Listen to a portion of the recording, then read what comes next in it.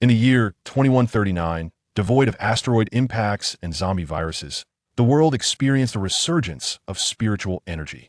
It was merely a protracted period of sweltering heat. Over 95% of the globe issued extreme heat red alerts. Daytime temperatures soared to 80 degrees, while nights offered a mere 58. This terrifying and monumental crisis engulfed the planet, transforming it into a veritable furnace, a global purgatory. An electricity grid crisis emerged. Heatstroke became rampant. Agriculture faced a frigid winter. Societal order unraveled, and economies collapsed. Human civilization teetered on the brink of extinction. Mere survival became a monumental luxury. Chapter 1: Extreme Weather. Recently, our nation has once again been besieged by extreme heat, with numerous locales surpassing historical temperature records. As the summer sun blazes mercilessly, over 63% of outdoor workers across provinces have shifted their work hours to after 8 in the evening. Experts suggest that this nocturnal schedule may soon become the norm. To better prepare for the impending sweltering heat of the dog days of summer, citizens are reminded to undertake measures to protect themselves from the heat, ensuring proper ventilation indoors and safeguarding their health.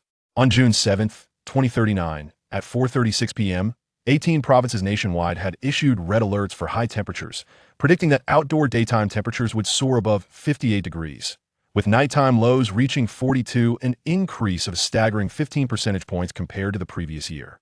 The sounds from the video gradually sharpened, and Zhou Ping opened his eyes, his mind still shrouded in confusion. Once again, he had fallen victim to a nightmare. Perhaps due to the oppressive heat, he consistently dreamt of extreme weather. In these dreams, a super sun blazed in the sky, scorching the earth below. In areas directly exposed to sunlight, temperatures reached a terrifying 80 degrees, nearly boiling. People retreated at dawn and emerged only at dusk.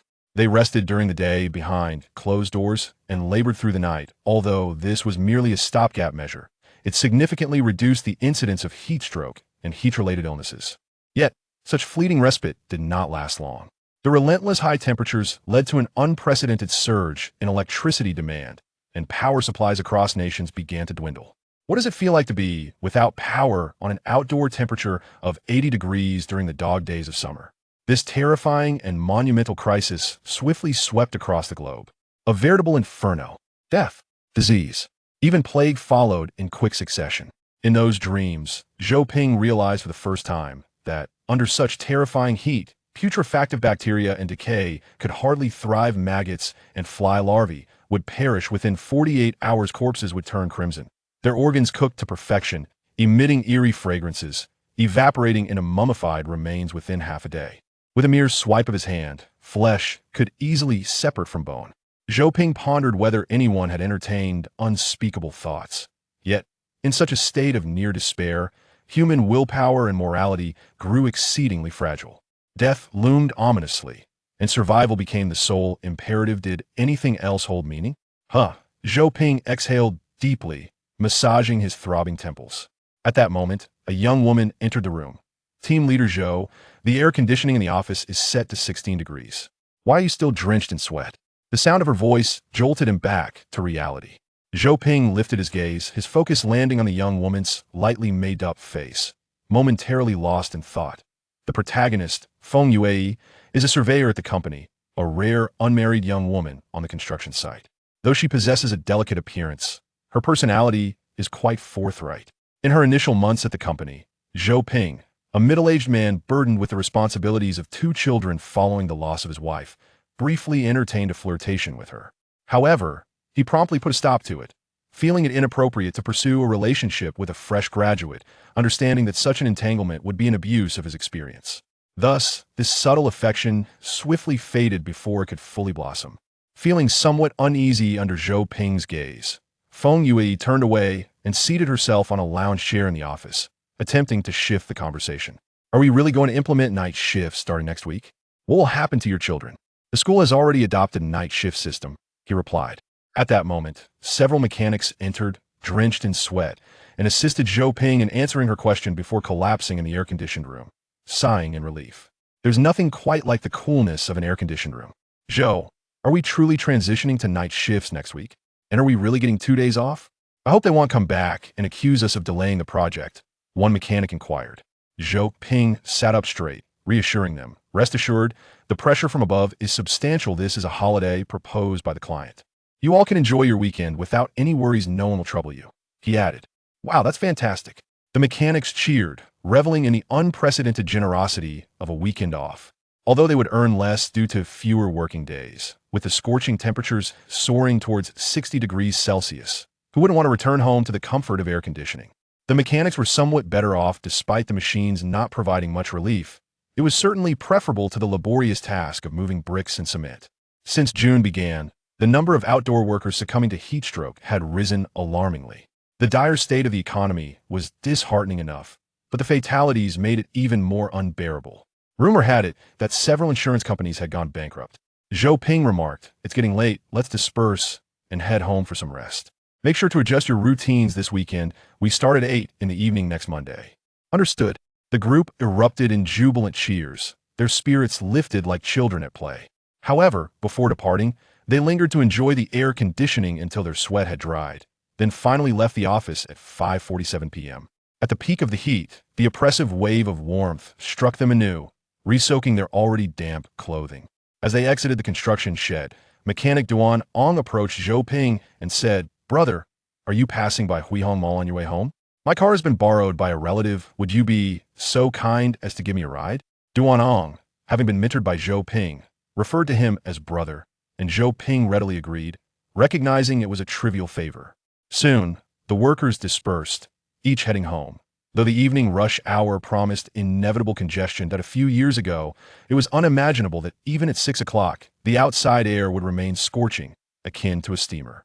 However, the soaring temperatures of the past 2 years have indeed been outrageous. 58 degrees Celsius? 3 years ago, such a figure would have terrified Europeans. Now, the export of air conditioners from our nation has skyrocketed. Whether this is environmentally sustainable is uncertain, but the absence of air conditioning can indeed be fatal. Besides those fortunate enough to own vehicles, many others traverse the streets, drenched in sweat. Both extreme heat and cold are forms of torment. Yet if given a choice, most would prefer to endure the bitter cold. After all, one can add layers in winter, but one cannot shed skin in the heat. With a sigh, Duan Ong appeared noticeably more relaxed after leaving the construction site. The dynamic between the two had shifted from a mere superior-subordinate relationship to that of ordinary friends. He slumped into his seat, gazing out the window as the streetlights flickered slowly across his pupils, exuding a sense of melancholy. Zhou Ping, somewhat puzzled, inquired what's wrong. Duan Ong replied, "I'm troubled. The weather is so hot that my child has developed air conditioning illness and has been in and out of the hospital daily. Unfortunately, it's not covered by insurance, which is quite frustrating." With his child only 3 years old, Duan Ong was at a vulnerable stage where immunity was low and care was essential. Zhou Ping empathized with his plight. "It's just a few months, you'll get through it. Hang in there." Yet Duan Ong continued to sigh heavily. Extreme weather has become increasingly frequent in recent years. "I've heard this summer might last until November or even December. But it's only July now, and we have a full 5 months ahead. It feels like the end of the world." Zhou Ping chuckled. If it were the end of the world, it would be somewhat better. At least humanity would be extinct. Living on in such harsh conditions is the true agony. That's a valid point. Duan Ong nodded in agreement. When the dinosaurs faced extinction, it surely wasn't instantaneous. Some fortunate beings must have survived. Those survivors struggled to exist in an ever-deteriorating environment, enduring not only the cannibalism among their kin, but also the despair and loneliness of witnessing their kind perish one after another.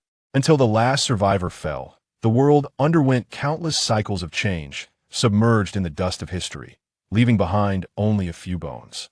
No one knows what they truly experienced. That sentiment is rather bleak. Zhou Ping inhaled deeply, recalling the scenes from his dreams. Was it merely the result of daily thoughts manifesting at night? Or perhaps a fantastical omen? If the surface temperature were to reach 80, would humanity still have a chance to survive? Chapter 2. Power Rationing.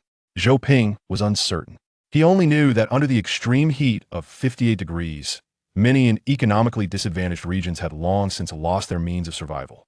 Yet, people numbly refrained from excessive concern. Even the media spoke in hushed tones. The sensational reports did not aid those suffering, but rather created unwarranted panic. Amid the torment of extreme weather, the international community seemed to flourish. After all, everyone was so overwhelmed by the heat that they merely wished to recline in air-conditioned rooms. It was said that even public displays of dissent had vanished.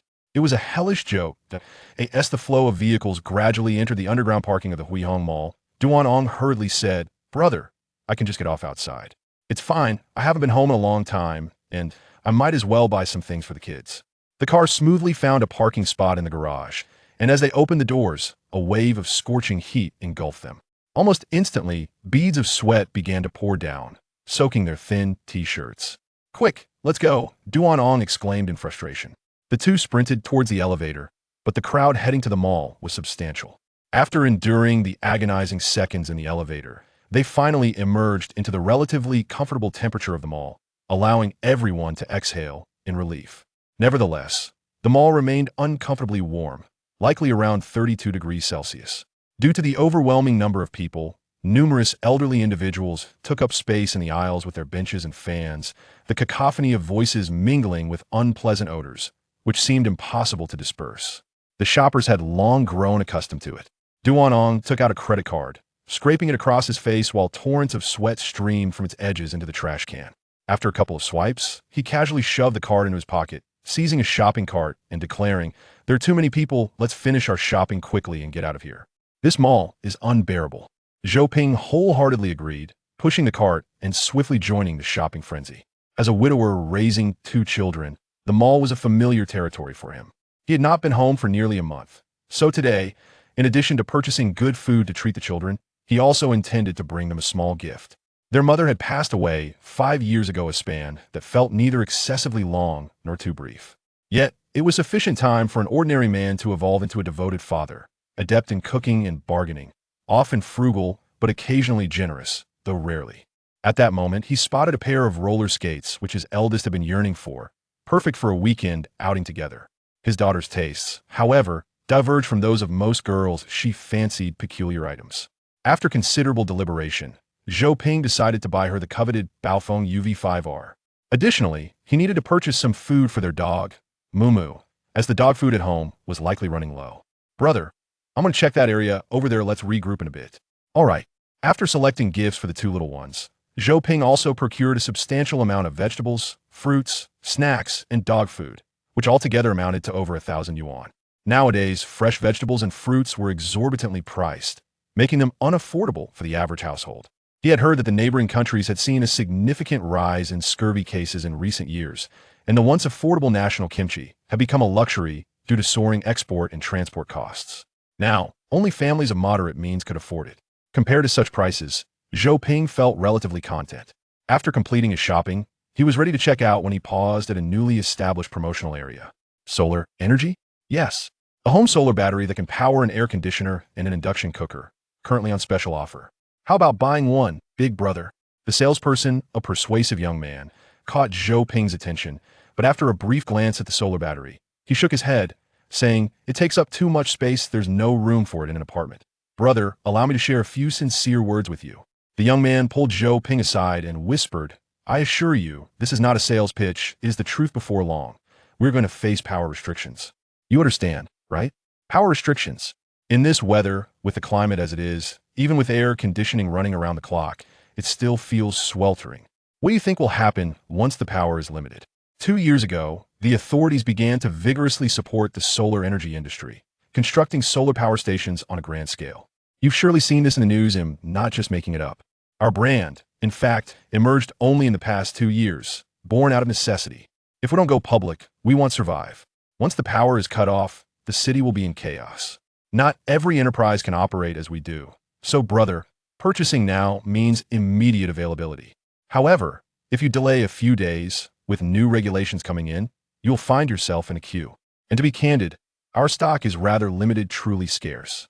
Zhou Ping listened quietly, his expression unchanged, leading the young man to believe his sales pitch had failed. Thus, he began to advocate even more fervently. Yet, within Zhou Ping's heart, tumultuous waves surged. For he remembered that the scene from his dream began precisely with the power restrictions. The new regulations regarding power limitations were meticulously detailed, affecting households one by one. The power grid would periodically conduct inspections, and should they discover any discrepancies with the registration, the penalties would be severe. The first infraction would result in a week's deduction of power allocation, the second a month's, and a third would lead to the outright revocation of all power entitlements for that household. In those times of widespread anxiety, many significant events unfolded, yet they were ultimately suppressed. As temperatures soared to terrifying heights, reaching 80 degrees Celsius by day and peaking at 50 degrees Celsius by night, such extreme conditions rendered outdoor work impossible, resulting in an overwhelming surge in power demand.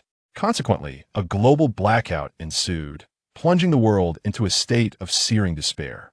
Speculations regarding the power restrictions had already proliferated online, and Zhou Ping recognized that the likelihood of such limitations was nearly absolute after all. The outside world was already in dire straits. How much longer could they endure? Yet, regarding the visions he had seen in his dreams, Zhou Ping remained skeptical. Rather than believing humanity would descend into a hellish existence of 80-degree temperatures, he fervently hoped it was merely a nightmare. How much? He inquired. The young man, elated, realized his persuasive efforts had seemingly borne fruit. 28,000 for one unit, installation included.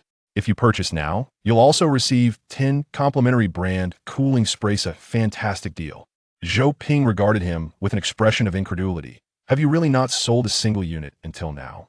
The young man's lips twitched, and he feigned calmness as he explained, Brother, please do not underestimate us. Our solar batteries are in high demand. Today alone, dozens have placed orders. My little notebook is filled to the brim. I'm just waiting to deliver to them tomorrow evening. Zhou Ping, evidently skeptical, squinted and chuckled. The new power restriction policy will be announced next week. I still suggest you purchase one for yourself. 28,000 is not exorbitant. You won't regret it. An immense exclamation mark struck the young man's heart, and he exclaimed in a state of alarm, Is it really going to be a power restriction? Goodness, how will that even?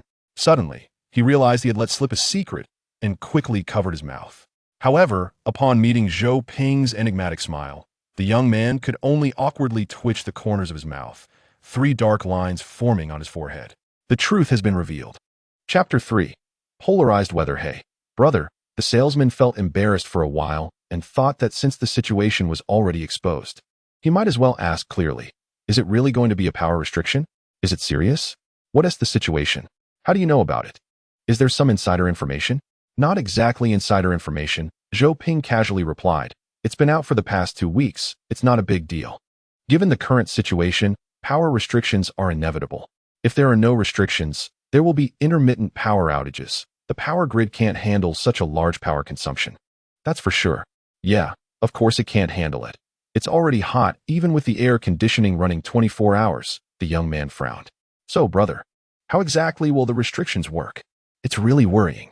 This weather is simply insane. Zhou Ping integrated the fragments of his dream into his own logic and said, A system will be launched soon where each household has to upload their household registration combined with their residence to apply for a power usage quota. The quota will be calculated weekly, and each household will receive a weekly power usage quota based on the number of people living there. If you exceed the quota, the power will be cut off directly. If you don't use enough, it can be accumulated for the next week. How much will the quota be? I can't say that. Although he didn't provide detailed information, upon reflection, the salesman realized that such a method could enforce the power restriction system to a greater extent, and he almost believed it on the spot. A weekly quota would definitely be far below the current standard of unrestricted power usage. Just thinking about this made the young man shiver. If that's the case, people who rent will face a lot of trouble, right? He almost asked without thinking. The landlords and agents have too much room for manipulation. If they decide to do something, wouldn't they be able to control the tenants at will? Zhou Ping said, They can think of what you can think of. It's not as serious as you think. However, for houses without property rights, it can indeed be very troublesome. I see. The young man breathed a sigh of relief. He rented his house through an agency, so it shouldn't be a big problem, right? Then, brother, if there really is a power restriction, you must get a solar battery. I'm serious this time, no sales pitch. If you want it, I'll give you the factory price. The young man whispered in Zhou Ping's ear, 10,000 yuan. Not a penny more for you. That's the factory price, and it doesn't even include labor costs. Zhou Ping smiled slightly. The price was cut down effortlessly. All right, let us get to. Okay. After registering and paying the deposit, Zhou Ping went to the rest area outside. It was crowded there. Elderly people were setting up small stools wherever they could, playing cards, chatting, playing chess, and making noise that was incessant and overwhelming. Zhou Ping pushed his shopping cart to a corner, not seeing Duan Ong, and took out his phone to check the news. On the news, there was no mention of power restrictions, or rather, there were very few negative reports. Given this, Zhou Ping almost skipped reading the main text and scrolled through various video discussion forums and posts. He quickly found what he was looking for in the comments section. Nonsense. We now have 18 super-large solar power stations. There might be power outages in remote mountainous areas, but how could there be power outages in the city? I'm talking about power restrictions, not outages. Don't confuse the two. Also, elementary school students, please don't come out and make a fuss. Idiot. I see you're just a walking 50. Always here spreading alarmist rhetoric. You know what you are. Don't argue with the illiterate. When the software comes out, you'll kneel and thank me. Software? This word struck a sensitive nerve in Zhou Ping. He clicked on the comment, but it had been deleted. Unexpectedly, he received a prompt that the comment had been deleted, and the subsequent 10 or so replies were also invisible. Clicking on this person's profile, he found that their dynamics were hidden, and he couldn't see anything. Zhou Ping frowned. Just assuming. What if the dream is real? As this thought crossed his mind, a wave of terrifying cold surged from his feet to his heart, and he became paralyzed, shocked. What would happen if the surface temperature reached 80 degrees Celsius? Just softening power poles and melting asphalt roads are mere normal operations at 50 degrees Celsius. But reaching 80 degrees Celsius would have the most terrifying and significant feature.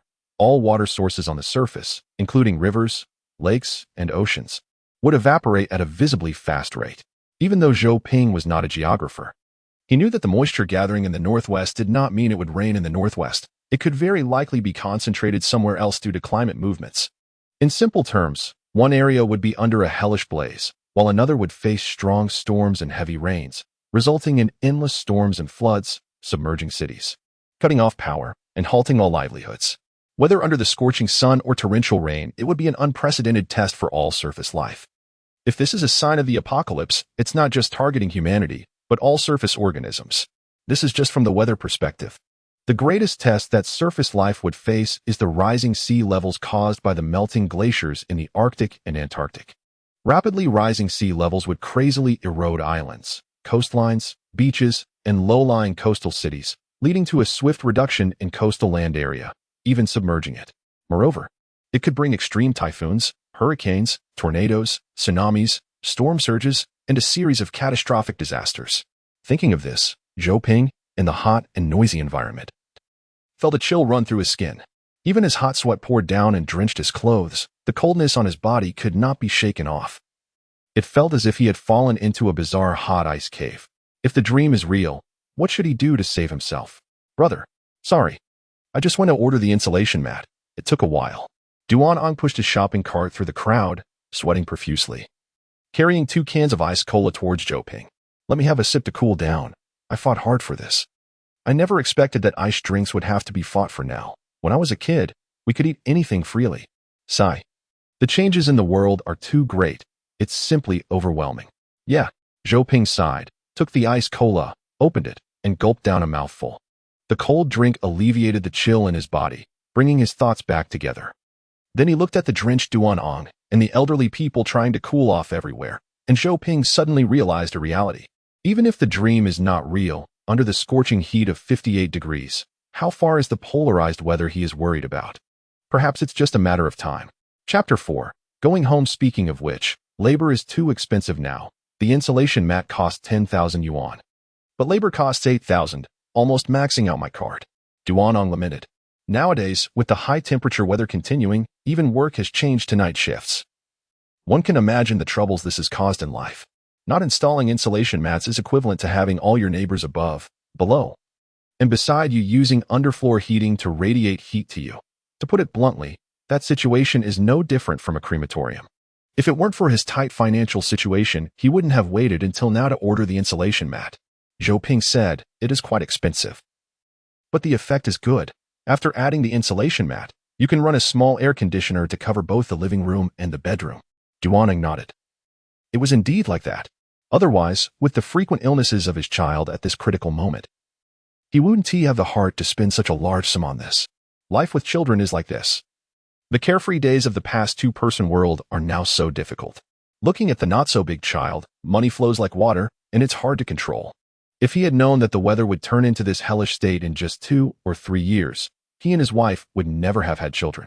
Zhou Ping spoke up again. Looking at this situation, it's only a matter of time before the power supply has problems. I just ordered a solar battery for backup. You should buy one too, just in case. How much is it? Over 20,000, but you can bargain. Duaneng almost gasped. That's too expensive. Outrageously expensive. Shockingly expensive. Why not just kill him and use him as fuel for that factory? I can't afford such a high price. Zhou Ping naturally noticed his embarrassment and comforted him. I'll help you pay. No. Duaneng rejected without thinking. Brother, you've already helped me too much. I can buy the battery next month. One can't hold their urine forever. Let's go. Let's go. It's noisy and hot in here. I feel it's more painful than a sauna. Afraid that Zhou Ping would persuade him again. Duaneng hurriedly pushed him towards the elevator. Zhou Ping thought for a moment and did not insist any further. After experiencing the stuffy elevator in the terrifying basement, the two carried their things to the car. After blowing the air conditioning for a full 20 minutes and downing 2 bottles of mineral water, they finally felt alive again. Shortly, the black 7-seater Buick slowly drove out of the parking lot. The urban street scene and neon lights reappeared. It was both morning and night. The busy figures on the streets were more than before, but unlike a few years ago, there were no more street vendors walking the alleys. Even the barbecue stalls on Binjiang Road were nowhere to be seen, and the open-air food streets in commercial areas had completely disappeared. It's estimated that children born in this generation can hardly imagine the scene filled with hawking voices on both sides of the street. And these memories will become a nostalgic past for the previous generation. It seems to be a fracture in cultural customs, and it's changing rapidly, so fast that it's frightening, shocking, and irrevocable. Zhou Ping grew up in the mud. Zhou Ping's son's generation, although mixed with a lot of electronic devices, still sees school as an important part of his childhood. But in his grandson's generation, day is night, and night is day. They don't know what school is. Learning is on tablets, teachers are videos, and when they go out, it's brightly lit, but sleeping is under the blazing sun. Children grow up in tightly wrapped apartments. Like flowers in a real greenhouse, in their world, humanity is no longer truly human, because humanity's ancestors worked at sunrise and rested at sunset, facing the earth with their backs to the sky. But what about this generation? They face tablets and backs to insulation boards, going out at night and sleeping during the day like the legendary vampires. Are they still human? Not only that, but the motorcycles, electric bikes, and bicycles on the streets are also decreasing year by year. A $2,000 air-conditioned 2-seater car seems more worthwhile to buy. Brother, just drop me off at the subway entrance. The subway is too crowded. I'll drive you back. Thank you. That's too much trouble for you. Duaneng scratched his head awkwardly. At 11:47 p.m. After dropping Duaneng off and returning, even though it was already late at night, the basement was still like a furnace, carrying large and small packages. Just as he reached the door, it opened. 2 kids, one tall and one short, along with a border collie, rushed out and rubbed against Zhou Ping. Unfortunately, Zhou Ping was too sweaty to hug the kids and the dog right away, so he had to refuse. It's too hot. I need to take a shower first. Uh-huh. Dad, hurry up. We prepared summer soup for you. Dad, you got darker again. Woof, woof, woof. The border collie excitedly pounced on Zhou Ping but was ruthlessly pulled away by his daughter, Zhou Rui, who scolded, Moo, don't do that. Dad is very hot. Don't jump on him. Taking advantage of the moment, Zhou Ping slipped into the bathroom, and the border collie quickly followed, lying at the door and kissing it nonstop, its tail wagging wildly, clearly very happy about Zhou Ping's return. Zhou Rui sighed helplessly and turned to see her brother already eagerly unpacking the pile of things Zhou Ping had bought. Brother, don't be so anxious. What's yours will eventually be yours. Now, you should put the vegetables in the corresponding fridge, and also put away Moo's dog food. Got it? Zhou Qi was quite helpless. It was strange. His sister was only 7 years old, yet she always ordered him around. However, this was unavoidable. Their father was often away. And as an older brother, it was only natural for him to indulge his sister a bit more and take care of her.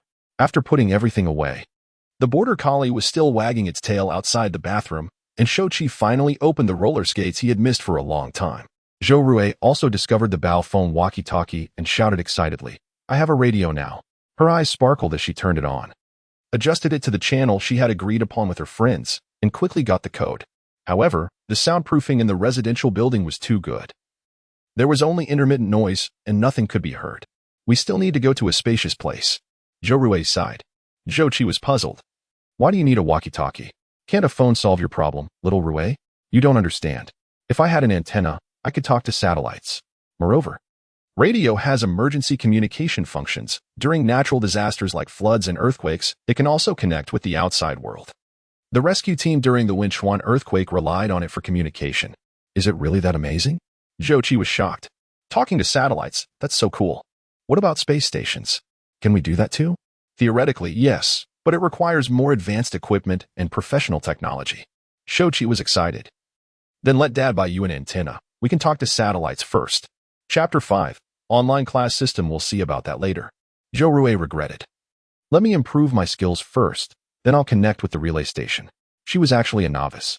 Zhou Qi nodded, his heart beginning to anticipate chatting with the astronauts at the space station. If his classmates knew he could talk to astronauts, they would be so envious. However, soon the sparkle in Zhou Qi's eyes dimmed because starting next week, their school would permanently implement the online class system. Do you know what permanently means? He could no longer squeeze into a classroom with his classmates, listening to the teacher shout, stand up, sit down, and so, get up and listen to the class. Zhou Qi was already 13 years old. Although he wasn't as sharp as Rui, he could already sense the meaning of loss. The permanent implementation of the online class system meant that he would no longer need to complain about the school's air conditioning not being cold enough. He could save at least half an hour of commuting time, and in the future, he could even wake up a minute before class. He could skip brushing his teeth. This was simply too pleasant. It was the most perfect and happiest learning life he could imagine. But the price of doing this was also very high. He could no longer mess around with his classmates during breaks. Go to the small shop to buy ice water and popsicles. Occasionally play pranks and enjoy the teacher's furious expressions and the flying scolding. They could make faces and recklessly ignite the teacher's anger, then run away. As long as they didn't appear before the teacher before the anger subsided, everything would be great. But would such days be gone forever? Would this educational institution that seemed to have existed for thousands of years disappear? A bone-chilling cold pierced through Zhou Qi's heart. He was too young and his perception of society was limited. But he also knew that the sudden disappearance of something that had existed for thousands of years meant a huge change in human society. And such a change would bring what? He didn't know. He racked his brain but couldn't come up with anything. His mind was blank. And his youthful face was filled with confusion and incomprehension about the future. Brother, what's wrong? Zhou Rui, who was deeply immersed in the joy of gifts, soon noticed that Zhou Qi was feeling off emotionally. Being good at comforting others, Zhou Rui lifted her little hand and patted his shoulder. Don't worry. Dad can stay for 2 days this time. I estimate he'll take you out skating tonight. If nothing unexpected happens, we still have a big meal to look forward to. Zhou Qi smacked his lips. His sister was still too young. Although she was usually strict with him, when their father wasn't home, she acted like a little adult, organizing everything neatly. However, her little mind couldn't think too far ahead. How about a seafood buffet? Zhou Qi said casually, but he was actually still thinking about school. However, children's emotions come and go quickly. After Zhou Rui interrupted him, the feeling of melancholy in his heart quickly dissipated, replaced by a sense of frustration that he couldn't boast about. If only he could call an astronaut far away in space in front of that group of guys and show off his knowledge. He wondered what their expressions would be like. What a pity. Zhou Ping didn't know that his eldest son was having a brainstorming session. He only knew that the cold water in the pipes almost burned off a layer of skin without using the water heater. He felt increasingly amazed at how magical the world was.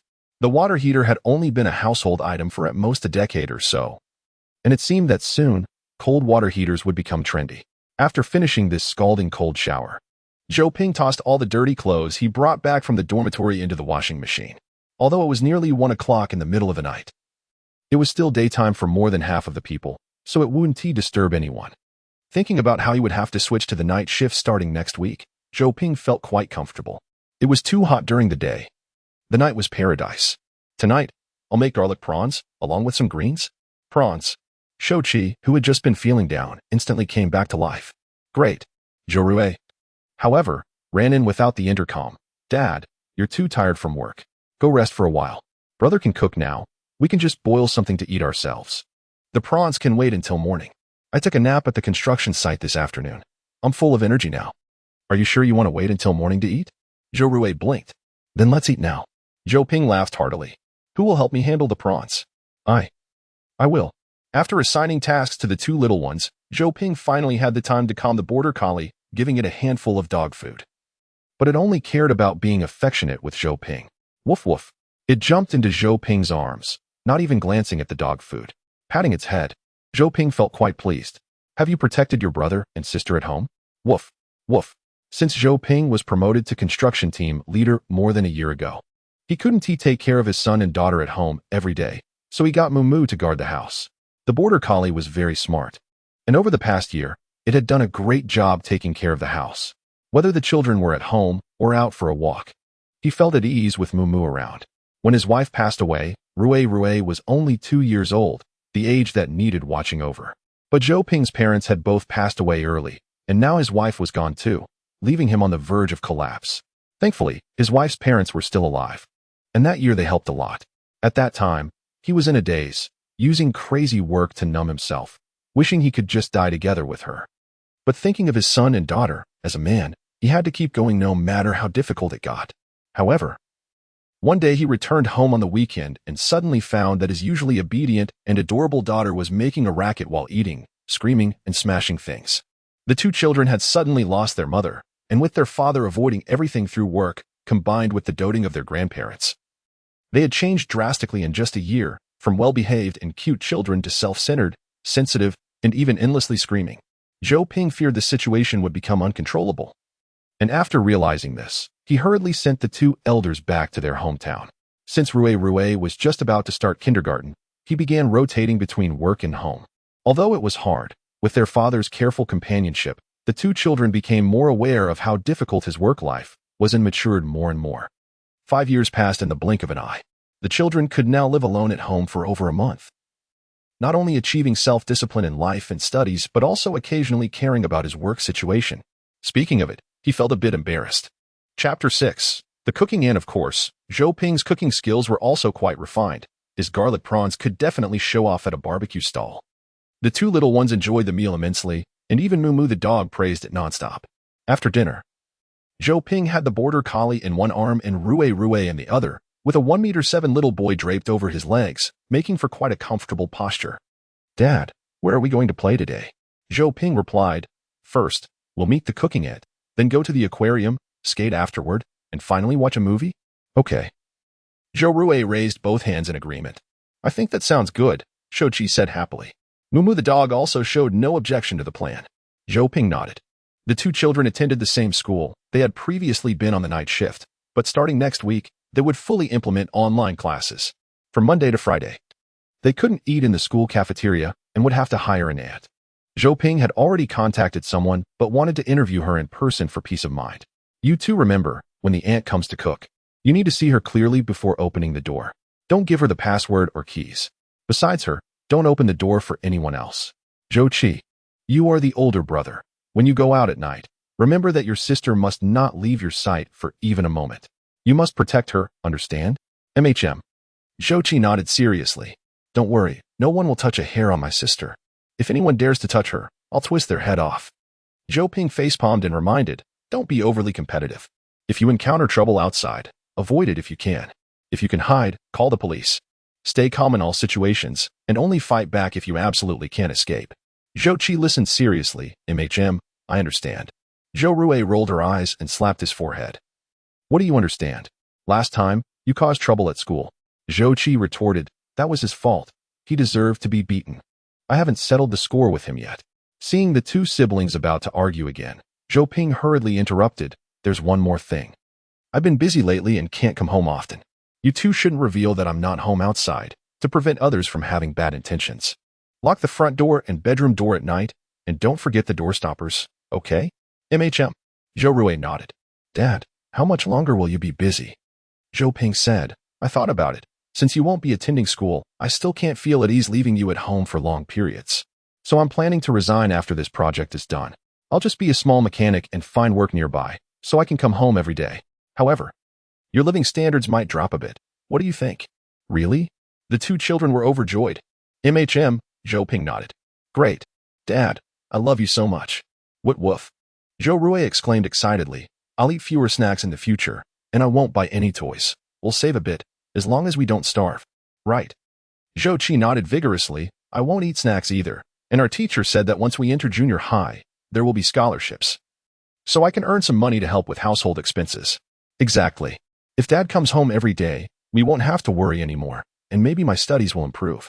To be honest, Zhou Rui's grades were a bit poor, but there was nothing to be done. She just didn't have the talent for that. Zhou Ping watched their excited little faces and listened to their constant chatter about future life plans, feeling a pang in his heart as he rubbed the heads of the two little ones. All right, we'll do it your way. Yay. Woof. At 2:37 a.m., the ringing of the doorbell sounded, signaling that the cooking auntie had arrived for her interview. Opening the door, he saw a kind-looking middle-aged woman. Zhou Ping welcomed her in. Her name was Lai Xiaofan, and Zhou Ping had previously interviewed her via video call and had asked about her past employers. She seemed to be a very reliable person, but he still felt more at ease after meeting her in person. Zhou Ping often mingled at the construction site, serving as a small team leader, managing dozens of machinery operators. He wouldn't say he was particularly smooth-talking, but he did have some ability to read people. Lai Xiaofan was straightforward and honest, not good at flattering herself, but her previous employers said she was very efficient. Zhou Ping didn't like those who were all talk. The bosses at the construction site could all talk well, but when something went wrong, they were quick to run away, even faster when it came to collecting money. What good was that? Nothing was more practical than actually getting the job done. After sending Lai Xiaofan off, Zhou Ping felt almost certain that she was the one. As for whether she would be suitable for long-term employment, it would depend on her performance. Anyway, the house was equipped with real-time monitoring, so he could keep an eye on things while working outside, and the honest dog repairman would guard the house, so there wouldn't be any tricks in the short term. After she left, Zhou Rui asked, "How much does the cooking auntie cost per month?" 4,000. Zhou Rui and Shouqi were shocked. So expensive. This is just for cooking, without ingredients. The expenses for a month are enormous. It's too scary. Dad. Grandma Nyo and Grandpa Zhu next door like us a lot. They often invite us over for meals. Can't we just skip the auntie and eat at their house? Zhou Ping shook his head. We can't disturb others too often. Besides, with the auntie cooking, you can eat whatever you want. If you go to someone else's house, you'll eat whatever they make. Can it be the same? Zhou Rui clicked her tongue, but 4,000 is really too much. Just thinking about it made her heart ache. Their family had substantial expenses. However, if they felt bored, it would be fine to play at Grandma Nyo's house. Also, if anything happened at home, they could go downstairs to find Uncle Lee at the station. He was once my co-worker and would take care of you. MHM. Zhou Rui nodded, feeling that her father had too much burden, and she found it hard to let go. Zhou Ping poked her forehead. What are you thinking about? Thinking about how expensive it is. If we were a few years older, we could cook for ourselves and wouldn't have to make Dad worry so much. Zhou Ping smiled, holding the two little ones tightly again. You'll grow up sooner or later. By the way, from now on, I'll transfer the money for groceries to the card every month. You can use your phones to buy groceries and have them delivered to the station. Just go down to pick them up at a set time. There's no need for delivery to the door. Okay. The siblings listened to his instructions, not daring to miss a word. After discussing a lot more, Zhou Ping worried they might get bored, so he suggested they play. The dog cheered and barked excitedly, but the two little ones seemed a bit disinterested, afraid of spending too much money. It's okay. The auntie will only be here for a few months. In a few months, I'll come back to cook for you. It won't cost that much. Thinking about it this way seemed reasonable. The siblings remembered their father's joy about coming home, and the gloom in their hearts instantly dissipated. They danced around Zhou Ping, eager to go out. This time, even if Zhou Ping tried to stop them, he couldn't quell their desire to go out. Chapter 7. Insulating Mat Duan Ong returned home just before 11 p.m. The living room was only set to sleep mode, making it feel very stuffy. The fan was blowing hot air, which didn't relieve the heat at all and only made it warmer. But Duan Ong had no choice because his 3-year-old son, Duan Xiaoyuan, had developed an air conditioning illness. He would get a stuffy nose, headaches, and even severe diarrhea when the air conditioning was on. So not only could they not blow cold air directly, but the expenses for medical treatment had also drained a lot of their savings, leaving him relying on credit cards to get by lately. The home environment was truly torturous. Fortunately, he had gritted his teeth and bought an insulating mat today, and a worker would come later to install it. Once done, it might look a bit unsightly, but it would be much better than the current situation. Honey? Duan Ong tiptoed to the bedroom, where his wife and child were lying on the cool mat under the fan, sleeping soundly. Up close, his 26-year-old wife was sweating profusely, frowning even in her dreams, looking exhausted. Their son, Duan Xiaoyuan, looked even worse. He had been drained yesterday and now had his little features scrunched up, curled into a worm-like shape, with cold sweat all over his body. His wife, Yijia, wearily opened her eyes for a moment before struggling to close them again. "You're back?" Her voice was so weak it made Duan-Ang's heart ache. "Are you hungry? I can get you something to eat." "No." Yujia groggily shook her head. "Too tired, having just fallen asleep." "Okay." Duan-Ang quickly nodded, sprayed a bit of the six-god spray on her, and once the hot air blew over, Yujia felt extremely comfortable and lightly smiled before falling back asleep. Duan-Ang felt heartbroken as he fanned her for a while, but such actions were always futile, merely alleviating some of his inner guilt. Earning a salary of several thousand was indeed impressive, but the cost was that he could only go home once every few months. Before their child got sick, everything was fine, but now his wife was struggling alone at the hospital, enduring the heat without air conditioning in the scorching summer, and had lost a lot of weight. In life, everything is fine, except for getting sick. When illness strikes, one suffers, and when suffering comes, it feels like the sky is about to fall. Life suddenly becomes very hard, and the happy days are gone, leaving only grind and hardship in view. However, if they could just endure, it would eventually pass. Duan-Ang left the bedroom, contacted the worker to install the insulating mat, and then quietly cooked a bowl of instant noodles to fill his stomach while waiting for the worker to arrive. "Hey, you can't afford to turn on the air conditioning?" "Shoo, shoo." Before Duan-Ang could explain, the worker almost shouted at the top of his lungs. After giving 3 workers a few cigarettes, he quietly explained the situation, and the workers could understand. After all, air conditioning illnesses, who has had a child or an elderly person suffer from it a few times. But everyone was here to work. They couldn't be made to suffer in the heat, right? What if someone got heat stroke? Would Duan-Ang be responsible? With no other choice, Duan-Ang had to close the bedroom door, turn off sleep mode in the living room, and adjust it to 16 degrees.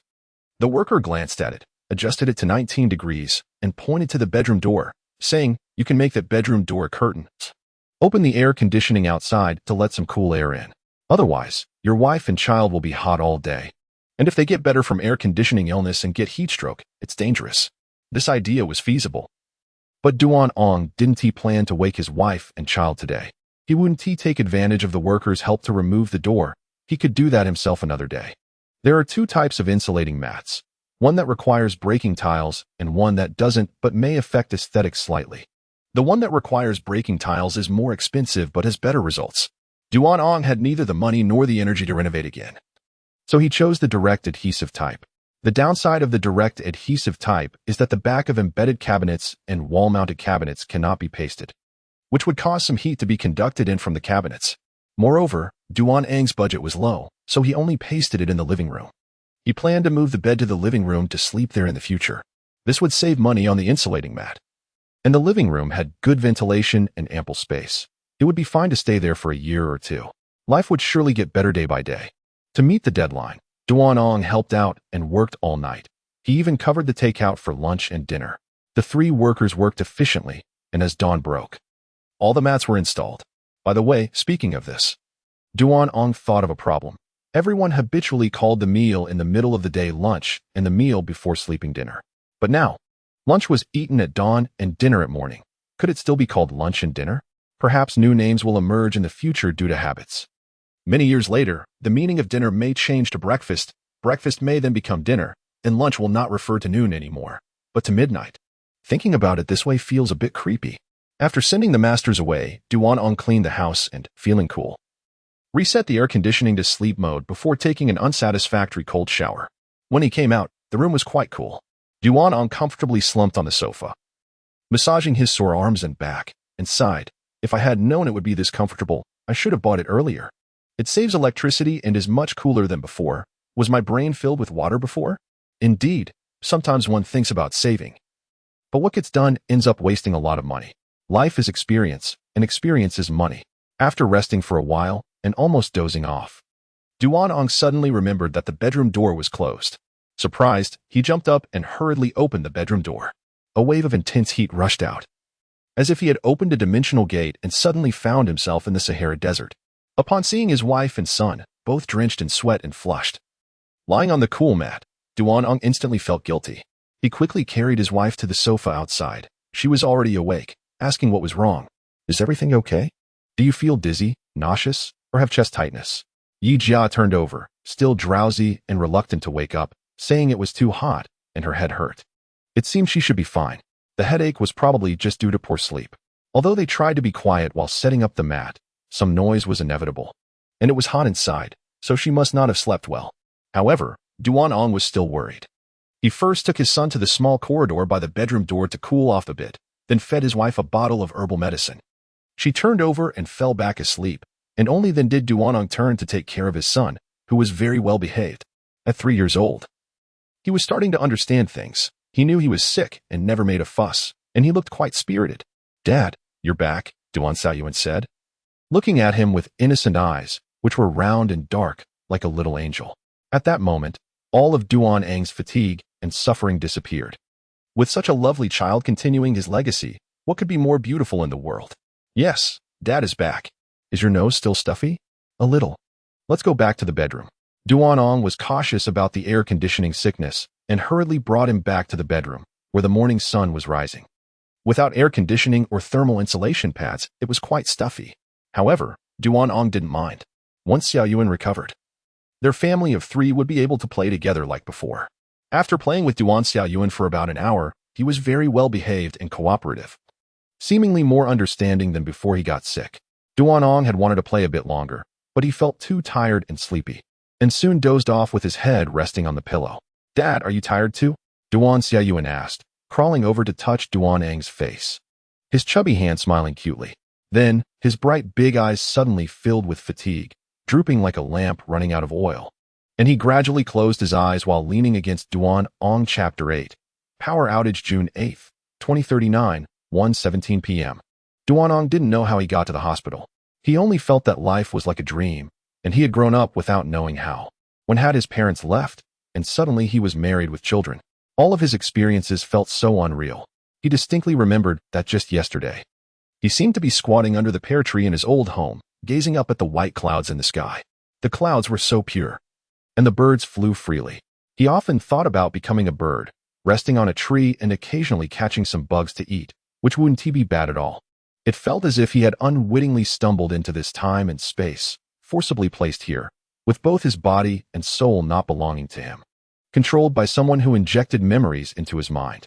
He was startled awake by his wife's scream as she rushed downstairs, holding their burning hot child. He drove, feeling that everything on the road was so glaring. Is reality truly existent, or could it be fake? Perhaps it was just a dream, a nightmare.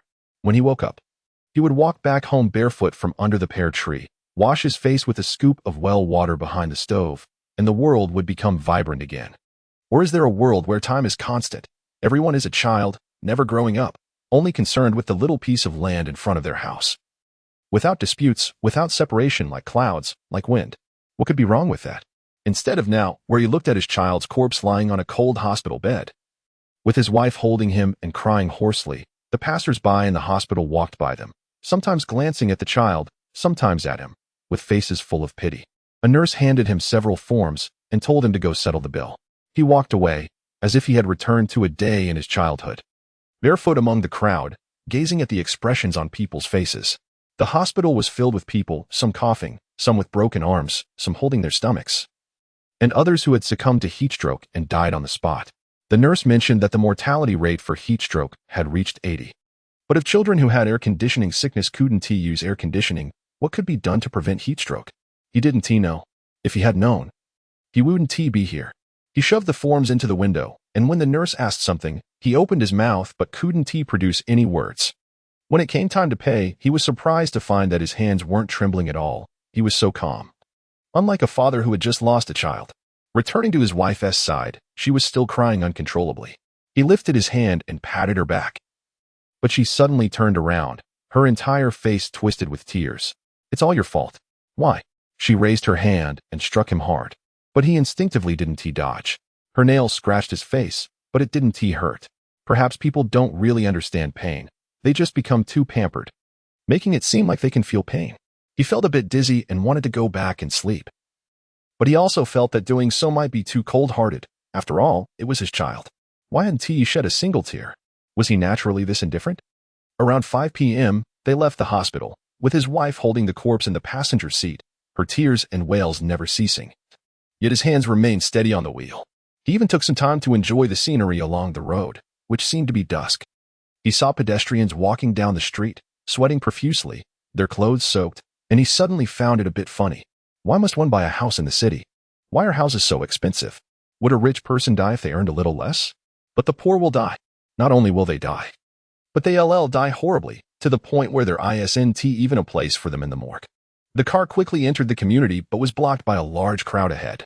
He didn't honk and silently waited. His wife had stopped crying at some point. Perhaps because she had run out of tears, her face showing a kind of numbness from suffering. After a long time, there was still arguing ahead. It was hard to imagine that on such a hot day, so many people would be willing to sweat and gather around the security booth to argue. He had to go take a look. I'll go check. As soon as he spoke, Duan was shocked by his own voice. It was so hoarse. Almost not producing any syllables, he could barely hear himself. His wife didn't respond at all. It seemed she followed him. So Duan got out of the car into the rolling heat wave, and he suddenly didn't feel hot at all. Instead, he felt warm. As he approached the crowd, he heard the reason for their argument. The power was about to be cut off. Their community had two zones. One was commercial housing, and the other was independent villas. Isn't it amusing? In the same community, only their electricity was being cut off. You see, if you have money, you can receive different treatment. Even without the rich people speaking up, the property management has already made arrangements for them. As for the rest, if they suffer from the heat, what does it have to do with the property management? Duan has never been envious of the rich. He came from a mountain village and entered the civil engineering industry, relying on his own abilities. He relies on physical strength and skills. While the rich rely on their brains and family wealth, they are not on the same path, so there is no hatred involved. However, if someone insists on showcasing this privilege in front of him, not just showing off but choking him to demand his life, what can he do? Can he rush up to demand his life? Don't be naive. Winning means you get food. Losing means you pay. The adult world is all about compromise. With not a trace of impulse, he turned back to the car, drove around to another entrance, and parked in the basement with the air conditioning on. He went upstairs to take a look. Indeed, the power was out. When he returned, he had prepared 2 thin blankets, some water, and food. The power was out at home, so he would stay here for now. He covered his wife and son with blankets, placed the water and food beside her, and looked at her haggard face, bending down to kiss her forehead. She remained numb, staring blankly below, like a soulless shell, having no interest in the world around her. After nightfall, he lay in the driver's seat, thinking he would easily fall asleep, but his mind was surprisingly clear, replaying everything that happened today. Yet he still didn't want to cry, so indifferent that it scared him. How could a person be like this? They professed to love them. Yet when looking at that cold, tiny body, not a single tear could be shed. It was already 2 a.m. on June 9th. He endured the agony as he walked out of the basement, breathing in the warm air outside, his chest filled with a sense of injustice, resentment, and dissatisfaction. The entire community was without power. Not a single light was on in the dozens of high-rise buildings, so the community was full of people, with loud shouts, cries, and sounds of smashing. Duan walked a bit further outside, and when he turned his head, he saw the most absurd scene of his life. Countless people wielding stones and steel pipes were smashing the glass windows of the villa area. He stood in the darkness, witnessing the chaotic scene amidst the flickering lights. There's a saying that when the tide goes out, you can see who is swimming naked. It could also be said that after the power goes out, you realize that some people truly have privileges. Chapter 9. Breakfast June 9th, 2039, Monday, 3:05 p.m. With a whoosh, Zhou Rui pulled open the thick curtains. And what greeted her was not a transparent glass window, but a heavily tinted sealed window. She unlocked the window latch and opened a small gap. Intense sunlight and heat rushed in instantly, like a flamethrower aimed at her face. Zhou Rui squinted her eyes and looked outside.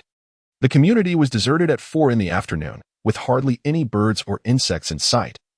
And the once colorful green belts had all been replaced with uniformly green plants that could withstand high temperatures. Zhou Rui remembered that there used to be many red and yellow flower buds in the green belts, but now they had all disappeared. Her brother Zhou Qi even said that the windows used to be transparent, and just pulling back the curtains would reveal a beautiful view. However, she was too young to have any real memories. It seemed that since she could remember, the windows were either green or gray.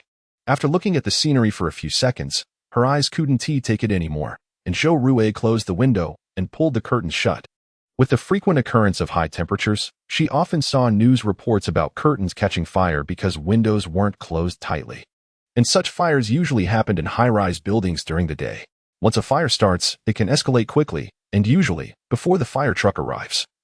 The entire building is already ablaze, leading to very low survival rates. Therefore, she was particularly cautious about this. Every night before going to bed, she would carefully check the windows to prevent accidents. Then she tiptoed to the living room, where a suitcase was placed, stacked with some clean clothes she had put in. Afterward, she continued helping Zhou Ping pack his things. As a single man working on a construction site, Zhou Ping didn't need much. A few changes of clothes would be more than enough. However, Zhou Rui didn't think so. She felt that life needed a bit of warmth. So no matter how hard her father worked, it would seem a bit easier. Thus, she packed 30 bags of heat-relieving tea.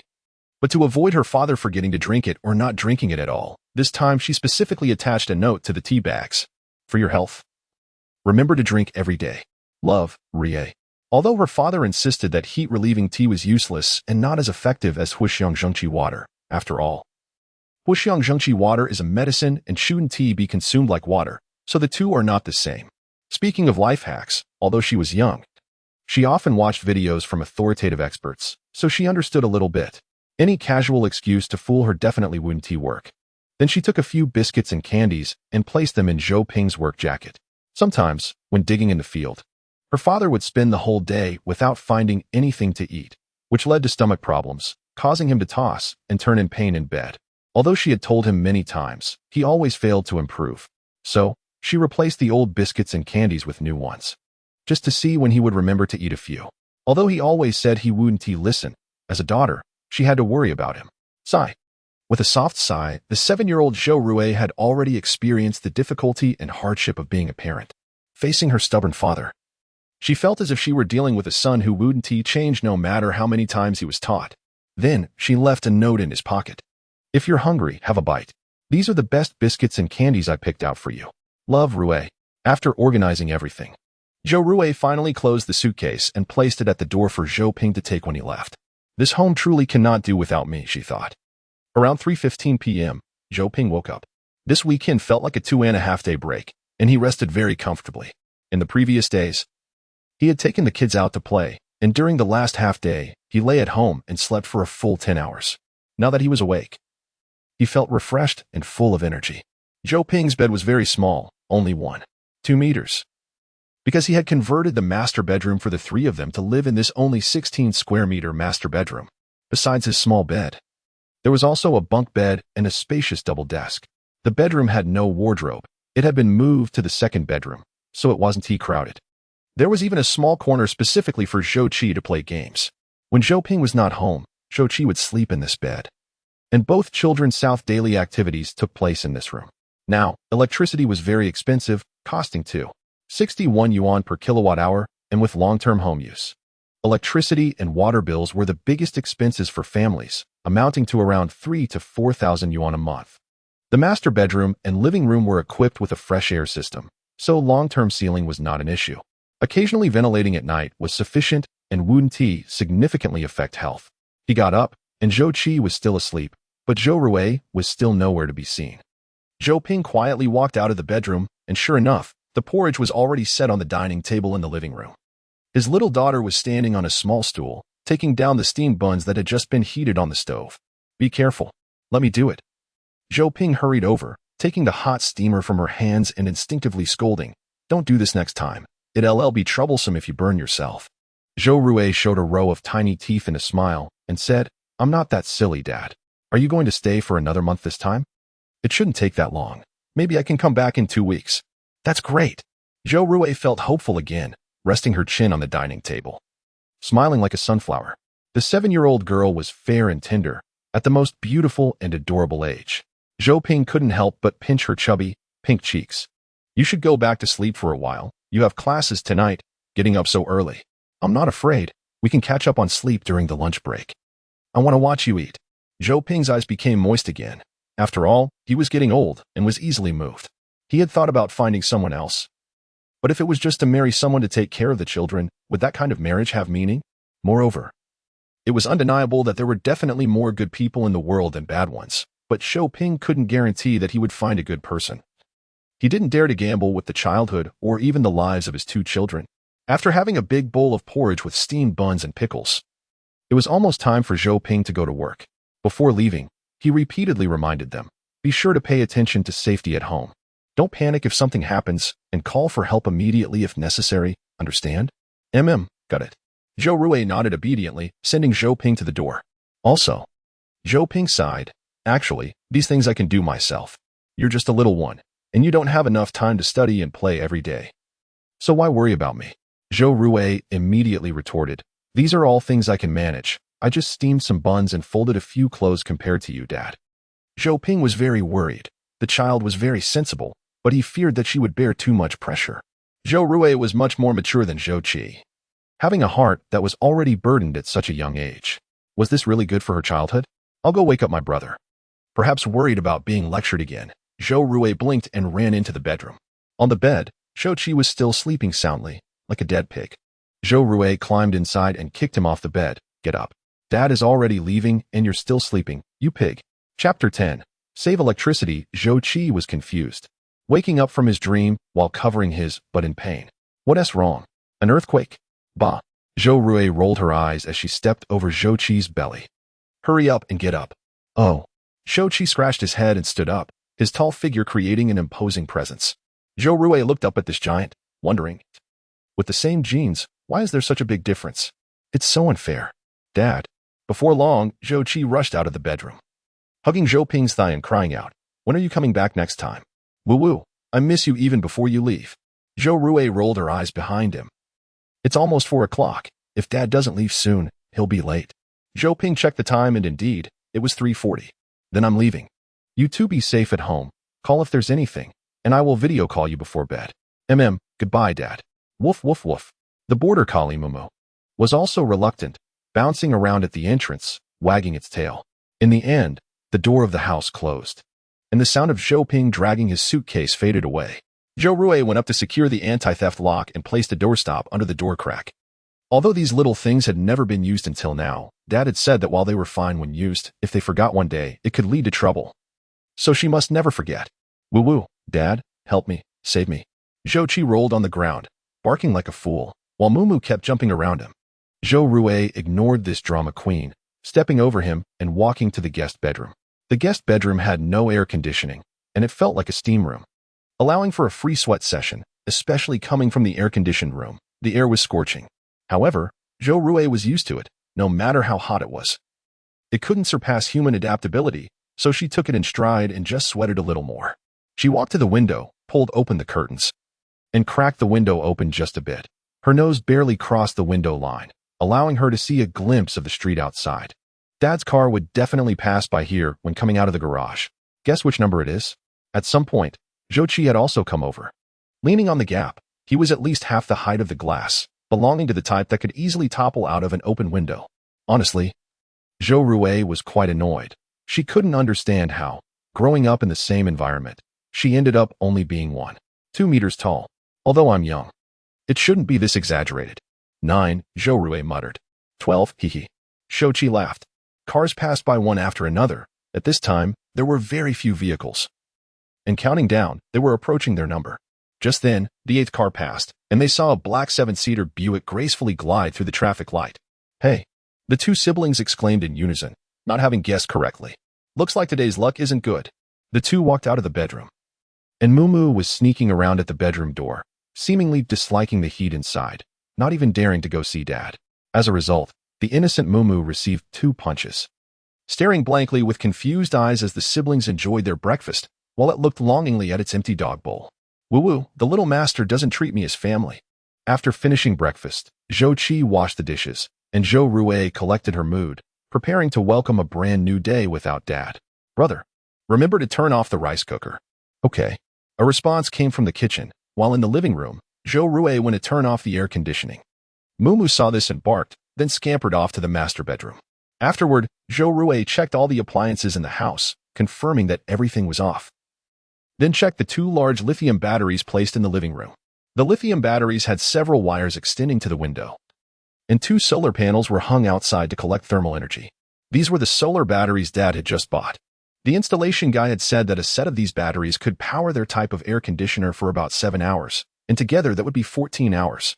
It was a must-have for home use, an excellent choice for backup during power outages. It sounded good, but she had Zhou Qi calculate the actual power consumption carefully. These two sets of batteries could supply the air conditioner for less than 8 hours at most.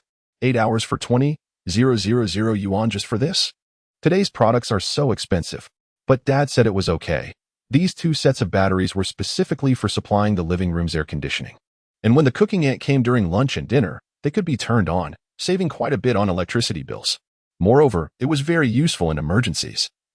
She had heard that various places had started implementing staggered power outages and power outages during high temperatures. That was just too deadly. Once the air conditioning was turned off, the temperature in the living room began to rise rapidly, and even Zhou Rui couldn't stand it, rushing back to the master bedroom. While Mumu had already sprawled in its designated area, comfortably enjoying the air conditioning.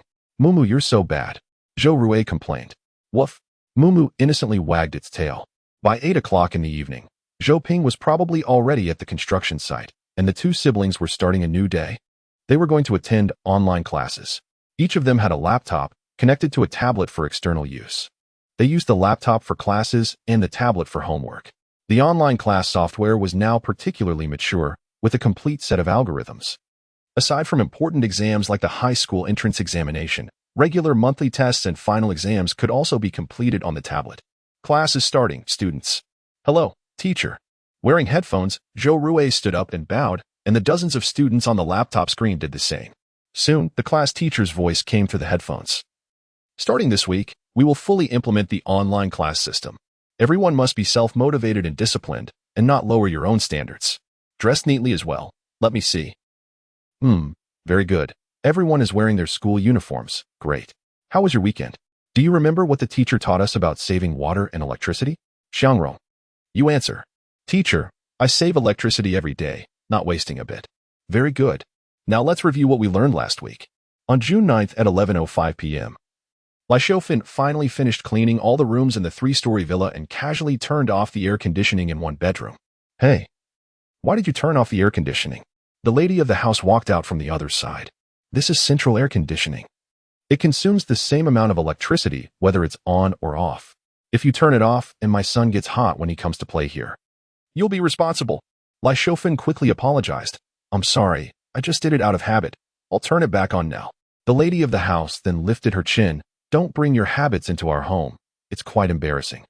Lai Xiufan turned the central air conditioning back on, but didn't know how to respond to this remark, so she could only stand there with her head down, unable to say anything. The lady of the house was getting angrier. She thought Lai Xiufan was stupid and didn't know how to speak properly. If it weren't for the fact that she worked efficiently, she really didn't want someone like her in front of her. Unlike the last aunt who worked for her, who knew how to read the room and could occasionally chat with her to relieve boredom. "Mom, our teacher said we should save electricity and not waste it. Many countries can't afford electricity now. The world's electricity is very tight." "Oh, just listen to your teacher. She's just a worker. What does she know?" Chapter 11, Death. The little chubby boy frowned immediately. "Mom, don't say that about my teacher." The lady of the house rolled her eyes and pushed the little boy into the study. "Aren't you in class? Hurry up." The rest of the half-sentence got stuck in her throat. The lady of the house awkwardly realized that 30 pairs of eyes were staring at her from the notebook screen, including her son's homeroom teacher. "Ahem, haha. So you were in class. I won't disturb you." Clap. The lady of the house hurriedly escaped, and the moment the door slammed shut, she regretted it. It was just a teacher. Why was she afraid? It's all these broken schools that elevate the teacher's status so high. Clearly, I'm the one paying. And she's just a servant.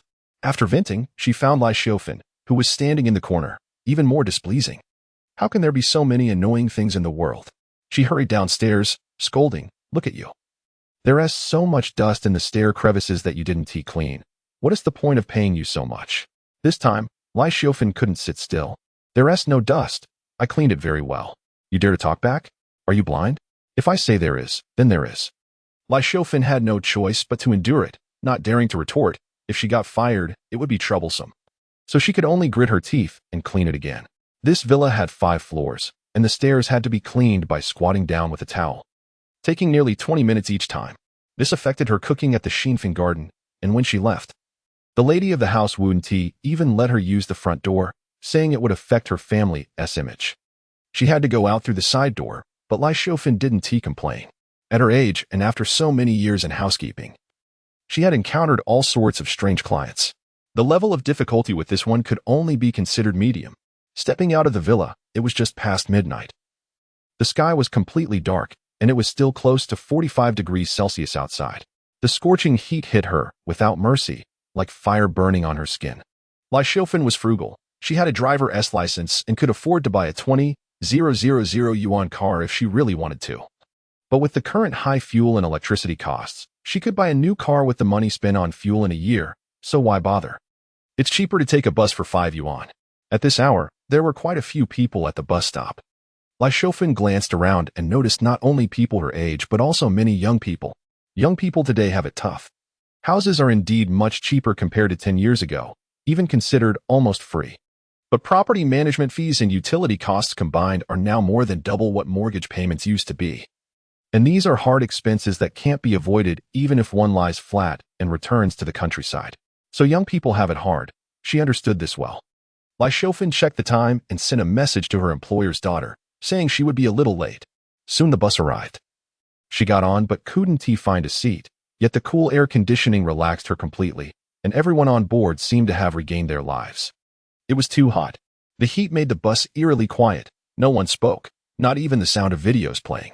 In such hot weather, no one had the energy to do anything, and with the pressure of life, they probably didn't even have the energy to play on their phones.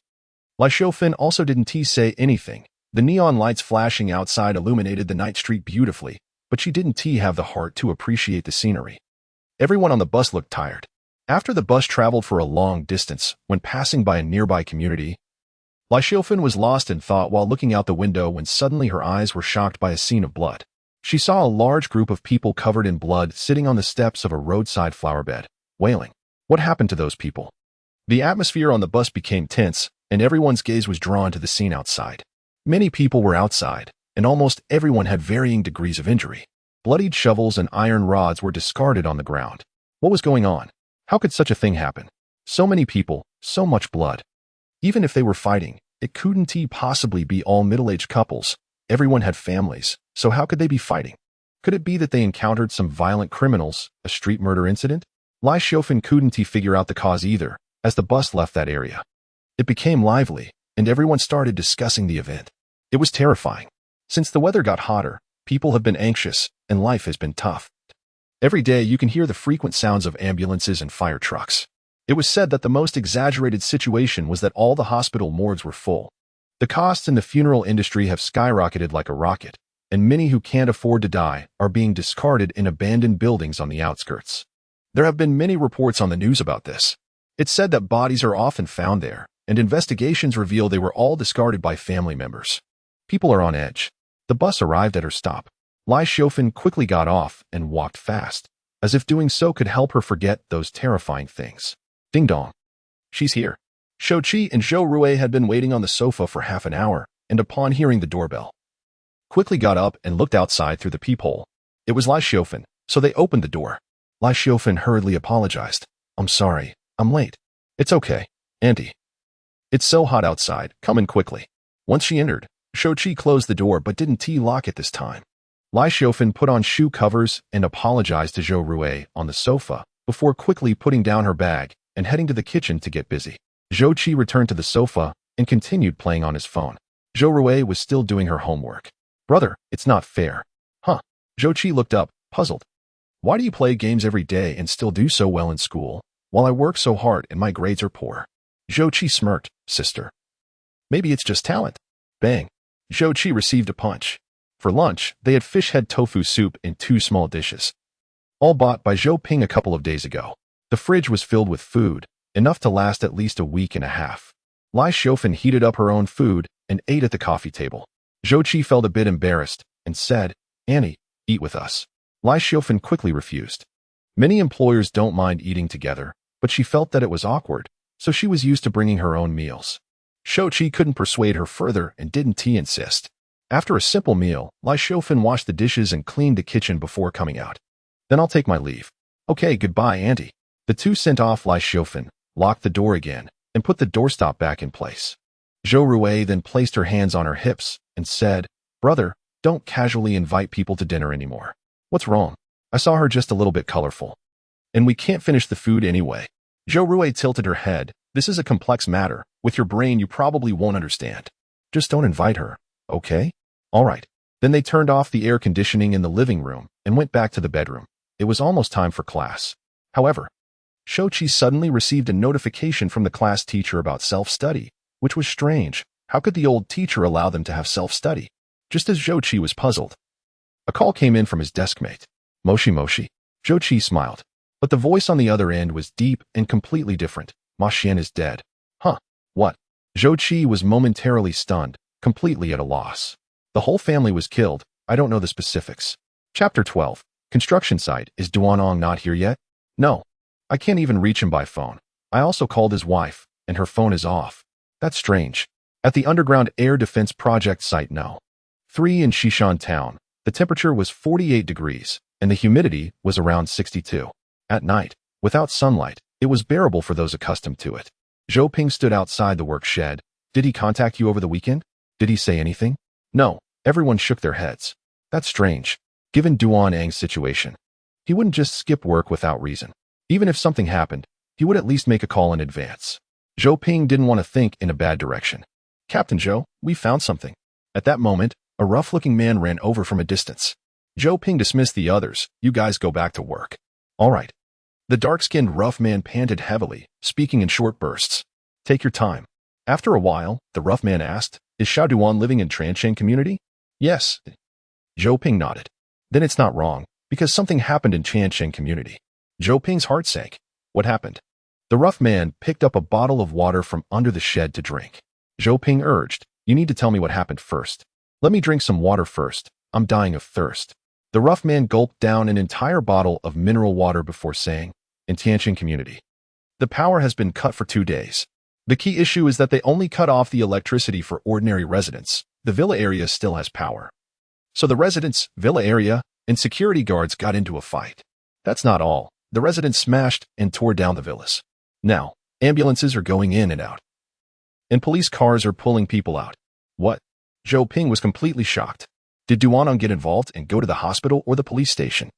But he found it hard to believe. Duanong wasn't an impulsive person. He had a wife and kids. How could he be so reckless? So, Xiao Duan is either in jail or in the hospital, the rough man concluded. Zhou Ping was speechless for a while. The rough man also looked incredulous. I didn't see it coming. This kid is so impulsive, daring to smash villas. This is bad. Zhou Ping also couldn't believe it. But the facts were right in front of him. Both the husband and wife's phones were off, which definitely couldn't be because of a power outage. It could only mean they turned them off themselves. What's wrong? At that moment, the project manager Lu He, with curly hair, walked over to ask. Zhou Ping briefly explained the situation.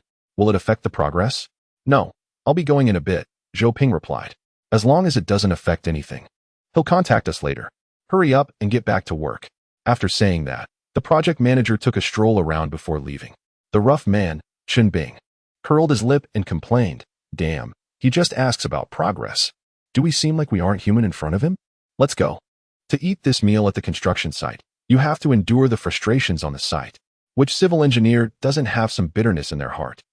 Zhou Ping took his work uniform and draped it over his shoulder, and he and Chen Bing each climbed into their excavators.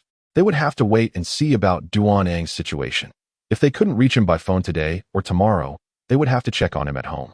The Air Defense Project number 3 in Shishan Town was not like traditional air raid shelters. It was more interconnected, 25 meters underground, linked with the subway, and designed for various uses, resembling an underground city. However, Zhou Ping was just an excavator operator, although he was considered a small team leader. He was merely a head of excavators. His job was to dig. He didn't know much about the overall design of the air defense project. He just dug as instructed by the boss. One thing was for sure, since a few years ago, underground air defense projects had gradually entered people's sight. And cities across the country were carrying out air defense work in a targeted and quantitative manner. Initially, people were anxious, thinking that war had broken out, even triggering a proactive wartime state, which was quite funny at the time. Later, it was proven that the main purpose of these underground air defense projects was to cope with extreme high temperatures and extreme rainfall. Disasters often go unnoticed at first, until they escalate and become widely known. Currently, 18 regions across the country had issued red alerts for extreme high temperatures.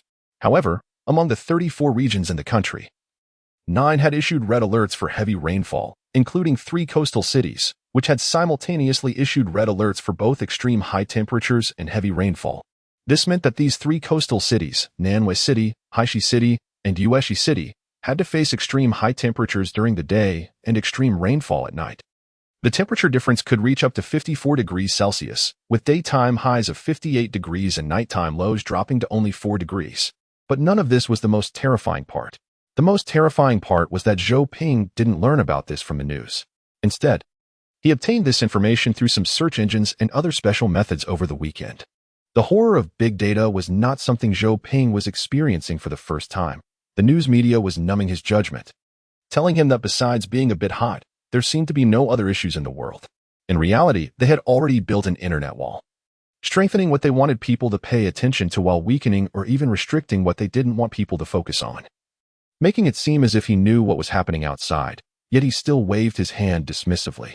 The art, charm, and horror of words lie in their ability to shape events into the form they want to convey to you.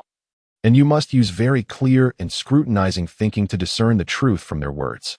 From a macro perspective, if Zhou Ping were in that position, he would do the same, because panic is not conducive to stable work, and the world needs labor. Here, everything was very stable and safe. Looking at those countries outside, they didn't need any extra words to add fuel to the fire. They were already too busy taking care of themselves. So Zhou Ping had no complaints or doubts. He only felt a deep sense of panic rising from within, unsure of how to cope with the future. In the past few days, he had considered several plans.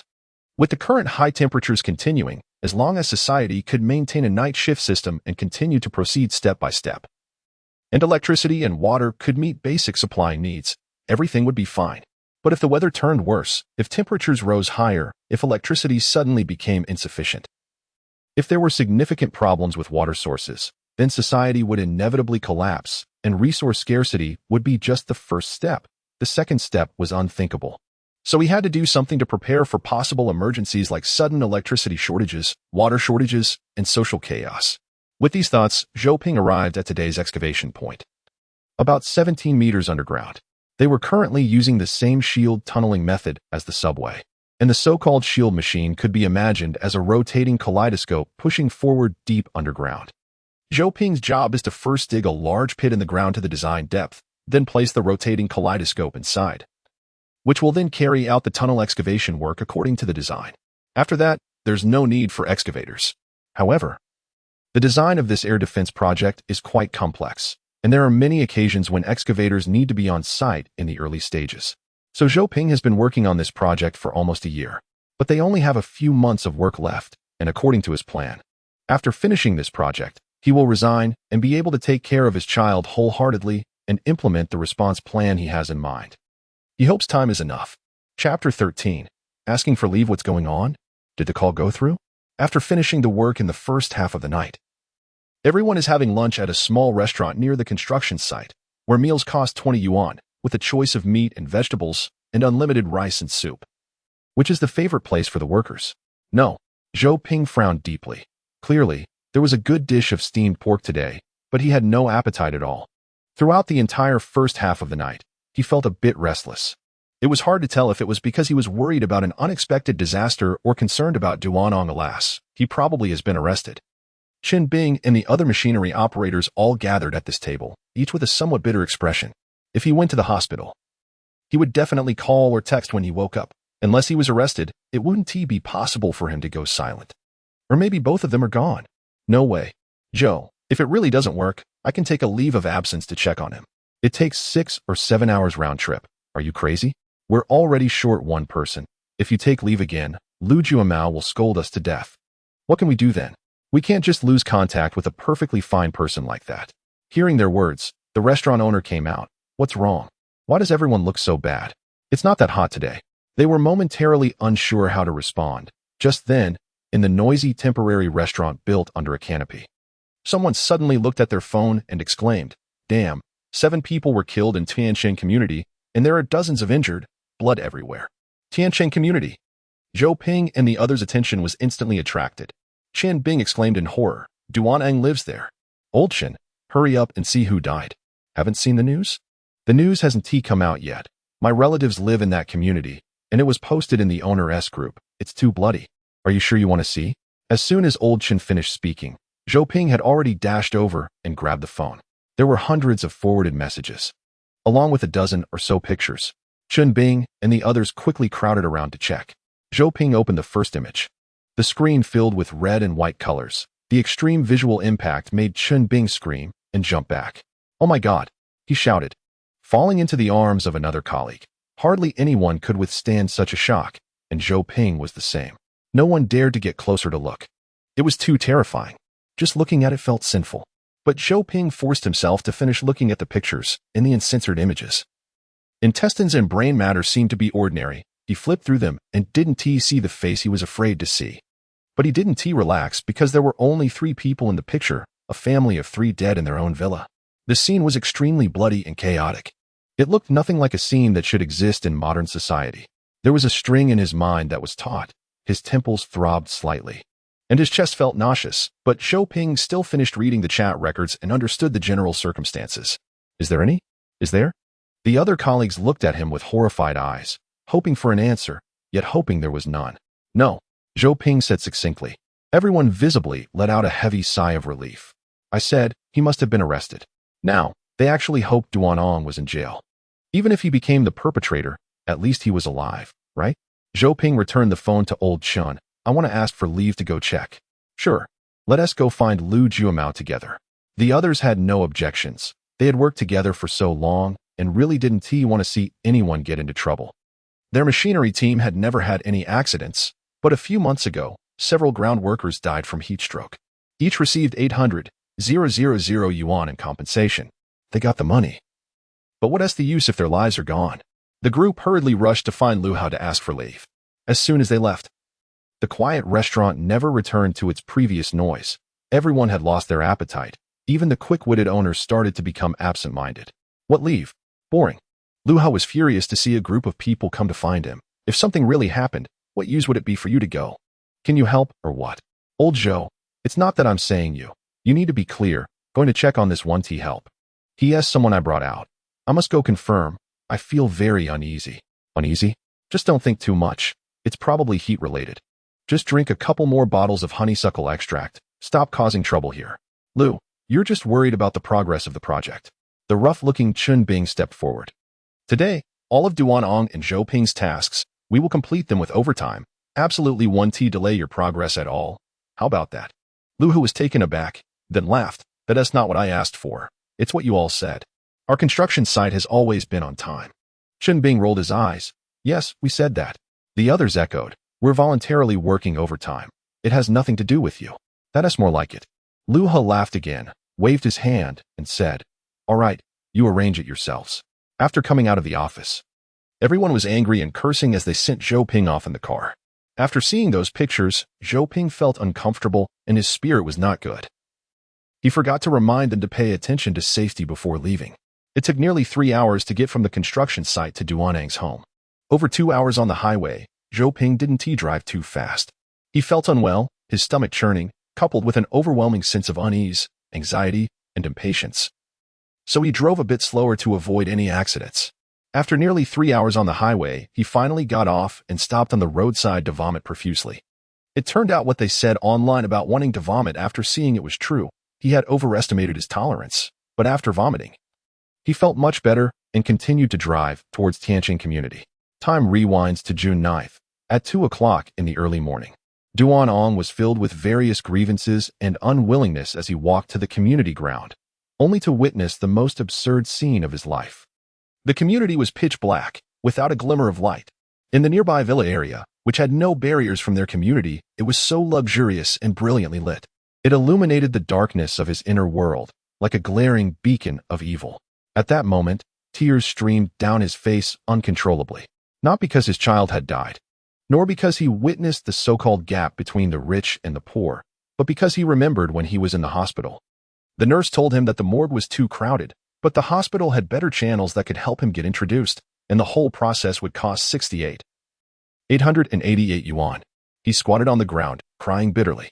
His only son was dead, yet he couldn't even come up with 888 yuan. He suddenly felt ridiculous. Chapter 14. Hope Duanong never expected that in the end, it was money that crushed him. Especially when he thought about the tens of thousands he owed on his credit card, as well as the arrangements for his son Duan Xiaoyuan's funeral. It was all about money, money, money. He never imagined he could be in such a dire situation. A perfectly good man on the verge of middle age. Suddenly crushed down. It felt like he had aged several years overnight. Damn it, why? Duan stood up angrily, following the crowd to the chaotic villa area. Here. Many people wielded sticks, crazily smashing the villas and small houses, venting their dissatisfaction and releasing their emotions. Their expressions seemed so exhilarated and unrestrained. Duan came here out of momentary anger, and indeed felt a bit of reckless abandon, impulsively wanting to vent. However, upon seeing the manic expressions of these people, Duan suddenly became clear-headed. They were not his kind of people at all. Even if he reached a dead end, he would not allow his anger to be unleashed on unrelated individuals. That would be a kind of desecration of oneself, a degradation of the soul. Why bother? So Duan turned back. He didn't try to stop those people, as someone must have called the police. It was none of his business. He was already too preoccupied with his own troubles to have the energy to care about the wealthy's hearts. Back in the underground garage, he held his wife and child and slept through the night. The next morning, Duan was awakened by the sound of honking, and with an incoming call. He took his wife and child home. After sitting at home for several hours, the honking outside gradually faded away. It seemed everyone had been caught, and the matter was settled. Anyway, Duan didn't bother with it because his wife Jia still wore a numb expression. Duan felt that if he didn't arrange for the child's funeral, his wife might follow suit. Let's go to the funeral home. Jia made no move. Not even a change in her gaze. She had maintained this posture and expression all night, not sleeping, not crying, nor making a fuss, but her eyes were bloodshot, looking as if tears of blood would flow out any moment. Honey, let's go, okay? I beg you. Finally, the couple went to the funeral home, spending the cheapest price of 20,000 yuan to arrange for the child's funeral. When Zhou Ping arrived at Duan's home in the Tiancheng community, he knocked on the door for 10 minutes, but there was no response. Confirming that no one was home, Zhou Ping then went to the police station, but he couldn't find Duan there either. After being certain he hadn't gone to the wrong place, he headed to the hospital. Similarly, he couldn't find Duan and his wife in any department of the hospital, and their phones still couldn't be reached, which plunged Zhou Ping into a state of anxiety. If they weren't anywhere, where could they be? Are you looking for Duan Xiaoyuan's father? Suddenly, a nurse flipping through the hospitalization records said. In the end, Zhou Ping encountered Duan and his wife at the entrance of the funeral home, along with a jar of ashes in Duan's hand. The two looked at each other in silence. Ma Xian is dead? Get lost. Don't joke around. Zhou Qi clearly didn't believe this when he received the call. However, even the worst jokes among students wouldn't curse someone's entire family to death, right? He smiled, but his expression was a bit stiff. It's true. Yuan Chao's voice on the other end trembled. I saw the photos of their family of 3. Do you want to see? Zhou Qi's breathing suddenly became rapid. He hesitated for a few seconds, but ultimately decided to look at the photos. It's a bit bloody. Be careful. Yuan Chao reminded him. Zhou Qi didn't joke with him as he usually did. After getting the photos, he cautiously peeled back the phone screen, and the bloody images shocked his eyes. He hurled the phone away. It's Ma Xian. It's really him. What's wrong? Zhou Rui quickly noticed the commotion, still in class, but seeing Zhou Qi's pale face, she hurriedly took off her headphones, preparing to pick up the phone from the ground. Don't move. Zhou Qi's shout startled Zhou Rui, making her feel a chill in the air. Zhou Qi hurried over to pick up the phone, closed his eyes, and turned off the screen. Don't look. It's not good.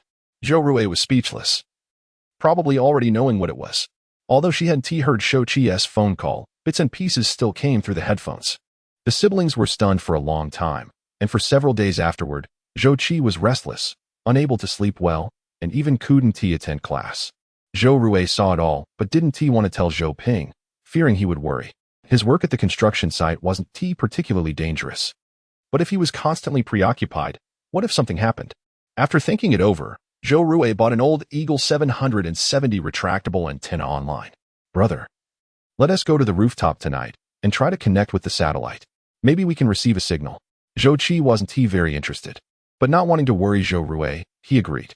That night, or rather, the next morning, they set up the angle on the rooftop and began to listen for satellite signals.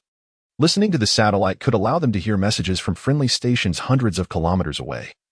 But the reception wouldn't be clear due to the many radio interferences in the city, sounding like an old radio crackling. Even when they caught a faint sound, they usually couldn't hear the other party's call signs clearly. What is 77? It's a call sign from Yesher City. We received a signal from over 300 kilometers away. What kind of plastic English is that? What is he saying? Shou-Chi couldn't help but sniffle. He seems to be saying, help. Huh? Shou-Chi blinked. Zhou Rui was also momentarily stunned. However, would someone be messing with the radio at that time, asking for help, but not have time to take out their phone to call the police? Her little head couldn't wrap around it. Zhou-Chi felt a chill run down his spine. The events surrounding Ma Xian seemed to flash vividly in his mind again. He grabbed the antenna and walkie-talkie. Let's go back. But what if he really is asking for help? Can you locate him? Contact him? Can't contact him. Then let us go. The siblings returned home, turned the living room light to the brightest setting, and curled up on the sofa. I miss Dad, Zhou Rui said, leaning against him. Zhou-Chi had no choice but to pull her into his arms. The two siblings hugged each other tightly, a bit scared. Dad said he'd be back after a few busy days. It's okay, we'll see him soon. Zhou Rui nodded obediently, but realized she wasn't that strong. She was very scared now. A few days later, at the construction site, Zhou Ping looked at Duanong, who appeared haggard, and asked with concern, aren't you going to take a break for a while? I've already asked for leave for you. Duanong shook his head, saying staying at home would just waste electricity. It was better to come out to work. Zhou Ping understood his feelings. When his wife had just passed, he had wanted to immerse himself and work 24 hours a day to numb his pain, putting his arm around Duanong's shoulder. They changed into work clothes and got back on the excavator. This time, they had already dug about 20 meters. The pit would soon be completed. And in a few months, they could resign and go home. Zhou Ping felt hopeful at the thought. Ever since the incident at Duanong's home, his desire to return home had grown increasingly urgent. He just hoped everything would be fine and wanted to be by the child's side. Chapter 15, 65. Resignation, June 17, 2039. Hell on Earth. Zhou Ping had another nightmare. It was still the same dream. Daytime temperatures reached 80 degrees, while nighttime terrifyingly hit 58 degrees Celsius. A global hell, a human furnace. Death, plague, storms swept across the globe. Power outages, water shortages, agricultural crises, economic collapse. The entire society was engulfed in desperate wails. Why was he having such a dream again? Was it too hot recently? Speaking of which, it seemed the temperature had risen again. It was too hot. And since he couldn't sleep anyway, Zhou Ping simply got up, wearing only a pair of shorts, with thin sweat seeping from his body, and walked to the air conditioner. The air conditioner at the construction site runs on a 24-hour cycle, always set to the lowest temperature of 16 degrees and at maximum wind speed. However, the temporary workers' shed has a strong thermal conductivity, combined with intense sunlight. So the air conditioning feels like it's not even on. Especially today, the air blowing from the air conditioner is actually hot. He glanced at the thermometer on the wall and was shocked to see it reading 40 degrees. Inside the air-conditioned room, it's 40 degrees? No way. He can't believe he's able to sleep in such heat. Zhou Ping himself finds it incredibly surprising. He quickly checked the weather forecast, but strangely, the app showed no increase in temperature recently, and although the next few days would be sunny with no rain, the temperature was expected to stay between 50 and 58 degrees Celsius, with no warning of rising temperatures. This is odd. A few days ago at this time, with the same air conditioning, the temperature in the room was only around 32 degrees, not this hot. Furthermore, the air conditioning system had just been uniformly updated with a new refrigerant, and the company wouldn't be careless about this.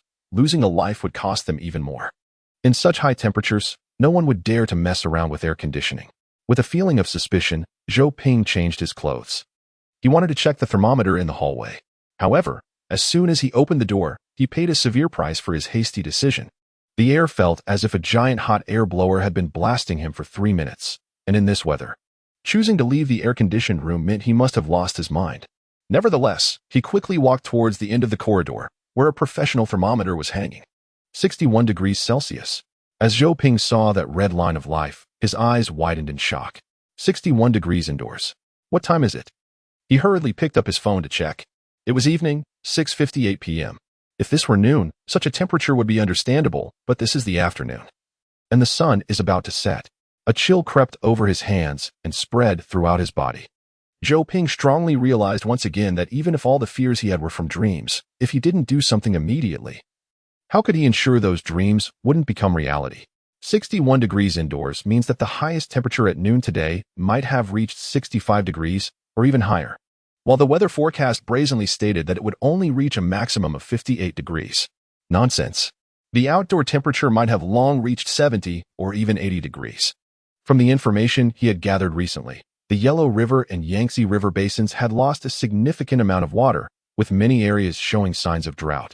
While coastal cities had long been suffering from heavy rain and torrential rains, and polar glaciers were melting, plunging the world into bizarre extreme weather.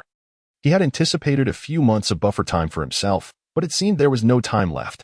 However, Zhou Ping was not the type to act impulsively. The day after making this judgment, he adjusted the alarm for noon. Then he checked all the thermometers on the construction site, and as expected, they all read 65 degrees. As for the outdoors, he didn't have the courage to step outside. The blazing sun made even opening a window a challenge, so how could Zhou Ping possibly go out? At 7:20 p.m., Zhou Ping walked into Lu He's office. Lu He was explaining things to Feng Yue when he saw Zhou Ping enter, looking puzzled. Zhou Ping then said, "I want to resign." Lu He was stunned. "Are you crazy?" Once he recovered, his eyes widened in disbelief. "Are you out of your mind? You're quitting at this critical moment?" Feng Yue was even more shocked. After all, she knew Zhou Ping's character well. Zhou Ping was a very responsible person. And even if he were to resign, it wouldn't be at such a crucial time. "Brother Zhou, have you encountered something? If there's an issue, let's discuss it together. Your actions are worrying everyone." Lu He also caught on, "Right? Did something happen at home?" "Old Zhou, if there's something, let's talk it out. We've known each other for so many years. If help is needed, we will definitely step in." Zhou Ping shook his head. "Not really, but I have to resign. I'll leave in a week at most. Lu, please find someone to take my place." This was the longest time Zhou Ping could spare. He feared that waiting longer would make time even tighter. "What the hell? Where am I supposed to find someone?" Lu He was anxious. "Is it that the work has been a bit tough lately? I know, the weather is hot, and the timeline is tight. How about I give you a couple of days off? Or if you want a raise, I'll definitely help you apply for one by the end of this month. I can't guarantee how much it will be, but it will definitely be more than before. What do you think?" "Old Zhou, don't play games with me. You've misunderstood, Lu. I'm not trying to negotiate. I really have to resign. Here is my resignation letter." After handing in his resignation notice, Zhou Ping left the office. Immediately, Lu He's angry shouts followed behind him. He was really harsh when angry, but Zhou Ping ignored it. However, everyone at the construction site quickly learned that Zhou Ping was resigning. As soon as he stepped outside into the big shed, the machinery team, including those skilled workers operating the tunnel boring machine, gathered around. The sudden resignation of a small manager was indeed a topic of discussion. Amidst the chatter, Zhou Ping didn't explain much, and soon it was time to work. As usual, he worked diligently. During the break, Duanong finally found an opportunity to speak with Zhou Ping alone. He didn't ask why Zhou Ping was resigning but simply said, "What do you plan to do after you leave?" "I don't know." To be honest, Zhou Ping felt quite lost. If he were to look for short-term work nearby, he found it very difficult. The work was unstable, income was unstable, and with 2 children to support and high expenses, he also needed to prepare for disaster supplies. What should he do for the upcoming life? But he wasn't acting impulsively. At this moment, aside from resigning, he saw no better way. Chapter 16, 65. Leaving the current social situation is getting worse, and for Duanong, it is a profound experience. The recent riot incident in their community affected so many people. In the villa area, 7 were beaten to death, 3 died later from serious injuries, and many others with minor injuries were hospitalized. The so-called law does not hold the crowd accountable, but in this incident, dozens went in, the lightly punished were released, while the heavily punished received sentences. And the rest all paid the price for their impulsiveness and recklessness. But what did they ultimately gain? For such anger, they paid a huge price. The painful reality is that those who survived must continue to suffer. Sometimes, Duanong feels that living is too painful. It would be better to end it all. But he knows this is his negative emotions at work. He is trapped in this vortex and cannot extricate himself. He knows what he should do, but he cannot do it. Recently, he has felt increasingly hopeless about life. Without the child, he doesn't know the meaning of life at its end. Fortunately, his wife is still with him. He still needs to accompany her through life. Otherwise, he wouldn't know what to do. Having lived to this age, he realizes that a person needs bonds in this world, whether emotional or financial. When a person has no bonds in their heart, there is no motivation to continue existing. A warm pair of hands rested on his shoulder, and Duanong lifted his tired eyes to see Zhou Ping's gaze, which was deep and filled with the wisdom of a mature man. "Xiao Duan, I don't know if this sounds alarmist, but I feel that the whole world is sliding into a deep abyss of despair. If you have any choices, you'd better prepare more. Reserve some electricity, water resources, food, and preparations to withstand risks. I haven't thought it through in detail, but I have a general concept in mind. After I resign, I will make these preparations. If you believe me, you can do as I say. Duan Eng's brow slightly furrowed. He felt a sense of detachment from Zhou Ping's words, but at the same time, it seemed like a huge dark cloud was looming over him.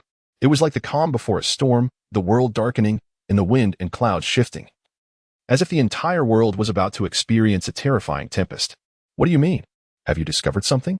The temperature is rising, and global electricity is in extreme shortage. The things that are about to happen are easy to guess, Zhou Ping said. But Duanong still found it hard to believe. Although there were indeed some negative comments online, things should get better after this summer. Zhou Ping shook his head. No, generally speaking, under high temperatures, global water sources evaporate. So high temperatures are accompanied by drought. However, after drought comes extreme rainfall. Similar events have occurred in human history, but this time is more terrifying than any disaster year in history. Now, the indoor temperature during the day has reached 65 degrees Celsius. Yet the news doesn't mention it at all. I also found out that all around the world, people are nervously building underground air raid shelters. Not to prevent a third world war as rumored online, but to prepare for a series of disasters following extreme high temperatures. This disaster is unprecedented, massive, and prolonged.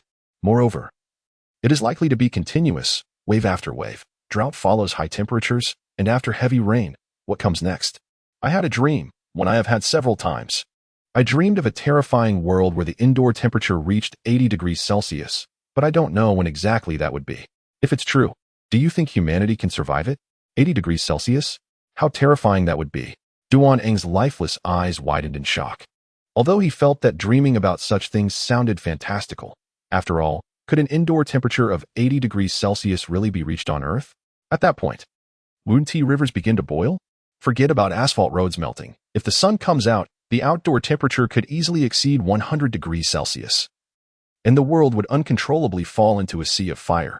The oceans would boil, houses would burn, and forests would be engulfed in continuous flames. That is an area humanity cannot touch, unless humans could live underground, which might allow them to escape a calamity. Wait, living underground? A chill instantly crept over Duanong. Underground air raid shelters? So, is it only by living underground that one can escape a calamity? Perhaps so. Zhou Ping wasn't sure either, because no one has experience in this area. Moreover, 80 degrees Celsius is just Zhou Ping's hypothesis after discovering that the indoor temperature had reached 65 degrees Celsius. Even if the country might be hiding something in this regard, Zhou Ping didn't understand high-tech methods. And perhaps they have their own cooling techniques that will be employed at critical moments. So things might not be as bad as he imagined. But even so, he couldn't just sit and wait. He had to do something. What do you plan to do? I have a homestead back home. I want to dig a cellar under it, Zhou Ping said succinctly. That's a good idea. Duanong nodded, seeming to agree that it was the only option. But unfortunately, his hometown is in an urban village, and he has no place to dig. Zhou Ping suddenly laughed and said, "Fortunately, you didn't think I was crazy." Duanong forced a smile. A mature man in his 30s suddenly resigns, and then seriously talks to me about doomsday theories the day before resigning. You must be crazy. Zhou Ping felt embarrassed. But Duanong then said, "However, I can come help you when I'm on vacation." Good. After speaking, Duanong involuntarily took a deep breath and looked up at the clear blue sky, and he unexpectedly felt a hint of anticipation. After all, things are already bad enough.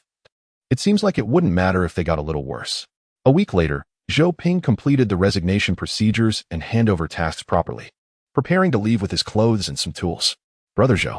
However, before he left, Feng Yue, who had been avoiding him for a week and had not had any contact with him, suddenly called out to him. Zhou Ping turned around. Feng Yue stood at the end of the corridor, the hot temperature causing her smooth hair to stick tightly to her scalp. The once fair-skinned girl was now replaced by dark skin. Aside from the wrinkle-free corners of her eyes, her appearance and attire made it hard to tell her real age. This is the outcome of working on a construction site. A young girl has been worn down like this. Are you really leaving? Zhou Ping nodded. But Feng Yue bit her lip, unsure what to make of the feelings she had hidden for years.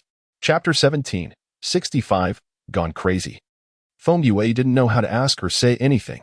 Her courage had long been drained in a moment of impulse, and she stood awkwardly and flustered in the corridor, her hands unsure where to place themselves.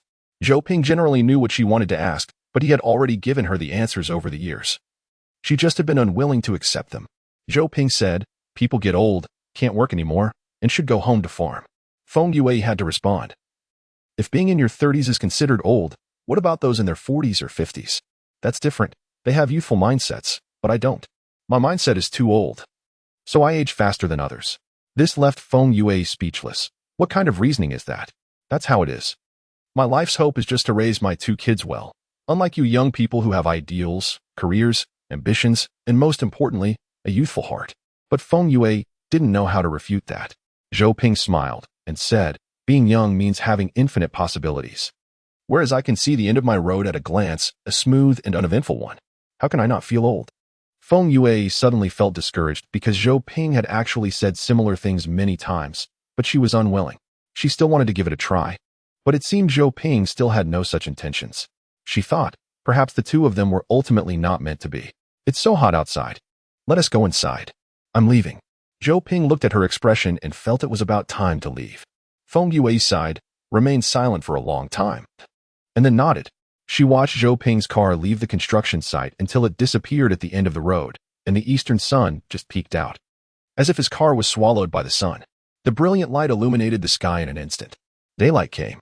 From the moment the sun emerged, the outdoor temperature suddenly became frightening, rising at an unimaginable speed. Feng Yue hurried back to her dormitory, lay on her bed, and turned on the cool air conditioning. Finally feeling a bit more comfortable. Why is this happening? She sighed silently, feeling a bit melancholic. She was already 26 years old. And as a single young woman about to enter her late 20s, she fully understood that marriage is not simply about 2 people coming together out of love. Honestly, that is a notion held by young boys and girls, a pure and beautiful thought, but it is definitely not the essence of life. In her matured worldview, she learned that to have a harmonious marriage, besides feelings, the family background and life views of both parties must be harmonious, which is most important. Because emotions can easily diminish, just like a riverbed revealed after the tide has receded. Without the protection of flowing water, it shows its true form. Is it rugged, flat, or full of thorns? The true face of the riverbed is not visible when it is filled with water. Finally, I've resigned and I'm going home. Running against the morning sun, today Zhou Ping's stretch of highway was undoubtedly his most anticipated and joyful experience. From now on, he can live with his children every day. No more video calls trying to see their forced smiles. Thinking of this, even the scorching sun under the morning light seemed to become gentle. The Tower Highway drive took only 1 hour and 40 minutes at this time, and Zhou Ping returned home smoothly. "My dad has gone crazy." "What?" The girl across the street looked quite surprised. "What's going on? Do you want me to call an ambulance?" "That's not necessary. It's not the kind of crazy you're thinking." 7-year-old Zhou Rue faced a huge test in her life that day. That is, her mature and steady father suddenly ran home one day and said he had resigned. Okay. Resigned then, she was very happy, because this meant that her dad would be at home with her every day. And there would be no more of those nights when she and Shou-Chi were scared to sleep. But what she did not expect next was that her dad said, "Next, we need to purchase some supplies to deal with the possible extreme disasters. For example, Rue, you seem very interested in amateur radio. So do you know what preparations we need to make in case of an extreme heat apocalypse?" Zhou Rue was completely stunned. She couldn't believe that a mature 35-year-old man with 2 kids could ask such a question. God, the apocalypse? Is this a novel or a movie? How much pressure did my adorable old father face at work to come up with such a question? "Dad, you weren't fired, were you? And then went crazy?" Zhou Rue blurted out. Her father frowned. "With my abilities, do you think I would be fired?" To be honest, our boss was crying and begging me to stay. Ever since her father resigned, it seemed he had become absurd.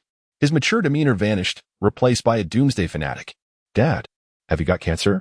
Zhou Rue thought it would be more reliable to accept that her adorable old father had suddenly gotten cancer and would not live long than to accept that he had transformed into a doomsday survival fanatic.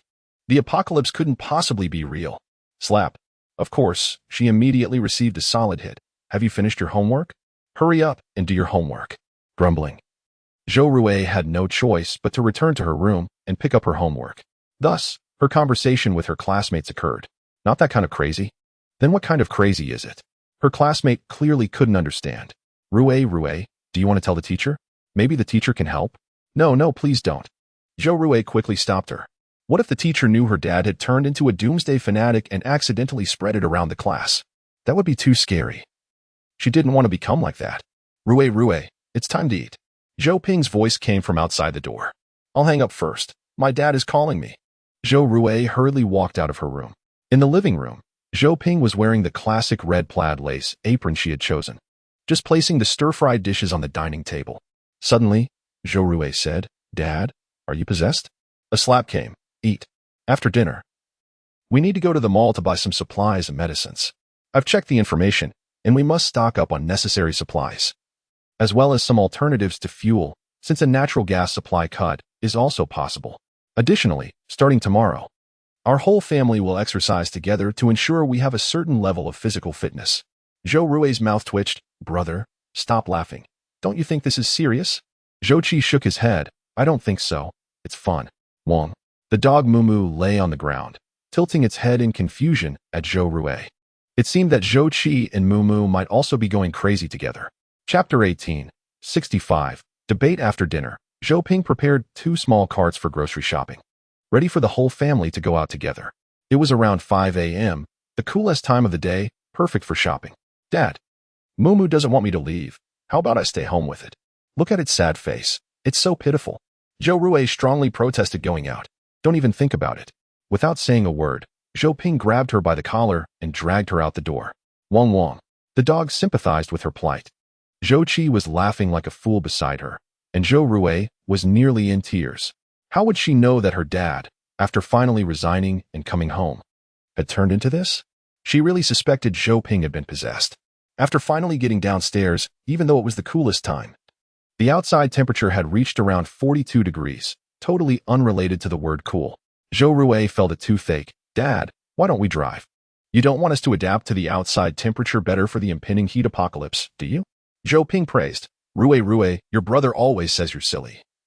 But you seem pretty smart now. Just adapting isn't enough. We need to run. Since summer has come, you two have been staying in air-conditioned rooms all day, and your physical condition has declined a lot. We must improve our fitness. Come on, let's run. Wait, run. No slacking off. Ugh, Dad. Please let me off the hook. Running in over 40-degree heat was really hot. Zhou Rui wanted to cry without tears. Zhou Ping laughed. What is this? Just a little while ago, when I hadn't adjusted to the night shift, I had to work in 50 to 60 degrees under the scorching sun. My job is better. At least I can enjoy air conditioning, even if it doesn't work very well.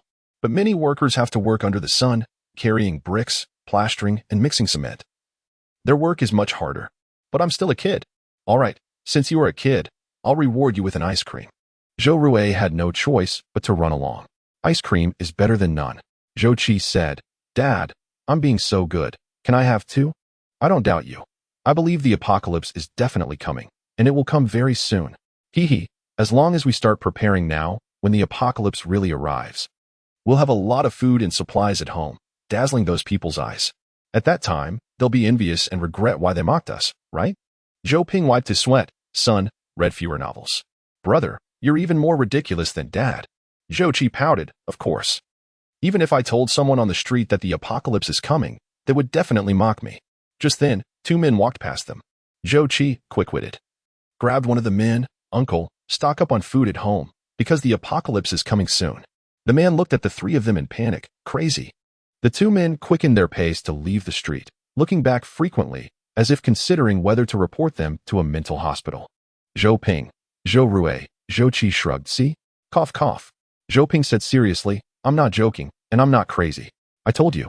The temperature at the construction site has already reached 65 degrees Celsius, and it's only June, not officially summer yet. By July and August, the temperature will surely rise higher. You both are school-going kids. This is all reasonable speculation, right? You don't need me to explain further. Dad, the way you speak makes it seem like those who haven't been to school will believe everything you say, Zhou Rui said quietly. Cough. Zhou Ping wiped his sweat in resignation. Since he had resigned and was staying at home, he decided to prepare for what was to come. And persuading his 2 children was inevitable. Therefore, it was necessary to be patient and explain things to them. Otherwise, if he was busy with everything alone and the 2 children did not understand him, when the time came, would he just come to seek help at the last minute? That would not align with his cautious nature. However, just as he was about to continue persuading them, Zhou Qi touched his chin and seriously analyzed. Dad, I remember that the area near your construction site is wasteland, with no high-rise buildings or trees. Moreover, the temporary sheds are not insulated like commercial housing, and there are no heat insulation pads installed. Instead, the sheds absorb heat, so the indoor temperature must be relatively high, right? If you place a thermometer in the house now, even without air conditioning, it surely won't reach 65 degrees Celsius. Are you sure you're not being overly cautious? Very good. Your analysis is quite accurate, Zhou Ping nodded. Just then, he saw a bench by the roadside, sat down, and said earnestly, but that's just theoretical. In reality, a few days ago, the indoor temperature in the shed was only around 58 or 59 degrees, and I checked all the indoor thermometers in our office area. They all showed around 65 degrees Celsius. This means that within just 1 or 2 days, the daytime temperature suddenly rose by 6 to 7 degrees. Zhou Qi frowned, realizing how terrifying that was. But what could it indicate? Similar situations had occurred in previous years, with sudden temperature spikes and drops. These were normal natural phenomena. Zhou Qi tried to use what he thought were very objective terms. Zhou Ping nodded, right? But have you looked at the weather forecast? Zhou Qi, confused, took out his phone to check the weather forecast. The forecast showed that there would be no rain for an entire month, only high temperatures, and not even a cloudy day. However, this only indicated that this year's climate was harsh, not that it was the end of the world. Nor did it require his dad to resign to cope with it. Wait a minute. Zhou Qi suddenly widened his eyes. The weather forecast said the highest temperature was only 58 degrees. Right. The weather forecast refers to the air temperature, but generally, the air temperature is higher than the indoor temperature. A strong sense of conspiracy theory filled Zhou Qi's emotions. Just as he was about to express something, he was interrupted by Zhou Ping's smile. Don't think about useless things. In your position, you cannot fathom their concerns, because the disasters they face are fundamentally different. I say this only to hope that both of you can stand with me, rather than me fighting alone. What do you think? Zhou Qi gritted his teeth. Dad, I trust your judgment. Let us buy more supplies to stock up at home. Zhou Rui pursed her lips, hesitating while silently sighing. Then let's listen to Dad. If we're going crazy, we might as well all go crazy together. Chapter 19, 65, Withdraw money soon. The family hurried to the outside of the mall. Running in the hot weather was indeed uncomfortable, but once they got used to it, it felt quite nice. The experience of being in an air-conditioned room had caused their physical condition to decline sharply, and over time, they began to think that lack of energy was a norm, forgetting the vitality of being energetic. The so-called boiling frog phenomenon was everywhere in life, but people found it hard to notice. Dad, why are you just looking and not buying? Upon entering the mall, Zhou Ping noticed that it was quite different from the last time he visited, although it was nighttime. The mall had dim lights to save electricity, and the temperature was not low. So the elderly who used to sit in the mall to cool off were nowhere to be seen. The mall was nearly dark, and there weren't many shoppers. Often, they had to use their phone flashlights to clearly see the details of the products. It was estimated that such a situation would become the norm in the future. Zhou Ping put down an item and replied, the things here are still too expensive. I compared them, and they are much higher than online. Of course, Zhou Rui said. Looks like I still need to look for local wholesale markets. Online might be cheaper. But it's easy to buy unsellable goods that are too old to keep for long. It's not worth it. These things still need to be purchased in physical stores. Yeah, that makes sense, Zhou Rui nodded. So, they didn't browse for long and just picked some fresh fruits and vegetables before checking out. Wow, buying so many vegetables. Don't buy too much. Without a fridge, they will spoil. There will be power limits everywhere. It's better to keep less at home. It's a waste. The cashier was a plump, enthusiastic lady. Upon hearing this, Zhou Qi asked, Auntie, does your neighborhood often have power outages? The cashier smiled. I can't afford to live in a neighborhood. I just live in an old farmer's house. This week, we've had power outages 7 or 8 times, and they last for several hours every day. This weather is killing people. The restaurants downstairs can't operate anymore. And we don't know when it will end. Zhou Qi originally wanted to say that their neighborhood had not experienced any power outages, but upon hearing this, he felt embarrassed to say it. Zhou Rui then said, Auntie, there are solar batteries now. Just place the solar panels outside the window during the day to absorb plenty of solar energy, and you can use it just right when the power goes out. The cashier, seeing that a pretty and cute girl was speaking, immediately showed a kind smile. You're so cute. But where did you hear about this? Is it really that convenient? It really is. We have one at home, and it's especially convenient. It can provide power for 7 or 8 hours, and it saves electricity. The cashier was astonished. 8 hours? That's amazing. Where did you buy it? Oh, if only we could get one too. Zhou Ping, puzzled, said. Wasn't there a special sales point in your mall a while ago? You could buy it there. Eh? The cashier was surprised. She touched her chin and thought for a moment. Oh, it's that. But that thing is too expensive, several tens of thousands. And no one bought it. That sales point was only open for a few days before it was pulled out, and only one fool bought two. Zhou Rui's mouth twitched as she looked at her dad. Cough. After checking out, the three of them walked out of the mall in silence. After a while, Zhou Rui patted Zhou Ping's sleeve. Dad, that solar battery is really quite useful. I don't think you can be considered a fool. However, Zhou Ping did not respond to his daughter's subtly mocking words. Instead, he suddenly had a flash of inspiration and thought he might have touched upon a business opportunity.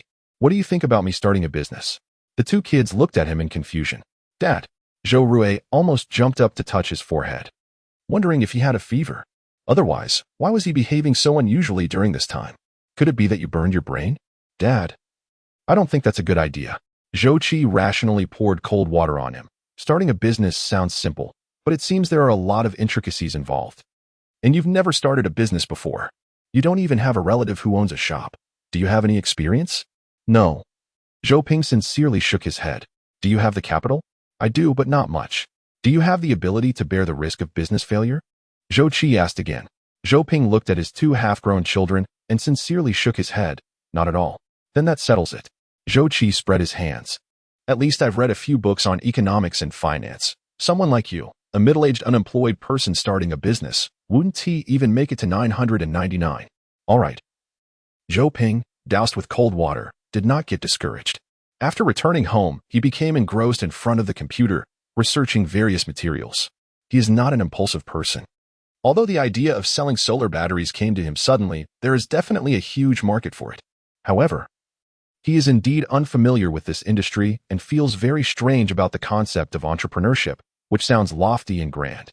But this does not hinder his rational analysis of the whole matter. Whether a product can be sold depends on how large its market is. And the market for solar batteries is very large. If he wants to stockpile a large number of disaster preparedness items and dig a cellar on his family's land, he will need a lot of money. The money he has on hand is definitely not enough, so he needs to make money. Taking advantage of this market gap to earn some quick cash is definitely possible, but how to operate and implement it requires him to make a more detailed plan. In the following days, Zhou Ping kept researching. After this period of understanding, he had a rough plan in mind. On June 23rd, at 5 a.m., Zhou Ping took a few bank cards and went out. He was going to the bank today to do a test. He wanted to withdraw 50,000. 50,000. You need an appointment. The bank teller threw him a form, and Zhou Ping asked, Do I need to make an appointment for 50,000? Yes. Now any amount over 20,000 requires an appointment. Zhou Ping glanced at the form. It stated that if the money was all withdrawn, could he receive it tomorrow if he made an appointment today? The teller frowned, clearly a bit displeased, and looking at his balance said, Sir, you have a total of 126,700 yuan in your account. According to current regulations, you cannot make a single appointment to withdraw it all at once, and I mean, can you get it tomorrow? Normally, it takes 3 to 7 business days, with holidays extending the time. I understand. Just withdraw 10,000. You can't withdraw just 10,000? Actually, cash is very inconvenient now. You can. I want to withdraw money. Zhou Ping frequently interrupted her, making the teller's expression a mix of anger and helplessness. And in the end, she could only give Zhou Ping 10,000 yuan in cash. The test concluded, indicating that withdrawing money was very difficult, extremely challenging. Even withdrawing 10,000 made the teller frown. Therefore, according to the survivalist forum's advice, he really needed to find a way to stockpile some cash.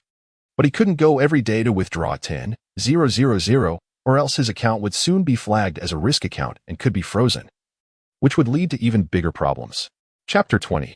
Supplies. It is unclear if it is due to the hot weather or other reasons, but the survivalist forum has seen a surge in traffic over the past few months.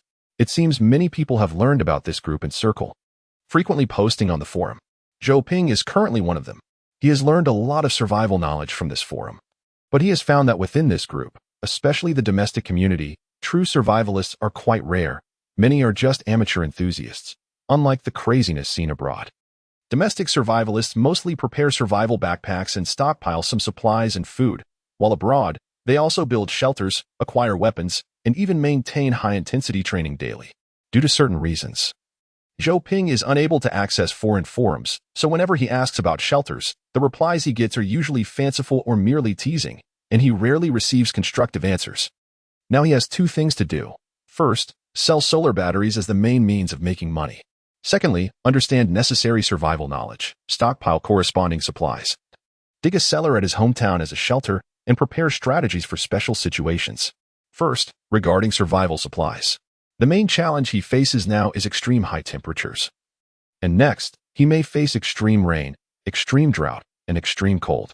This is not an exaggeration. It is very likely.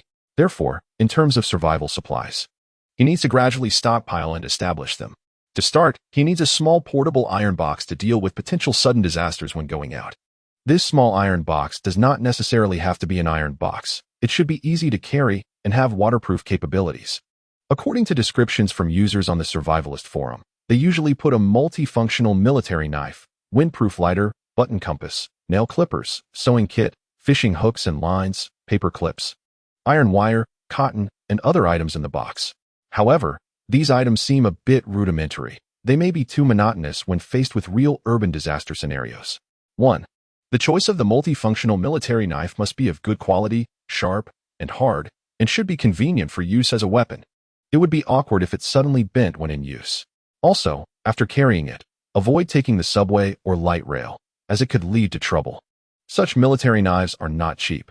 Zhou Ping casually looked and found they cost several hundred yuan each, so he gritted his teeth and bought 3. 2. Windproof and waterproof lighters and flashlights are essential. When using them, one must develop the habit of using the flashlight first and never casually use the lighter in closed, unfamiliar spaces. He normally does not consider fire starters. But if space allows, he can buy one. Zhou Ping bought all 3. 3.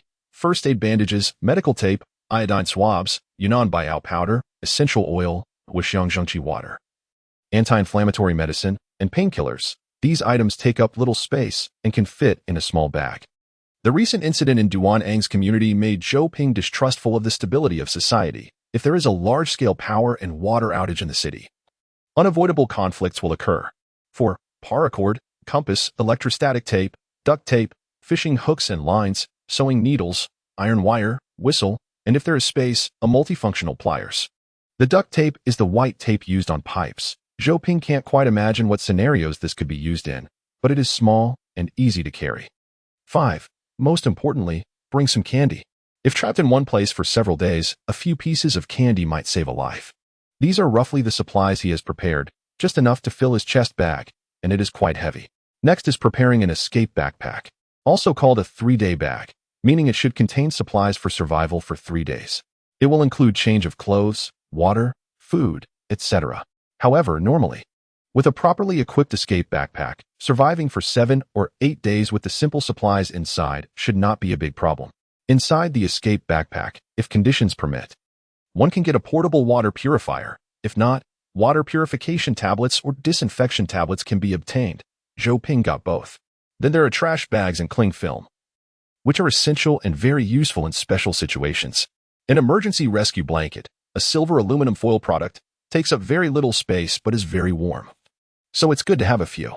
Windproof lighters, fire starters, paracord, whistles, first aid bandages, etc. can be prepared again in the escape backpack. A mirror that won't shatter is very important. Do not forget it. In special scenarios, it can replace a lighter and can also reflect light. Zhou Ping thinks it might be more practical than a magnifying glass. A marker that can leave marks on tiles, a notebook, and writing pens are also necessary items. Tissue paper, don't forget it. A super small folding umbrella can be taken apart and used as a tool when necessary. Soap or similar toiletries, as well as mosquito repellent and cooling items, are recommended, such as 6-God spray, which can repel mosquitoes and feels particularly cool when sprayed on the skin in the wind. Currently, these are the supplies Zhou Ping has prepared, all for 3 people, costing several thousand yuan, which is more expensive than he had imagined. In addition, he also purchased Survival Manual for Extreme Weather, 214 golden skills for saving lives in harsh environments based on recommendations from netizens. After reading it, he felt that this book, apart from having beautiful pictures, didn't provide much help. The book Disaster Survival Self-Help Series, Nuclear and Radiation Accidents is short, but it's simpler and easier to understand than other similar books. However, this book is based on atomic bombs for escape and self-help. While today's weapons are hydrogen bombs or other relatively clean weapons, times have changed, and the self-help methods for nuclear disasters are actually based on experiences from atomic bombs, which are no longer suitable. Those experiences are hard to apply. In addition, Zhou Ping bought some wilderness survival guides and 3 classic books circulating online: Barefoot Doctor's Manual, Militia Training Manual, and Agricultural Water Conservancy Manual. It must be said that these 3 books are really impressive. They reflect the strong social flavor of that era, covering many complex issues, and are written in a way that is both thorough and easy to understand. Zhou Ping hasn't read them carefully yet, but he plans to delve into them when he has time to see if there's any important knowledge he can use. He bought a huge pile of items all at once, and he received dozens of delivery code messages on his phone. Zhou Ping had to go downstairs to pick up the packages. By the way, there was an important item he forgot to mention: a 304 stainless steel cup, which can be used as a water container and can also be placed on a makeshift shelf for heating items. It's an important survival item that everyone should have in their emergency backpack. Chapter 21, 65, The End of the World. Delivery Station. Old Zhou, long time no see.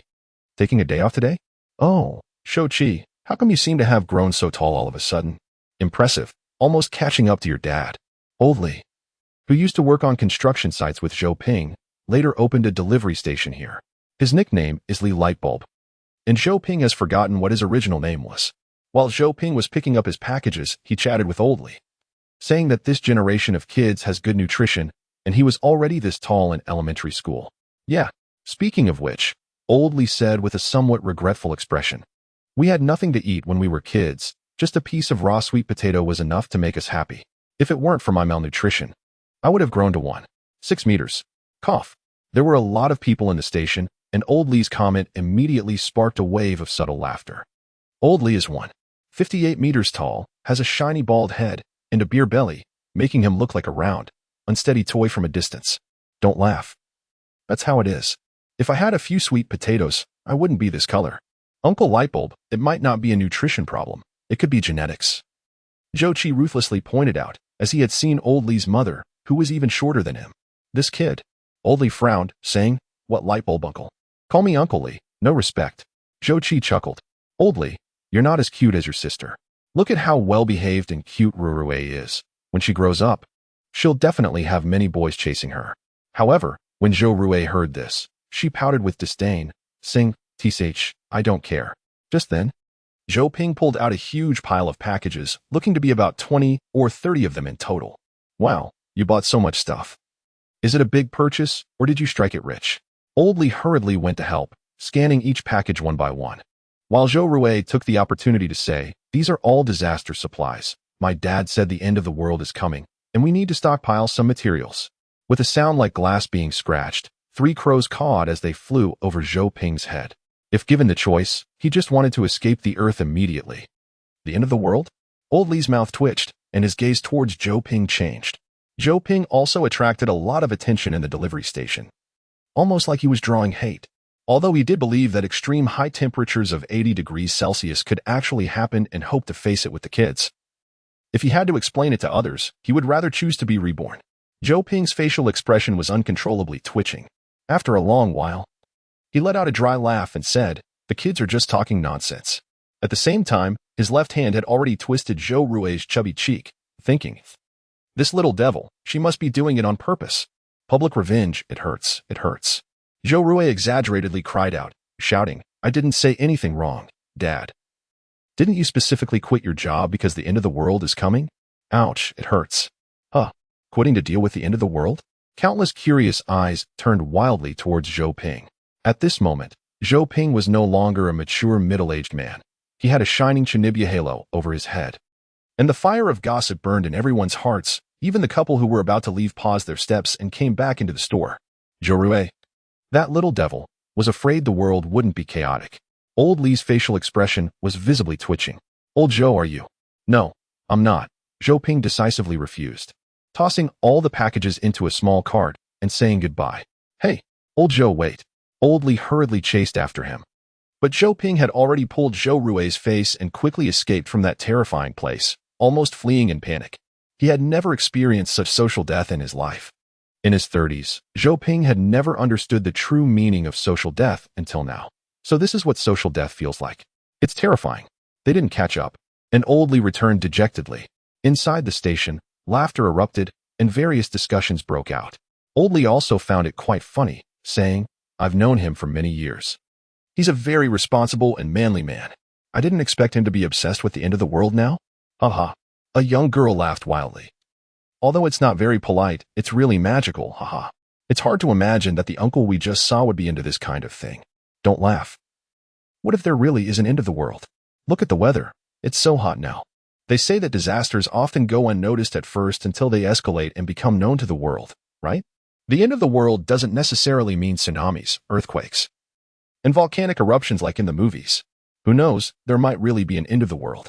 Come on, back in 2012, it was all the rage. And people were hoarding rice, ham, and candles, and what happened? It was more like a novel. Don't exaggerate.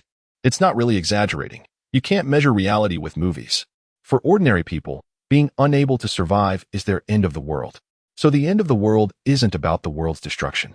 You can't diagnose it by whether the world is destroyed, but whether humanity will be destroyed. In such hot weather, we're forced to be nocturnal. I really think humanity is about to be destroyed. Exactly. Humanity should be destroyed sooner. Work is already annoying enough. And my boss still wants me to do documents after work. It's just so annoying. Several people discussed passionately, and there was a young girl with shining eyes. I think that uncle is a bit cute, haha. Old Li said gloomily. Am I not cute? I'm very cute too. This uncle, you can forget it. He has 8-pack abs, and you only have a round belly. Old Li's mouth twitched. Wow, these girls are too much. Just because he doesn't have 8-pack abs, strong arms, or a handsome face, they say he's not cute? Humph. Next time I won't give you any discounts. But speaking of it, Old Shou really works on construction sites. At his age, he still keeps in good shape. Although his skin is a bit dark, it's a healthy color, and his hair is still thick. But why is he still single? Old Li stroked his chin and sighed.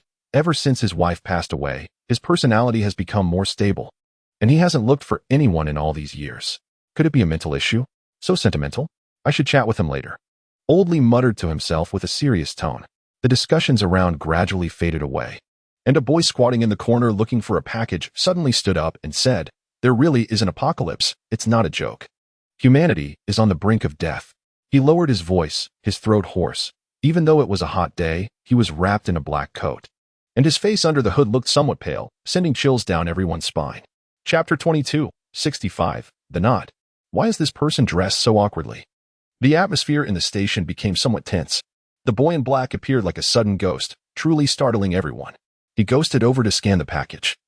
His walking posture surprisingly smooth, as if he were gliding on roller skates, leaving the station quietly under the strange gazes of the crowd. On his belt hung a shiny folding knife, looking multifunctional, and from the reflective color of the material, it definitely wasn't cheap. Wow. Does our neighborhood have such a dangerous person? A girl exclaimed with disdain. This is too awkward. My primal power is about to burst out. I really want to slap him and pull off his hat to reveal his messy hair. The crowd burst into laughter. After the boy left, he also had a smile at the corner of his mouth. He must have looked quite cool just now, right?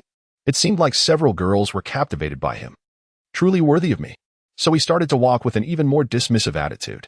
But he didn't expect that there was actually a survivalist in our neighborhood. If he wasn't mistaken, one of the packages that the uncle received just now should be a 3-bladed wood. The boy said, touching the folding knife on his waist. It would be great if he had the chance to get to know him. At home, Zhou Rui blinked her big, watery eyes. Dad, you're really handsome today. Zhou Ping raised an eyebrow. Is that so? But do you think this can fool me? Zhou Rui immediately hid behind Zhou Qi. I was wrong. I won't dare again. Boo-hoo, you just pinched my face, and it still hurts. I didn't see you so delicate when you were embarrassing me outside. I just wanted to tell others so they could prepare early. Saving a life is worth more than building a 7-story pagoda. I do good deeds without asking for anything in return. Who knows, maybe I saved quite a few people by saying that. Dad, don't you think? Zhou Qi was laughing hard. That scene was indeed explosive. Since you love helping so much, go mop the floor, Zhou Qi said. Immediately, Zhou Qi couldn't laugh anymore. Taking advantage of them going to do chores, Zhou Ping started unboxing the packages. 2 small carts of delivery trash piled up, filling 2 large garbage bags. And the pile of things he bought covered the bed and coffee table. Since Zhou Ping returned home to live, the layout of the house had been rearranged. Now they mainly used the living room, while the bedroom had been left unused. 2 solar battery chargers occupied an important position under the window, leaving little space for the living room. So the original dining area was converted into 2 children's study desks. The place where the sofa used to be now held a 1.5-meter wide big bed where Zhou Ping and Shou Qi slept. The place where the TV cabinet used to be now had a bunk bed for Zhou Rui, with the upper bunk used for storing some items. Between the 2 beds was a small coffee table, where they usually ate, and there was also a simple long table that served as Zhou Ping's workspace.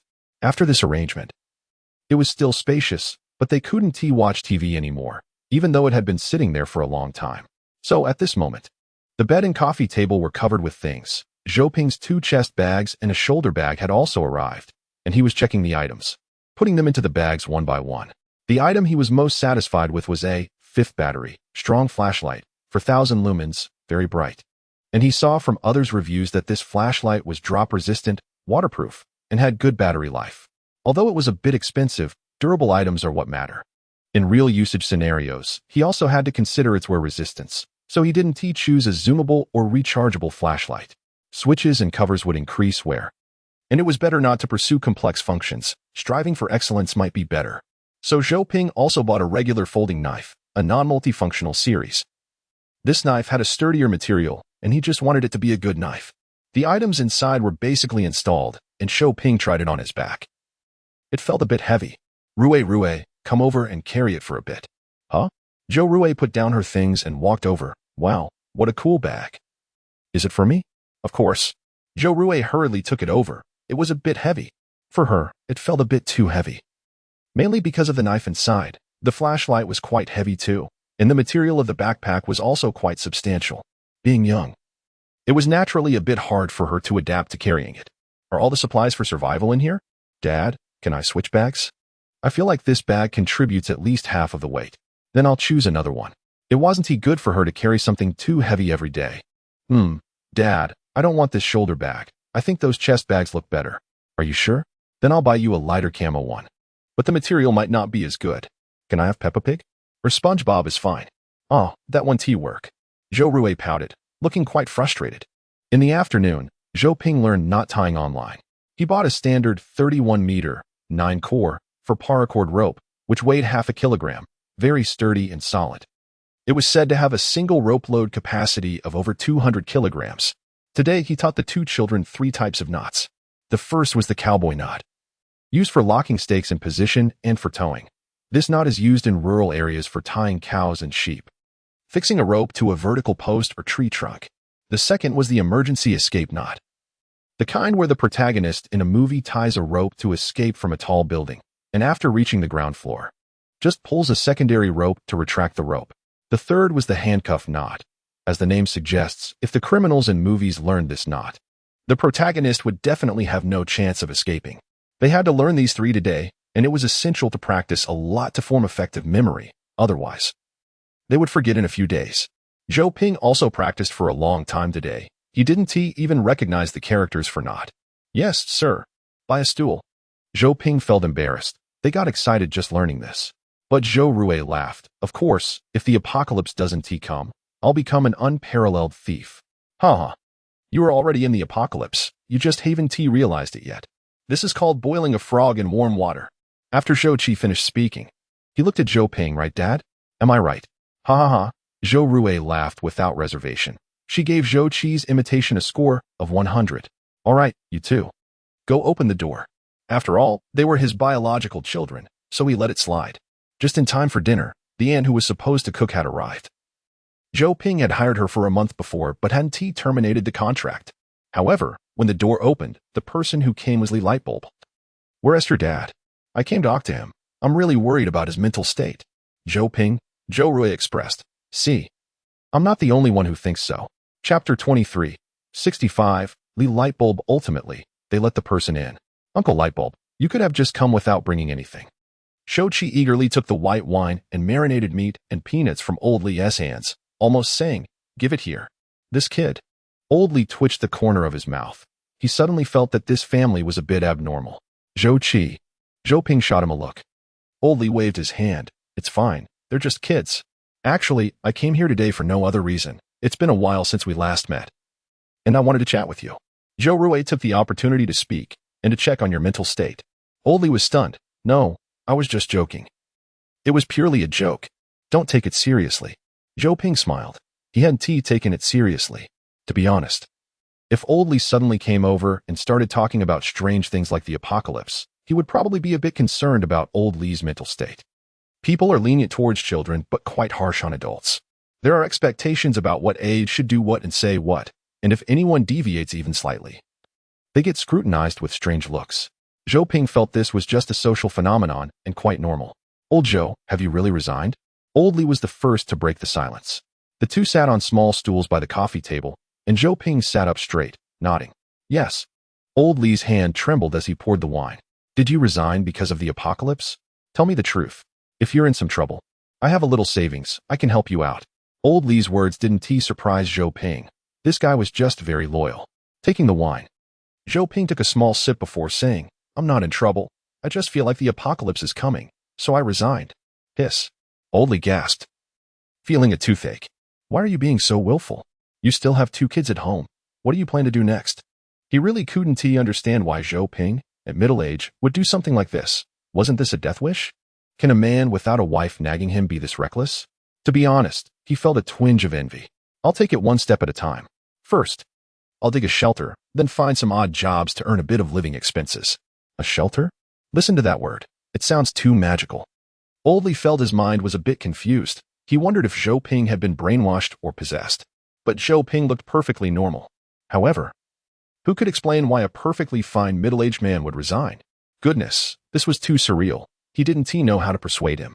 If Zhou Ping was getting into some other trouble, like cheating, oh no, he was single, or if he found an unreliable woman insisting on marriage, then Li would have been able to offer some advice to pull him back from the brink.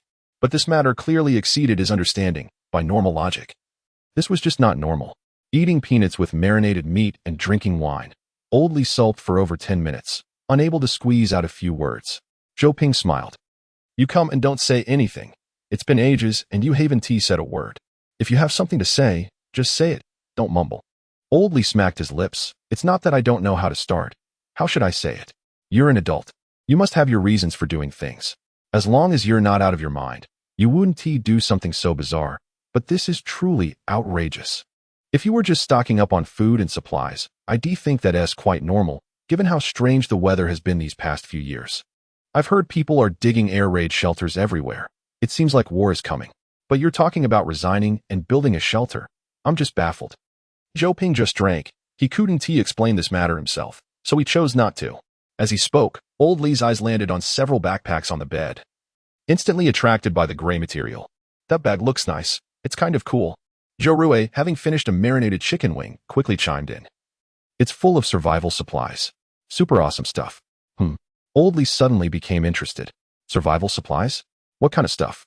Zhou Qi quickly wiped his hands. Let me show you. Although the 2 kids didn't really believe in the apocalypse and maintained a gaming attitude, their curiosity for new things outweighed their logic. As soon as they saw Old Li's interest, they quickly began to show off. Zhou Qi took out the bag and opened it, while Zhou Rui seized the opportunity to pull out a small white package from inside. This is a medical kit. It has bandages, antiseptic powder, antibiotics, painkillers. And if you find yourself in danger in the wild, these things can save your life. Wow. Old Li's eyes lit up. This was something. Zhou Qi then took out a folding mirror from the bag's compartment. If you're trapped in a desolate wilderness or an empty house, you can use the mirror to reflect sunlight to signal for help. Of course, you can also use it to check your handsome face to see if you have any pimples. Old Li's mouth twitched. The mirror can also start a fire, Zhou Rui added. Then she took out a condom from the bag. Don't underestimate this. This little balloon can hold 2 kilograms of water. And in times of need, stop. Wait a minute. Old Li blushed and looked at Zhou Ping. Hey, how did you become a dad? Is there a problem? Zhou Ping asked.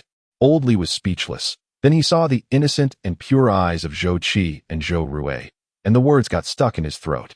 No problem. Absolutely no problem. Zhou Rui burst out laughing. Haha. Uncle Lightbulb, you're so outdated. We've already had lessons on this in physiology class. Our teacher said this is a normal thing. Don't be shy. There's no way there are still boys who think buying sanitary pads is shameful. That's wrong. Oldly almost stumbled.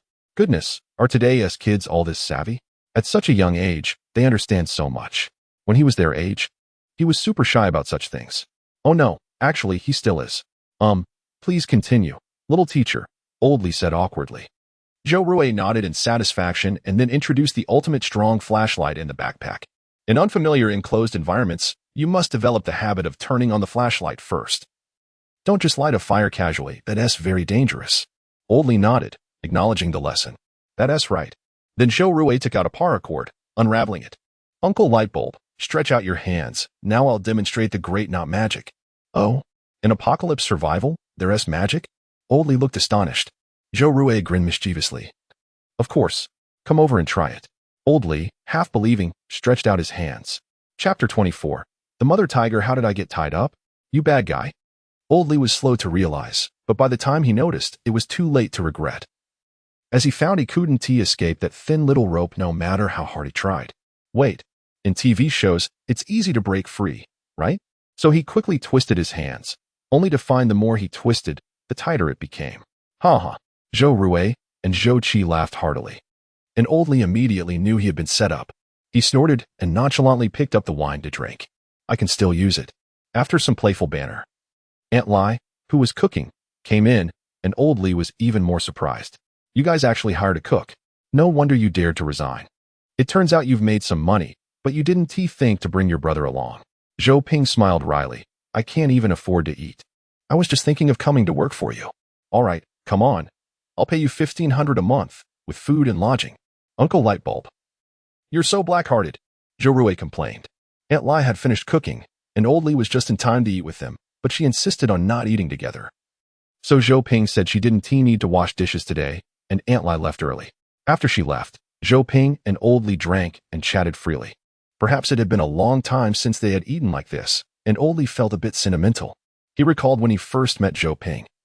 They would bring their siblings along for meals, often drinking night beer and eating shaved ice along Binjiang Road. Back then, shaved ice was a must-have specialty at almost every barbecue stall, mixing big chunks of ice with a bit of watermelon and raisins. On hot summer nights, drinking shaved ice and having some barbecue with cold beer was incredibly refreshing. Later, the barbecue stalls along Binjiang Road were shut down, and shaved ice turned into ice powder. Even when they went to eat barbecue, it didn't have that flavor anymore. People grow old, and the world changes. You can never go back to the past. Sigh. How I miss those hot summers, full of hope for the future, sitting on plastic stools amidst the litter, drinking and enjoying the river breeze. How did those pleasant memories just vanish with the wind? Zhou Ping smiled and said, The world hasn't changed. It's you who has. I haven't changed. I'm still the same. Oldly scoffed, his face already flushed from drinking. You have changed, uncle. You're bald now, Zhou Qi pointed out. Oldly choked, looking at Zhou Qi with swollen eyes. You little rascal, always poking fun at your uncle. My bald head can provide light at night, something you wish you had. Ha ha. Zhou Qi laughed heartily. I must say, you've raised your kids well. Look how tall they are. Oldly smiled at Zhou Qi, feeling quite envious, but when his gaze swept over Zhou Rue, it was pierced by her haunting eyes, causing him to shrink back. Ahem. Oldly said, being tall doesn't matter for girls. Brains are more important. Zhou Rue's gaze became even more dangerous. Ahem. Oldly thought he must have drunk too much. Otherwise, why was he stepping on landmines all night? They didn't know how long they had chatted, but by the time day broke, Zhou Rue and Zhou Qi had already collapsed in bed. While Oldly was still groggily leaning on Zhou Ping, persistently urging him to find another partner. Zhou Ping felt helpless. All right, let me take you back. I still want a drink. Once outside, it was already visibly hot, and it was early morning. Residents should be sleeping, so Zhou Ping had to cover his mouth. Actually, Lao Zhou, I'm really envious of you. You don't have to find a partner. You're free and easy. You can quit your job whenever you want. And if you want to face the apocalypse, you can. I have to say, I like the gear in your bag. If I were 20 years younger, I would have the courage to do it too. Digging a tunnel? Oh no, I mean a shelter. Then I could hide inside alone and do whatever I want. You're just escaping reality, Zhou Ping mercilessly pointed out. Oldly was puzzled. You're this old, suddenly doing this. What is the point? You're giving up a good job. What if you need money? Zhou Ping sighed. Of course I've thought about it. It's just that I have a strong fear inside me that forces me to do this. Actually, It would only delay me for a year or so. And if my judgment is wrong, I'll just consider it a vacation. That's really reckless. Old Lee lamented as they supported each other down the stairs. At dawn, the blazing sun descended from the sky, coincidentally shining on the two of them. The scorching sunlight felt like an iron, instantly wrinkling old Lee's entire face. Actually, I also think the apocalypse is probably coming. Look at this sun, how terrifying. Although I'm not educated, I've heard of the Ice Age. Didn't the dinosaurs go extinct because of that? Humans could also go extinct due to high temperatures, no doubt about it. Lao Zhou, what do you imagine the apocalypse will be like? Tell me. Zhou Ping said. Come on, you won't believe it if I tell you. Just tell me. Zhou Ping explained, it would be increasingly ridiculous heat, indoor temperatures reaching above 80 degrees Celsius, outdoors approaching or exceeding 100 degrees, forests burning, global drought, glaciers melting. Wow, that is too absurd. Old Lee blinked, not believing it. Although he thought he could listen, the idea of it being 100 degrees outside? Wouldn't that mean people would be cooked under the sun? What kind of world would that be? That sounds too magical. Impossible, impossible. If it really were like that, not just humans would go extinct. All living beings on Earth would perish. Not just forests would burn. Houses would catch fire. Cars wouldn't just fail to start. They might even explode. What about airplanes and subways? That's terrifying. After dropping Old Lee off at home, Zhou Ping couldn't escape the scowls from Old Lee's wife, who was quite fierce, a definite mother tiger. Zhou Ping repeatedly apologized. Sorry, sister-in-law, I accidentally drank too much today.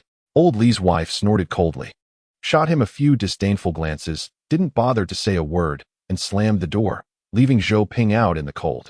His sister-in-law was 1.8 meters tall, so Zhou Ping didn't dare to speak up, silently leaving. Zhou Ping didn't go straight home, but instead found a breezy spot downstairs in the community to sober up before the heat fully kicked in. Since the night shift system was implemented, more and more companies had shifted to online work, so the streets had become increasingly deserted, even early in the morning. It was the end of the work shift, yet the streets appeared quite desolate. However, Zhou Ping thought this was a good thing, as the tide of the times changes. People's living habits will naturally change with the environment. After blowing for a while, feeling the surrounding heat rising, Zhou Ping quickly walked back. Unexpectedly, he nearly bumped into a young man coming from the opposite direction. Hey, uncle, hello. Chapter 25, Survival Maniac, who are you? Uncle, are you a survival maniac? The young man's eyes widened with excitement. I came out hoping for a stroke of luck, and I didn't expect to run into you. I'm also a survival maniac. Hiki. Oh. Zhou Ping looked at the high school student in surprise. He didn't expect to meet a real survival enthusiast in reality. Seeing the folding knife at his waist and the jacket he was wearing, it indeed looked promising. Aren't you hot wearing 2 layers? Hiki, Xiaoxue chuckled. A true warrior dares to face the scorching life. Wearing more clothes increases heat resistance. Zhou Ping was a bit surprised. That was a good idea. Of course. Uncle, I saw you bought so much gear last time. You should be a newbie, right? I've been in the survival circle for about 3 years, so I can be considered your senior. Plus, I often go camping in the wild and explore survival skills. If you have any questions, feel free to ask me. Zhou Ping was even more surprised. He didn't expect this kid, who looked only a few years older than Zhou Qi, to be a seasoned survival enthusiast. Most importantly, he had outdoor survival experience. If he could have a like-minded friend in reality, even if the other party was a bit younger, Zhou Ping would be very happy. Nice to meet you. Let us exchange contact information. Of course, no problem. Xiaoxue grinned and exchanged contact details with Zhou Ping. This wave was quite fulfilling. Because it was too hot outside, the two decided to find a cooler place to chat, but Zhou Ping didn't want to invite him into his home. According to Xiaoxue, his hobby was tea supported by his family, so he suggested going to the milk tea shop at the entrance of the community, which was still open at this time. The shop was relatively small, but had 4 or 5 small tables, and with the cool air conditioning. It was empty except for a female staff member. It was an excellent place to chat. For the first time in his life, Zhou Ping specifically went to a milk tea shop to drink milk tea, which was quite unusual for him because he felt more suited to barbecue, liquor, and beer. Once seated, the two opened up like old friends who had known each other for a long time, chatting about everything under the sun. I heard you quit your job just for this. Is that true? Zhou Ping nodded a bit embarrassedly. Yes, it might have been a bit rash, but at that moment, I was truly shocked by the weather.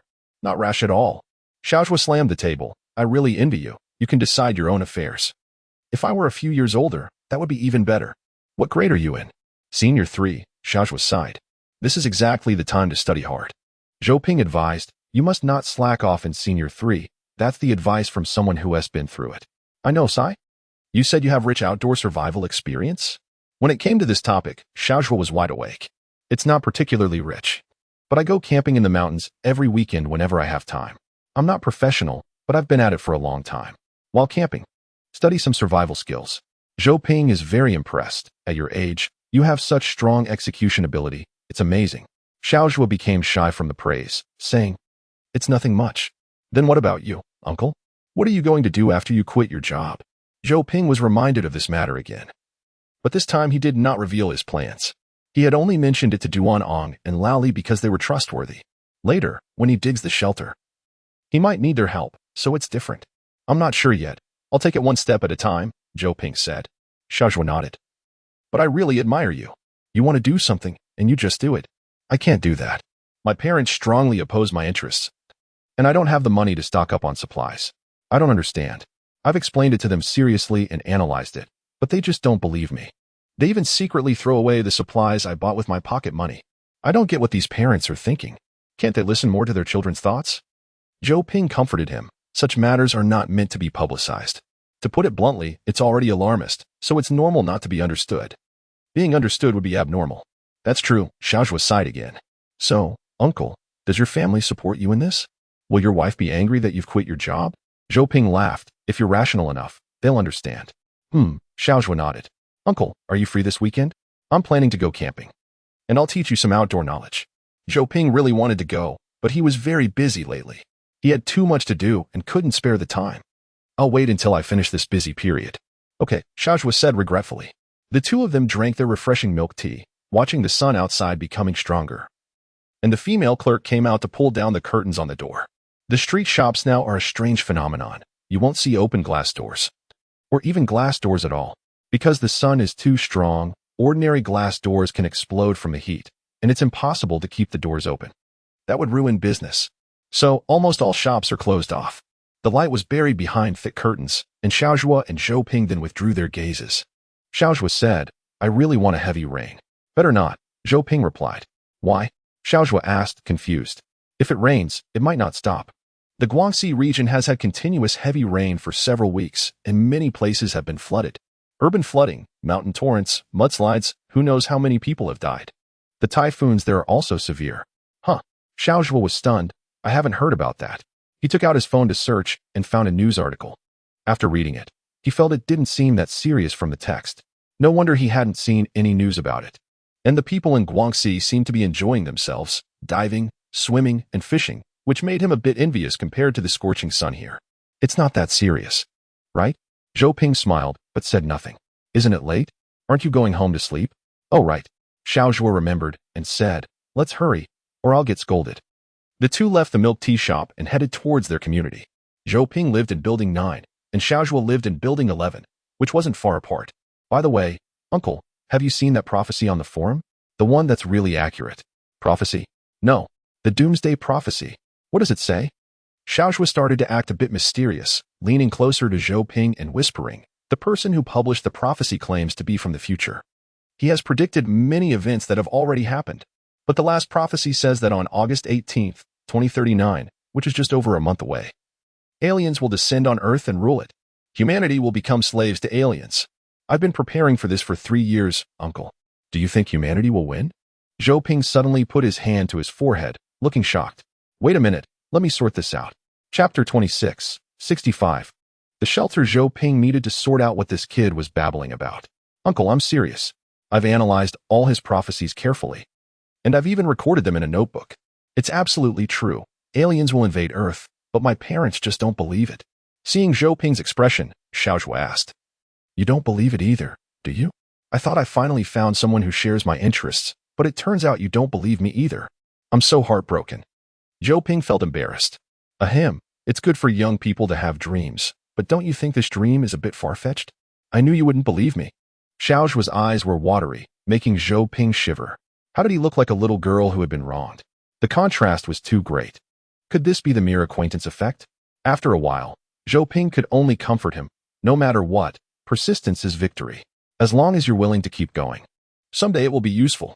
So, I have nothing else to comfort you with, but I support you. Keep it up. After hearing these words, Xiaozhua felt a bit better.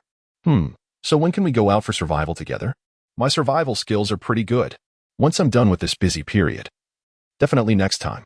Xiaozhua squinted his eyes. Uncle, do you surf the internet often? You're not just messing with me, are you? Look at my honest face. Does it look like I would?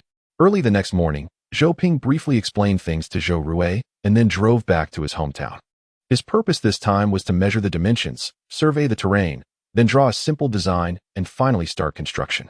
He had a lot to do recently and needed to take it one step at a time. Zhou Ping's hometown is not far from the community where he lives. About a 2-hour drive. There aren't many people left in his hometown, mostly elderly folks. However, the location of Zhou Ping's family house is quite good. Unlike other houses that are side by side, it is a standalone house located on flat ground. Some houses are built on small hills, which makes digging a cellar a bit more complicated, but the construction conditions here are relatively good. The narrow country road at night had no streetlights, and Zhou Ping drove slowly with his high beams on, illuminating the village from afar. Who's coming back? I don't know. At a house at the entrance of the village, several elderly people were sitting outside in the cool evening air. When they saw the car coming, they switched to high beams, and when the window rolled down, they realized it was Zhou Ping. It's Pinger back. The elderly people were all very happy, since there had been no one in Zhou Ping's hometown for a long time. And this time he brought some candies and milk. It wasn't just because of the gifts, but rather the rare youthful presence. The elderly people rushed to share the news. And soon 5 or 6 gathered outside. Are you going to rebuild the house? Your house is so good. Are you going to fix it? Are you coming back to live here? How old is the child? Is he married yet?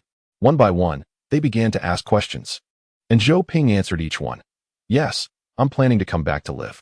Just renovating a bit to make it more convenient for living. It'll cost quite a bit. Zhou Ping smiled. There's no choice. It's too hot in the city. It's much cooler in the countryside.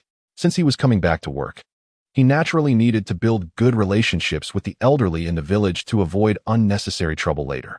The elderly people were very supportive. If Zhou Ping really came back to live in the village, they would be very happy. Especially when they heard that children in the city now use tablets for classes and don't even need to go to school. The elderly people were astonished as they didn't know about this. After chatting for a while, Zhou Ping took out a flashlight to survey the terrain of his house. When the 4,000 lumen flashlight was turned on, it was comparable to high beams, leaving the elderly in awe. Zhou Ping now carries his chest bag on his back no matter what he does. He must develop this habit. Otherwise, setting it up would be meaningless. Zhou Ping already has preliminary plans for building a shelter. He could tear down the house to build a larger cellar, which would be more convenient for construction. But this clearly doesn't meet his current needs. With the time it would take, the house would only be completed after a small half a year. So Zhou Ping cannot do that. He can only make the maximum possible modifications based on the existing structure of the house. The first step is to dig a cellar in the hall. In many rural areas, cellars are small warehouses specifically used for storing potatoes and sweet potatoes. They are usually quite cool, making it difficult for the food stored inside to spoil. However, there is no such custom in Zhou Ping's area, so his house does not have a cellar. Moreover, typical cellars are not suitable for living in. Therefore, he needs to dig a relatively larger one that can accommodate people. It needs to be equipped with air conditioning and a fresh air system, but it doesn't require a kitchen or drainage for waste. He plans to modify the house to enhance its cooling and heating functions, so living would take place in the cellar, while cooking and doing laundry can be done on the first floor. Although this is a bit troublesome, it is currently the most feasible solution. The only difficulty is that he needs to dig the cellar within the existing house structure. Excavators cannot enter, so a significant amount of manual digging will be necessary, which is labor-intensive and a bit troublesome. Zhou Ping carefully measured and surveyed the house, and after getting a rough idea in his mind, he began designing the blueprints in the car.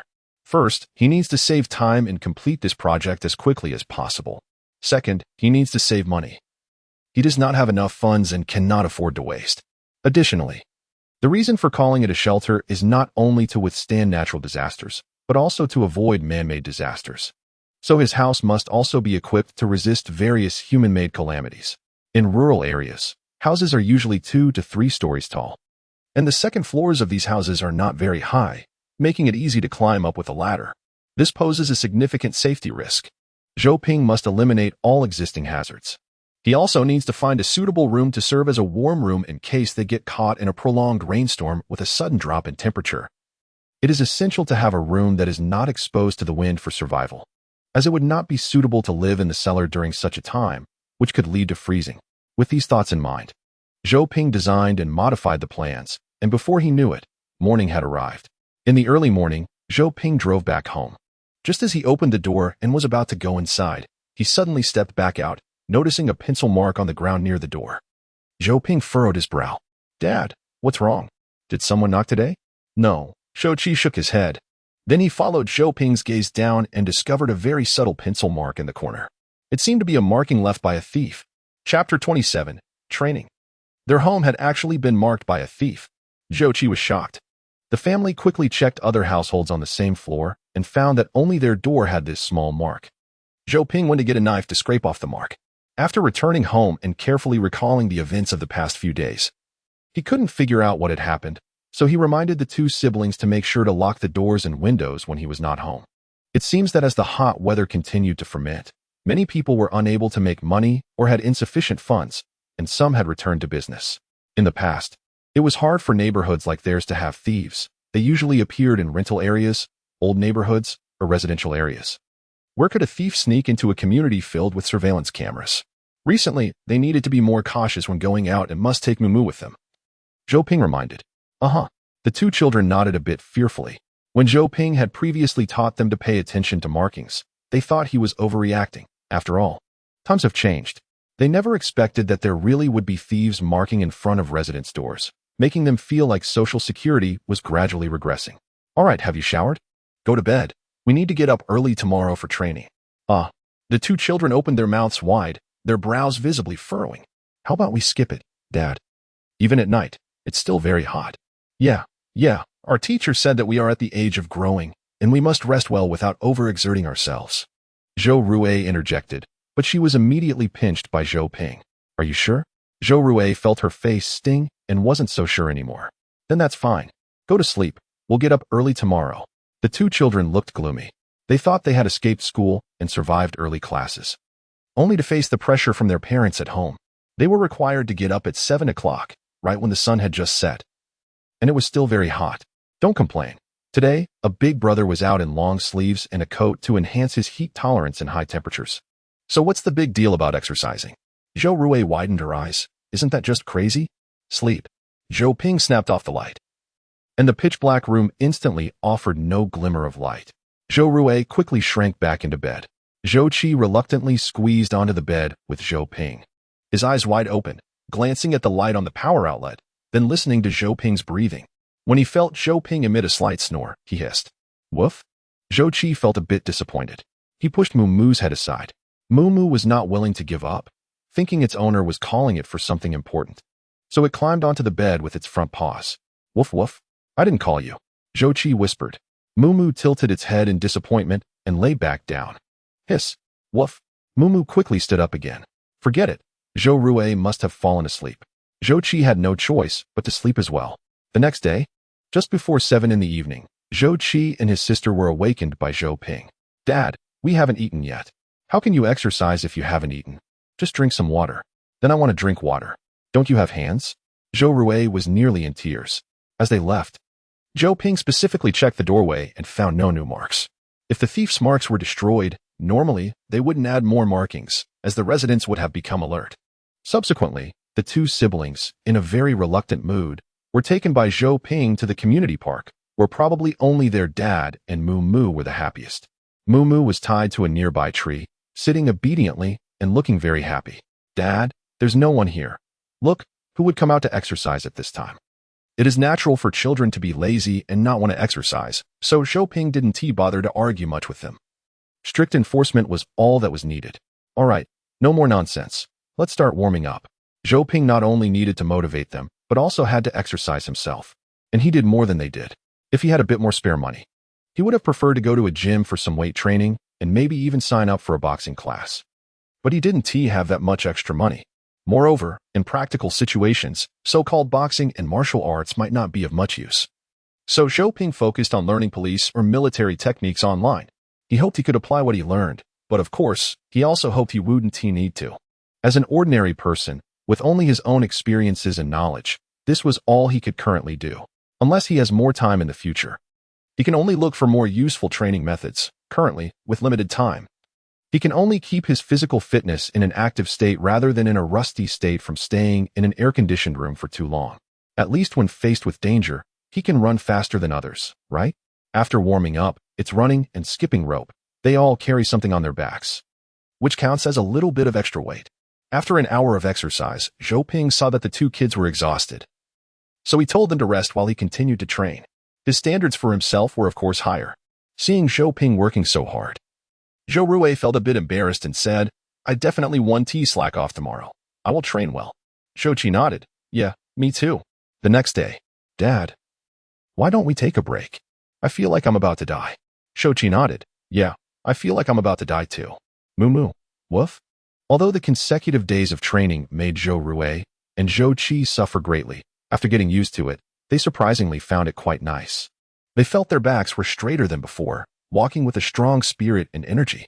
On the afternoon of June 28th, Old Li was going to the nearby wholesale market to stock up, and Zhou Ping followed him to learn the route.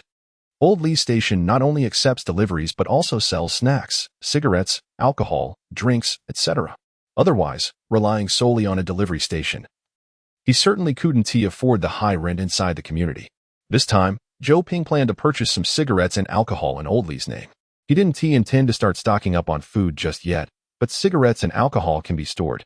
So he decided to take this opportunity to stock up a little. Why stock up on cigarettes and alcohol? Will those things appreciate in value? Old Li asked curiously while driving. They are the easiest items to trade and can be exchanged for anything, Zhou Ping replied. Oh, I see. Old Li blinked, realizing that indeed, for some people, they would rather starve than not smoke.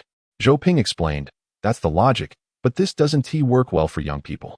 I've looked up some information. Cola is the hard currency for the youth. Chapter 28. Digging a pit, huh? Old Li couldn't understand this point. Why? I just don't believe that someone would starve and still use resources to exchange for cola. I believe it for cigarettes and alcohol, but not for cola. Of course, it's not in a starving situation. Cola is valuable in the early stages, while cigarettes and alcohol are valuable later on. Young people feel stressed and need to vent, so they want sweet things, which is why they are willing to exchange for cola. If it gets to the mid to late stages, who would think about cola when food is gone? That is true. Old Li nodded. Zhou Ping continued. The later it gets, the scarcer the resources become, especially when cigarettes and alcohol are used up, making them more valuable. As for alcohol, its uses are very broad, so it's good to stock up more. Just listening to this makes me scared. I should stock up too. But soon, Old Li became puzzled again. Wait. Under what circumstances would resources be scarce to such an extent? Given the current social situation, it's simply impossible. Who knows? If everything could be predicted, then where would the suffering and the poor be in the world? 5 years ago, would you have believed the weather could reach 60 or 70 degrees today? Would you have believed that the whole world started working night shifts? Wow, that sounds very reasonable. Old Li widened his eyes. If someone had told me 5 years ago that everyone would be active at night, I would have definitely cursed him and reported him for talking nonsense. As they talked, Old Li felt scared again and wanted to follow Zhou Ping to stock up, but he was afraid his wife wouldn't understand. Caught in a dilemma. I really envy you. You don't have a wife. Soon they arrived at the liquor store where Old Li usually stocks up. Although Old Li wasn't a regular customer, he was known for being straightforward and social, so he was quite familiar with the owner. Zhou Ping had discussed this in advance with Old Li, so today they were just there to pay and pick up the goods. Soon, 5 boxes of white liquor were loaded into the trunk of Zhou Ping's car.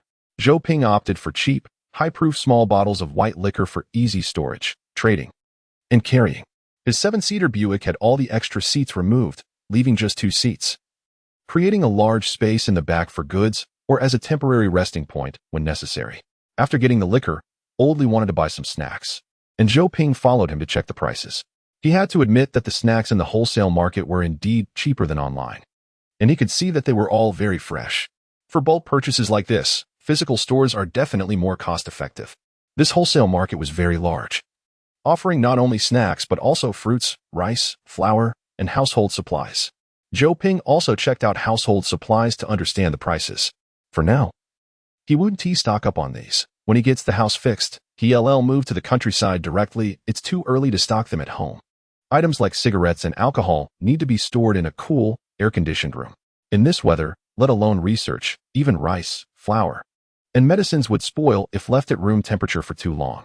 Therefore, items that previously didn't require cold chain transport are all changed to cold chain, leading to significant price increases, and with electricity and oil costs rising, various industries are struggling, so all kinds of man-made disasters are bound to arise. When people can't earn money, they will inevitably find ways to get money from elsewhere.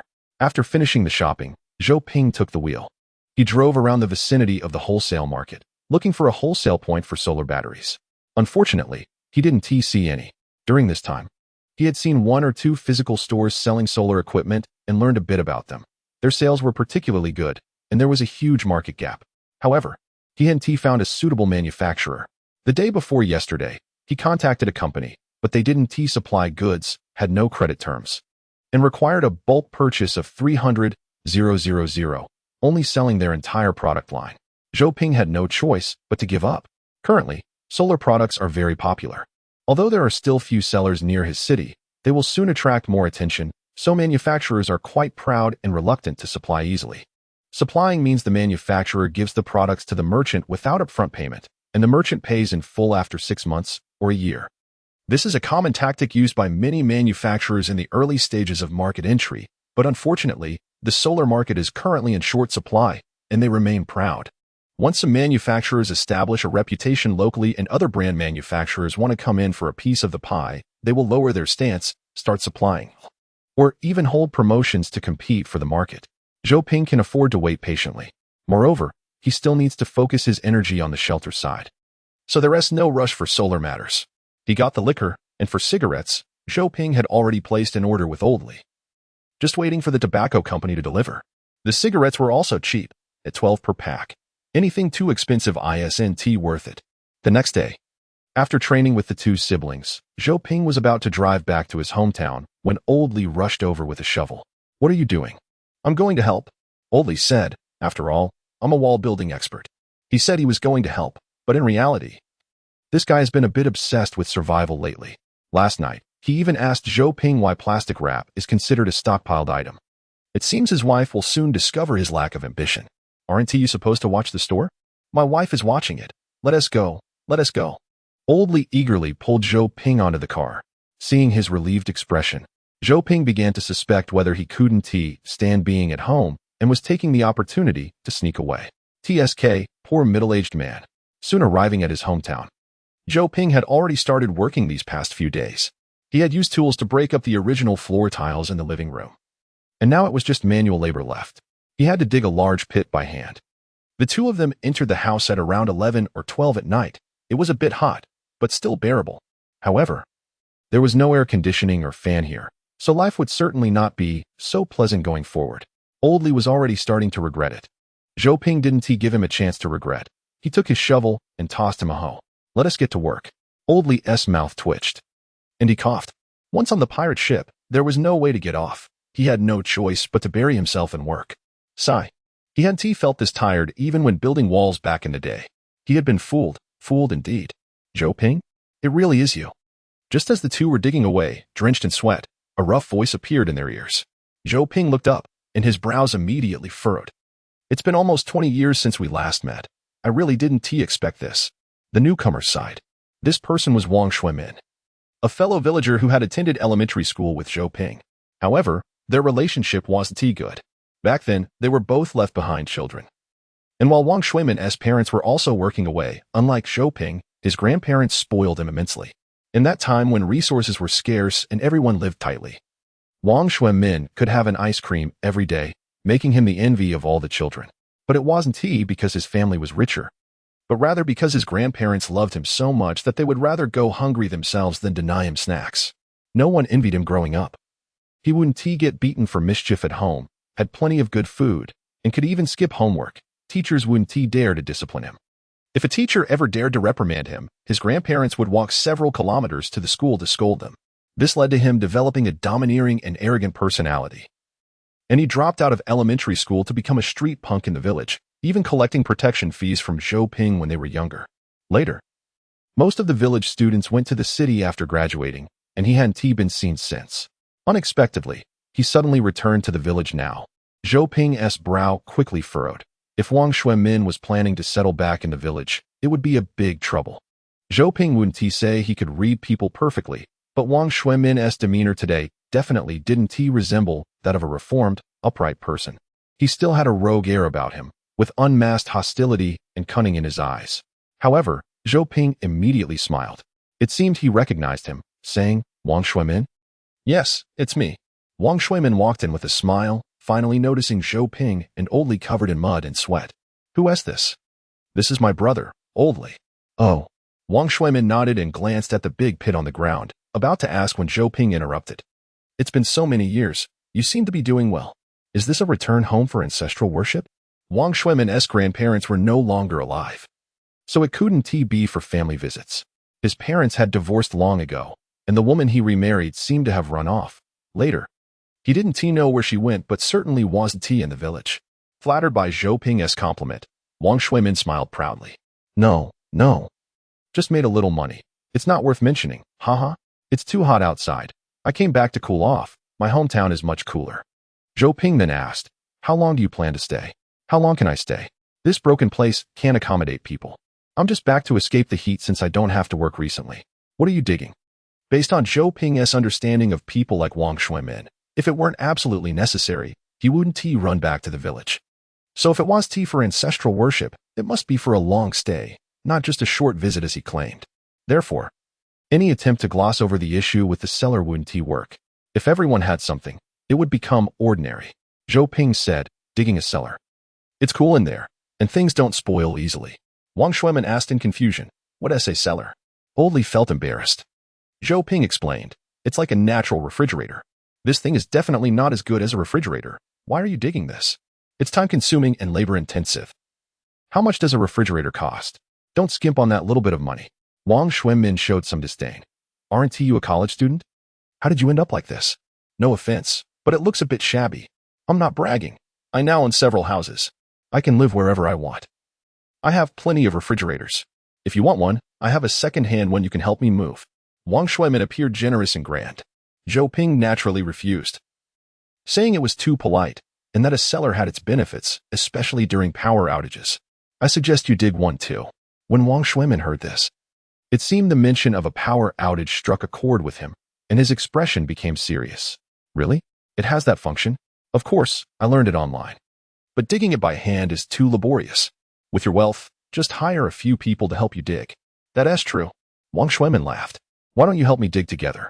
I'll treat you to dinner later. Don't be polite with me. We're all from the same village, like family." Old Li cursed inwardly, thinking this bastard was quite optimistic. Zhou Ping just smiled at him, saying nothing. Wang Xuemin's mouth twitched, thinking Zhou Ping was so foolish as a child, but wasn't he dumb as an adult?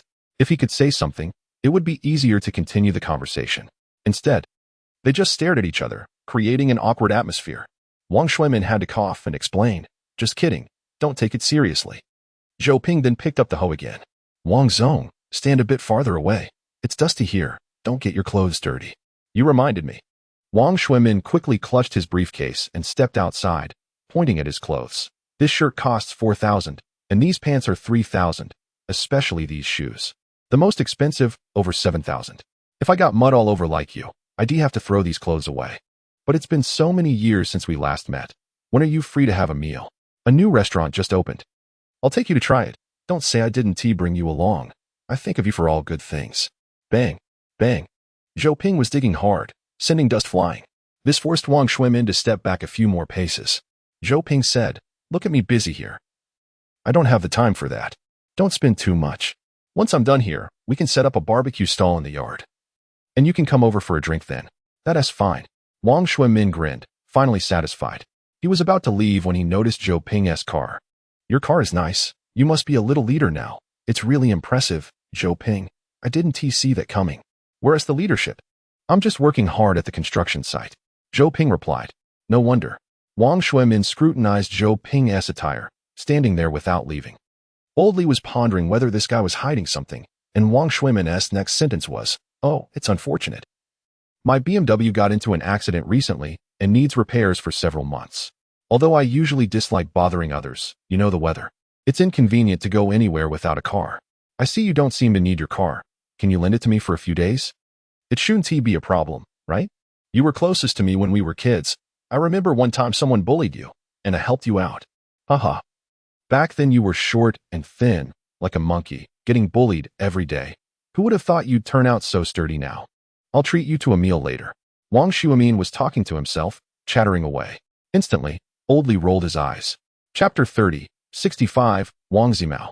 The most speechless thing is when someone you haven't seen in many years comes up asking to borrow money, starting with tens of thousands. The most speechless thing that time, of course, was asking to borrow a car. Moreover, the common saying was that he would treat you to a meal later. Old Li was speechless. He decided that if Zhou Ping couldn't refuse later, he would let him be the bad guy. After a few words, Zhou Ping saw through Wang Xuemin, who was likely still a street punk, just that society had taught him to mature, and now he knew how to package himself. What BMW? What thousands of dollars in clothes? If he had that kind of ability, why would he borrow a car? Zhou Ping dared to guarantee 100 that lending a car to such a person would definitely not get it back. Of course, even if Wang Xuemin wasn't that kind of person, he still wouldn't lend it. He didn't want to get involved with Wang Xuemin. That was just too unfortunate. Zhou Ping said, I have something to do. I need to leave soon. The car will be needed shortly. This sentence shut Wang Xuemin up because he thought Zhou Ping would find an excuse to refuse. He was just about to say he would return it after using it. So anxious? Yes, this car needs to carry goods. It has to be used every day. Wang Xuemin was thinking about borrowing it tomorrow. Using this kind of business vehicle to carry goods, you really are something. Wang Xuemin awkwardly clicked his tongue, thought for a long time, and then wanted Zhou Ping to lend it to him in a few days. Zhou Ping refused again. Wang Xuemin started to get unhappy. You're so stingy. It's just borrowing a car. Do you have to be like this? Finding so many excuses means you just don't want to lend it. It seemed he didn't want to give him face. He earned hundreds of thousands a month. Did he really need this car? It was really pathetic. No wonder he had to go to the construction site to carry bricks. The leaders hated people like him who were so rigid and couldn't adapt. Old Li said speechlessly, if you're so rich, why not buy a few more cars? What if there's an accident and it needs repairs? Am I supposed to come and cheat you? Oh, all of them are in for repairs. Old Li's teasing tone instantly pierced Wang Xuemin. I really can't talk to you guys. Wang Xuemin stomped angrily. I'm a person who earns hundreds of thousands a month. And you make it seem like I'm here to cheat others out of their cars, really speechless. After saying that, he grabbed his briefcase and stormed off. Old Li felt he had opened his eyes. After the person completely left, he said, if this person moves back to your village, it would be a big trouble. He knew that shelters like this are easily targeted. If the shelter had more supplies in times of scarcity, someone like Wang Xuemin would definitely have his eyes on Zhou Ping's family. Old Li didn't even realize he was starting to have this awareness. Zhou Ping nodded. This person had been a punk since childhood. He must be a troublemaker in the village. However, he alone couldn't stir up much trouble. If it really came to a situation of scarcity, many people would likely choose to return to the village to farm, seek refuge, or escape the heat. More people mean more strength. As long as Zhou Ping had the advantage in manpower, it would be easier to handle. So this is why Zhou Ping wanted to build good relationships with the older generation. Even if these people couldn't become his allies, they absolutely couldn't become enemies. If that day really came, what Zhou Ping would face would not be trouble from the village, but much greater trouble from the city. However, he hoped things wouldn't develop to that extent. If there were a massive influx of city people into the countryside, it would mean the whole world had become particularly terrible. Old Li gritted his teeth and said, such people can't be indulged. The more polite you are, the more shameless they become. If something happens, you must show him some color, or he will become more and more excessive. Zhou Ping nodded. After that, the two of them buried themselves in work again. Over there, Wang Xuemin returned to his own home. The old, dilapidated brick house looked somewhat broken. The yard in front was overgrown with weeds, and it was clear that no one could live there. Inside the house, it was damp and stuffy. A house that hadn't been lived in for over 10 years was certainly filled with cobwebs and all sorts of miscellaneous dust, making it impossible to live in. Wang Xuemin's second wife was a chubby woman with a round face. She had been tidying up for quite a while, but hadn't managed to clean anything. Immediately, she started scolding. Wang Xuemin, didn't you say your hometown had a newly built house? Is this it? Even a pigsty is better than this. Shut your mouth. Wang Xuemin shouted, are you not ashamed? If it weren't for you, would I be in this situation? I spit. His wife glared at him. Don't blame me for the money you borrowed. When I advised you, you promised me you could earn back hundreds of thousands a month. Haha. I must have been blind to have looked at you. Wang Xuemin didn't bother arguing with her. There really was nowhere to rest around this shabby house.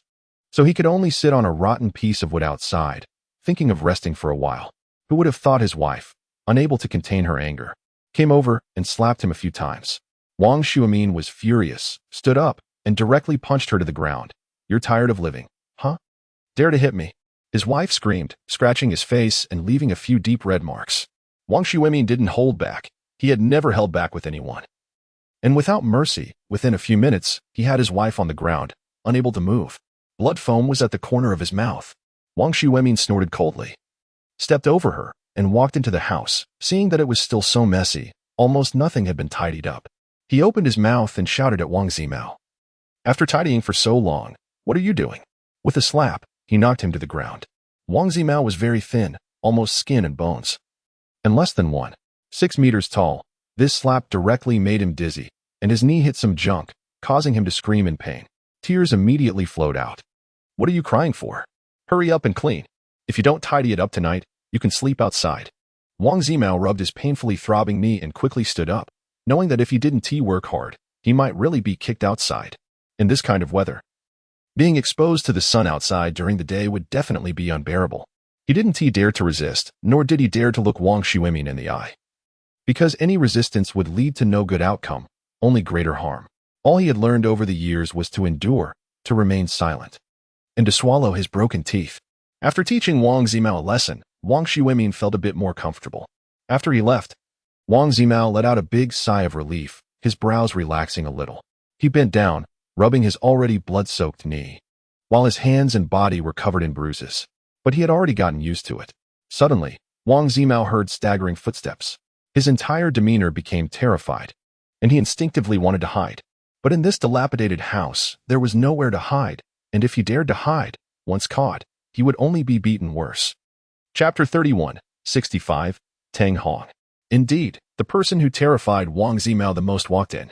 Tang Hong, his stepmother. As soon as she entered the house, she twisted Wang Zimao's ear and began to vent her anger. Slap, slap, slap. One slap after another landed hard on Wang Zimao's face, neck, and back of his head. Wang Zimao didn't say a word. He knelt on the ground with his head down, not daring to move. He didn't dare to hide or block. Doing so would be completely futile and would only provoke the woman's anger. Although remaining still like a fool would also incite her anger, it was much better than resisting. After a round of venting, cursing, and hitting, Tang Hong finally let off some steam. Like Wang Xuemin, she screamed at him to hurry up and clean the house. Wang Zimao dared not delay, enduring the pain and not daring to respond, as he hurriedly tidied up the clutter on the ground. Only then did Tang Hong, panting heavily, stomp her feet and go outside. After she left, Wang Zimao finally let out a sigh of relief. However, he did not shed any tears. Despite the old and new scars overlaying his body, he had become completely numb. He was like a person whose eyes only stared at the ground. Despised by both teachers and students at school, he was foolish, like rotting wood, with no soul visible in his eyes, living like a walking corpse. Did you think someone like him would receive care at school? On the contrary, people at school sometimes bullied him even more, especially the teachers. For Wang Zimao, the cold, piercing gazes of the teachers were more terrifying than the physical torment from the students. He held no hope for this world because no one could save him. Even if a few teachers occasionally showed him special concern, they ultimately abandoned that idea after interacting with him. He knew how repulsive he was. No normal person would like him. His appearance was unappealing, and his personality even less so. There would be no one in this world who would love him. He also despised his own name. Prince, he was not a prince at all, not even as good as the rotten mud in a stinky ditch. At first, his life was not this miserable. When his father had not remarried, although he often beat him, there were times when he would show a bit of compassion and chat with him. That was one of the few bits of care he received, often insincere. But it was the only light supporting his faith. He wished so much that his father would become better one day, like other people's parents. As long as he didn't hit him and would just pay a little more attention to him, he promised he could do everything well, washing clothes, cooking, doing housework, studying. He could do it all perfectly. But things often went against his wishes, especially with the appearance of that woman. At first, she pretended very well, caring for Wang Zimao. He thought his good days were finally coming. Yet, before they even got married, she revealed her true character. Wang Zimao did not know what he had done to provoke her, making her hate him so much. After they married, his life fell into a desperate abyss. He could see no light at all, and his father's only bit of tenderness was completely taken away by her. Wang Zimao had cried many times, but it was all in vain. He had completely become a tool for his father and stepmother to vent their frustrations. In this home, he was just a barely surviving burden, living worse than a dog. But if Wang Zimao had grown a little older and had broader experiences, he would surely know that his path was not limited to just enduring and pleasing others. Unfortunately, he did not. His mind had been beaten dumb, trapped in an invisible cage, deeply stuck in a quagmire of despair, unable to imagine that in the vast world, there were actually many paths. At this moment, Wang Zimao was dragging his heavy and painful body, desperately moving the clutter out of the house. He was very hungry and physically weak, like a tattered old rag. He was already in so much pain, yet still drew Tang Hong's dissatisfaction. It was as if seeing his face made her feel nauseous, for no reason. Tang Hong kicked him to the ground. "Hurry up. How long do you think it will take to clean up if you keep dragging your feet?" Tang Hong shouted, completely ignoring the painful expression on Wang Zimao's face as he lay on the ground. "Don't pretend. Get up." Tang Hong kicked him again, making Wang Zimao, already in agony, feel even worse. His hands, which were supposed to support him to stand up, could not move after falling down. His body felt so heavy, as if it were not his own. At that moment, Wang Zimao wished he could kill her. Kill everyone in the world? Everyone? His eyes stared hatefully at the ground. However, Tang Hong suddenly saw Wang Shuimin chatting with a beautiful young woman in the distance. Her anger flared, and she hurriedly stormed out, no longer caring about Wang Zimao. Once she left, Wang Zimao could no longer hold on and curled up, crying for a while in his arms. He hadn't cried in a long time, but this time, he truly could not hold back. It hurt too much, and there was not a single part of his body that did not hurt. He wondered if all children of divorced parents had to endure such pain. If his biological mother were still around, would she protect him and love him a bit more? It felt so uncomfortable. He felt like he was going to die. Death would be better, saving him from being beaten every day. However, when such thoughts flashed through his mind, he began to worry about whether his father would be sad if he died. Would he discover the wicked face of that woman Tang Hong and seek revenge for him? Definitely not. He had known that long ago. Wang Zimao laughed mockingly. He thought Tang Hong wouldn't come back so soon, so he decided to lie on the ground for a while. Resting a bit was good. His eyes stared blankly into the distance. Perhaps he had prayed for someone to come and save him at that moment, but until he lay there for a long time. Long enough to fear being discovered by the returning Tang Hong, forcing him to quickly get up and continue working. No one stepped forward. Forget it. He still had to rely on himself. On the other side, Zhou Ping was working hard. Sweating profusely, it was so hot it made him question life. He and Old Li had to put down their hose and go to the yard to rest. Although there was a big fan borrowed from the neighbor in the yard, the wind was hot and offered no relief. Old Li sighed. "I really don't know how those doing physical labor survive. Even at night shifts, it's unbearably hot." He felt particularly lucky that he had almost had an accident at the construction site, which scared him into quitting directly, later opening an inn. Although he didn't earn as much, it was much easier. Every day he enjoyed the small air conditioning, reminiscing about the hard days of manual labor, which were truly tough. Zhou Ping wiped his sweat and said, "Life forces us. There's no way around it." Sigh. Old Li sighed deeply. Chapter 32, 65, Zhou Ping smiled. "Stop sighing. You're living so well now, and your son has also gotten into a prestigious university. The next generation can change their fate. You're already better off than many." Mentioning his son, Old Li's face immediately lit up with a smile. "Of course, just look at whose genes he has. I'm not bragging. My Wei is incredibly smart since he was a child. He never needed us to teach him. He has never attended a training class. You know what a 985 university is, right? It's a key university among key universities. And the most important thing is, he is great at cooking, just like me. No matter which girl marries him in the future, she will definitely live a life of comfort." "All right, you've started bragging again," Zhou Ping interrupted him. Old Li laughed like a blooming flower, "But you have to have something to brag about. Unlike old Lu's family next door, his son is like a lump of lead." "There's nothing to brag about," Zhou Ping recalled. "Old Lu's son seems to be a chubby guy who looks clumsy. Indeed, there's not much to brag about. Come on, let's get back to work. If we finish early today, you have to treat me to dinner," Old Li said. "That's a must. I have to treat you to some egg fried rice." "Old Li, you're so stingy," cursing and grumbling. The two were just about to continue working when they heard Wang Shuimin's rough voice getting closer. Both of them looked over at the same time. They saw Wang Xuemin walking towards them with a young couple, greeting them as they approached. The couple looked like they were in their 20s, dressed quite well, clearly in good condition. Wang Xuemin greeted from afar. Zhou Ping, look who's here. This is your cousin.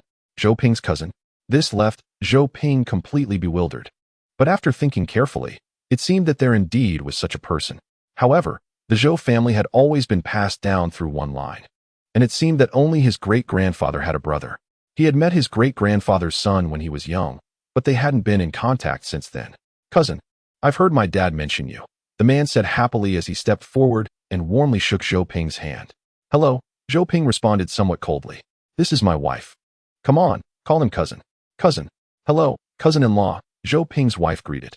After asking, Zhou Hao didn't know what else to say, and the atmosphere became a bit awkward. Wang Xuemin hurriedly said, Cousin must be planning to go back to the village because it's too hot, right? Now it's good, everyone is in the village. And we can look out for each other. Zhou Hao quickly added, Yes, my wife and I have switched to online work now. And we only need to report to the office once a month. We thought it would definitely be cooler in the countryside, plus our community often has power outages. So it's actually better to go back to the village. Now, doing anything in the countryside is convenient, not as troublesome as before. We want to renovate the house a bit and install a few solar panels. It's more comfortable than living in the city. Wang Xuemin excitedly said, Yes, it's the same on my side. We often have power outages. It's really annoying. They cut the power for 7 or 8 hours every day. It's unbearable. Now it's great. All of us brothers are in the village. It'll be convenient for whatever we do in the future. Zhou Ping did not interrupt. However, Wang Xuemin clearly did not want to let him off the hook. He shifted the topic. Cousin Zhou Hao, you don't know? Your cousin Zhou Ping is doing quite well now. Look, he even uses a business Buick to haul goods. It's so luxurious. You should interact with him more. Let him take care of you. Old Li was speechless. This Wang Xuemin was stirring up trouble. He felt like cursing him out. However, Zhou Ping was quicker than him. He had dealt with countless people like this on construction sites, and low-level sarcasm like this was beneath his notice. So, Zhou Ping chose to ignore him directly. Cousin, have you made plans yet? I see that your family's old house hasn't been lived in for many years. Zhou Hao nodded. I plan to come back to take a look first, but seeing so many of you back, it seems returning to the countryside is definitely feasible. I'll find someone to renovate it. That shouldn't be a big problem. That's good. When renovating, we can also dig a cellar. It can store things and provide a cool place. After saying that, Zhou Ping pointed to his own house. That is a good idea. Zhou Hao looked over. But are you planning to dig it yourself? Zhou Ping said, Times are tough. You have to save where you can. Zhou Hao scratched his head awkwardly. That is true. But my hands-on skills are really lacking. Unlike you. Cousin, you look like you have some muscles. Zhou Ping smiled. Meanwhile, Wang Xuemin was completely ignored. Zhou Hao not only turned his back to him, but even old Li was secretly mocking him. He felt embarrassed, thinking that Zhou Hao clearly looked down on him. Instantly, he felt very displeased. Zhou Hao, you didn't forget what I just told you, right? Wang Xuemin patted Zhou Hao's shoulder, forcing him to face him. Zhou Hao immediately felt awkward. He looked at his wife and refused.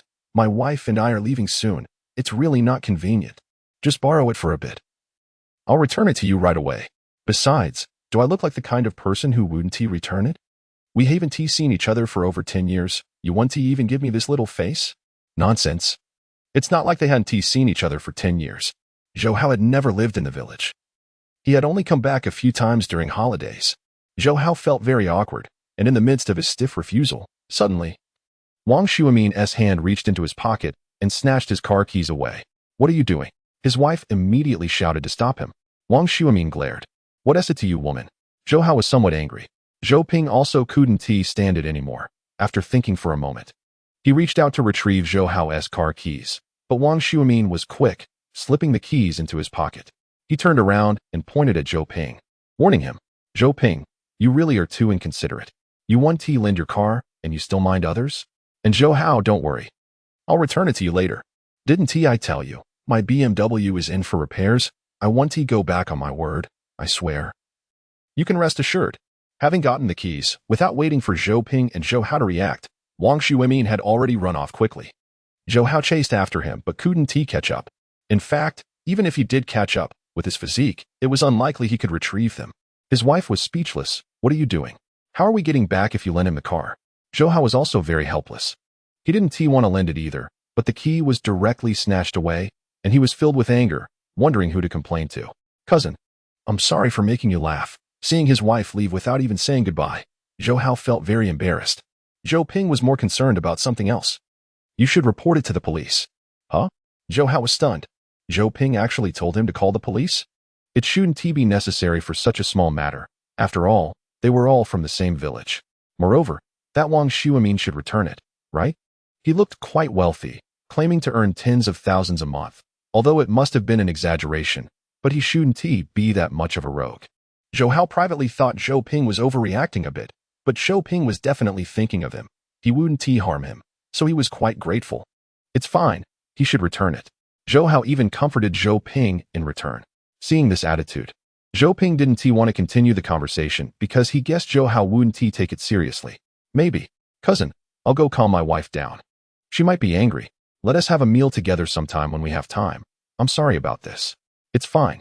Watching Zhou Hao leave, Old Li clicked his tongue. Looks like the city boy is here to experience life in the countryside. Your cousin looks like a fool.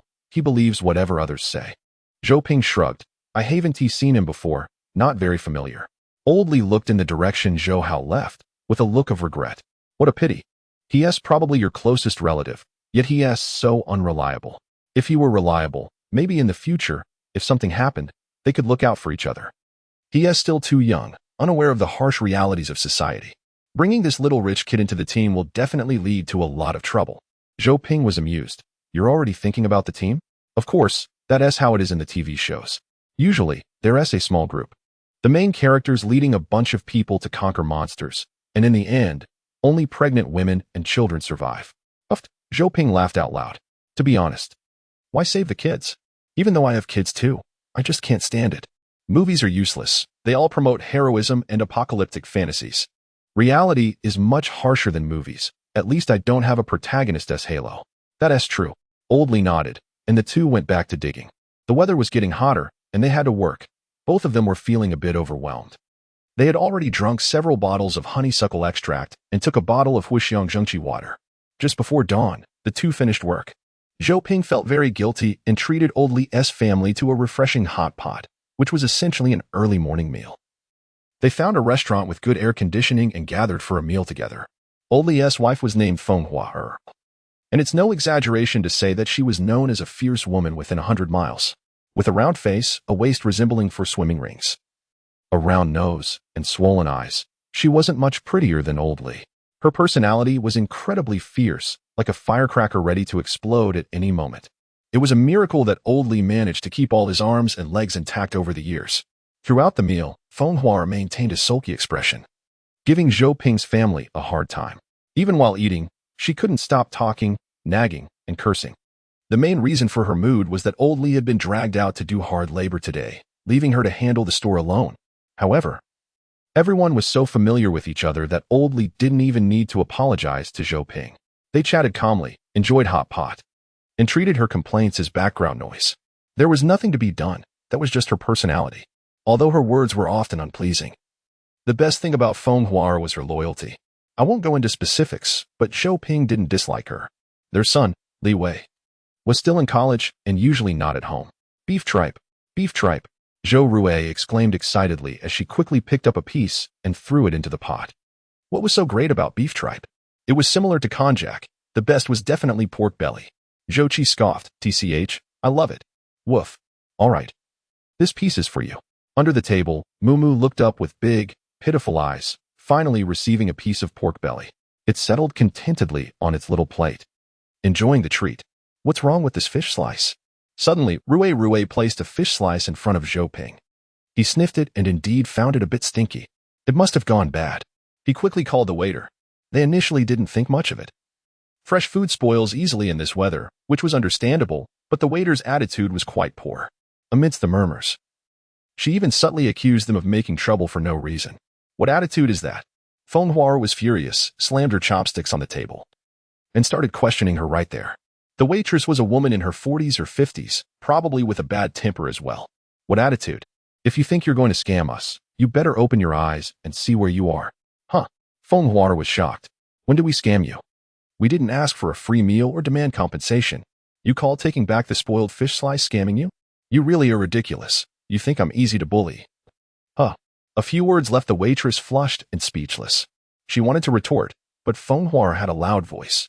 The store manager rushed over immediately, apologizing, bowing, and trying to calm Feng Huar down. I'm sorry. Our service wasn't good. How about this? We'll waive the bill for your table. Is that all right? Slap. Feng Huar slammed the table again, causing the hot pot broth to splash. What do you mean waive the bill? No waiving. Make her apologize to me, otherwise. I want to let this go today. Old Lee quickly intervened. All right, dear, calm down. It's not a big deal. Get lost. Before he could finish, Old Lee was sprayed with saliva, completely silenced and afraid to speak. The manager realized Feng Huar was not someone to mess with. He had no choice but to make the waitress apologize. She was a bit intimidated, and in the end, she apologized, bowed, and even offered a few side dishes to appease her. A small commotion ensued, but fortunately, it didn't escalate further and eventually calmed down. Then Feng Huar noticed everyone was stunned, especially Zhou Rui and Shou Qi, who still had their chopsticks in hand, with red oil dripping from them. Even Mumu had hidden under Shou Qi's leg, peeking out with one eye, looking scared. Feng Huar was speechless. What are you all staring at? Eat. If it weren't for me, you might have been bullied today. Rui, remember, as a woman, never be soft-hearted or gentle, otherwise, you'll be bullied wherever you go. Zhou Rui blinked, noticing the shocked glances from the other diners in the restaurant, and thought to herself that she didn't want to become like that. However, she nodded repeatedly. Okay, got it, Auntie. Feng Huar was pleased and gave her a piece of duck intestine. Turning to Zhou Ping, she said, I'm really satisfied with your Rui. You need to nurture her well. Hearing this, Old Lee couldn't help but twitch his lips. If the well-behaved and adorable Rui turned into someone like Feng Huar, he would shudder. That would be terrifying. After all, Feng Huar was straightforward and blunt, while Rui was clever and crafty. Zhou Ping would surely be in tears. Old Lee shot an apologetic look at Zhou Ping, who didn't even want to respond anymore. Although this hot pot meal had a slight interruption, getting a few side dishes for free was still enjoyable. Zhou Ping settled the bill, and everyone headed home. On the street, it was still not fully bright.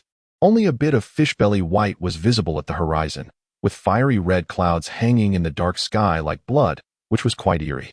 Perhaps because she didn't have a daughter, Feng Huar actually quite liked Zhou Rui. Throughout the way, she kept wanting to hold her hand and shared various women's wisdom. Even Mumu felt the need to take a detour around Feng Huar, who was someone that Zhou Rui couldn't provoke and frequently sought help from Zhou Ping. However, Zhou Ping also didn't want to deal with Feng Huar.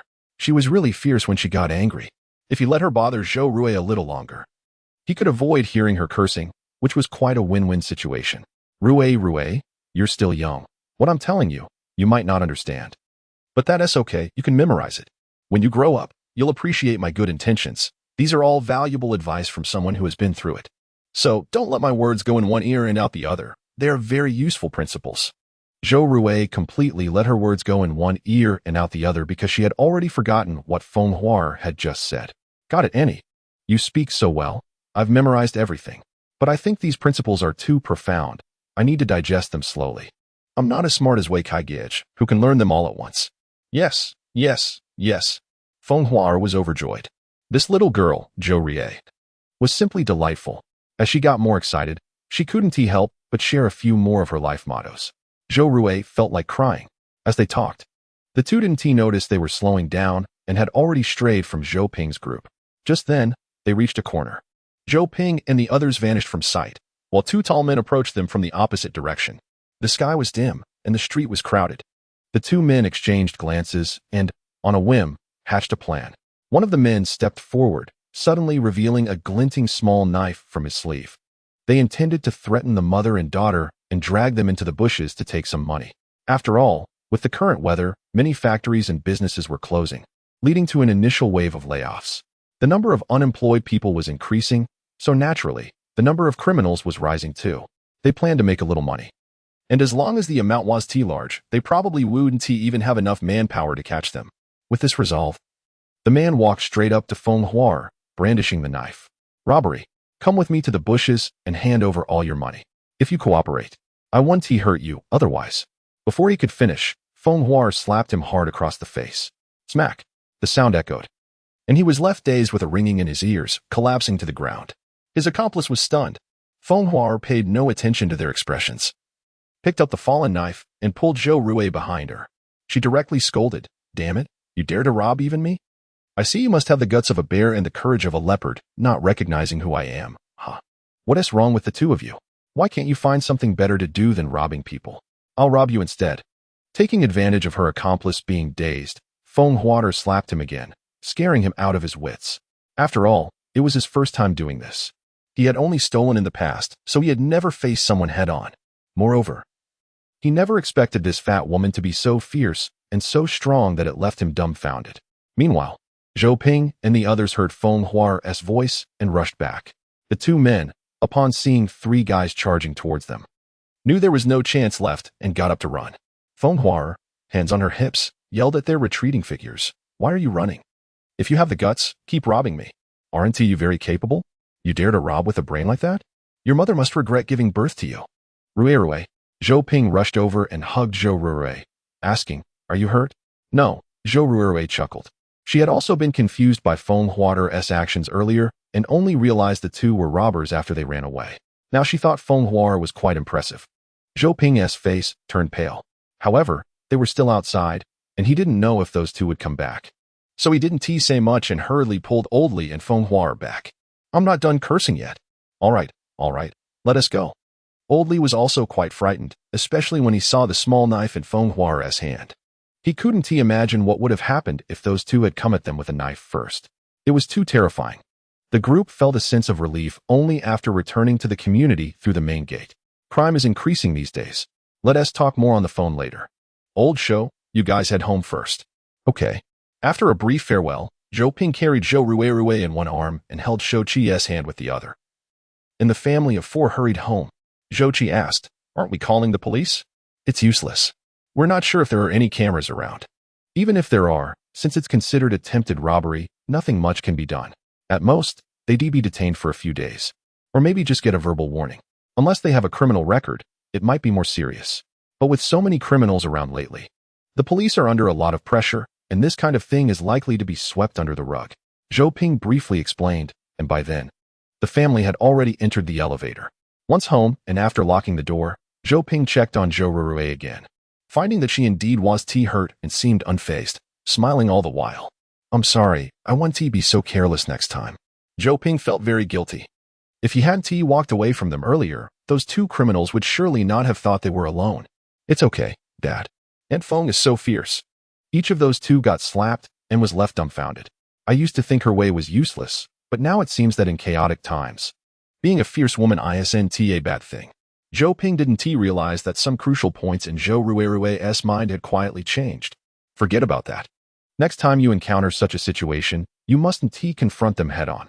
Escaping is the most important thing, understood? Zhou Rui nodded obediently. I know. Dad, are you okay? I think you were more scared than I was. She gently stroked Zhou Ping's face with her small hand.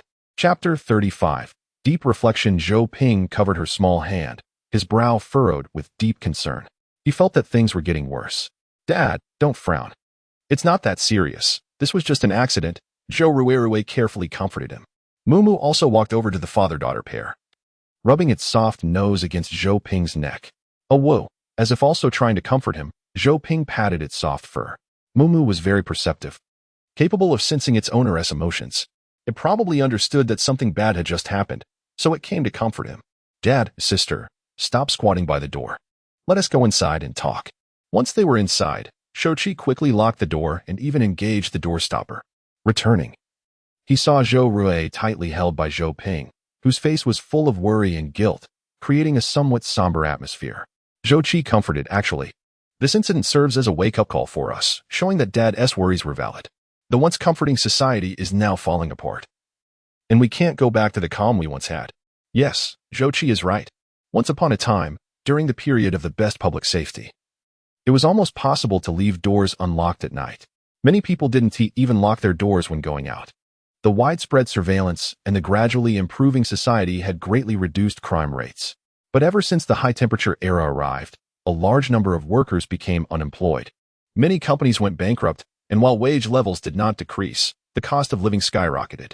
The high cost of fuel, electricity, and fresh produce pressed the lower classes to the brink, making it impossible for public safety to improve under such circumstances. Zhou-Chi squatted down, holding Zhou Ping's hand on his knee. We just need to be more cautious in the future. Dad, don't overthink it.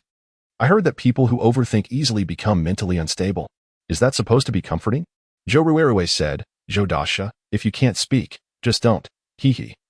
Zhou Qi laughed, it's a fact. Zhou Ping forced a smile. His two children were very understanding, and that was what he appreciated the most. I'm not overthinking.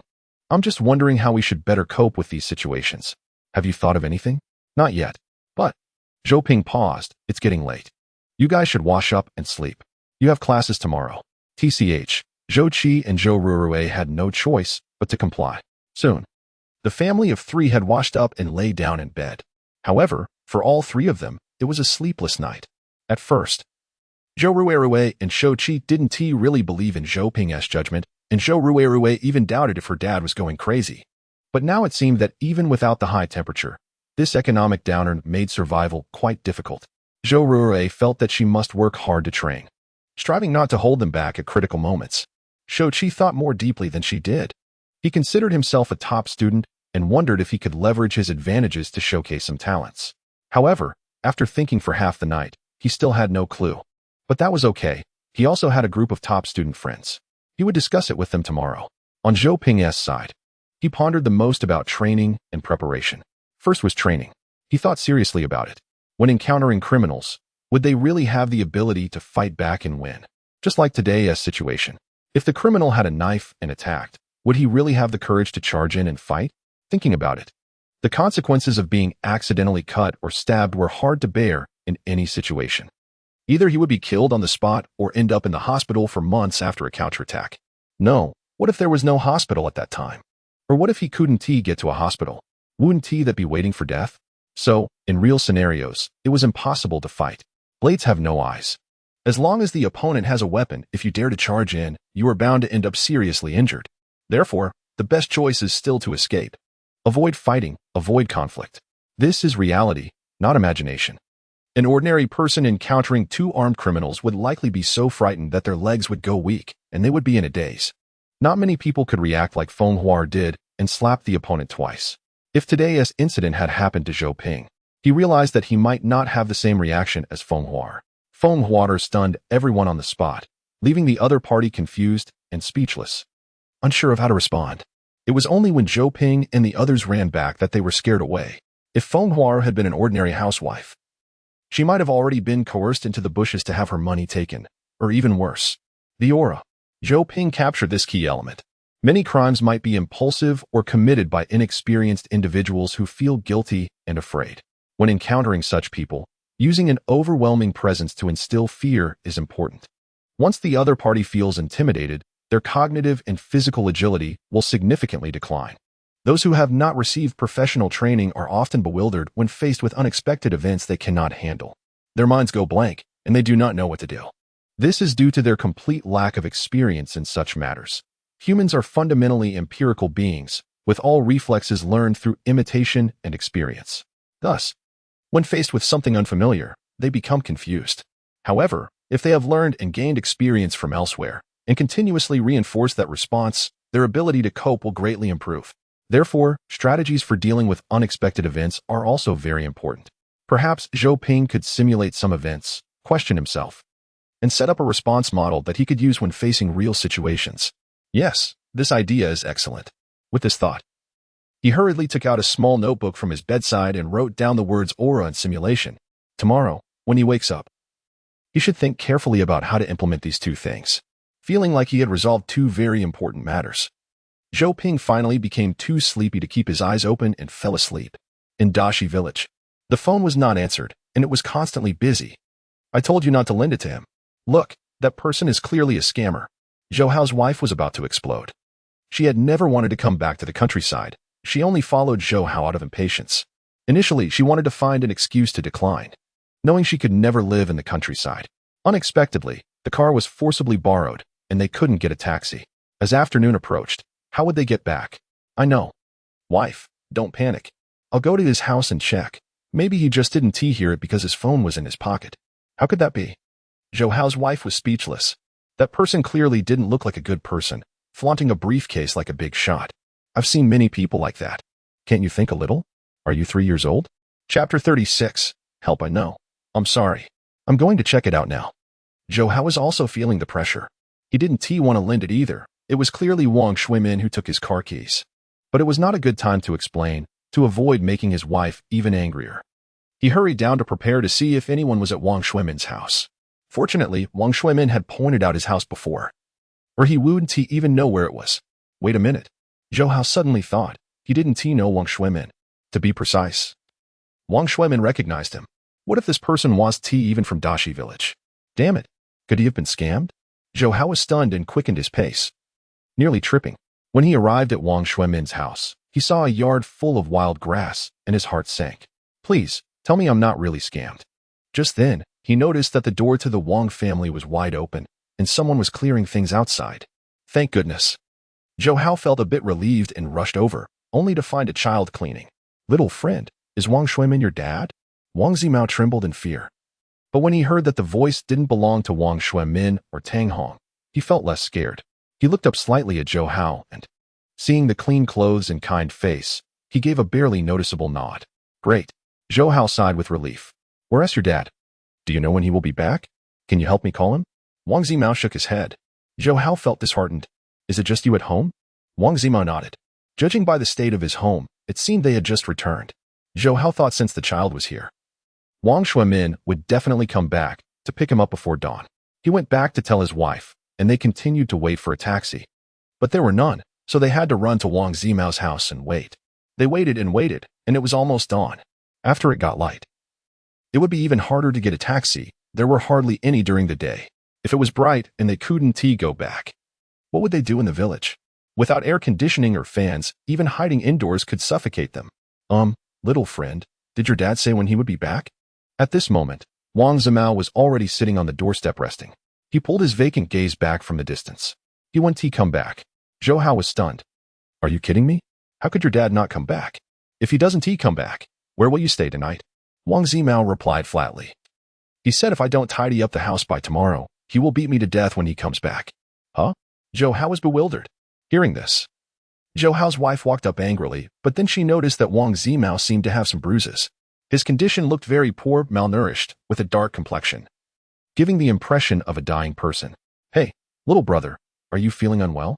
I think your lips are pale. Zhou Hao's wife couldn't help but ask. Wang Zimao seemed to sneer coldly. Maybe I'm going to die. The couple was once again bewildered. Wait, you're so young. Why did your parents leave you here to clean the house? Are you sick? You can tell Auntie. Wang Zimao didn't want to respond to her. Seeing that Wang Zimao was ignoring her, Zhou Hao's wife looked at the bruises on his visible skin and his awful complexion, which looked like he was seriously ill. Don't be afraid. Did your dad abuse you?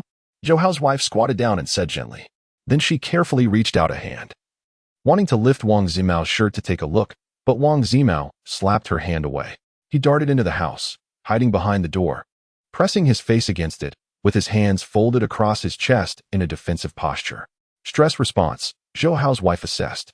He must have suffered long-term domestic violence. And many children who experience domestic abuse show hostility and defensiveness towards strangers. But this child did not. He was closing his eyes, curling up to protect himself, drawing a boundary. This might indicate he had lost the will to survive and was in a state of despair and abandonment. She suddenly stood up. Forget about the taxi. We won't be able to get one. I'll call my brother-in-law to pick us up. Is that convenient? Yuanying was furious, although it was inconvenient. They couldn't ask her dad to come pick them up. Zhou Hao muttered, that makes sense. Yuanying was speechless again. After finishing the call, she patiently squatted next to Wang Zimao again, but nothing she said was effective because Wang Zimao had already isolated himself. July 3rd, 11:20 a.m. The sun blazed fiercely, mercilessly scorching the earth. Yuanying and Zhou Hao hid in the house, not even daring to close the doors and windows for fear of heatstroke. The mortality rate from heatstroke was still high. It was unbearably hot. If her brother-in-law hadn't arrived in time, she felt she might spontaneously combust in that dusty house. When getting in the car, Yuanying insisted on bringing Wang Zimao along. Wang Zimao did not resist, but he was also unwilling to go with them. It was Zhou Hao who carried him into the car. When he picked him up, even Zhou Hao felt heartbroken. This child was too light. He probably weighed less than 60 pounds, which was terrifying. They quickly got into the car, and his brother-in-law handed him a bottle of Huixiang Zhengqi water, surprised. Where did this child come from? Yuanying looked anxious and said, don't ask so many questions, Just take him to the hospital. On July 6th at 2 a.m., Yu Weiniang shouted, "What are you doing?" The scream of the hostess in a villa could almost pierce through the entire neighborhood.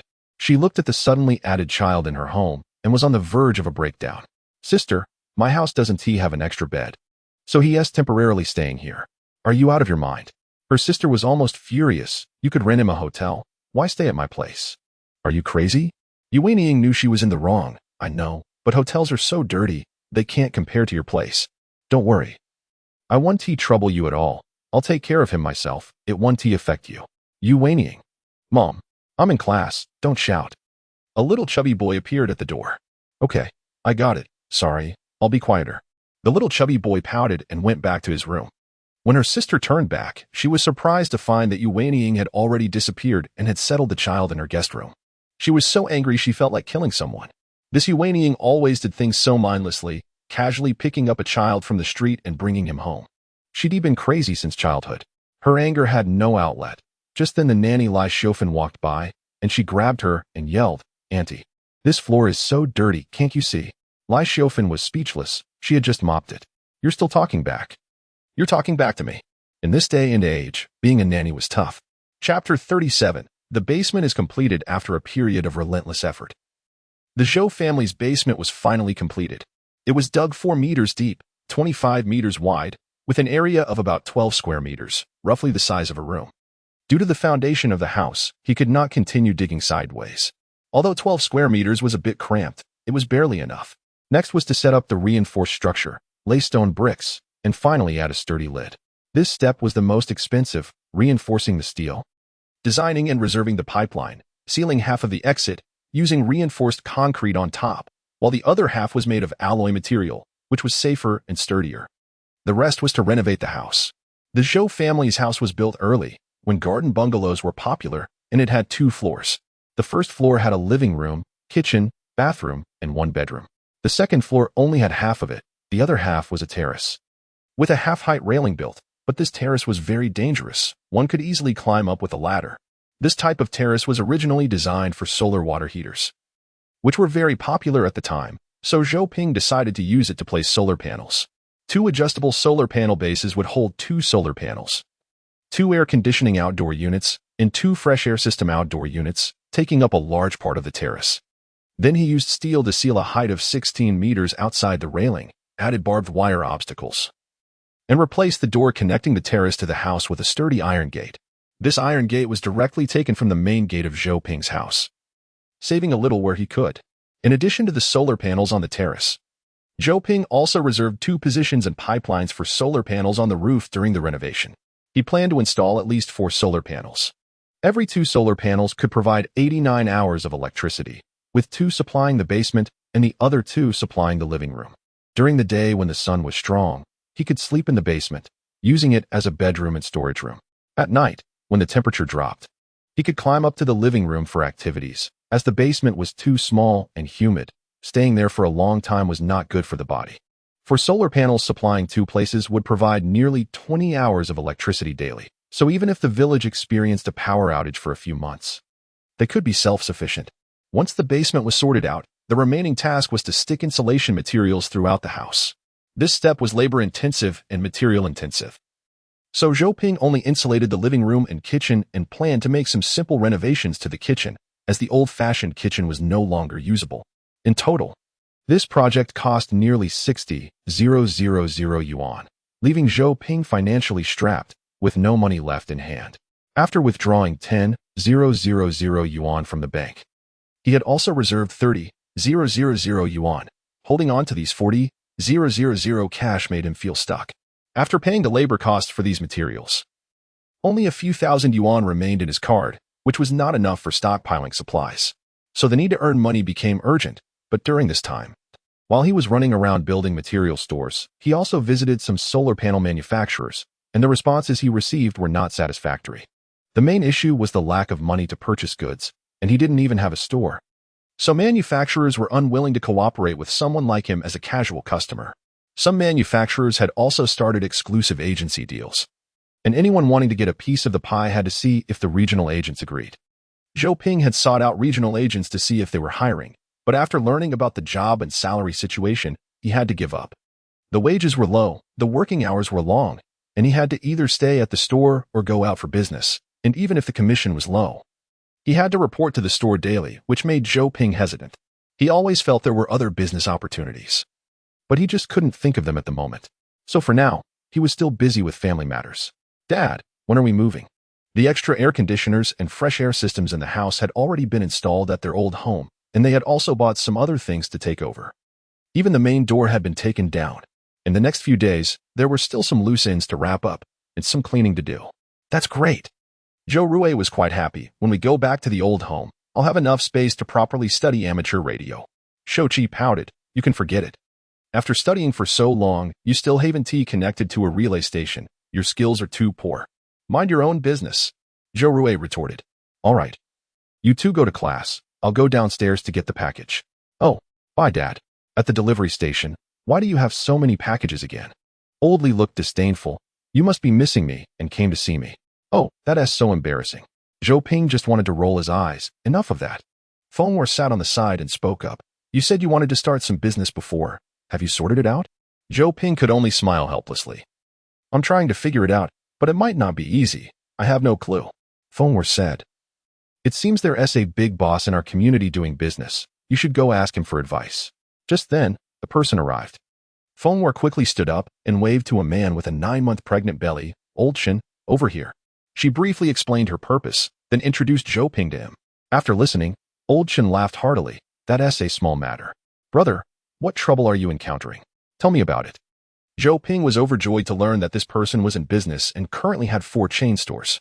He had sold goods at a stall in his early years and had gone through several entrepreneurial failures before starting from scratch. Now, he wouldn't say how much wealth he had, but he was at least a boss of some sort. Hearing him speak, Zhou Ping knew he had some knowledge. So he called Old Li and invited him to lunch. At the table, after Zhou Ping finished explaining the situation, Old Shen exclaimed, Solar energy is a good business.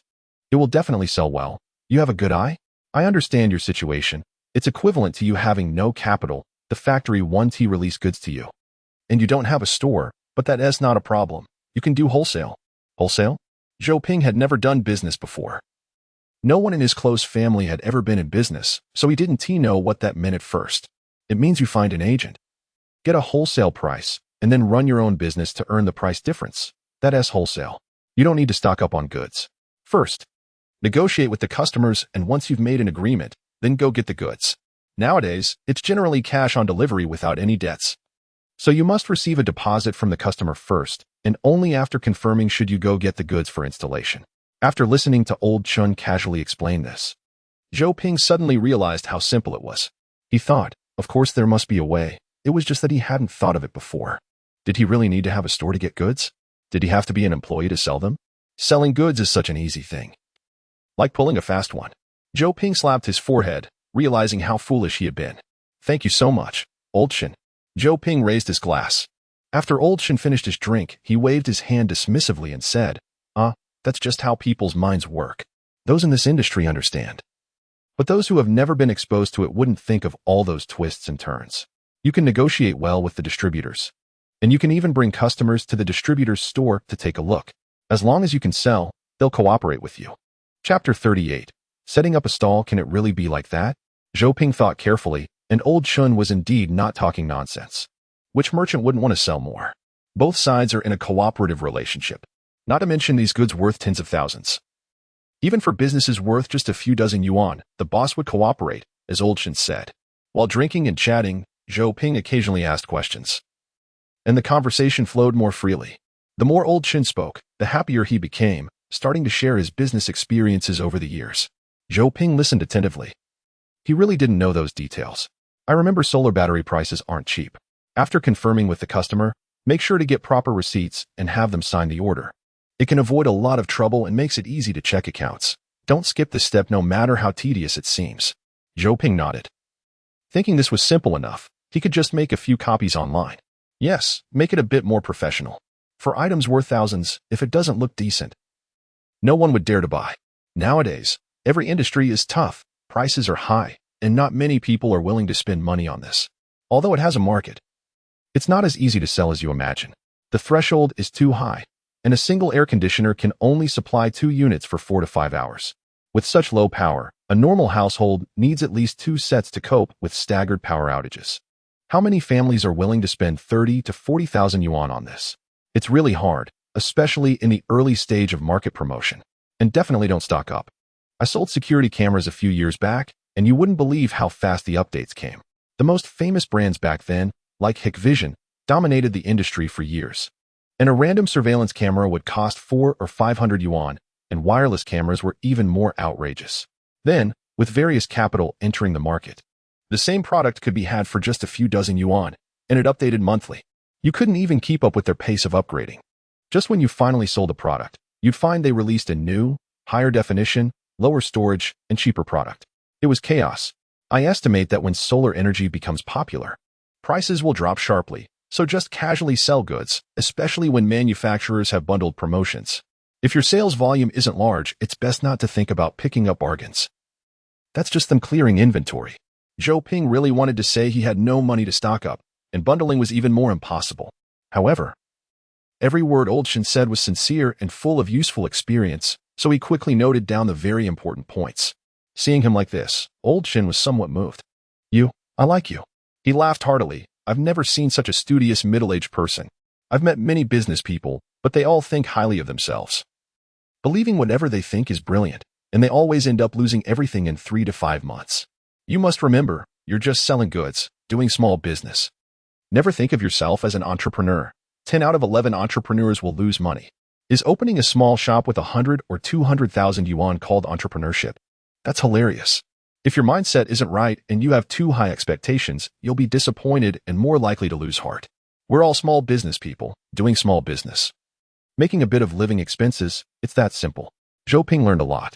I understand now. Boss Jin, I raise a glass to you. Thank you for sharing so much today. Don't be so polite. I'm only 10 years older than you. Just call me Old Jin. Come, let us drink. In the business world, people are very generous at the drinking table. However, Zhou Ping also held his liquor well. After several rounds of drinks, Old Shin shared many of his business secrets, interpersonal relationships, customer maintenance, market expansion, and so on, and before they knew it, they were chatting until morning. As the sky began to brighten, the three of them helped each other home. They weren't drunk, just a bit dizzy from drinking for so long. Zhou Ping gained a lot today. Old Shin's words were full of practical advice, and he already had a preliminary thought process. He just needed to wait to sober up and start working. A few days later, these days were the busiest for Zhou Ping. He first treated Feng Huar and Old Li to a meal to thank Feng Huar for her introduction and for remembering Zhou Ping, otherwise he wouldn't have met Old Shin. He also made a trip to see Yijia. Zhou Ping had visited a few times before. Her condition was okay, and she wasn't particularly negative. On the contrary, Duanong had been very negative lately, burying himself at the construction site, and despite the remote location, he kept running home every few days. And couldn't he be persuaded otherwise? When Zhou Ping went to his home, he found that Duanong had lost a lot of weight. At least 20 to 30 pounds lighter than before. Now he looked like a skeleton. Not only was there no meat on him, but perhaps due to guilt. He was also suffering from insomnia, anxiety, and depression, staring at his pale face and dark circles every day. He had been stopped and questioned several times on the highway. Zhou Ping had similar experiences, so he particularly understood his feelings and wondered if he had looked like this back then. They chatted for a few hours. But he wasn't sure if Duanong was listening. Zhou Ping was very worried about his health, but he also knew that as long as Yijia was okay, Duanong would certainly be fine. He still had a belief supporting him. Besides that, Zhou Ping also ran around to various brand suppliers throughout the city and nearby cities. He learned that these distributors are divided into first, second, and third levels. First-level distributors offer the best prices, directly sourcing from manufacturers. But some first-level distributors are quite aloof and hard to engage with. After visiting several, Zhou Ping decided on a solar energy brand named Liangfeng in the southern part of the city. Their prices weren't the best, but the boss's wife seemed very capable. In business, choosing the right people is most important.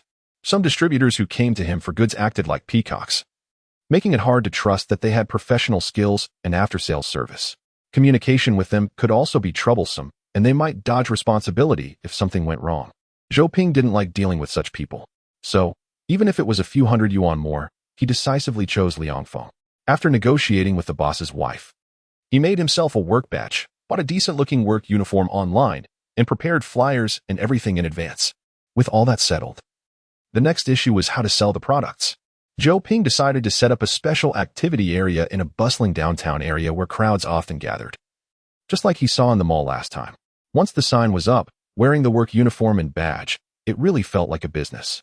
However, although Zhou Ping had thought it all through and practiced his pitch in his head over and over, when he actually stood on the street, he realized it wasn't that simple. It felt too overwhelming, and he was a bit shy. Chapter 39. Scam? What are you selling? Solar energy? Yes, yes. At the noisy street corner, right near the subway entrance, the crowd was large during rush hour. Zhou Ping had been setting up his stall for a few hours. He had called out without feeling awkward, but it was of no use. Now he was the first to take the initiative to inquire. He quickly expressed the words he had prepared. Nowadays, power outages are common, with most households experiencing 4 to 5 hours of outages daily. I wonder where your family usually goes during power outages? If you have this solar energy system, you won't need to go out to use the air conditioning. It's such a hassle going back and forth. Plus, what about the refrigerator when the power goes out? What happens to the food inside? Because of the daily outages, we don't dare buy too many vegetables, as they would spoil during an outage. But with this battery, it would be different. It would immediately provide power during an outage.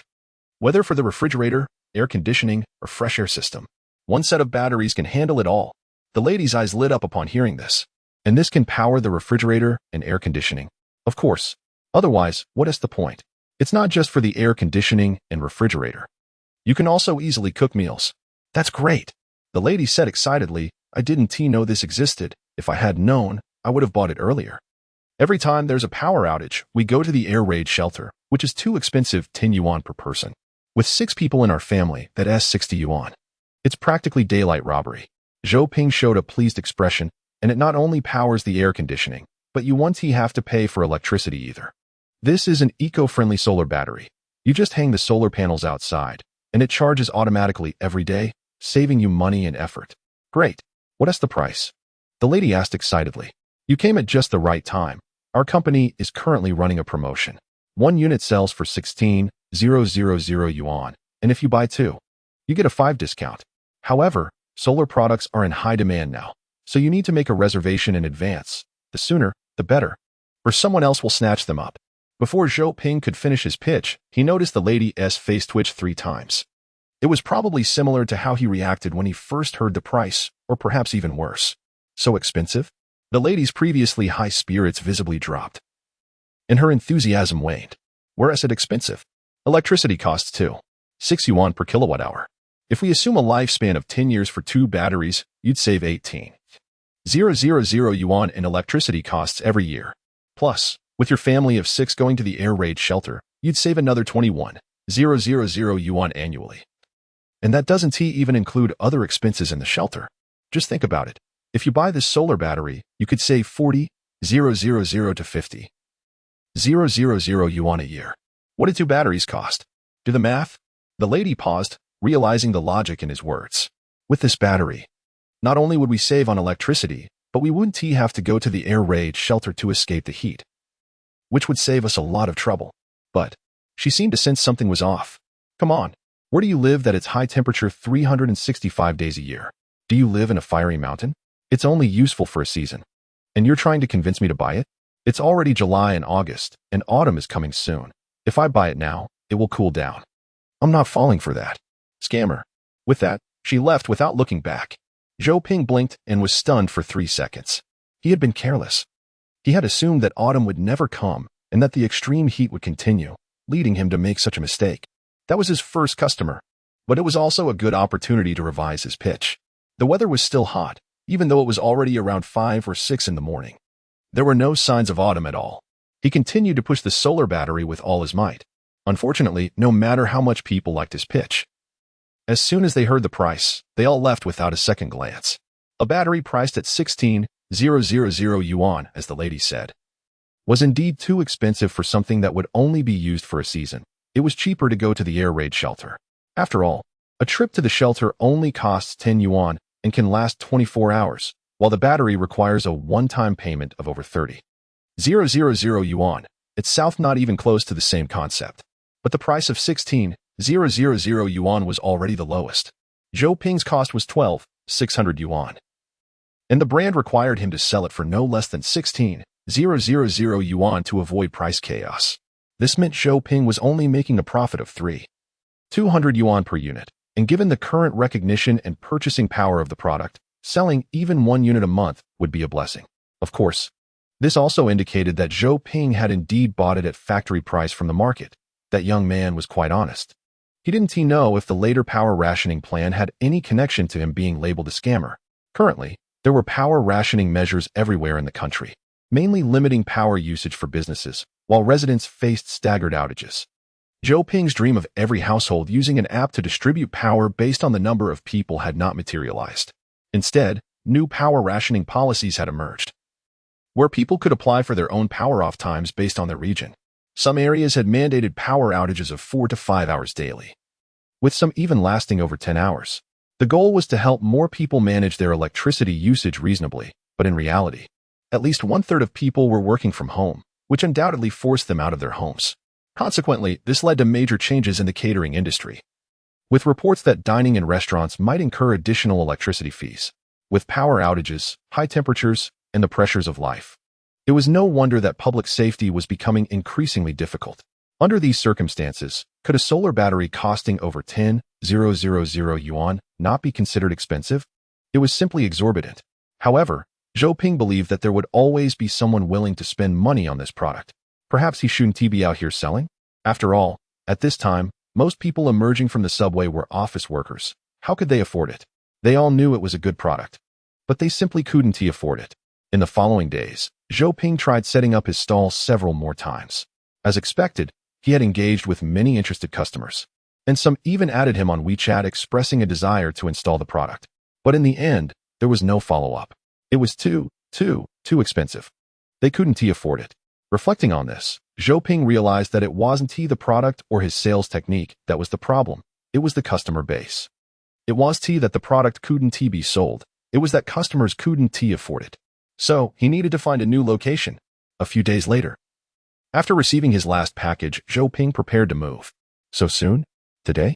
Old Li was surprised and felt quite reluctant. Yes, everything is packed. I planned to move a few days ago, but it got delayed. Sigh. Old Li sighed. If you leave, I'll be all alone here. It'll be tough for me. What are you mumbling about? Suddenly, Feng Huar appeared behind him. Old Li jumped. No, I was just joking. Feng Huar shot him a glare and went to the checkout counter. While scanning items for customers, she said to Zhou Ping, "When are you moving? We'll help you. No need to trouble yourselves. I've hired a moving company to come this afternoon." Well, Old Li is free anyway. Let him come help you with the heavy lifting. Feng Huar waved her hand. Old Li eagerly agreed. As long as he didn't have to stay home, he was willing to go anywhere. Thank you so much, wife. I think old Zhou has a lot to pack, so I'll leave now? Saying that, Old Li had already picked up his package. Get going. Feng Hua shot him a look. All right. Old Li was visibly happy. It seemed he often faced hardships at home, and his steps became more confident. The two left the station and headed towards Building 9. They encountered a young man dressed in a black windbreaker, with a black hat pulled tightly over his head. It was Xiaoshua. He was looking for Zhou Ping and happened to run into him. I knew you must often run errands, uncle. I heard you're moving. So what you promised me before about going up the mountain together still counts, right? Xiaoshua felt very displeased, because Zhou Ping said he would be free. But it turned out to be more than half a month of emptiness. Do adults really speak so casually? If you can't do it, don't promise recklessly. Of course it counts, Zhou Ping quickly explained, having noticed the guy was a bit moody. I've been really busy lately, but I'm done now. When are you free? Xiaoshua got excited. How about next weekend? Good, Zhou Ping nodded. Yay. Xiaoshua's excitement was evident. As a survival enthusiast, although maintaining solitude and aloofness was very necessary, having like-minded friends to study with was a joy. Moreover, he had done a lot of preparation. In short, this time going up the mountain, he had to make Zhou Ping see him in a new light. Don't underestimate him just because he's young. After all, he's been a survival enthusiast for 3 years. And in terms of seniority, Zhou Ping should call him senior. It's settled then. I'll tell you what to prepare when the time comes, and you must keep your word. No problem. Xiaoshua nodded. I'll take my leave first. I still have homework to do. I've had a lot of assignments lately. Zhou Ping felt a bit embarrassed. Oddly enough, however, unexpectedly, just after Xiaoshua took a couple of steps, they suddenly heard a scream from above. Everyone around looked up. Zhou Ping and the others also looked up, and upon seeing, Zhou Ping turned pale. Building 9 is on fire. Oh no, it's smoking, it's really on fire. Which floor is it on? Oh my god, that's scary, such thick smoke, what's going on? Confused discussions erupted around them. Zhou Ping felt his heart stop. Old Zhou. Oldly, he shouted in panic. It's your building, the 17th floor. He was so flustered he could hardly speak. His mind was filled with just one thought. It's over. And Zhou Ping felt the same way. He knew all too well the consequences of a fire in this kind of weather, especially in such a tall building where rescue was nearly impossible.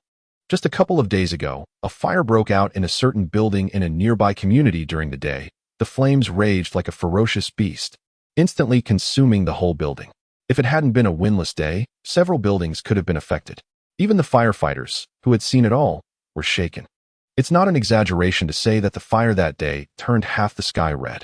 It happened to be daytime, under high-temperature radiation, and with people in deep sleep, resulting in a very high mortality rate.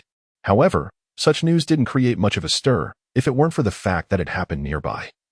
Zhou Ping might not have even noticed. But this time it wasn't the fault of big data. It was the extreme high-temperature weather, with all kinds of fires, wildfires, spontaneous combustion, and explosions happening too frequently, to the point of reading fatigue. People simply couldn't be bothered to pay much attention. It was as if fires had become a necessary part of daily life. Rue, Zhou Ping shouted and rushed over. He remembered the news saying that during the day, a fire could spread in just a few minutes, potentially affecting half the floors. The sun heats the walls too much. Any spark could easily ignite. At night, the situation might be a bit better, but how much better could it be? Bang! The first thing Zhou Ping did when he ran into the corridor was smash the fire alarm on the wall with a punch. Bzzz. Bzzz. The piercing alarm immediately echoed throughout the building. Zhou Ping glanced at the elevator and saw it was stuck on a high floor. Without thinking further, he pushed open the fire escape and, while taking large strides up the stairs, took out his phone and pressed the emergency call button he had set up earlier. The phone immediately dialed Zhou Rue's number. In those short seconds after the incident, Zhou Ping's quick reaction was due to the fact that he had preset and simulated this scenario in his mind. Last time, he noted the word simulation in his notebook. And later, when he had time, he preset some scenarios in his mind and looked for the fastest solutions. He just didn't expect that the burglary he was most worried about hadn't happened, but instead, a fire occurred. Since he had previously removed his home's security door, he was worried about safety, so every time he went out to dig, he had Rue and Zhou Qi go to Old Li's station to study. However, plans always fall short of changes. He lived on the 14th floor, and the fire was on the 17th floor, the same layout and direction as their apartment. The fire could spread in just a minute. Pick up the phone. Please pick up the phone. At that moment, Zhou Ping's heart was screaming. The only one as panicked as Zhou Ping might be Li Dingbiao. Because Rue and Zhou Qi had grown up under his watch, how could he stand by and watch such an accident happen? He rushed in alongside Xiao Zhua, and Li Dingbiao instinctively pressed the elevator button. Are you crazy? You can't take the elevator. Go up the stairs. Xiao Zhua yanked him into the fire escape. At that moment, due to the alarm, a crowd of people was rushing down, severely obstructing their way up. Some people were even dragging large bags down, dropping things everywhere, seriously invading others' escape routes. Why bring so much stuff? Are you trying to get killed? Escaping is more important. You're seriously affecting others. Xiao Zhua grabbed his things from under the crowd's feet and tossed them into his hands, unable to help but complain. It's my own belongings. What is it to you? Damn, he's not taking this well. In a fit of anger, Xiao Zhua threw the stuff at his head and shouted, "Get lost." After cursing, he continued to rush up. Where did this rude kid come from? No manners. But Xiao Zhua could no longer hear it. Chapter 41, 65, Simulation ahead, as Zhou Ping climbed up. Many people were rushing down to escape. Zhou Ping felt like he was rowing upstream. Time was tight, but the flow of people was obstructing him, with those coming down running madly without caring about those going up. Some even pushed and cursed at Zhou Ping for blocking their escape. That was somewhat normal. But some people were still carrying things, large bags and small bags, as if they wanted to move their whole family. This severely obstructed the efficiency of the fire escape. Zhou Ping fell several times, and people stepped on his back multiple times, blood oozing from his forehead. These weren't the most pressing concerns. The most urgent issue was that Zhou Rue's call had gone unanswered. He didn't know if they had fallen asleep or if something had happened. Why weren't they answering the phone? Was it because they couldn't get through? Or had the fire already spread to their floor? These were all unknowns. And Zhou Ping could only run desperately upwards, even if someone took the opportunity to slam him against the wall, causing another bump on his head. He couldn't afford to care. 11th floor. Finally, he made it up, and he was almost there. Zhou Ping continued to rush up. At this moment, his mind was actually blank, or to be precise, he was extremely single-minded, in a state of high tension and concentration, his brain very inflexible, as if he were tightly strung. All his actions were actually based on the simulations he had done before, instinctive reactions, and he couldn't think at all. So, when Zhou Rui and Shou Qi called out to him 4 or 5 times, he only heard them when he was about to rush to the 13th floor. "Dad, we are here." Zhou Rui and Shou Qi had already been swept down by the crowd. They had wanted to meet up with Zhou Ping but were directly carried away by too many people. Zhou Ping was awakened by their shouts. He then saw Shou Rui and Shou Qi standing there unharmed, and his heart started racing. The kids were safe. Zhou Ping rushed over, picked up Zhou Rui with one hand, and held Shou Qi's hand with the other, quickly leading them down to escape. "Did you hear the alarm and come out?" "Yes. As soon as we heard the sound, we ran out. The situation was too urgent. I didn't even find my phone before running out." "Dad, did you call me?" Because Zhou Rui knew that her dad had set her as the emergency contact on his phone, she guessed that Zhou Ping must have failed to get through. Otherwise, his expression wouldn't have been like that. He clearly looked stunned. "Are you all okay?" "We're fine." Zhou Rui tightly hugged Zhou Ping's neck. "But I can't remember if I closed the door when I left. I feel like I forgot to close it." Shou Qi quickly said, "I remember I closed it." "Didn't you?" It seems they weren't too scared, as the two of them were still debating this matter. Zhou Ping said, "If it's not closed, then forget it." "Why are you so heavy today?" Zhou Rui's mouth twitched. "I'm carrying an escape backpack." Their family had 3 escape backpacks hanging on the entrance cabinet, convenient for grabbing when they needed to flee. So when she and Shou Qi ran away, each carried one, and of course, it wasn't light. Zhou Ping then realized that he had been so nervous earlier that he hadn't noticed these details. At this moment, his attention shifted. Noticing the expressions on everyone's faces around him, the dust on the windowsill and the fire escape, and the discarded drink bottles left by someone. There were also unknown packages on the ground, the clothes and shoes everyone was wearing, the phones they were holding, and so on. At this point, many thoughts replayed in his mind, and he realized that although he had simulated such scenarios in advance, he was still too inexperienced. Everything relied on his imagination, lacking real experience, which is why he was still so tense at a critical moment, even blanking out. On the 6th floor, he encountered Lao Li and Xiao Zhua, and after they regrouped, they went downstairs together. When they evacuated to the 1st floor, Zhou Ping looked up and saw that the 16th, 17th, 18th, and 19th floors had already fallen into a sea of crimson flames. The night sky was lit up by the fire. Black smoke billowed up like a chimney. He wondered if the people in those apartments had escaped. Currently, the fire hadn't spread to the 15th floor, and they were safe on the 14th. Fortunately, it was nighttime. If it had been daytime, the whole building would have already caught fire. Lao Li sighed in relief, saying that if it were daytime, there wouldn't have been enough time for these people to escape. Suddenly, someone screamed in panic. "Someone's about to jump." "Oh no, it's true. She's already climbed out of the window." On the 18th floor, outside a bedroom window, a woman suddenly crawled out, holding onto the window frame, her feet standing on a ledge less than 3 centimeters wide, trying to escape the fire. From the looks of it, she must have been trapped in her room after the fire spread and couldn't get out. Everyone screamed in terror. Some rushed to help, but flames were already licking out from her window. It was clear that the fire there was very serious. Aside from jumping down, she had no other choice. However, jumping from such a high floor left no chance of survival. It had only been less than 3 minutes since the fire was discovered, and the fire truck hadn't even arrived yet. Even if it came, how long would it take to set up a rescue channel from such a high floor? It was probably too late. Still, the onlookers below had to do something, right? Were they just going to watch her die? "Get a mattress," Zhou Ping shouted. A few people who were preparing to help but didn't know what to do actually went to find a mattress, while Zhou Ping held Zhou Rui and pulled Zhou Qi away to a safer distance. He didn't plan to help. There were too many people here, and he couldn't leave the kids behind. No matter what, he would stay by their side. All he could do was shout. Because of the rapid spread of the fire, not only their building, but even the nearby ones were worried about being affected, causing crowds to gather in the community. Fortunately, the community was relatively large, and Zhou Ping found a small patch of grass where the 3 of them sat down to rest. "Ah, she seems like she's about to fall. Don't look." Zhou Ping told the 2 of them to turn their backs and reflect on what happened after the fire alarm. to see if there was anything they could have done better. Zhou Ping had also taught them about simulation. The two kids found it quite novel and didn't reject the method. Hearing him say this, they obediently started to recall. Meanwhile, Zhou Ping began to reflect on the initial moments of the incident. This accident had completely exposed his lack of experience.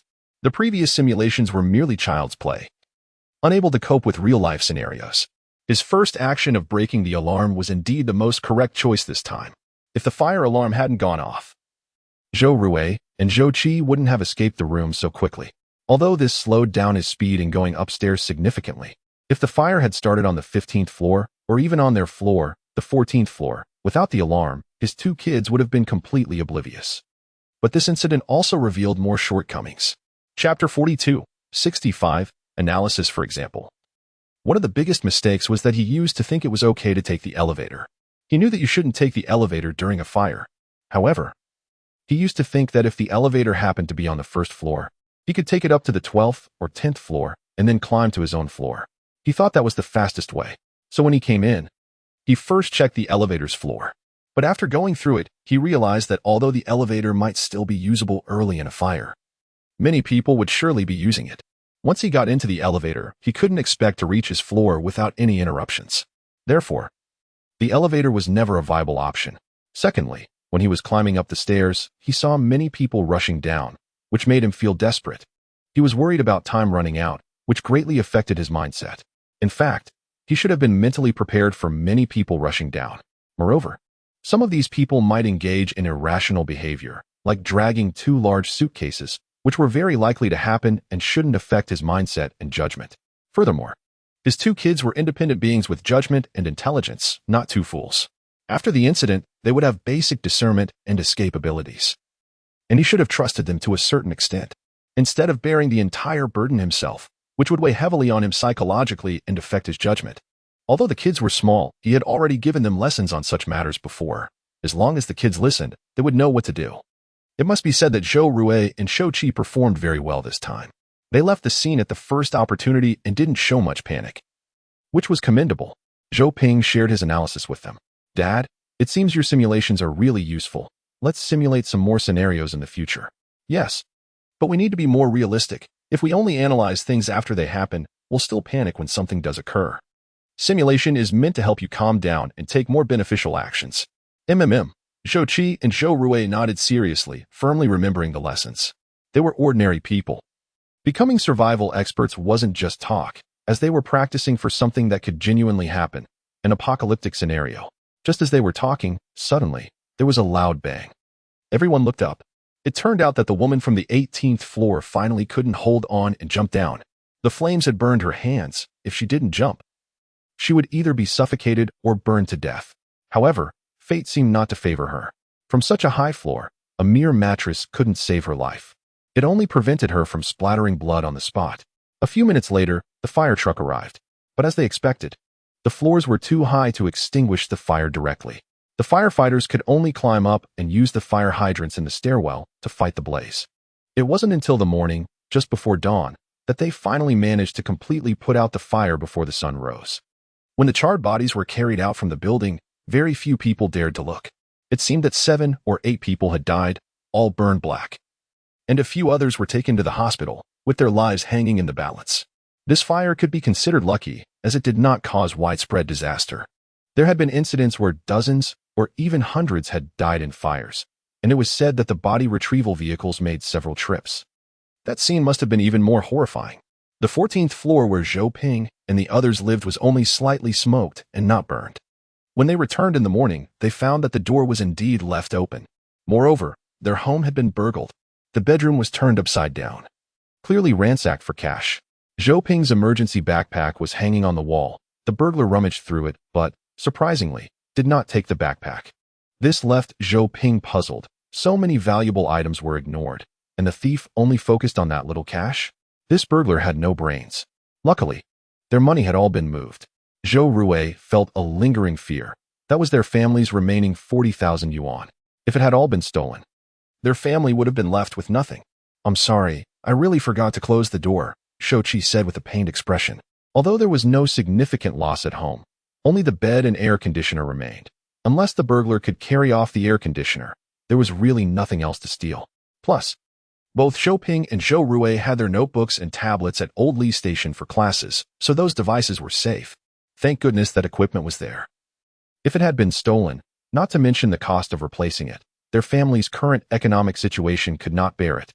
And retrieving the study materials would also be difficult. It's okay, Xiaoping patted his shoulder. In the midst of panic, you managed to take your sister and escape. You've done very well. There's not much loss, so don't be too hard on yourself. They then counted their belongings and found that they had mostly not lost anything. It seemed that the thief had rummaged through the whole house and, finding nothing useful, left in a fit of anger, even smashing their ceramic pot on the way out. Too much. There was simply no thief's ethics. Their windows were blackened by smoke, but they did not know if the pipes were damaged.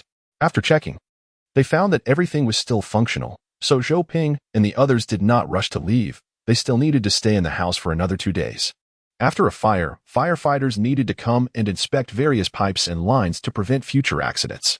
There have been cases where families had escaped a fire, but their gas pipes were damaged, and shortly after, there was a gas explosion in the building. Such incidents happened frequently, and even if they were not living there anymore, they had to cooperate with the inspections before leaving. 2 days later, Xiaoping's family was finally moving out. Old Li and his wife, along with Xiaozhua, wanted to see them off, but Xiaoping declined. It's not a life-and-death farewell. What are you all doing? Old Li had a mournful face. Now I realize it's too dangerous to live in this coffin-like building. I really want to go back to the countryside. Indeed, due to the fire, the atmosphere in the community had not been good lately, and everyone was quite depressed. People were dying everywhere, either from fires or heat stroke, and unemployment was rampant. Companies were closing or laying off workers. Life felt visibly gray, and it was no wonder people were feeling down. I think Uncle Li is right. It's better to live on a lower floor where you can escape. My family lives on the 30th floor. I wouldn't even be able to run away. Xiaozhua had a mournful expression. Although the fire did not spread quickly, it was still quite fierce. The entire 17th floor was engulfed. And even the fire escape was affected. His family lived on the 30th floor, and by the time he ran down to the 17th, the fire would have likely burned through the escape route. What would be the point of running then? Chapter 43. 65. Thief in their building. If a fire broke out during the day, it was essentially a floor where one couldn't jump to escape. If encountered during the day, it would likely be a death sentence. Hearing him say that, Xiaoping could only comfort him. Dying in a fire isn't so bad. At least you'd have a complete body. Xiaozhua shot Xiaoping a glare. Uncle, you must not break our weekend promise, otherwise I will definitely not let you off the hook. Xiaoping raised an eyebrow and smiled, his expression saying it all. After getting in the car and waving goodbye to everyone, Xiaoping finally moved away from the community where he had lived for many years. He got married here, had a wife, and 2 children. If it weren't for the pressures of reality, he really wouldn't want to leave. After all, this place held too many of his memories. As the song often says, when you no longer possess something, the only thing you can keep is the memory. It was frustrating, but he had to leave. The hot evening wind rushed towards him, drenching the heated car once again. The red flag hanging from the car window was waving proudly, just like Xiaoping's mood. Leaving this pigeon-like building meant he could avoid many unavoidable troubles and disasters. He suspected that the burglary during the fire was done by someone from inside the community. However, on that day, there were too many people, and with no surveillance footage or evidence, there were no witnesses. But when he casually asked around in the community group, he found that several families in their building had been burglarized because they left their doors open. The most serious case had lost several tens of thousands worth of gold. How could an outsider act so quickly? It was clear that when the accident happened, he immediately took advantage of the chaos and acted. Moreover, his floor was not low. Otherwise, he would have found it difficult to commit the crime under those circumstances. Xiaoping found it difficult to go up. So he speculated that the thief waited until most people had left before starting to search from above, quickly rifling through each apartment, stealing only the most valuable items, and then blending into the crowd downstairs. This was also why he did not steal Xiaoping's emergency backpack. It was too large and conspicuous, and its distinctive style would make Xiaoping suspicious right away. It was too big a target. Of course, besides avoiding such burglaries, the risks of fires, gas explosions, and pipe leaks would also be significantly reduced. The chances of escape would greatly improve. After all, his family's house back home was a small 2-story building with doors in the front and back, making it much easier to escape than a pigeon-like building. Even jumping directly from the 2nd floor wouldn't be a big deal. Dad, Can we turn off the air conditioning? I want to feel the natural wind. Okay. Zhou Ping did not say another word and opened both windows, turning off the air conditioning. The hot wind rushed in, wrapping around his previously cool skin in an instant. At first, it felt comfortable, but soon he was drenched in sweat. However, Zhou Rui didn't mind. This bit of heat was nothing. They had been exercising outside every morning lately and had already gotten used to this heat. She cautiously stretched out half of her hand out the window. Feeling the warmth of the night wind, it felt like warm spring water flowing through her fingers. She seemed to grasp a handful of warm air. I really want to go swimming. It's been so long since we've gone out to play. Oh right, Dad. We really haven't gone out to play in a long time. In the past, whenever Zhou Ping had a holiday, he would rack his brain to take them out. Recently, they could go to national parks. And farther away would be scenic spots and tourist attractions, or even road trips. At the very least, they could have a picnic. But ever since Dad became an apocalyptic doomsayer, all those benefits have vanished. Every day it's training, studying, and more studying. They've learned dozens of knot-tying techniques, but they don't know when they will come in handy. We've been so well-behaved lately. Dad must reward us with something, right? Exactly. Zhou Rui echoed. Zhou Ping thought for a moment and said, how about camping? Really? As long as you want. Zhou Ping shrugged. We want to. We really want to. Camping would be great. It must be really fun, and it's cool in the mountains, right, sister? Zhou Rui was about to agree, but then she felt something was off. Recently, Zhou Ping hadn't even let them play games, and on regular days, he insisted they hold on to the friend of dual-use talent in military and civilian affairs to read. Forcing them to learn how to farm? Zhou Rui had barely managed to stay awake to read it. Under such intense study, how could Dad possibly let them go out to play? I don't know. Zhou Rui quickly shook her head. Oh, don't be like that. Zhou Qi said angrily. It's fun. Definitely fun. Let's go together. He winked at Zhou Rui. If you mess up in such an important situation, are you really my sister? Zhou Rui rolled her eyes at him. Zhou Qi? Sorry, I don't understand. Can you speak in human language? After a moment, Zhou Qi felt he couldn't rely on his sister for this. Dad, I think it's great. When are we going camping? Zhou Ping thought for a moment and said, first, we need to finish reading the agricultural knowledge section of the Friend of Dual-Use Talent in Military and Civilian Affairs. Then we can go. There are hundreds of pages. And even after reading it, you won't know how to farm. It's all just theoretical knowledge. Zhou Qi immediately retorted. Of course. Do you think you can learn to farm just by reading a book? If being a farmer was that easy, ancient people wouldn't have starved to death. Reading is just to give you a concept, to make you aware of the existence of this thing, to deepen your impression. After you finish reading, when you come across something similar, you'll be able to pick it up faster, understand? Oh, Zhou Qi pouted unhappily. Then when we go back to the village, do we have to farm? I don't really want to farm. You can't even farm in this weather, can you? That's true. Zhou Qi blinked. Okay. Then after we finish the book, we can go camping. No problem. Yay. Zhou Qi was extremely excited. Zhou Rui, however, sighed deeply. She always felt like her brother was falling into a trap again. She didn't agree, but could she not go? After sending Zhou Ping off, Mr. and Mrs. Li sighed heavily. Mr. Li felt that although his connections were very extensive, actually just the homeowners in the community, he only had Zhou Ping as a real friend. Once he moved away, there would probably just be the occasional meal together. How melancholic. Uncle Li, don't sigh. You can always go back to your hometown. Li Dingpao glanced at him. No way, my hometown was demolished. Xiaozhua almost spat out blood. So he is a second-generation demolisher. Didn't he see that coming, Uncle Li? You're so rich. What a nice thought. Just bought a house and opened a store, and that's it. Xiaozhua felt embarrassed again. It seems not every second-generation demolisher is wealthy.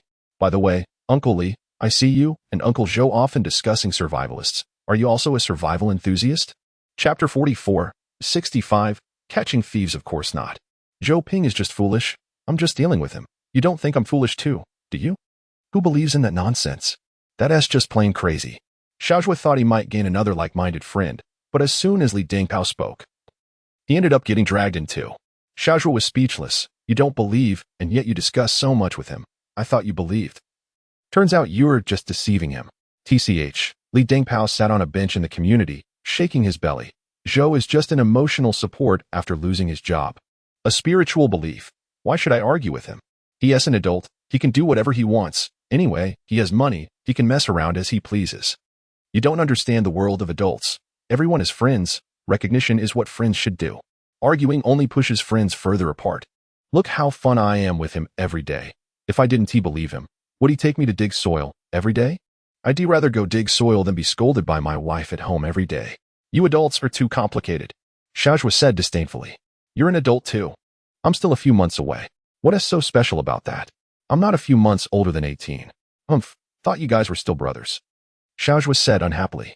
We are good brothers, said Li Dingpao. Shajwa couldn't understand. Good brothers should trust unconditionally. What kind of good brother is this? Kid.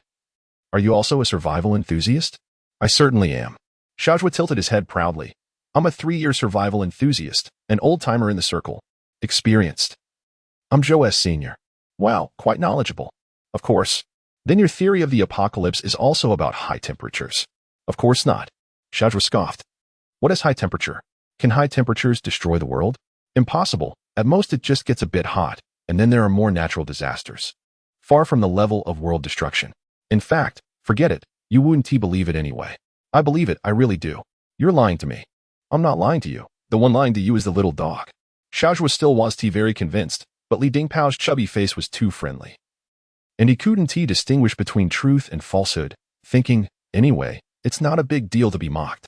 So he said, actually, it won't be long before aliens destroy the Earth. They've been plotting for a long time. Wow. Old Li's eyes lit up. What is this? Tell me. Shajwa was taken aback. Are you sick, uncle? You really believe it? High temperatures can destroy the world. Why can't there be aliens? Old Li countered. Tell me. Quickly. Shajwa felt a bit embarrassed. Although he suspected Old Li was now trying to fool him just like he did with Zhou Ping in the past. He couldn't help but cough. Well, I'll say a bit. Just listen casually. Don't take it seriously. Go ahead. I'm all ears. Meanwhile, Zhou Ping was heading towards Dashi village. The time rewinds to a week ago. In the villa. Ever since Yuan Ying brought back a seriously ill child from somewhere and kept him in the guest room of her villa. Yu Lingchun felt like she was going to go crazy.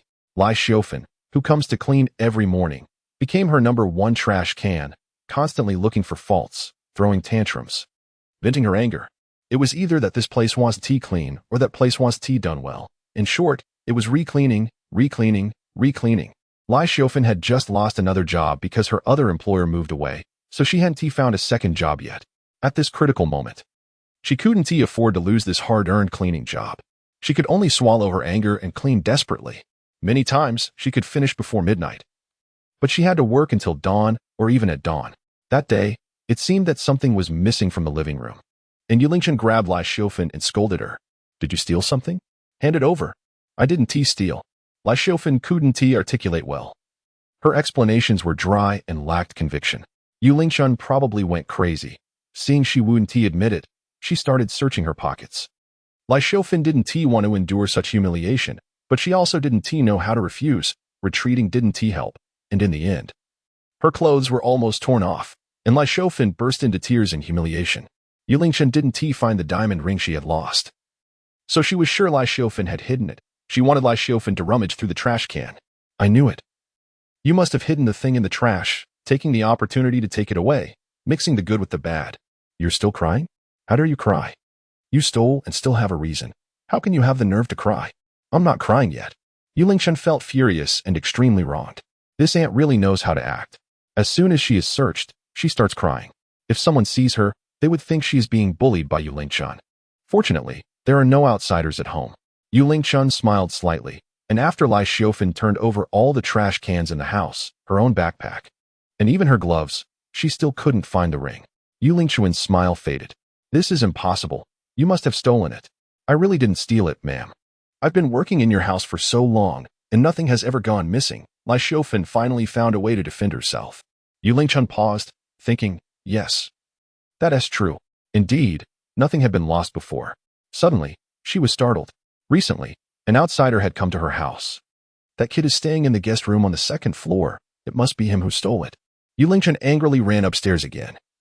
Pushed open the door with a bang, only to find that the door was locked. This kid, living in her house, dares to lock the door. Who is he trying to guard against? Open the door, quickly. Open the door for me. Yulingchuan's voice was always loud, completely contrasting with her gentle and beautiful appearance. She banged on the door fiercely, almost breaking the door panel. But there was no response from inside, not even the sound of footsteps. Now Yulingchen was sure that the thief must be him. She remembered she had the keys at home, so she returned to the living room to get them. Bang! The door was opened angrily. Inside the room, the TV was on. Huh, still watching TV, what a bold heart. Kid, give me back my stuff. As soon as she entered, Yulingshan glanced around and saw Wang Jimao, who was small and was hiding behind the curtains, almost invisible. Yulingshan was furious. It must be him. She grabbed him and said, hand over the stuff. Otherwise, I'll call the police and have you thrown in jail, understand? Chapter 45. Mutual harm. Yulingshan lifted Wang Jimao like a chick, and he remained silent, his head down, being dragged directly to the end of the bed. We provide you with food and clothing, even take care of your medical needs, and give you a place to stay, and yet you, a beggar, dare to steal my ring. Hurry up and hand it over, or I will really call the police. I'll throw you out, and you can sleep on the street. You ingrate. She scolded him fiercely but still felt unsatisfied. If it weren't for Yuanying, she wouldn't have taken in such an ungrateful little beggar. She had never felt so humiliated in her life. Why should she support a stranger in her home and steal her things? Her kindness had been treated like dirt. This was truly unlucky. Hurry up and hand it over. Have you gone mute? Where did you hide it? If you don't hand it over, I'll really call the police. No matter how much Yulingshan scolded him, this little ingrate remained indifferent, huddled there like a mute. Huh? Does he think playing dead will help him get away with it? The more Yulingshan thought about it, the angrier she got, so she simply began searching the room. She looked through the drawers, under the bed, under the pillow, and even in the pillowcase, but unfortunately, she found nothing. Could it be hidden on him? But this little beggar didn't seem to be one who loved bathing. During his time here, she hadn't seen him bathe, and Yulingshan had never paid attention.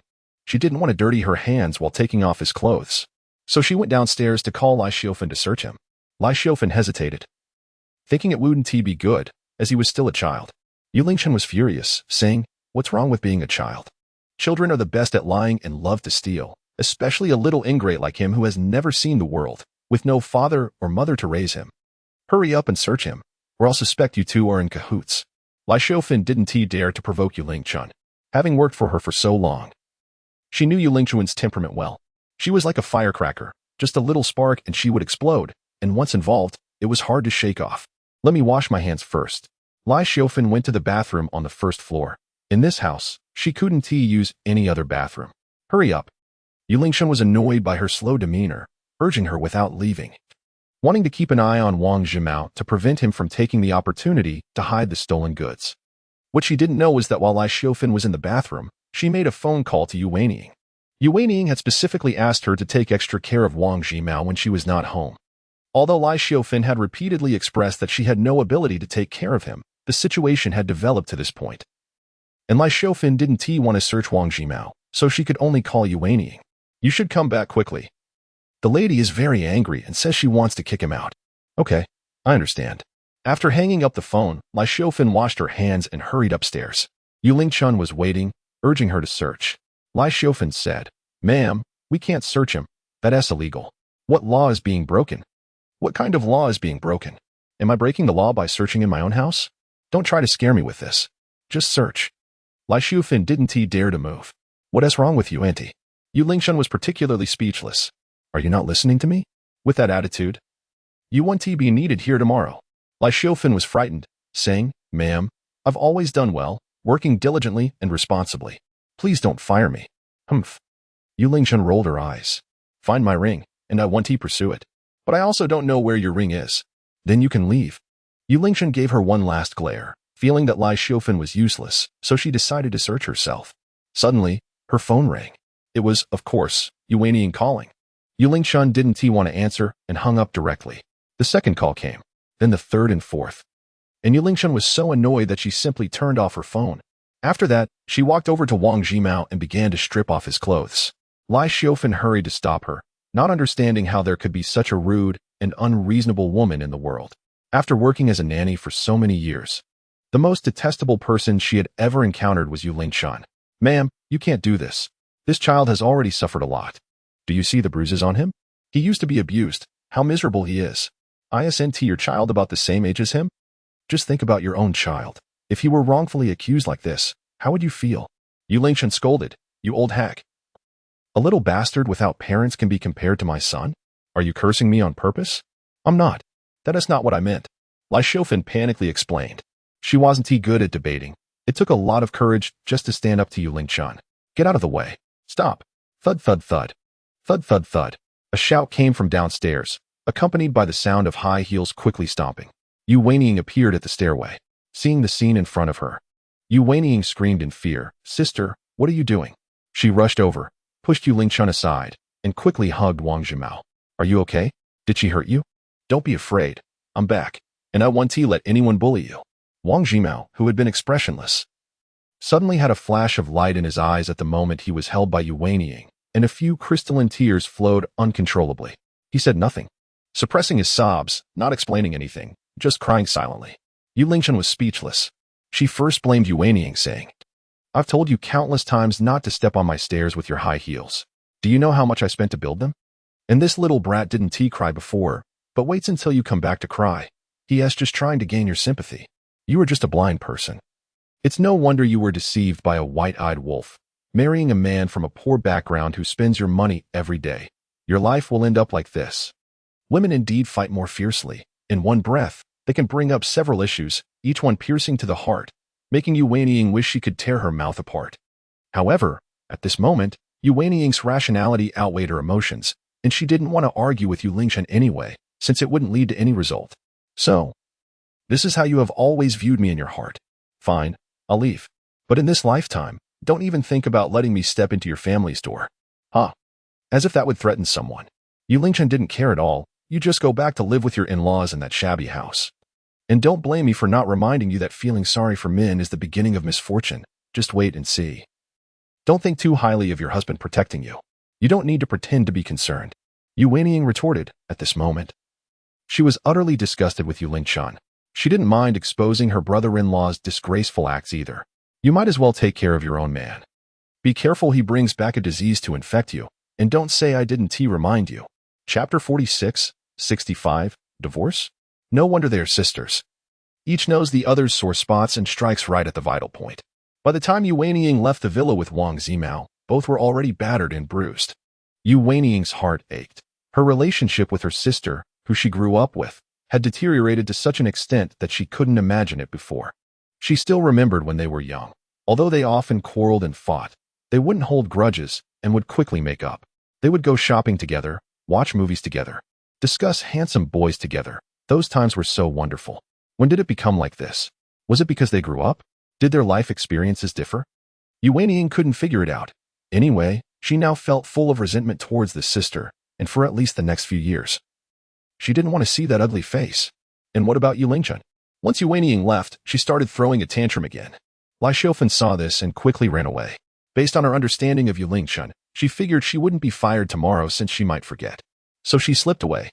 The worst off was the little chubby boy at home, worried that his mother's roar would be heard by the teacher and classmates while he was in class. He kept his microphone off, not even daring to turn it on when the teacher called his name. Only after his mother went downstairs did the little chubby boy quietly take out his phone to text a girl. "Can you return that ring to me? My mom is furious." After leaving the villa, Yu Weiniang began to feel troubled. Although the house she lived in was bought by her, she couldn't speak up because her in-laws also lived there. Moreover, Zhou Hao strongly opposed her bringing Wang Zhimao home, despite usually obeying her. Zhou Hao was particularly stubborn and rigid on crucial matters. Deep down, Yu Weiniang didn't plan to adopt Wang Zhimao.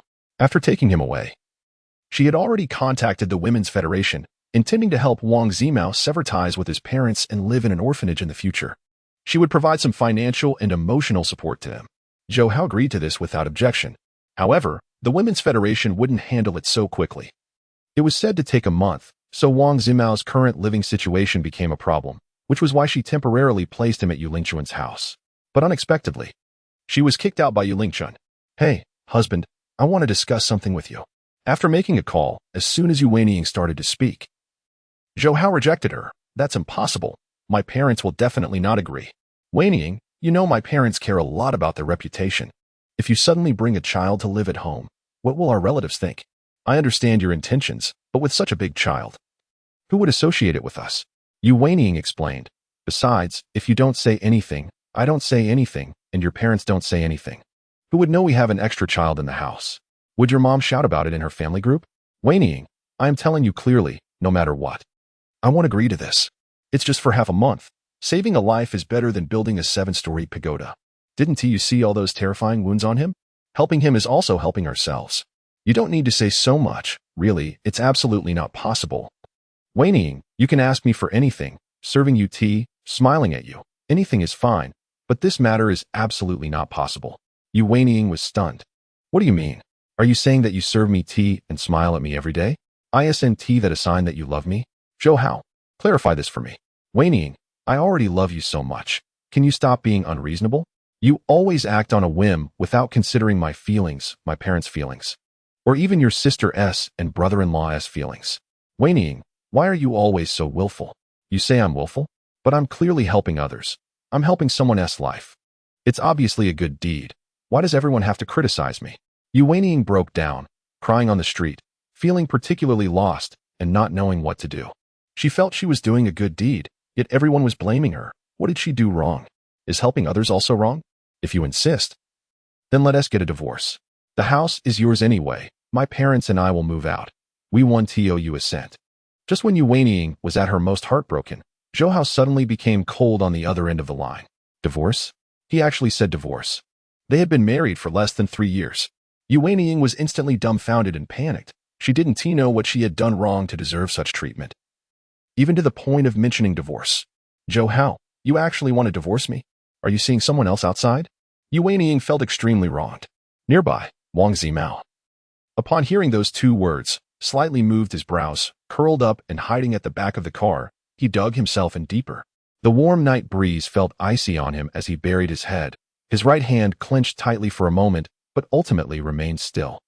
On the side of the road, Yu Weiniying was already in tears. Where are you? Don't move. I'll come find you. Finally, Zhou Hao relented and said he would come to find her.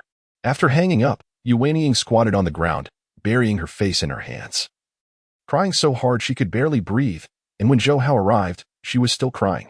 Zhou Hao pulled her into his arms and softly comforted her. At that moment, Yu Weiniying felt that Zhou Hao still loved her, but she realized she was indeed very willful this time. Raising a child is not an easy task, even if it's only for a month now, but in the future, she would need to support him for over 10 years. Moreover, Wang Zimao's father and stepmother were not good people. Wang Xuejuan had borrowed their car last time and hadn't returned it yet. The excuse was that they had taken away his son. Although the Women's Federation said they would handle the situation properly, Yu Weiniying truly felt, as Zhou Hao said, that the Women's Federation was dragging its feet because such matters were usually very complicated, with too many twists and turns. And it wasn't as easy to handle as imagined. All right, you're crying so ugly now. Zhou Hao comforted softly. Ugly? Yu Weiniying retorted through her tears. All right, all right. You're beautiful, you're beautiful. After saying that, Zhou Hao introduced the man beside him. This is the person I told you about. Let us leave Wang Zimao to him. He'll help us take care of him for half a month. When the people from the Women's Federation come, they'll send Wang Zimao to the orphanage, and you can visit him again, okay? Yu Weiniying was still very hesitant, but given the situation, she couldn't risk divorce by continuing to confront Zhou Hao. Can it work? Xiao Mao is quite shy. I'm afraid he won't get used to it. Sister-in-law, are you still not at ease with me handling things? You think too little of me. Chapter 47, 65, Messy Situation. Of course, Yu Weiniying was not at ease. But after all, he was a friend of Zhou Hao's, so she felt embarrassed to contradict him face to face. Then please take him to your house for a couple of days. I'll visit Xiao Mao in a few days. Sorry for the trouble. All right, sister-in-law. You can trust me with this. I've known Hao Ge for so many years, and you know what kind of person he is. How could his brother be any worse? Yu Weiniying could only smile. She turned back to call Wang Zimao but saw that apart from one car, there was no one else around. Yu Weiniying was surprised. Could it be that Wang Zimao left on his own? Xiao Mao? Xiao Mao. She called out, and soon, half of Wang Zimao's body appeared at the rear of the car. She breathed a sigh of relief and walked over to him. Xiao Mao, can you stay at your uncle's house for a few days? Once the Women's Federation handles everything, we'll send you to the welfare home. There will be teachers to help you learn and make friends. Most importantly, your dad and your stepmother won't be able to hurt you anymore. Wang Zimao lowered his head and said nothing. She had talked about the welfare home before, but she still felt a bit guilty about handing him over to someone else in the meantime. I'm sorry, Xiao Mao, but I have my reasons. Can you go to your uncle's house for now? I'll come to see you in a couple of days. Finally, Wang Zimao lowered his head slightly in agreement. Yu Weiniying sighed in relief, took Wang Zimao's hand, and handed him over to Zhou Hao's brother. Thanks for your help with the Women's Federation. If there's anything that needs to be taken care of, no matter the cost, just let me know. I'll also send you Xiao Mao's living expenses during this time. I really appreciate it. I'm sorry for the trouble. Sister-in-law, you're too polite. Who are we to each other? Me and Hao Gu. You should head back early too. I'll take Xiao Mao with me, don't worry. After handing over Wang Zimao, Yu Wenying returned to her car, and Zhou Hao drove without saying a word. Although Yu Wenying wanted to speak up, she felt a bit too proud to do so. Suddenly, Zhou Hao finally spoke up. You're so good to him, yet when he left, he didn't even look at you. Do you really think a child like that can remember your kindness? Is that what this is about? Yu Wenying immediately turned her head away. I'm not looking for his gratitude. I just want to do what I can. Look at you. You get defensive as soon as I mention you. You'll never change. I was like this before I got married, and you never asked me to change. Zhou Hao was frustrated, and after a long pause, he said, when you go back, apologize to mom and dad. They were almost driven to illness by you. What? Yu Wenying suddenly felt a wave of grievance, tears streaming down her face. Why should I apologize? What did I do wrong that requires an apology? Wenying, don't be like this. You cry as soon as I mention you. It's just an apology, a way to soften things up a bit, to make them happy. It won't cost you anything. Can't you just tone down your princess attitude a little? Yu Wenying felt even more wronged. Why should I bow down? No, I won't. I didn't do anything wrong, and I want to apologize. My parents raised me with great difficulty. They took care of me from infancy. So I really don't want to upset them. I just want them to be happy and healthy every day, and yet you keep making them angry. Wenying, ask yourself. Haven T, I treated you well enough? It's just asking you to pretend a little. I won T. I just won T. Yu Wenying was furious. Zhou Hao would always make her feel wrong because of his parents. But why should she have to endure such injustice? Anger surged within her, and she grabbed her bag to throw it at him, forgetting that they were driving, almost causing an accident. Zhou Hao shot her a fierce glare. Are you crazy? Yu Wenying was instantly dumbfounded. I didn't do it on purpose. Why are you yelling at me? Trembling all over, Yu Wenying regretted her actions. She wished she could control her temper, but facing Zhou Hao's cold expression, all her grievances, anger, and helplessness came pouring out with her tears. A week later, Lai Shoufan found Yu Lingchuan's missing diamond ring in the bedsheet that Wang Zimao had used. Yu Lingchun made a phone call and scolded Yu Wenying harshly. Yu Wenying had already been upset with Zhou Hao for the past few days and had been sulking in a hotel upon hearing this news. It felt like a thunderbolt striking her. She couldn't believe that Wang Zimao would actually steal something. However, the evidence was irrefutable, and she couldn't deny it. Perhaps Wang Zimao just thought the ring was pretty and took it. How would he know the value of a diamond ring? But soon, the news reached Zhou Hao's ears. And during a phone call, he mocked Yu Wenying again. Yu Wenying felt as if her heart was being torn apart. She felt like a defeated dog with no will to raise her head. Nonetheless, she still told Zhou Hao's brother to at least take care of Wang Zimao until he entered the welfare home. She didn't want to give up halfway. However, this meant she had to go home and apologize to her in-laws, to Zhou Hao, and to her sister and brother-in-law, facing a huge mess. But things got troublesome for Wang Zimao, because it was reported that Wang Zimao stole things, and they were valuable items. Zhou Hao's brother's wife wouldn't allow him to stay at home, and he was kicked out along with his brother. He took Wang Zimao to the street and contacted the Women's Federation, but they replied that it would take another month. No. Last time you said it would take half a month, and now you say a month. What does that mean? It's mainly troublesome to collect evidence. We can't help it. Zhou Hao's brother was speechless. You've done what you needed to do, and this is what I get? Moreover, regarding the evidence collection, Wang Zimao's injuries were quite obvious. They had already been examined, and it was clearly just a delay. Zhou Hao's brother was also exasperated. To earn a little money, he was now unable to return home.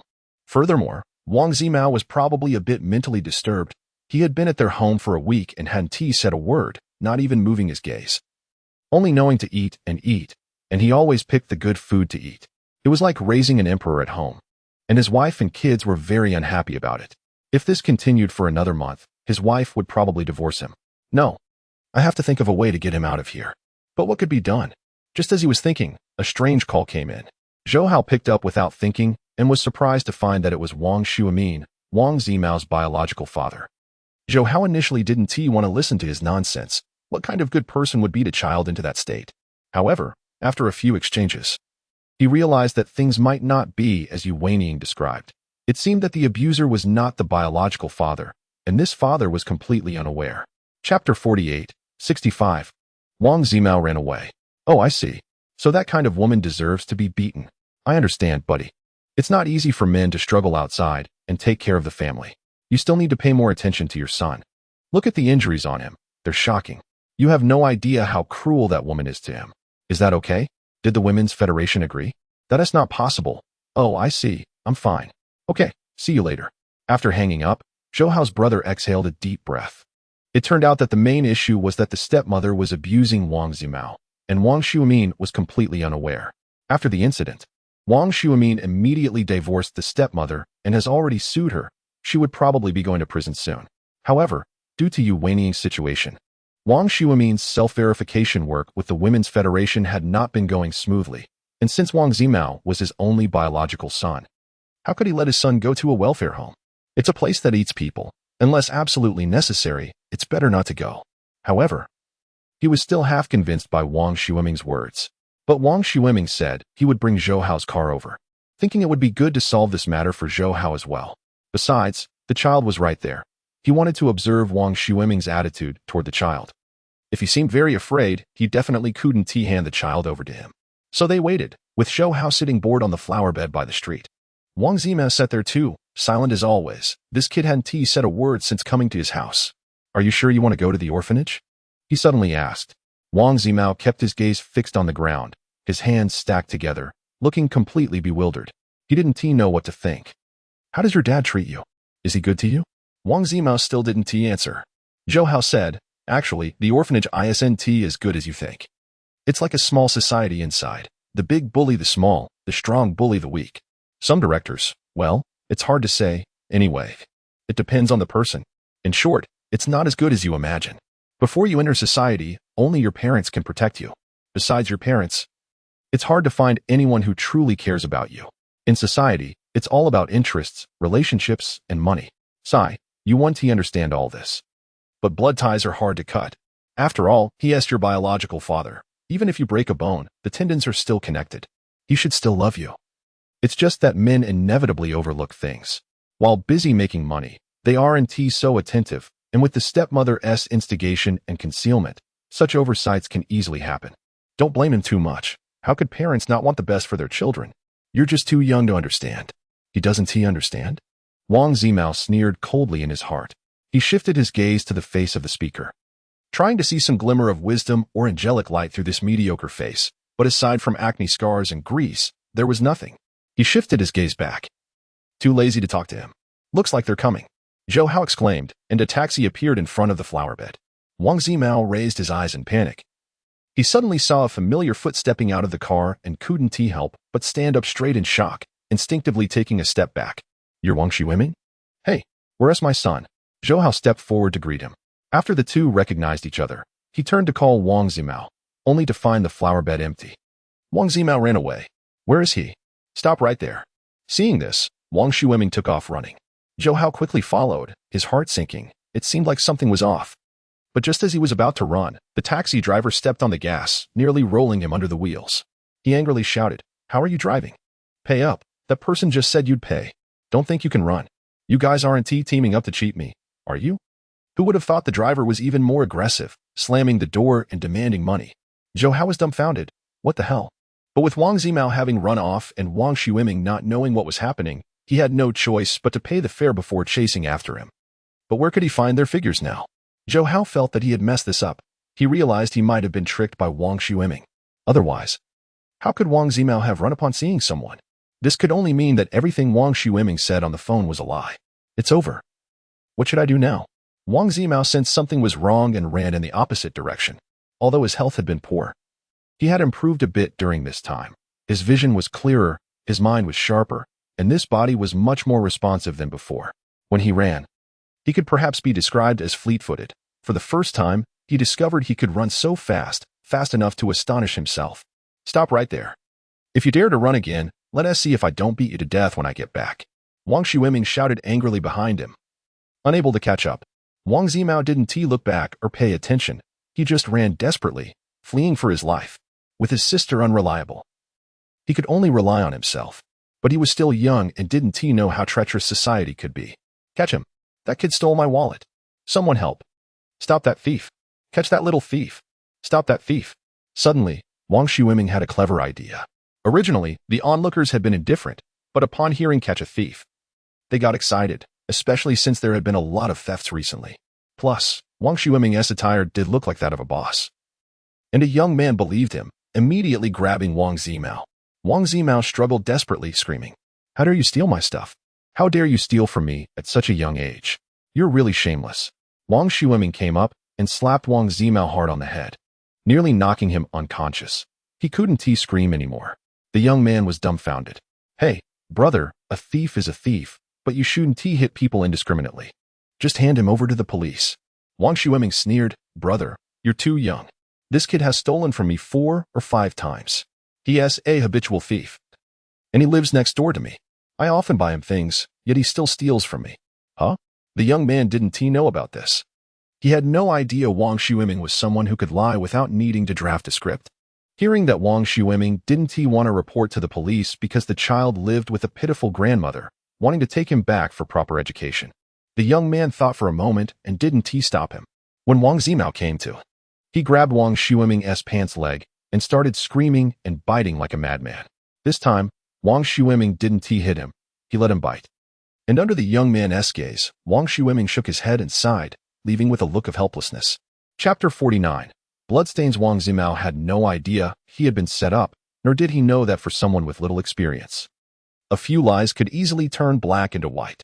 For someone like Wang Shuiming, using lies to achieve certain goals was incredibly easy. Every bite Wang Zimao took on Wang Shuiming's leg would be repaid 100-fold in a dark alley. In the alley, Wang Shuiming vented all the misfortunes he had suffered recently on Wang Zimao. "You're my son, my biological son. How dare you collude with outsiders to accuse me? Trying to get me imprisoned? I'll beat you to death, you ungrateful wretch. I raised you to this age, and this is how you repay me? It's a good thing I didn't kill you back then, letting you live and waste so many years of my food." After venting, Wang Shuiming finally felt much better. He looked at Wang Zimao, who lay on the ground like a rag, and felt a bit guilty. "Why do you have to be like this? I'm your biological father. How could I harm you?" He squatted down and earnestly explained to Wang Zimao. "Your stepmother sometimes has a bad temper, but it's for your own good. If you didn't sulk every day and bring such bad luck to our family, she wouldn't hit you. Go back and apologize to your mom. Tell that woman named you to drop the lawsuit. Then this matter will be over, okay? All right. Stop pretending.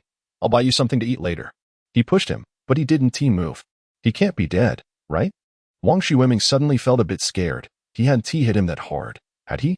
He quickly turned Wang Zimao over, preparing to check his breathing. But Wang Zimao's bloodshot eyes shot wide open, and he suddenly sat up, biting his face. Slap. Wang Shuiming was quick to react and slapped him away. Wang Zimao didn't manage to bite him. He pounced again, screaming while frantically pulling and hitting him, like a dying beast struggling for its last breath. Wang Shuiming felt a bit scared and didn't dare to continue hitting him, mostly afraid of accidentally killing him. As a result, it wasn't long before Wang Zimao fainted. On July 27th, around 5 a.m., Zhou Ping and the others had already arrived at Dashikan, organized everything from the car into the house, and cleaned up the place. This new home was finally completed. "Is that Rui and Zhou Qi? Oh wow, you've both grown so big. Zhou Qi, you're so tall." The two children were back at their hometown for the first time since they could remember, so as soon as they arrived, they were bombarded with questions from the various grandmas and grandpas in the village. Zhou Qi stood out distinctly, towering over a crowd of short people. It looked quite unique. "Dad," Zhou Qi's pleading eyes were particularly pitiful. Zhou Ping had no choice but to walk over and ask, "Have you two finished your homework? Still daring to play around here?" The two of them quickly rolled away. Granny Liao said, "Oh my, kids nowadays have so much homework, they shouldn't work too hard." Grandpa Zhao said, "If you don't do your homework, your grades will drop. Learning is important." "Isn't Rui in the 2nd grade now? The last time I saw her, she was just a little bit big. Time really flies." A few other grandmas chimed in. "Yes, kids nowadays are really well nourished. Growing so tall. That's right, we grew up eating sweet potato vines, but they've been eating beef and all kinds of delicacies since they were little. So of course they grow well." Zhou Ping chatted with them for a while and learned that besides him and Wang Shuiming moving back, Zhou Hao's family was renovating. And another grandpa's son and daughter-in-law were also preparing to return. Now that everyone is working from home, kids don't have to go to school. So why not come back to the village? Salaries and living expenses are still ongoing. It's cool to return to the village. The cost of living is low. And you can grow your own vegetables, mainly for health and good living. The grandpas and grandmas said. Zhou Ping nodded, agreeing with them. How long do they plan to stay? That grandpa said. It seems like next week. Anyway, our house was renovated a few years ago. So we can move back in right away. Just that we don't have a cellar like yours. Having a cellar is really good. Yes. The last time I stored rice in the house, it spoiled in just half a month. Having a cellar is much better. Xiao Pingzi is smart. He prepared early. Just as they were chatting happily, they saw Wang Xuemin walking over from a distance. Pingzi, want to have some barbecue? He smiled brightly. Zhou Ping frowned, remembering that matter. There's no barbecue grill. What are you afraid of? Just find a few branches and stick them in the ground to roast. No meat, Zhou Ping said. Wang Xuemin was speechless, just by some. Look at you. Are you really that short on money? You're a little boss, not lacking this bit of cash. I'm broke, Zhou Ping sighed. I was just about to tell you. I'm a bit tight on money lately. After renovating the house, there's no cash left. Are you doing okay? Wang Xuemin almost spat out his drink. I definitely have money, but it's all in fixed deposits. You know how tight money is now. I can't spend recklessly. Even though he had money, he couldn't act like it. Oh, Zhou Ping nodded and fell silent. The grandpas and grandmas didn't understand this roundabout talk and started chatting with Wang Xuemin again. Zhou Ping quietly stepped away. Suddenly, he noticed bloodstains on Wang Xuemin's shoes. He paused for a moment. Wang Xuemin was a bit of a rogue, and now he had blood on his shoes? After hesitating for a moment, Zhou Ping suddenly asked, Why is there blood on your shoes? Upon hearing this, Wang Xuemin was taken aback. He looked down and saw that, indeed, there was blood. And quite a bit of it. It was quite obvious. The looks from the grandpas and grandmas changed, although they were old. Wang Xuemin had a notorious reputation and wasn't a good person when he was young. Wang Xuemin was afraid of being misunderstood and quickly explained. I bought a chicken at the market, and the vendor got it on me. Oh, these shoes cost 5,000 yuan. What kind of person is that? I'll definitely ask him for compensation. He was really acting, but last time he said those shoes cost 7,000 yuan. Hearing this, the grandmas began to complain about the market, and seeing that he was being overlooked, Wang Xuemin quickly said he needed to go home and change shoes, and left. Zhou Ping watched his departing figure, feeling that the slight relief he had just felt was rising up again. Who would have thought that such a rogue would also return to the village? As the temperature rises, more people might come back to the village. And trouble would surely follow in waves. The village was different from the city. In the city, it didn't matter if neighbors knew each other, as no one interacted anyway. But in the village, even the smallest matter could spread for months. A slight carelessness could even lead to deadly feuds. Zhou Ping needed to be more cautious. Chapter 65. The search after Zhou Hao's brother lost Wang Zimao. He didn't bring back the promised car and was also scammed out of 70 yuan by Wang Xuemin for transportation. He could only tell Zhou Hao everything as it was. What? You lost Wang Zimao? We're finished. Zhou Hao was bewildered when he received the call. He had just managed to persuade Yu Wenying, and most importantly, since the last argument when they went home, Yu Wenying was actually pregnant. This was the first child of the Zhou family, their first son. There could be no room for error. He had finally convinced Yu Wenying to stay home and take care of the baby, not to go see Wang Zimao, assuring her that he would handle the situation well. But then, Wang Zimao ran off, likely taken away by Wang Xuemin, and now he felt overwhelmed. So what now? I don't know. And that Wang Xuemin is really something. He said he would bring your car over, and I thought it would solve the problem, but he just talks nonsense. He is not reliable at all. Isn't that obvious? Can a scoundrel like him say anything truthful? Zhou Hao was also frustrated but still warned his brother. You must not tell your sister-in-law about this. She is pregnant and absolutely cannot be stressed. Then what should we do, brother? Where do we go to find him? Zhou Hao sighed heavily. I'll go back to the hometown and take a look. Wang Xuemin is probably not a wealthy man. He shouldn't have a place to stay. After hanging up, Zhou Hao didn't dare to mention anything to Yu Wenying and hurriedly rushed to Dashikan. Meanwhile, in Dashikan, Wang Xuemin noticed the bloodstains on his shoes but didn't pay much attention to them. However, when he got home and saw Wang Zimao lying on the ground, motionless, breathing shallowly, he became a bit scared. He is not dead, is he? Wang Xuemin felt uneasy. After all, he was his only son, and if he died like this, he wouldn't feel right. Anyway, he had recently come into some money, so he had enough to spend. Looks like you're lucky this time. Let us take you to see a doctor. If you dare to abandon your father again next time, I'll break your legs, Wang Xuemin said to himself.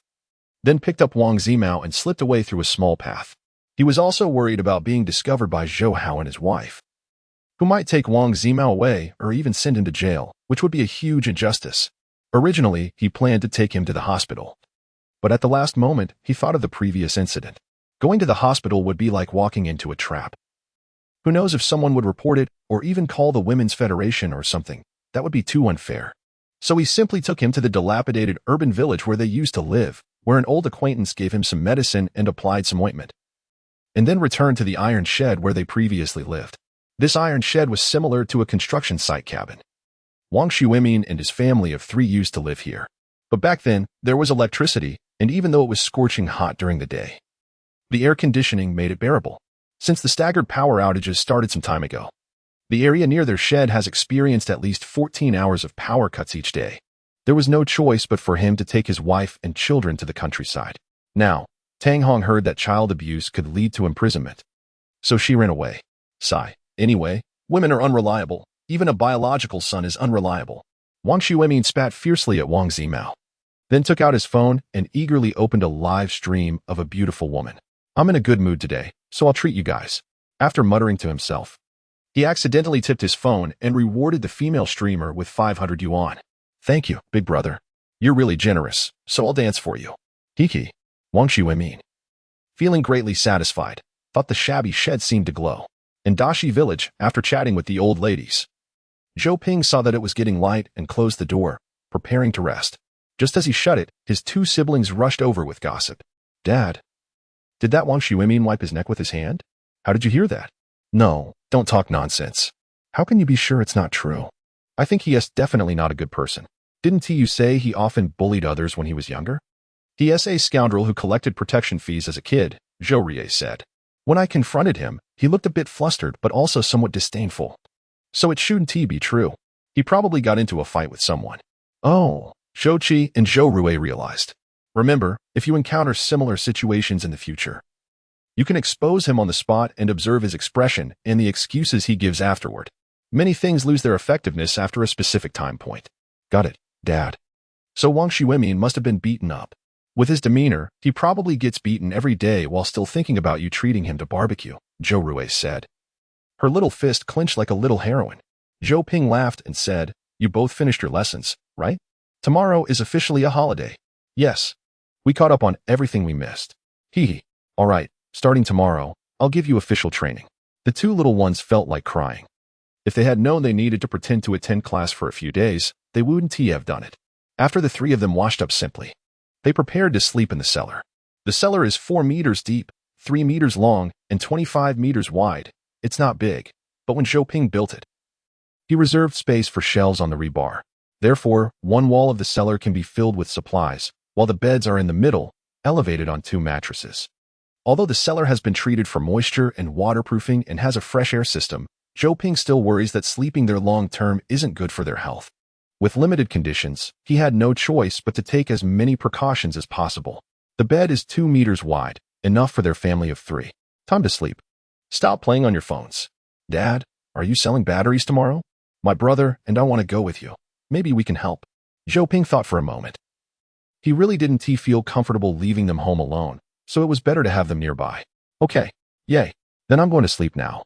Just as the 3 were about to fall asleep, they hadn't even closed their eyes when there was a rapid knocking at the door. It seemed to be Zhou Hao's voice.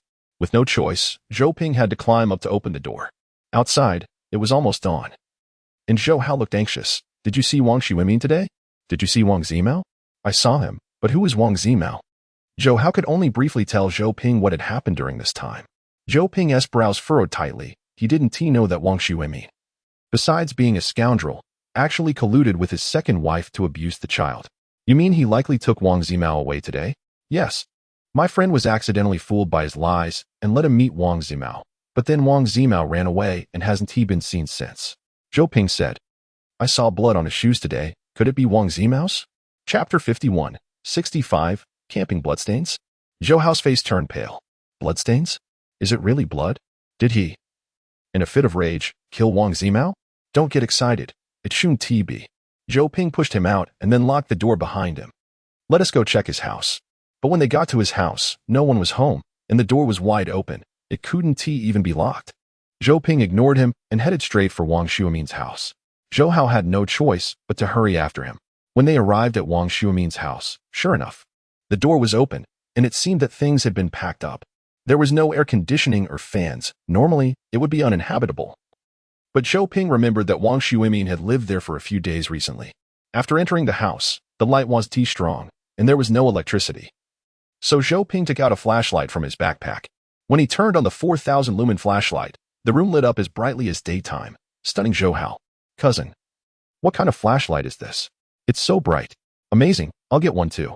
Just as he finished speaking, he noticed some bloodstains on the floor. How could this happen? That's his biological son. How could he be so ruthless? Zhou Hao was shocked. He couldn't imagine what kind of father would do such a thing to his own child. He is simply scum. Call the police. After the police filed the case, several days passed without finding Wang Xuemin. Wang Zimao also vanished without a trace. Even his life or death was unknown. Dashi village returned to tranquility, and Wang Xuemin never came back. Zhou Hao worried that news of Wang Zimao would upset Yuanying, so he never told her about it. He even had his brother cooperate in acting, saying Wang Zimao had been sent to a welfare home and was doing well there. When Yuanying wanted to visit, they both stopped her, and she ultimately had to give up and rest at home to nurture her pregnancy. Meanwhile, on the police side, it was unclear whether it was due to the increasing crime rate or if the case simply didn't draw enough attention. There was no follow-up news.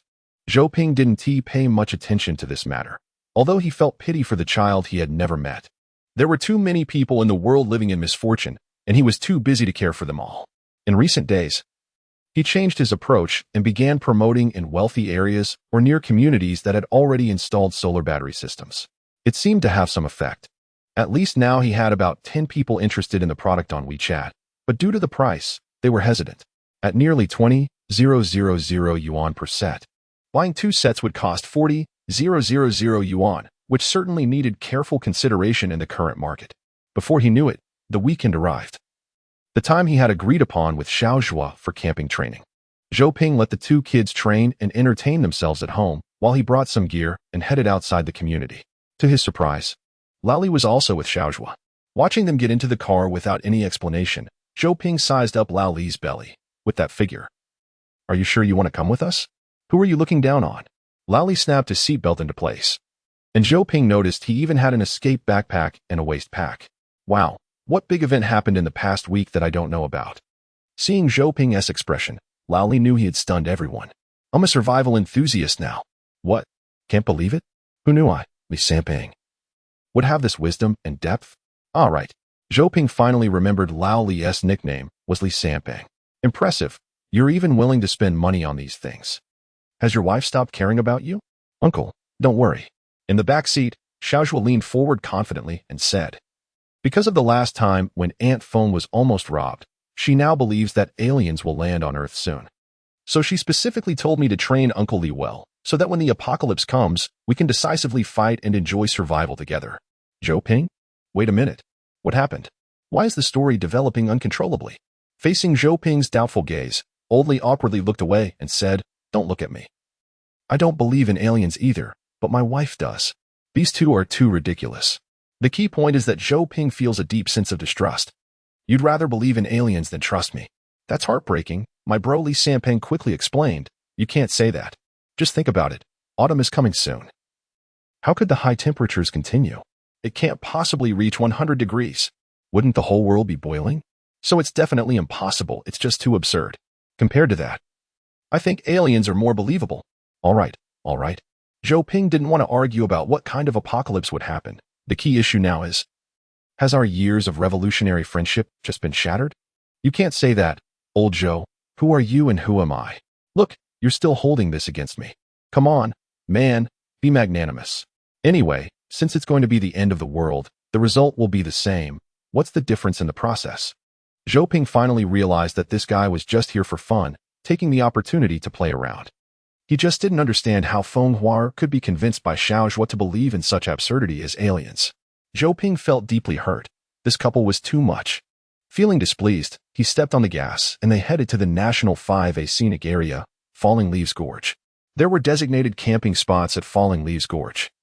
But Zhou Ping and the others were obviously not going camping for real. They were there to train their survival skills in the wilderness.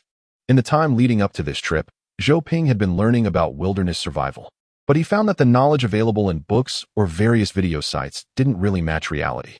Or rather, some things seemed very useful, but in practice, they were completely unnecessary. They were just flashy but useless knowledge. Finally, they arrived. The scenery was truly beautiful. As Li Sanpeng got out of the car, he was stunned by the sight before him. Even though it was night, the streetlights lit up the mountains and fields in a unique way. And without the illumination of urban lights, the stars in the sky appeared exceptionally bright. How long had it been since he had last seen the stars? Li Sanpeng couldn't even remember. Seeing his expression, Xiaozhuo couldn't help but laugh. What is this? Just wait until we get to the mountain. The scenery will be even better. Li Sanpeng looked at the dense night in the forest and shivered a bit, suddenly feeling a little scared. Are we really going up the mountain? Zhou Ping gave him a look of disbelief. What else? Xiaozhuo shrugged. Yeah, what else? Suddenly, Li Sanpeng regretted it. Before coming, he had thought it would be nice to see the scenery, climb a mountain, and chat with Zhou Ping. But he had imagined it during the day. This damned high temperature had completely confused him. Climbing a mountain in the dead of night was bound to be terrifying. There won't be wolves or ferocious beasts in the mountains, right? Chapter 52. Climbing the mountain. Zhou Ping put on his gloves and smiled. You're not regretting it, are you? If you're scared, you can go back. No one will laugh at you.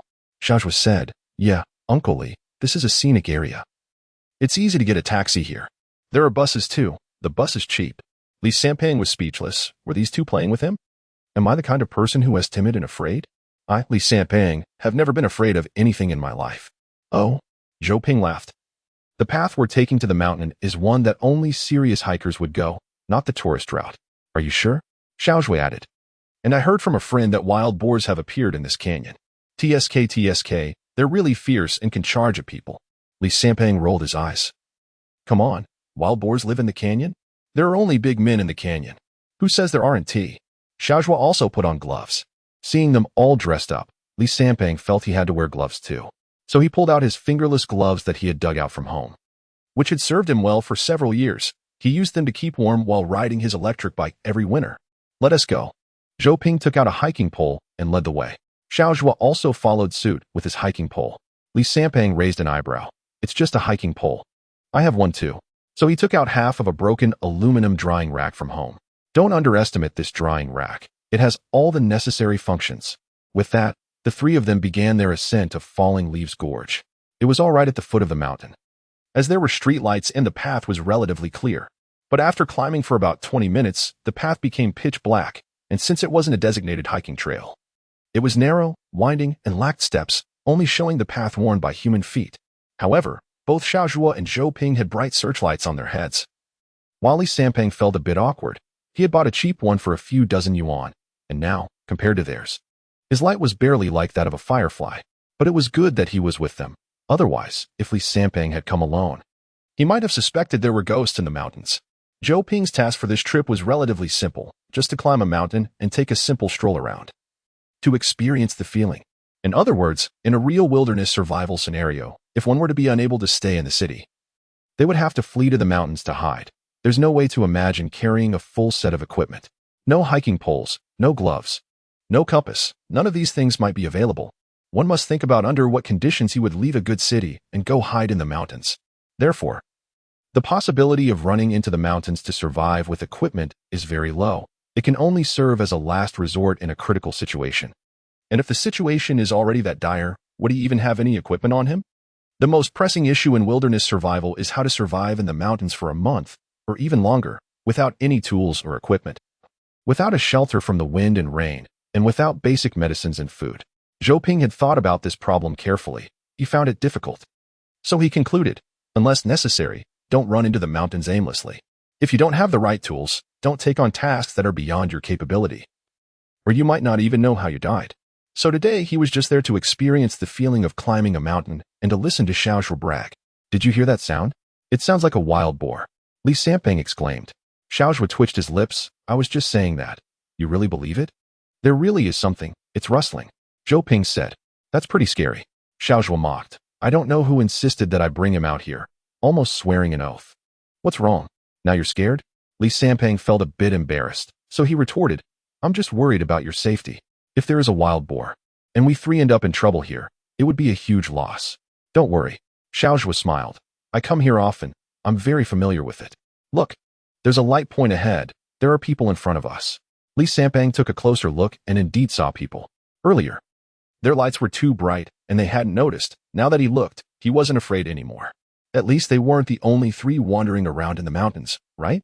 However, just thinking about the fact that they are currently walking on a path, while during wilderness survival they were traversing in robes without even a road, is even more terrifying. Surely no one would really think of running into the mountains to survive, right? It's pitch dark. That's just too scary. Generally, not many people would dare to do something so reckless at night, but with the weather being like this, it would be too hot to go out during the day. Li Sampang recalled the camping trip he had fantasized about before, all of which were daytime scenes, and he felt the absurdity of life. Having been on the night shift for so long, he almost forgot that people's lifestyles have undergone a complete 180-degree shift. Experts used to say that going to bed early and waking up early is good for health, but once the night shift system came in, these people immediately changed their tune, saying that the latest scientific research shows that working at night and sleeping during the day is better for health. Damn it. Whenever Li Sampang saw such news, he rolled his eyes, feeling that health is just like a girl that anyone can dress up however they want. Whatever they want to say is fine, and if someone refutes it, they just claim it was the limitations of previous science. Why did the people in front suddenly disappear? Suddenly, Li Sampang noticed that the previously quite obvious light point had vanished. Could it be that they were eaten by a beast? No, Uncle Li. What are you thinking all day? Xiao Zhuo was speechless. They might have taken a detour, as there was another path over there, but it was quite dangerous, with a cliff that required them to stick close to the mountainside to pass. There were also two steep slopes exceeding 70 degrees, with a sheer cliff beside them. Particularly perilous. I had seen it during the day before, and I didn't dare to go over. It was really scary. Do you want to give it a try? Li Sampang widened his eyes, saying he absolutely wouldn't go. He didn't want to die. Xiao Zhuo then looked at Zhou Ping. Somewhat expectantly, I didn't dare to go alone before, but if there are three of us, maybe we could give it a try? He thought Zhou Ping might agree, as Uncle Zhou seemed to have a bit of a daring spirit. You're thinking too much, Zhou Ping said. Xiao Zhuo never expected Zhou Ping to be so trendy. Uncle Zhou, you are too cowardly. I disdain you. Zhou Ping smiled, feeling honored to receive your disdain. There was nothing he could do. Xiao Zhuo could only continue climbing the mountain. In fact, he knew that place was very dangerous. Experienced hikers wouldn't dare to attempt it easily, and those who went were mostly very bold. There seemed to have been fatal incidents before, yet that still didn't stop those people's madness.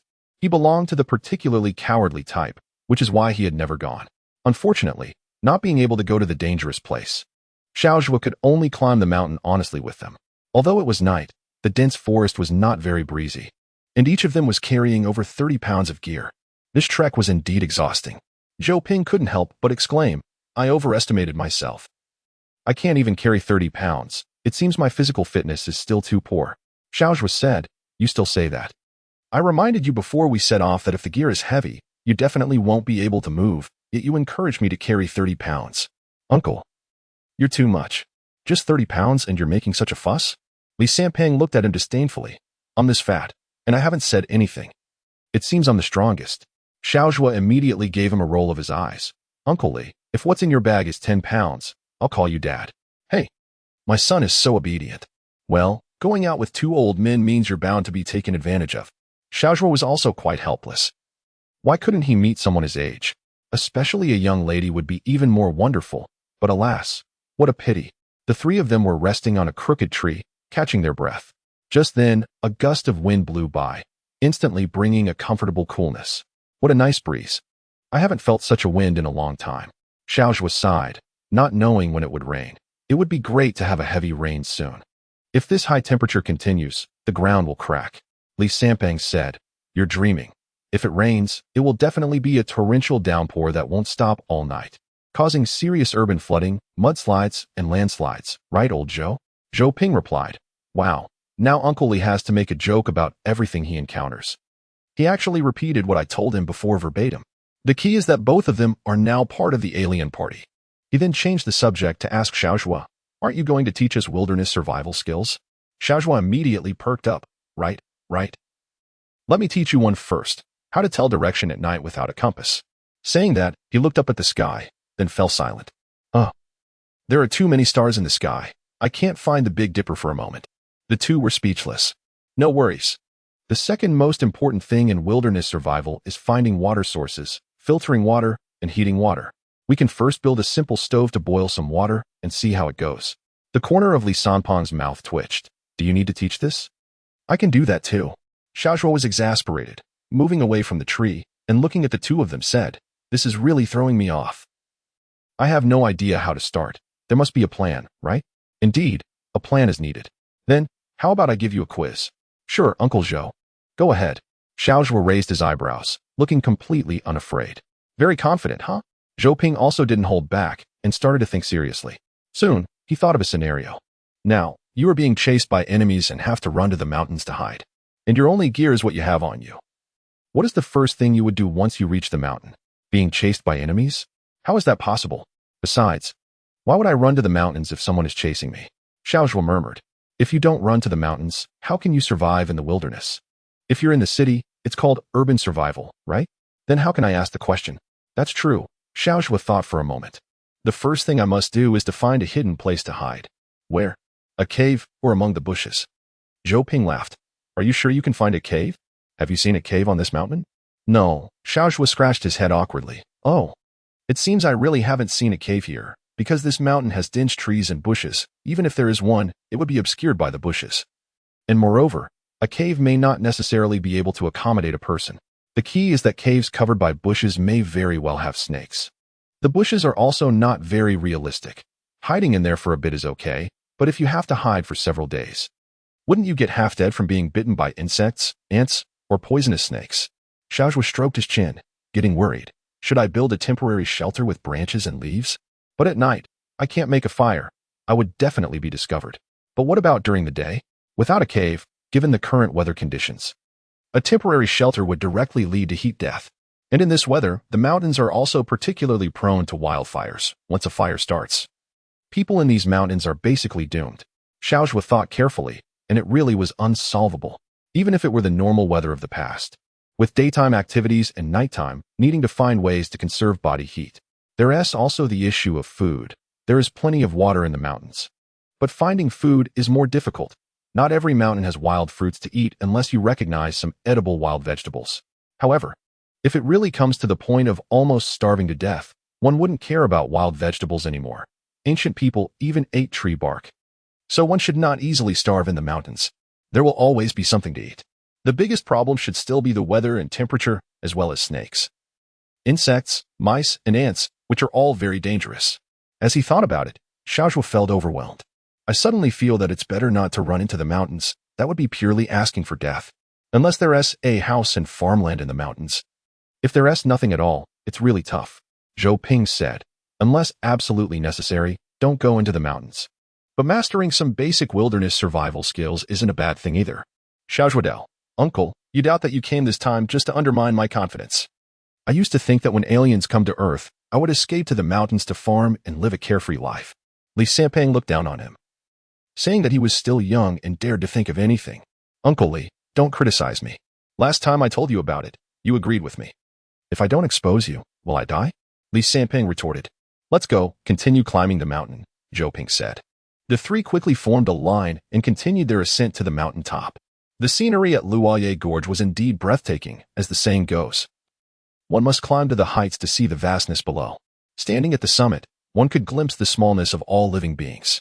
In the distant, dark, and sprawling mountains, it seemed to hide countless spirits and mysteries, appearing so eerie and alluring in the rushing night, making one feel both fearful and yearning. The three stood at the peak, gazing into the distance, panting heavily. I'm getting old. I can't do this anymore. Li Sanpeng surrendered first. Feeling nearly exhausted after just about 3 hours of climbing, he really couldn't imagine that when the time for a doomsday escape comes, he would be the one holding everyone back.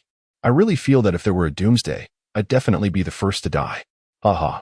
Xiaozhuo laughed heartily. Not necessarily. There are fatter and dumber people than you. Li Sanpeng thought for a moment and felt that there was some truth to it. But he still suspected whether Xiaozhuo was implying something about him. Zhou Ping was also panting heavily. He thought his physical fitness was okay. But it turned out not to be the case. After just 3 hours, he was this tired, indicating that his usual training was ineffective. He would have to adjust things later. Ever since he discovered the 2 uses of momentum simulation last time, he had been researching these 2 things. He found that the application of momentum was indeed very useful.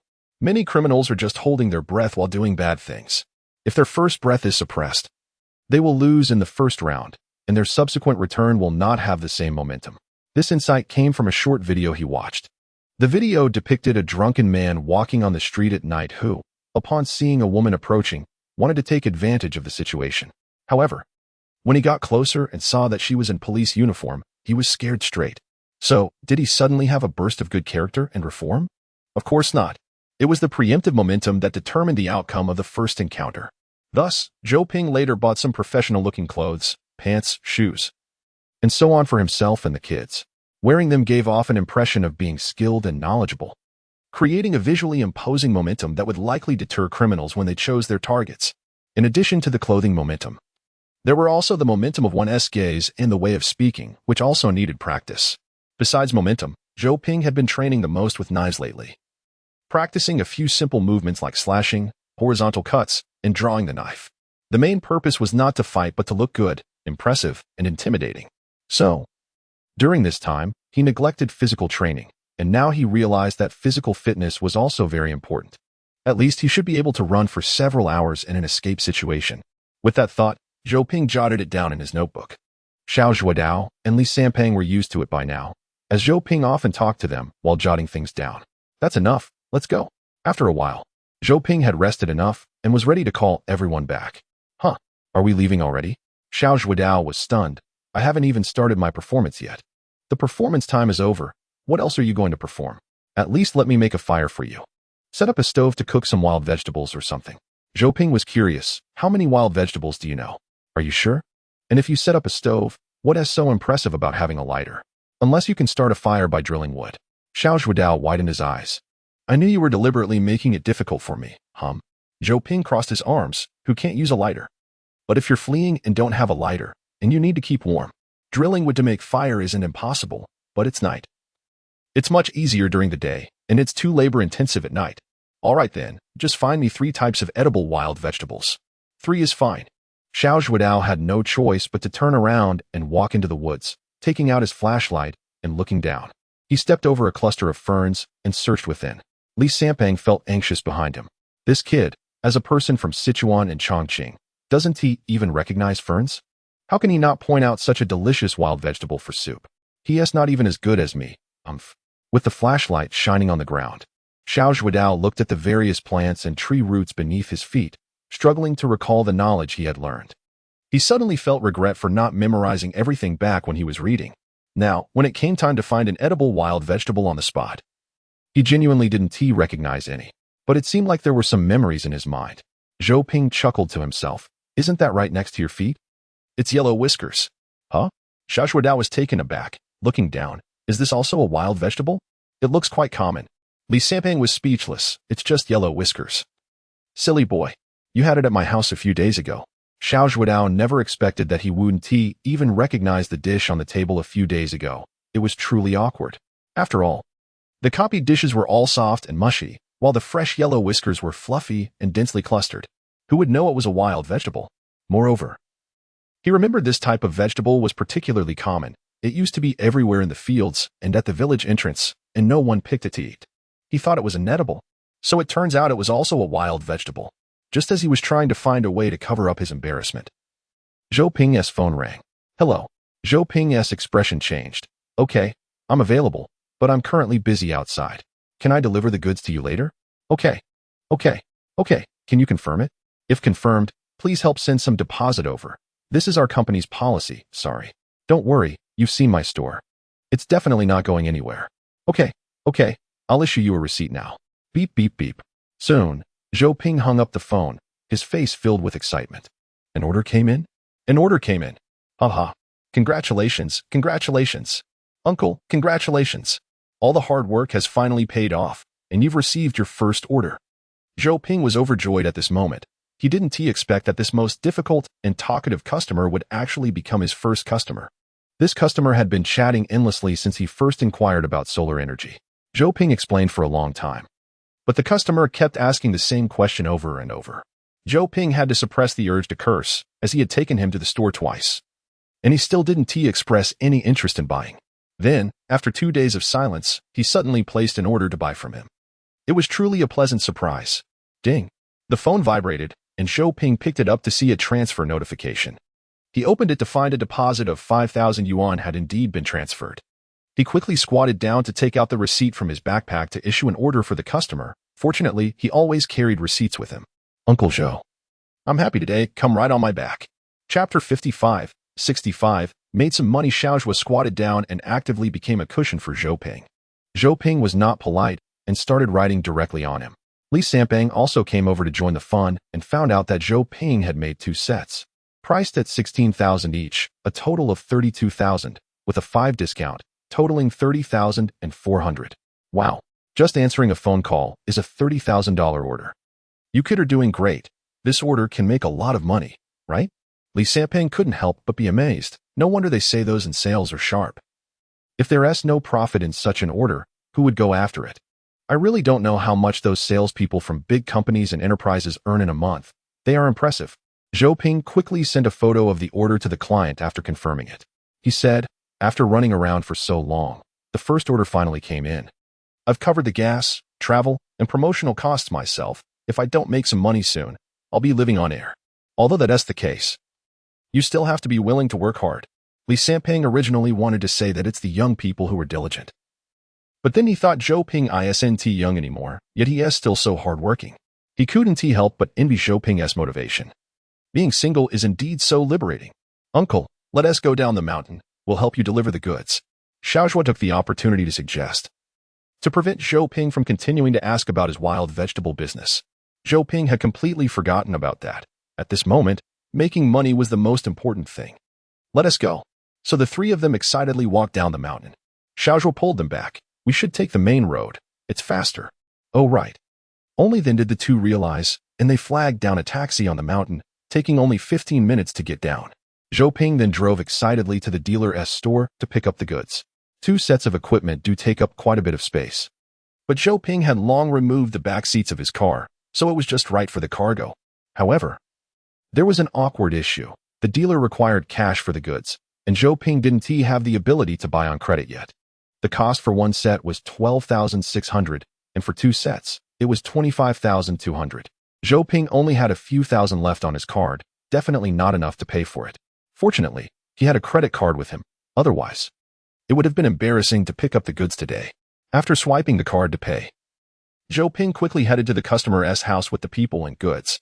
The customer lived in an old building, which had a maximum of 8 floors and no elevator, but the buildings were too close together, leaving the lower apartments with almost no sunlight. Fortunately, Zhou Ping had previously communicated and learned that the customer lived on the 6th floor, which indeed didn't have good lighting. But there was one window that faced the sun, so the solar panels were installed on that window. Today, it was also thanks to the help from Pengzi and Xiaozhua. Otherwise, carrying 2 solar batteries up that narrow staircase would have been quite a challenge for Zhou Ping alone. Installing the equipment was also quite a hassle since Zhou Ping had no hands-on experience. When he installed it at his own home, he did learn a bit from the installer. Later, after negotiating with the dealer, he also helped out once in their store to learn a bit more. But he still encountered some issues during the actual installation. Plus, the doors and windows were very narrow, causing a few small accidents during installation. At one point, a component wasn't installed correctly, resulting in the battery not lighting up. Zhou Ping quietly messaged the dealer in the bathroom, cough cough, and finally, after some trouble, managed to get the equipment installed. The yellow light indicated it was charging, and when fully charged, it would turn green. The green light didn't need to be worried about. When there's a power outage, the transformer would automatically switch over. The main air conditioning and refrigerator wouldn't lose power and would automatically switch over. Also, the wiring in your house is currently exposed. Although I've wrapped it up for you, you should pay attention to safety. Later, if you need, you can add a conduit for extra safety. Sigh. If I had known, I would have run it through the wall. This way looks unsightly. The customer started to ramble upon hearing this. The solar installation definitely requires wiring. Otherwise, the air conditioning and refrigerator won't work. Normally, installing solar does not include wiring services. When Zhou Ping's air conditioning was installed, he did the wiring himself and had to buy the transformer himself. After installing the transformer, the air conditioning would automatically switch to solar during a power outage. So when Zhou Ping was doing this, he combined the transformer and wiring together. The transformer cost 300, wiring along the ground 50, and wiring through the wall 200. This boss was rather talkative and stingy, unwilling to spend an extra 150 just to run the wiring through the ground. So he started to ramble.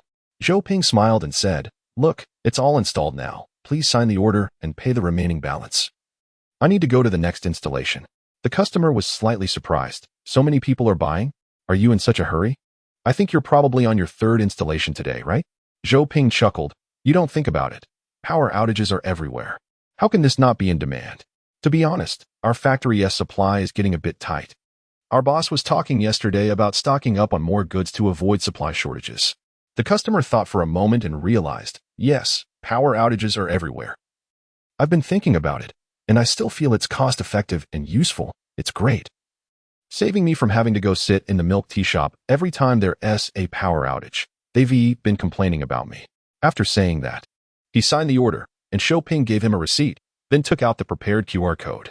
Although the customer was quite talkative while checking the goods, he was very quick to pay, and the remaining more than 20,000 quickly landed in Zhou Ping's account. Zhou Ping's heart raced. 5,000 yuan. Just like that. Earned? Wow. So it turns out that being in sales is so lucrative? This was the first time Zhou Ping felt the joy of making quick money.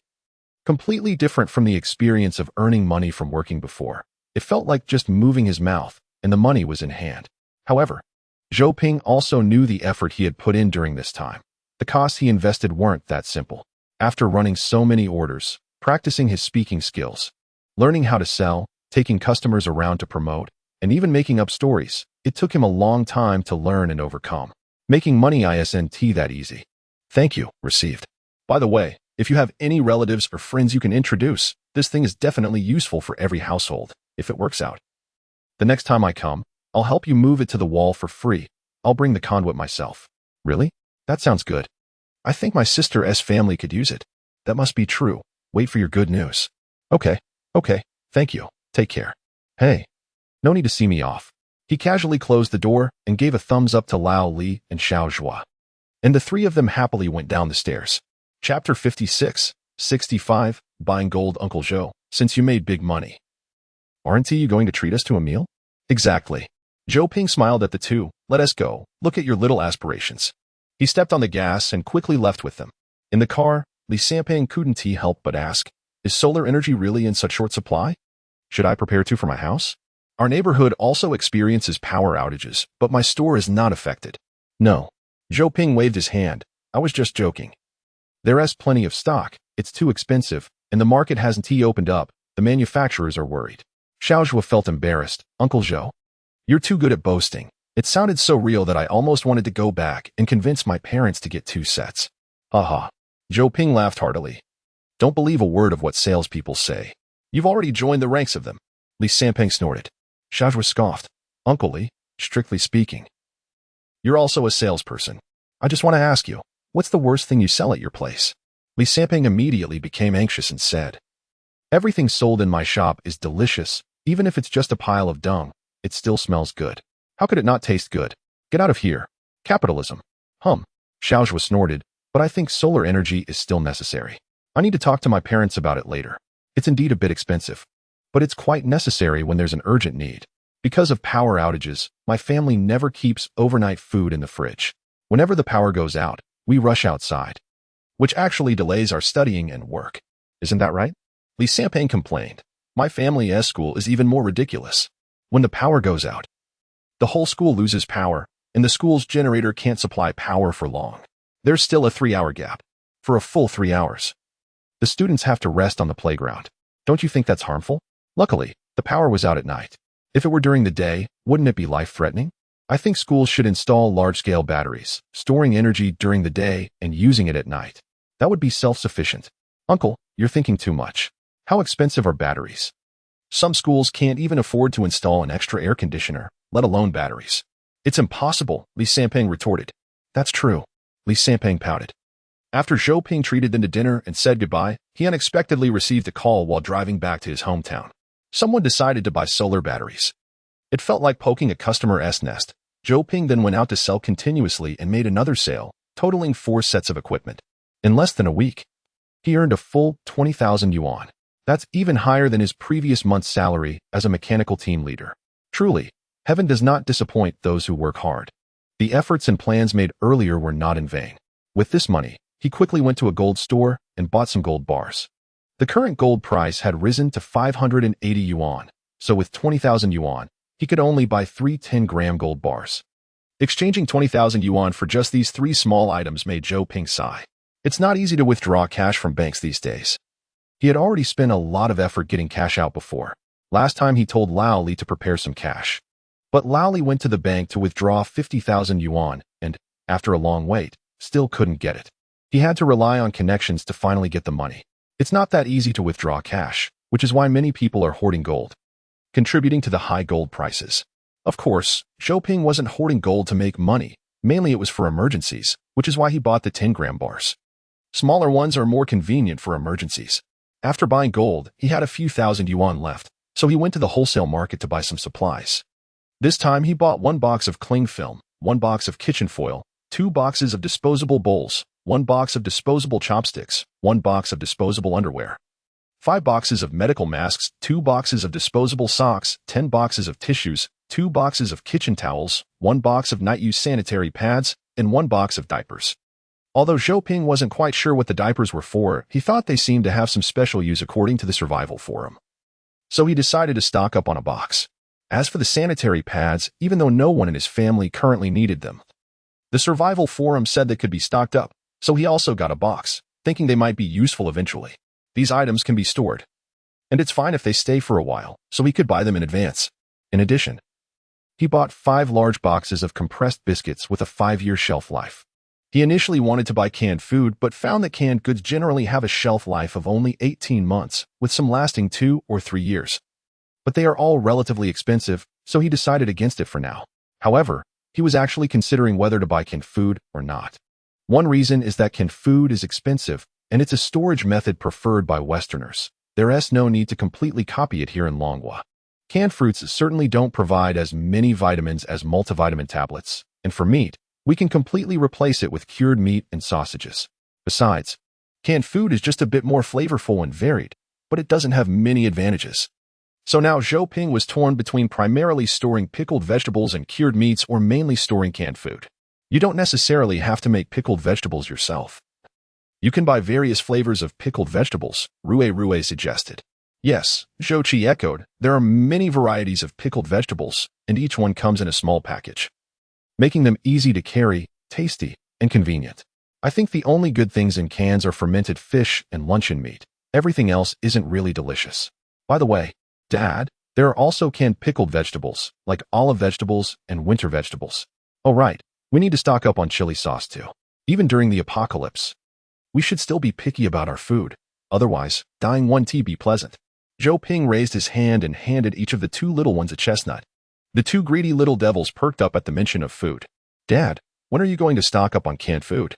Can you buy more? I want to eat sardines. Actually, this was also the reason why Zhou Ping hadn't stocked up on food for a long time. There were 2 big eaters at home. In a while, Dad, I suggest you stock up early because I feel that the high temperatures you mentioned are coming soon, and it will be too late once it arrives. Yes, Dad, I think so too. I have a premonition that it's definitely coming soon. Zhou Ping chuckled. Is that so? The 2 little ones shivered.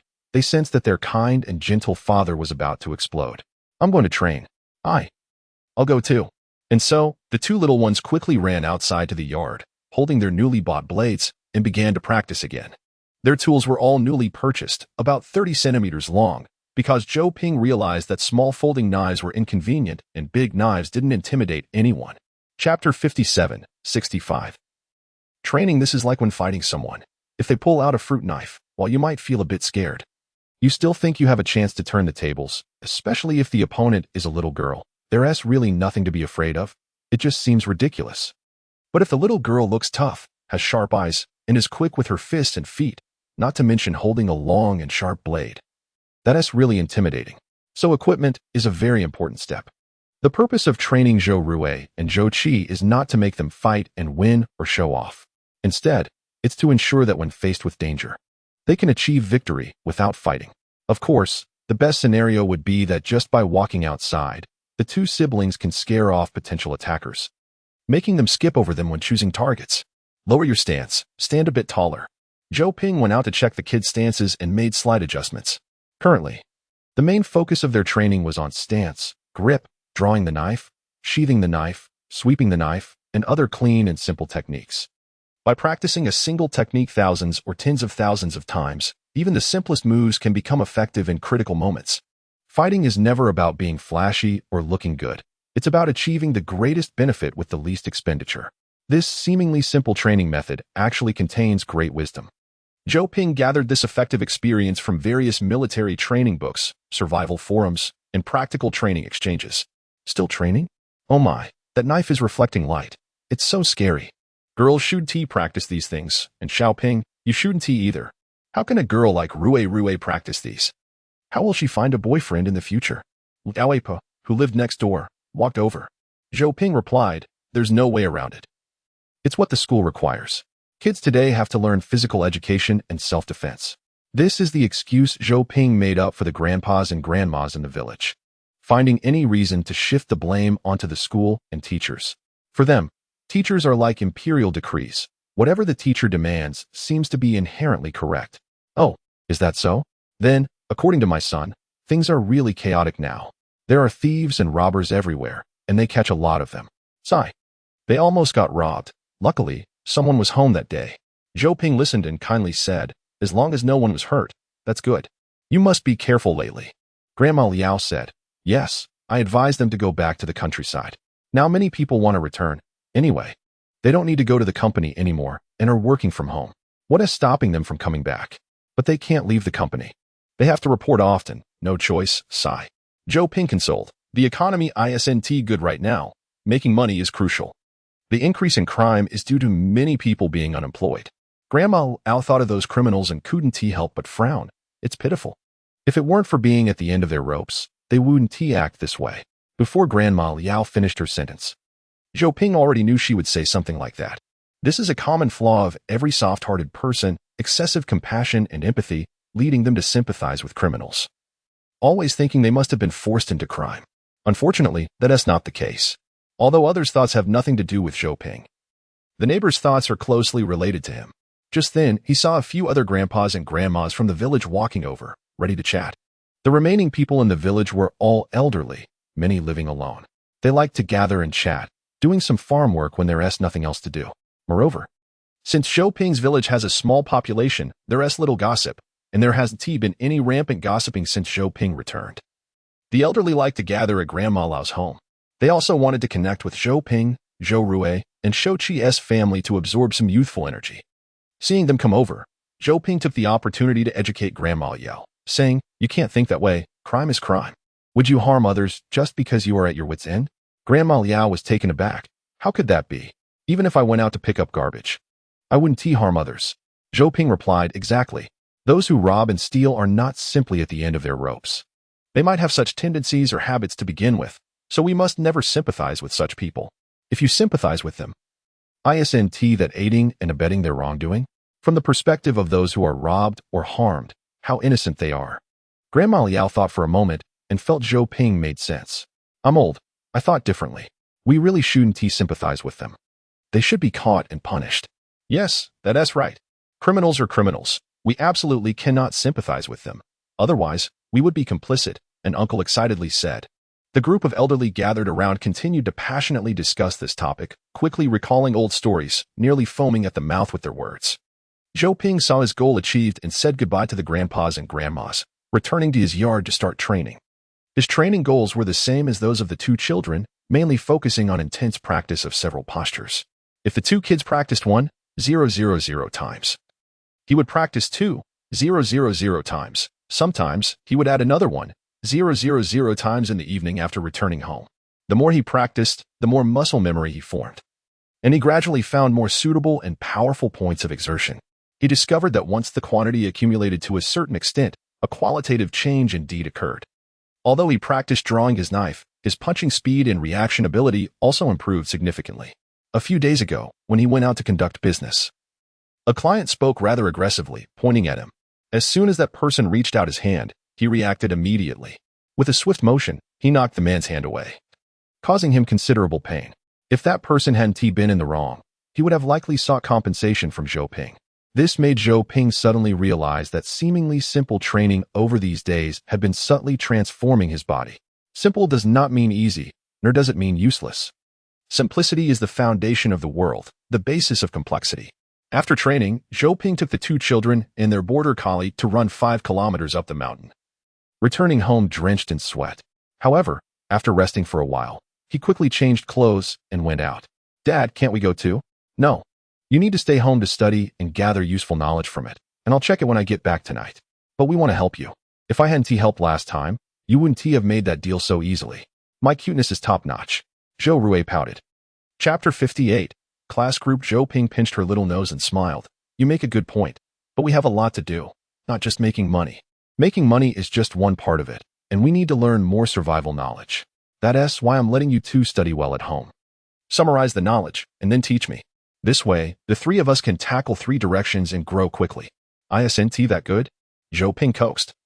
And his words were so convincing that Zhou Rui couldn't find any reason to refute them. "All right, Dad makes sense." There was no way out. Zhou Rui could only watch her dear dad leave the village. After Zhou Ping left, she and Zhou Qi closed the door and locked it, staying inside the house all day unless necessary.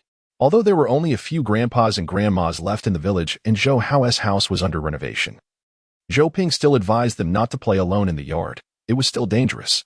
In the living room, Zhou Qi lay on the bed. "He left?" "Yes." "Yay." Zhou Qi sprang up like a fish and quickly took out the game console from under the bed, turning it on to play games in a rush. Zhou Rui was face-palming. Dad had assigned them tasks, and if he found out she was slacking, she would report her. "I know.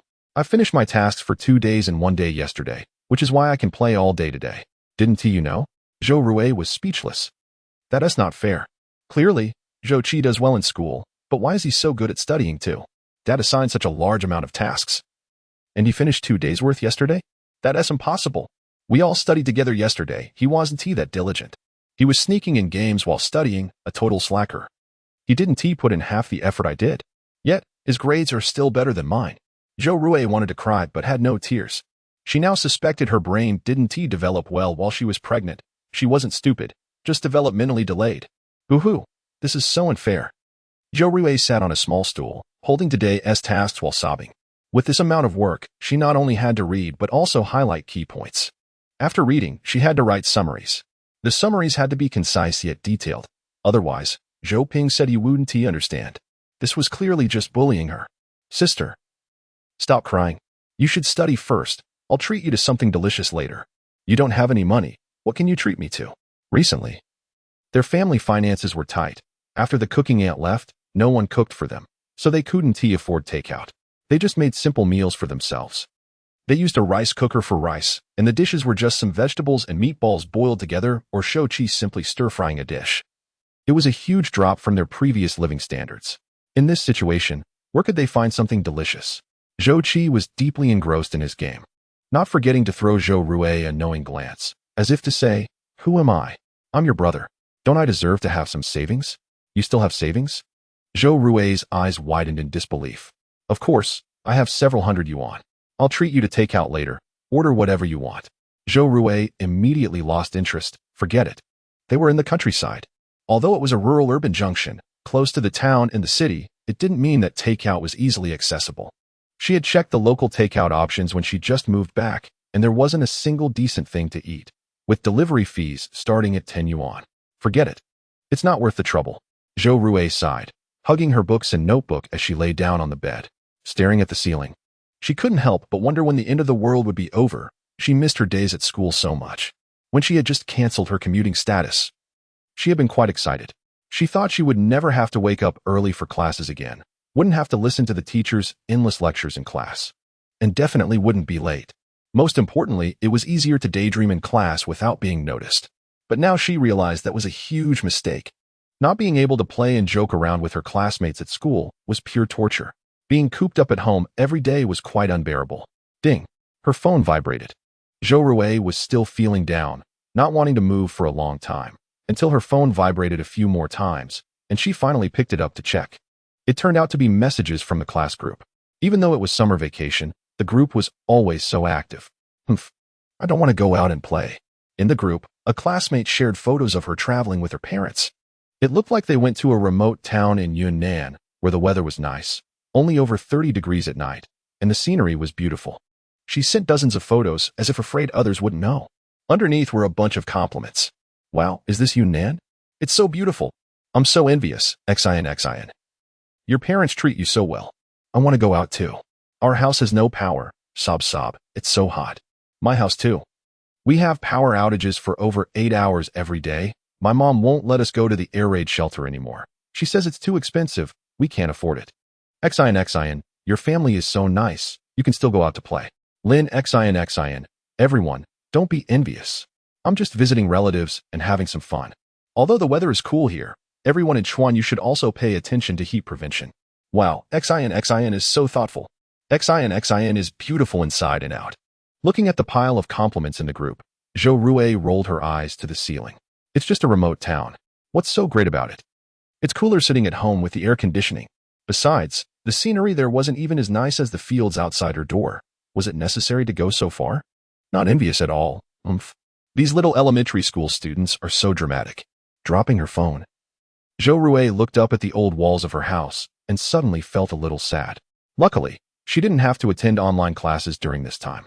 If her classmates saw her living in such a bare place, even though Zhou Rui wasn't one to despise the poor and love the rich, there was still some face to keep among students, and she felt a bit embarrassed. Shaking her head, Zhou Rui snorted, "Forget it. I'm now a strong person undergoing devil training, fighting valiantly against the apocalypse. How can mere hot weather and tourist spots distract me? I want to study. I love studying. I will study crazily, train crazily. I will definitely become the strong person I aspire to be." After thinking this, Zhou Rui began to write furiously, determined to improve and read wildly. Zhou Qi, who was deeply engrossed in his game, couldn't help but lift an eyelid to glance at her, muttering, "What's she going crazy about again? Must have been provoked by that Lin XIN, TSK. Chapter 59, Earthquake. Hey, shut up. If you don't speak, no one will think you're mute," Zhou Rui shouted. "Oh, okay. I was wrong. My fault. Please forgive me. Do continue. I won't disturb you." That is more like it. Zhou Rui picked up a thick book and returned to her desk, settling down to continue reading. However, at that moment, her phone buzzed again. Someone had sent her a private message. She opened it to find it was from Lin XIN. Lin XIN. Picture. Lin XIN. Picture. Lin XIN. Rui, do you think I look pretty? I'm in Yunnan. You haven't been here, right? It's okay. I'll take pictures for you. Just consider it as you've been here. Zhou Rui. At this moment, if she were an adult, she would definitely curse. Damn, you idiot. Get lost. Lin XIN was simply the biggest stumbling block in Zhou Rui's academic career. Whenever Zhou Rui wanted to be class monitor, she snatched it away. Whenever Zhou Rui wanted to be the learning committee member, she snatched that too. When Zhou Rui settled for being the sanitation committee member, she still wanted to take that. The root of it all was on the first day of first grade when Lin XIN wore a new dress, but was overshadowed by Zhou Rui's pink overalls with wings, which sparked their rivalry. For 2 long years, Lin XIN had been subtly mocking Zhou Rui. And Zhou Rui was almost fed up, but still pretended to be magnanimous and befriend her. Now they were both second graders. Zhou Rui was too lazy to argue with Lin XIN, but unexpectedly, Lin XIN was still so petty, holding a grudge for 2 whole years. At this moment, Zhou Rui's little universe was about to explode. She jumped off her chair, grabbed her phone, and boldly opened the door, stepping outside. "Where are you going?" Zhou Qi dropped his game console and chased after her, with Moo following closely behind. Woof. Who would have thought Zhou Rui walked straight towards a pile of fine sand left from previous renovations at the side of the house, smoothing out the sand with her hands before walking back and forth a few times. By the time Zhou Qi realized what she was up to, she had already changed into a fancy swimsuit and was holding a high cup filled with an unknown blue liquid. She tossed a sun umbrella onto the sand pile and threw a Hawaiian-style blanket on top. Zhou Rui struck a pose, dramatically saying, "Take my picture. Remember to adjust the exposure, make it atmospheric." Woof. Even the dog found it incomprehensible. However, Zhou Qi dutifully took dozens of photos for her. Afterward, Zhou Rui took the phone, opened a photo editing app, and amazed Zhou Qi with her speed.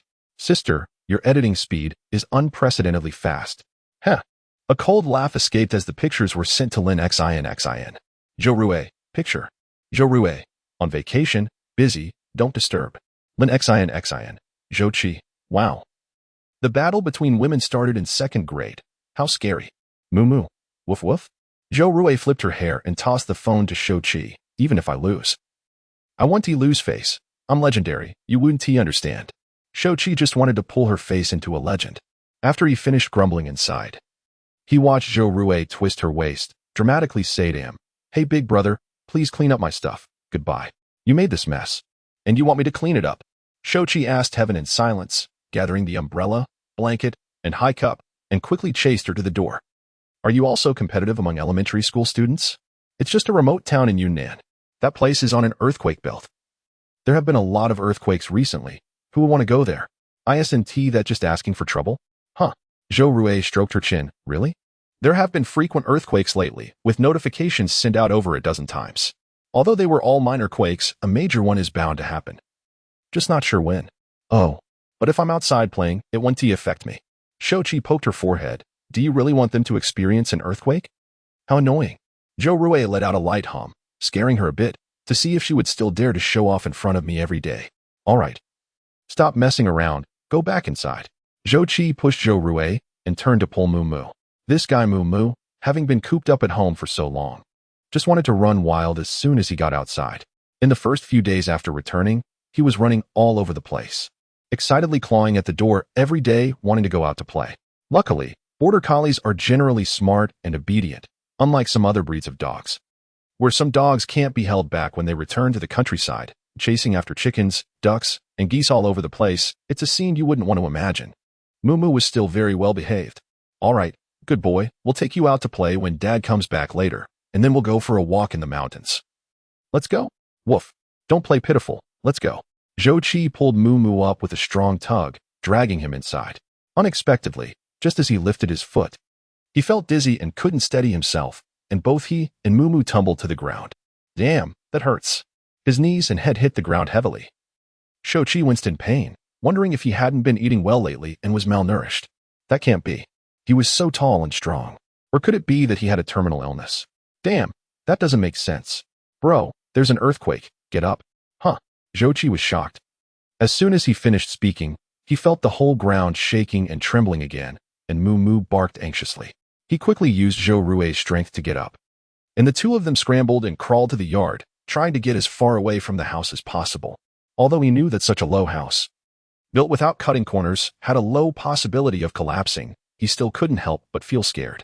Meanwhile, the neighbors around, those old folks, all rushed out of their houses. They shouted, "There's an earthquake! There's an earthquake! It really is an earthquake!" The two siblings and a dog huddled together, their faces pale with fear. They had just been talking about an earthquake, and suddenly it happened. Ugh, what bad luck. Where's Dad? Hurry, call Dad. Don't call. Zhou Rui said, what if he's running away? If you call, it will delay him. He'll call us later. All right. Zhou Qi calmed down. He had been too nervous just now. The ground was still shaking, and the tremors were significant enough that just standing made him feel dizzy. This earthquake was no small matter. Zhou Qi quickly came to this conclusion. Since Sichuan and Chongqing are earthquake-prone areas, there are often aftershocks, and he had experienced a few before. So he could clearly feel that this earthquake was of a considerable magnitude, possibly at least a magnitude 6 or even 7. Woof, woof, woof. The anxious dog barked loudly. Moo moo, don't be afraid. It's just an earthquake. It will be over soon. The two hurried to comfort him. Chapter 60, 65, Power Outage. Oh my God. There's an earthquake. I'm so dizzy. What a disaster. How could there be another earthquake? What should we do? It's okay. The house hasn't collapsed. It's fine. The neighbors, the old folks, all ran outside to avoid the earthquake. The neighbors discussed among themselves, but there was not much fear on their faces. After all, earthquakes are very common in the Sichuan and Chongqing regions. They happen every year without causing much harm. So everyone just felt a bit emotional about it and didn't have any other feelings. Instead, it was Zhou Rui and the two kids who were suddenly scared because the adults were not home. Granny Liao hurried over to the two siblings, patted Zhou Rui's head, and reassured Moo Moo. Scared? Huh? It's okay. It just shook a bit. Xiaoqi, go get 2 stools to sit outside. Don't go back inside. It's dangerous in the house. Granny Liao really liked these 2 kids, and since she had a good relationship with Zhou Ping, she was more than willing to look after them when Zhou Ping was not home. Of course, the main reason was that Zhou Rui was also very likable. She was an old widow living alone for many years, and now having two energetic kids around her, even if they just moved around a bit. She was more than happy to have them. Okay, Granny. Zhou Qi quickly ran back home to bring out a few stools, and the three of them sat down in the yard.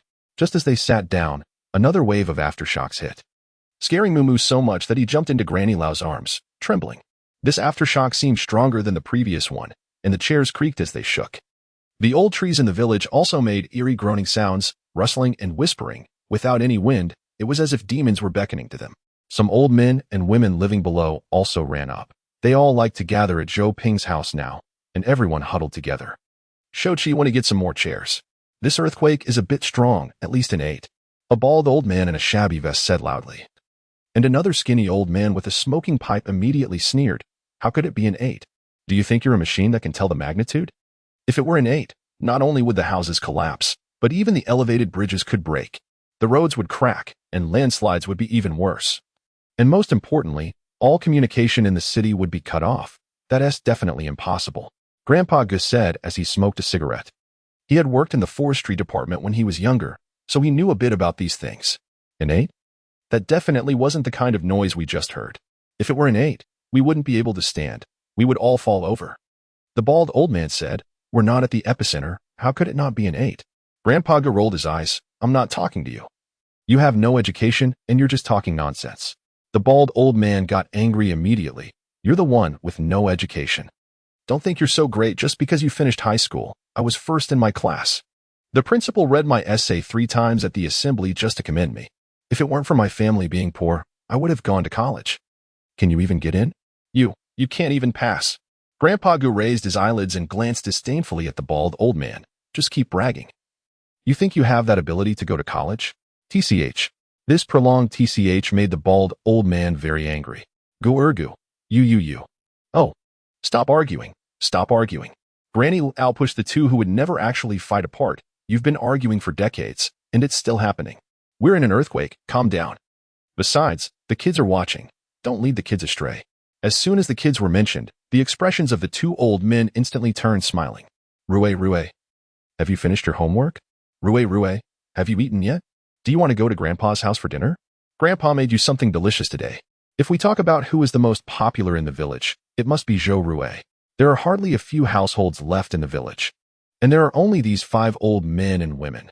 Now that 2 young kids have finally come back, of course, they are their little darlings. Zhou Rue said, Grandpa Gu, Grandpa Zhao, you all sit down. Don't stand. Be careful. There might be aftershocks again. Don't fall over. Our Rue is so caring. How adorable. The bald old man Zhao laughed and plopped down in the chair next to Zhou Rue. Grandpa Gu, facing Rue's smiling face, couldn't maintain his disdainful expression anymore. All right. I'll listen to Rue. However, just as Grandpa Gu was about to sit down, the ground suddenly shook violently like a waking giant dragon. Boom. Boom. A loud noise came from the hills far away. It was unclear what had exploded or fallen, and the sound approached like an invisible sound wave, deafening. Everyone's faces changed. And Grandpa Gu couldn't keep his balance, his smoking pipe clattering to the concrete ground, and his body fell forward. At this moment, everyone was shaking. And they couldn't even sit still. The old men and women were clumsy. How could they care about Grandpa Gu? Grandpa Gu. Only Zhou Rue let out a scream. While Zhou Qi's movements were slightly more agile, ignoring the tremors of the earth, he stretched one foot out to cushion Grandpa Gu beneath him. His hands instinctively tried to support him, but his own body was also heavily slammed to the ground by the shaking, and Grandpa Gu happened to fall on his foot, causing Zhou Qi to cry out in pain. Crack. At that moment, sparks flickered from the power pole at the entrance of the dam. Crack. With another sound, the originally bright village was suddenly plunged into darkness. God brought light, but cruelly snatched it away. Dashi village was instantly enveloped in pitch-black darkness, with no stars or moon in the sky, and the earth was as dark as a blind person, unable to see anything. Sister, brother, I'm here. Woof, woof, crack. Accompanied by the dogs barking, Zhou Rue turned on a 4,000-lumen flashlight, instantly illuminating the area in front of their house as bright as day. She hurried to help Zhou Qi up. Are you okay? Your knee is bleeding. I'm fine, it's nothing. The other elderly people were so scared they lost their wits. The sudden light was like a lifeline to them. After all, the older you get, the more you fear death. Rue, your flashlight is so bright. Oh no, quickly check on old Gu. Only then did everyone notice that Grandpa Gu had fallen face down, now lying on the ground with his butt raised high, almost in a half-kneeling position, completely still. Could it be? Everyone's heart sank. Don't move him around. Be careful not to hurt his bones, Granny Liao shouted. Zhou Qi's outstretched hand froze again, unsure of what to do. Grandpa Gu, are you okay? Can you speak?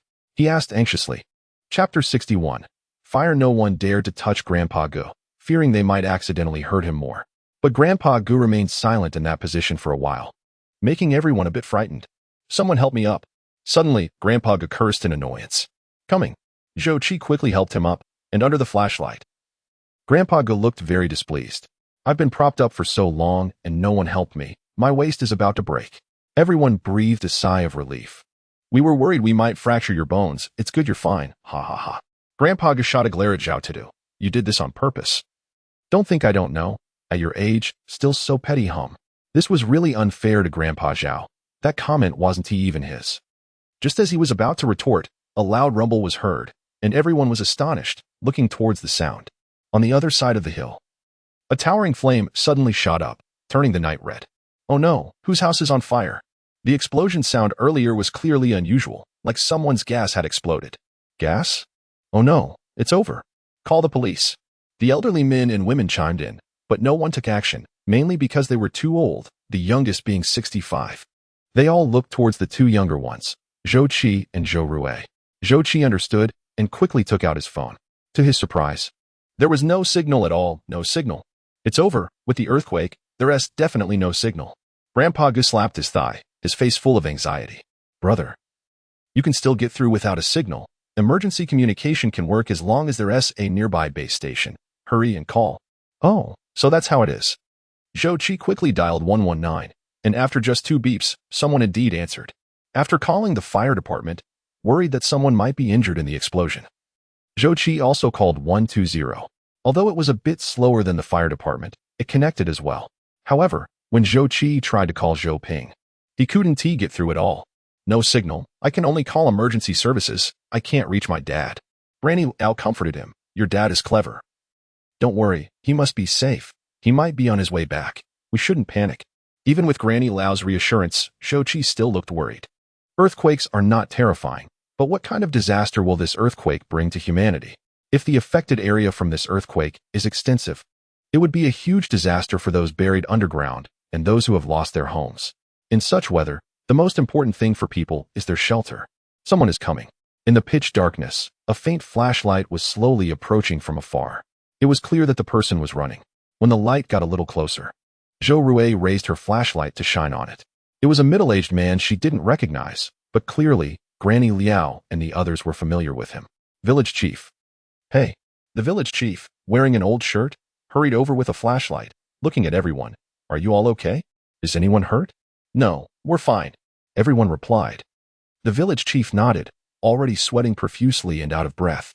Suddenly, he looked at the flashlight in Zhou Rue's hand. Little girl, can I borrow your flashlight? My flashlight is too dim. I almost fell into the field when I came over.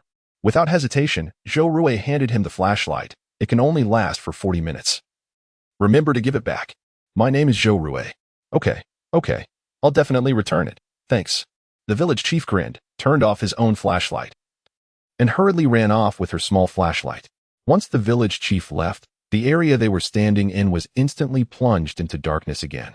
Fortunately, they could still vaguely see some outlines thanks to the firelight over there. Although it felt a bit bad to say this, everyone was somewhat relieved to have some light. They had never experienced such an unsafe feeling before. Earthquake, unable to return home, power outage, no internet, and no family nearby. The worries and loneliness in the hearts of the elderly were no less than those of Zhou Rue and Zhou Qi. So when the village chief left, everyone sat back in their places, staring at the firelight over there, and no one spoke. Grandpa Gu fiddled with his phone for a while, probably trying to make a call, but unfortunately, he couldn't get through either. Everyone was concerned about their family. But now, no matter how worried they were, they had only one choice. Wait for family members' calls, wait for the power to come back on, which probably wouldn't arrive soon. It seemed like a total power outage caused by the earthquake disaster, as the entire village was without electricity. and no one knew when the Power Supply Bureau would manage to repair it. Then wait for dawn. Oh no. At this thought, Zhou Rui shivered. What would they do when dawn came? Her family only had 2 solar batteries, which could supply power for 8 hours. Enough to get through the hottest part of the day, and the cellar would also come in handy at this time. But it seemed like her family was the only one with solar power in the village. Zhou Rui couldn't help but look around. In this vast area, there were dozens of light spots here and there, indicating that the people of Dashi village just lived far apart, but Dashi village was still quite large, and overall, there were not too few people. However, this area was sparsely populated, with only 5 elderly people. But if people found out that her family could run the air conditioning during the day, and that her flashlight could be borrowed, would her family also be requisitioned? Zhou Rui didn't mind helping others. She just knew that doing so carried significant risks. Who knew if it would invite trouble, especially since her dad wasn't home? Don't be afraid. Suddenly, her hand was held by Zhou Qi, who comforted her softly. The earthquake should be over, and Dad is so capable, he'll be fine. Zhou Rui nodded. But what I'm worried about isn't that. Then what are you worried about? Zhou Rui glanced at him, and Zhou Qi blinked. Okay. This guy is an idiot. He can't understand her thoughts at all. Zhou Rui sighed heavily, feeling that Zhou Qi wouldn't be of any help. With so many people here, it wasn't good to say much to him. She had to think of a proper way to handle this matter. If Dad were here, what would he do? Zhou Rui couldn't help but think. In the old city, Zhou Ping had been lucky these days. He initially thought it would be easier to sell in the wealthy district. But unexpectedly, the old city turned out to be paradise. Due to frequent power outages in the old city, many parents were willing to spend money to buy. He had just driven to this area today, and before he could say much, someone ordered 2 sets. So he hurriedly went to fetch 2 units. And just as he moved the items upstairs, sweating profusely, the homeowner brought him a bottle of mineral water. I'm really sorry, this old building has no elevator. And I made you carry it up alone. Here, have a drink. Thank you, that's too kind. Zhou Ping took it and gulped it down. Chapter 62-65, Toad. After drinking the water, he started working. Zhou Ping had become much more skilled in his business. The situation where he hid in the bathroom to secretly send messages to agents had never happened again. However, the biggest feature of the houses in the old city was that the windows were narrow and the buildings did not get enough sunlight, so installation required more effort. Some ground floor houses even lacked the conditions for installation. Zhou Ping almost took on one such order last time. In the end, he had no choice but to refund the deposit. Don't think that houses without sunlight aren't hot. In fact, they are stuffy and hot, poorly ventilated. And without air conditioning or a fresh air system, they are uninhabitable. Now even solar panels couldn't be installed. That household was a typical worker family with very ordinary conditions. And they didn't know what to do. People in this world all have their own struggles, and Zhou Ping couldn't manage so much. He could only sigh.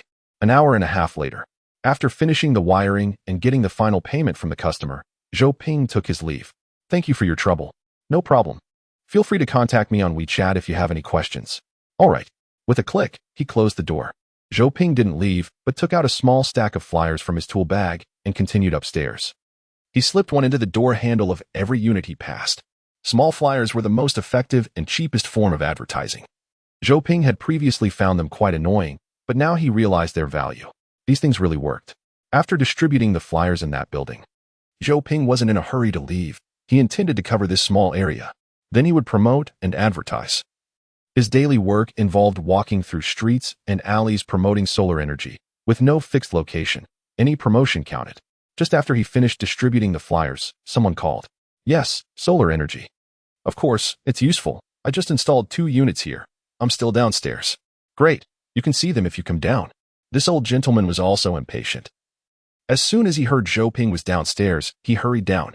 When Zhou Ping saw him, he stood downstairs and pointed to the household he had just installed. With 2 shiny solar receivers visible from the window, looking very impressive. The old gentleman widened his eyes, clearly surprised. How much is it? Zhou Ping replied.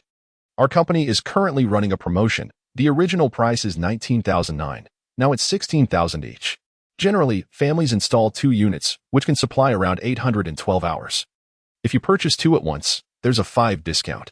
However, the supply is tight right now. You know there are power outages everywhere, and every household needs this. So an appointment is required. An appointment is needed? This completely stunned the old man. Don't worry, who isn't eager to use it right away? If you make an appointment today, We can install it by tomorrow afternoon at the latest. Or if you're in a hurry, I can work overtime and get it done today. Oh, is that so? The old man smacked his lips. That's too expensive. Zhou Ping smiled. You get what you pay for. It's a necessity now. If you don't buy it this year, you'll have to buy it next year. Power outages have become the norm. When you go out to air raid shelters or cafes during blackouts over time, isn't that more expensive? Besides, electricity is tight everywhere now. What will you do if there's suddenly a blackout one day? Indeed, I'm worried about that too. It's so hot during the day, a blackout could be deadly. Zhou Ping nodded. Exactly. By the way, what floor do you live on? Do you have sunny rooms? 7th floor, yes. That's good. Zhou Ping was relieved. You're in a qualified area. There are no installation conditions for floors below 4, and without sunlight exposure, even if they wanted to install it, they couldn't. Huh? Is that so? The old man was stunned for a moment, then slapped his forehead. Oh right. I said back when this house was built that such houses would definitely have problems in the future. Oh no, won't those on the ground floor be doomed? What will they do if they can't install it? No choice, if they can't install it, they can't. Seeing Zhou Ping's certainty, the old man couldn't help but feel grateful that his home was on a higher floor. Because of the lack of elevators, a house that had always been looked down upon finally showed its advantages today, making him very happy.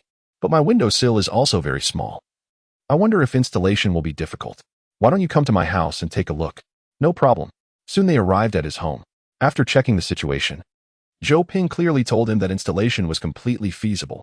After some bargaining, they agreed on a price of 30,500 for 2 units, including wiring for the air conditioner and refrigerator, transformer, etc.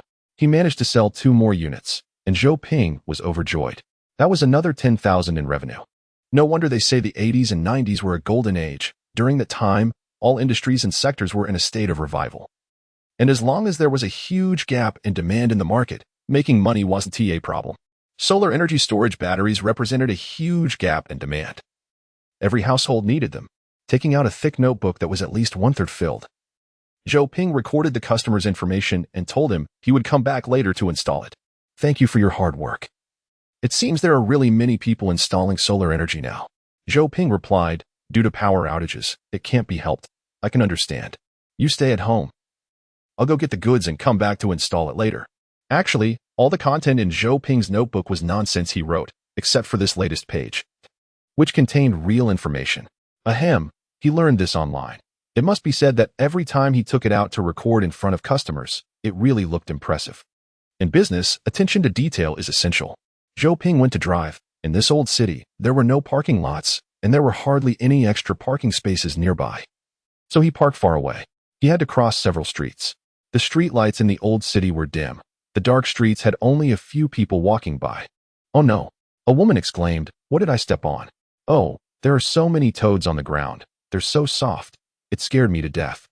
Why are there so many toads? Is it going to rain? Really? It's possible, right? Oh, it must be cooling down. That's great. 2 women discussed as they walked across the street. Zhou Ping looked down. He hadn't noticed before, but now he saw that the road was actually covered with toads. Why are there so many toads? Zhou Ping felt a shiver run down his spine, goosebumps rising, with a faint sense that something bad was about to happen. With a splat, a car sped by, not noticing the toads on the road, and with a squelching sound, it left 2 trails of slimy liquid behind. Chapter 63. 65. Is it going to rain?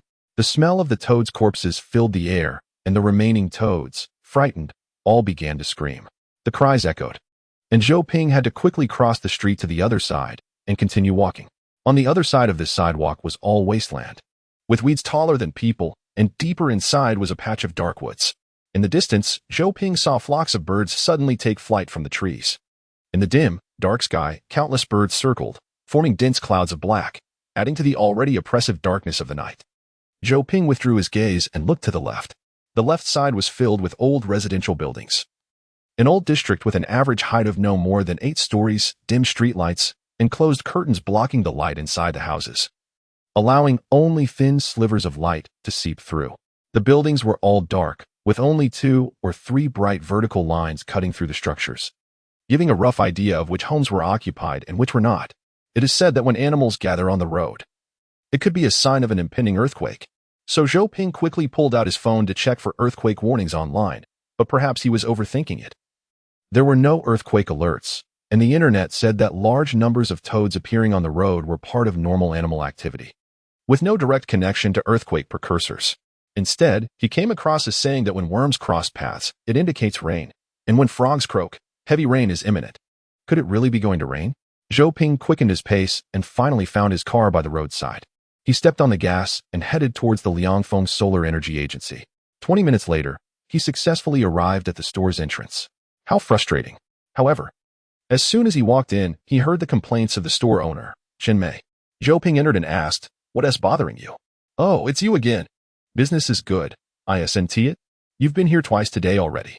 Upon seeing Zhou Ping, Chen Mei smiled, but it was clear her eyebrows were still furrowed, indicating she was not in a good mood. "It's because your products are good that customers trust us. Thanks to you, boss." "Oh, you really know how to say nice things." Chen Mei beamed. "No wonder you've sold 6 or 7 units in such a short time. And now you want 2 more? "Yes," Zhou Ping nodded. Chen Mei waved her hand, and soon a salesperson came to help him load 2 units into his car. Chen Mei is the general agent for Liangfeng Solar Energy in this area, and her store does very well. However, even when dealing with small customers like Zhou Ping, her service is impeccable. While the goods were being loaded, she initiated a casual chat with Zhou Ping. After listening to her, he learned that it was because her child was misbehaving that she had just scolded him. Chen Mei glanced toward the back warehouse, her face still angry. "I really don't know who spoiled him. No one teaches him. At such a young age, he spends money so recklessly. I give him 1,000 yuan, and he spends it all on a meal at KFC with his classmates." Sigh. "It's not that I'm worried about the money. I'm really angry. His classmates didn't contribute a single cent, and he is happy to be the big spender." In the warehouse, her child was facing the wall in reflection, yet he looked quite aggrieved. Zhou Ping reassured her, "It's normal for kids not to understand money. You can't give him such a large amount." Chen Mei sighed. "I originally wanted to teach him to manage money himself, but I didn't expect him to spend it all at once. I'm busy with business and don't have time to manage him. And these things just make me more stressed. You should be married by now, right?" Zhou Ping said, "2 money-swallowing beasts." Haha. Chen Mei laughed. "That sounds happy." After chatting, the goods were loaded, and after paying, Zhou Ping said goodbye to Chen Mei and quickly headed to the client's home. The sky outside was still pitch black, and since this area was close to the industrial zone, there were even fewer streetlights, making it even darker. 2 high beams cut through the thick darkness, moving like ghosts. Zhou Ping felt a bit uneasy and slowed down. However, even then, it didn't alleviate the anxiety in his heart. He felt a constant sense of panic and restlessness. Was something wrong at home? Zhou Ping hurriedly took out his phone to call his family, but as he grabbed it, his hand slipped, and the phone fell under the passenger seat. Zhou Ping instinctively reached for it, but soon he straightened up because various movie scenes flashed through his mind. Usually, in such moments, there are classic car accident scenes. So, he pulled over and parked the car, turning on the hazard lights.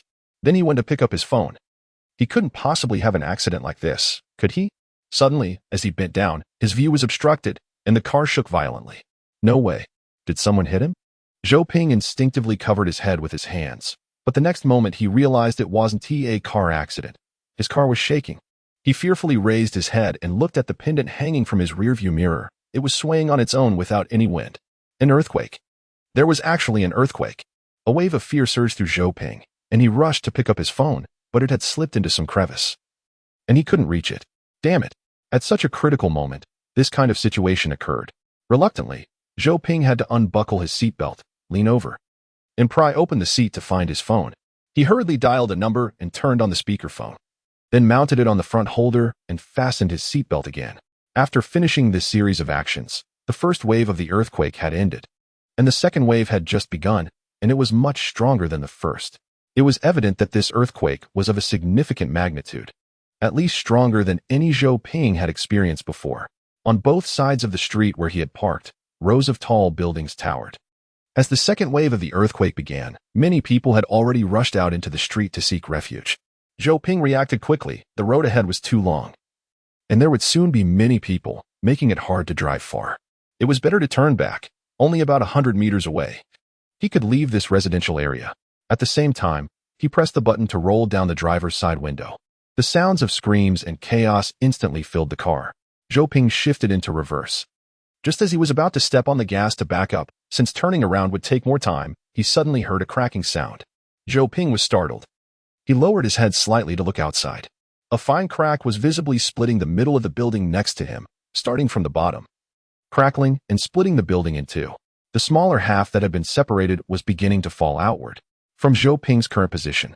He couldn't see the top of the building. It was at least 30 stories high. Screams erupted.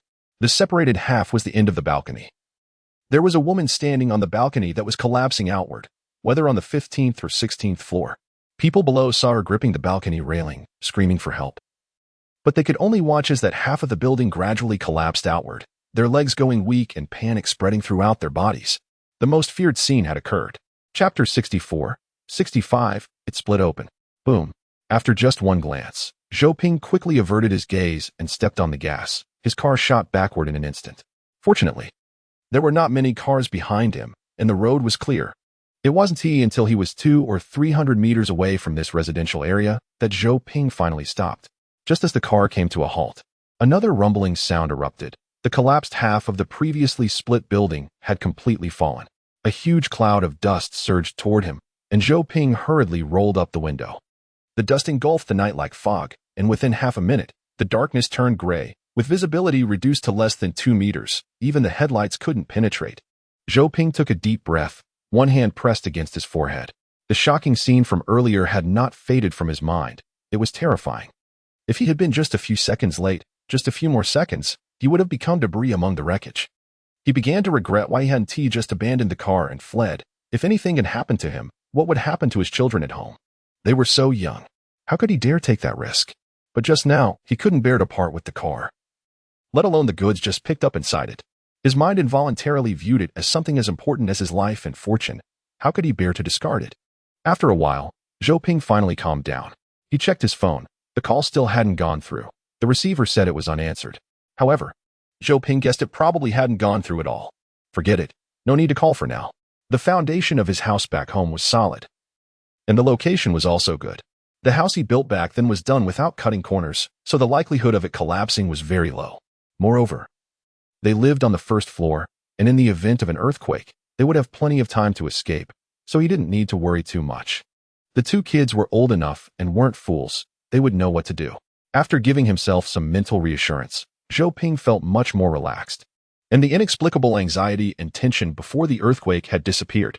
It seemed he really did have some premonition at that time. He didn't know if it was influenced by the infrasound before the earthquake or just the so-called sixth sense. After a while, not knowing if there were aftershocks, Zhou Ping put on a mask, got out of the car, and walked ahead to check the situation.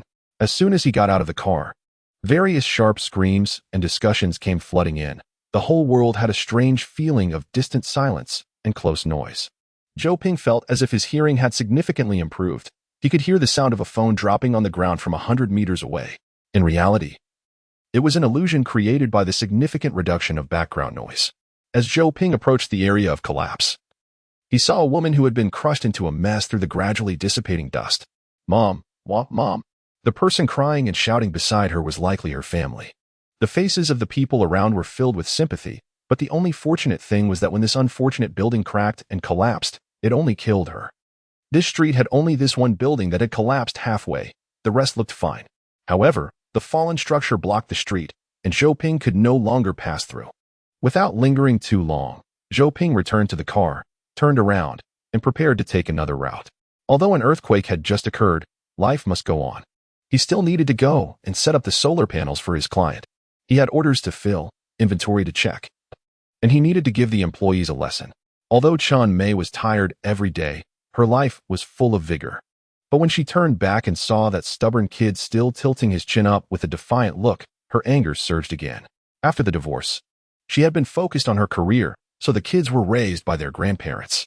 Although she cared about the children's homework and daily life every day, they had indeed been spoiled by their grandparents, and when she scolded them a bit, they would even sulk at her. "Let us punish you a bit longer to temper your spirit," Chen Mei muttered. Suddenly, her own body swayed. Was it low blood sugar? Just as Chen Mei was puzzled, she heard her employees shouting from behind. "Earthquake. It seems like an earthquake." "What?" Chen Mei was taken aback, quickly looking toward her son. "Xian, come out quickly. Xian. It's an earthquake, hurry out." The reason her agency was located here was that the houses in this area were cheap. And the houses were cheap because half of them had been deemed unqualified, shoddy construction, dangerous buildings, and thus were left unfinished. She had rented it and made simple modifications to use as a warehouse, but unexpectedly, Chunmei ran frantically towards the warehouse, which usually seemed only 100 meters away, but today appeared exceptionally far. Xianxian was still facing the wall, tilting his head back with his hands behind his back, seemingly puzzled why the ground was shaking. Completely unaware of the impending danger, Xianxian, accompanied by Chunmei's terrified shout, Xianxian finally heard his mother's voice and turned around. He looked a bit unhappy. His mouth corners slightly downturned, making a soft grunt. The next moment, a slight collision sound came from above. Like a collapsing domino, the stacked goods fell from above, crashing hard onto the ground, the wall, and Xuanchuan's head. The warehouse, which was already a dangerous building, was impacted by the earthquake in the falling goods, and it collapsed with a loud crash. Xianxian finally realized what was happening, but it was too late. Mom, accompanied by Xuanchuan's terrified shout. He was completely buried under the goods and collapsing steel and concrete. No. Chunmei let out a piercing scream, her maternal instinct driving her to rush in without a second thought, while a huge falling concrete wall smashed down behind her, burying her as well. The employees watched this scene in panic, stuttering, What to do? Call the police. Thus, countless rescue and emergency calls were made. Have you been hiding something from me recently? In bed, Yuanying frowned, looking a bit unhappy. Zhou Hao avoided her gaze. No, what could I be hiding from you? Every time you lie, your eyebrows go up. Don't you know that? Yuanying took the fruit plate from Zhou Hao's hand, picked up a plum, and started eating. Come on, are you cheating on me behind my back? Zhou Hao immediately breathed a sigh of relief. That's not true. Am I that kind of person? That's good.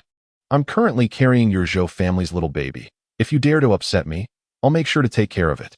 Oh my, I beg you. Please don't joke about that, Zhou Hao pleaded. Zhou Hao's mother, hearing this outside the door, immediately frowned and rushed in. Yuanying, you shouldn't joke about things like that. It's not good.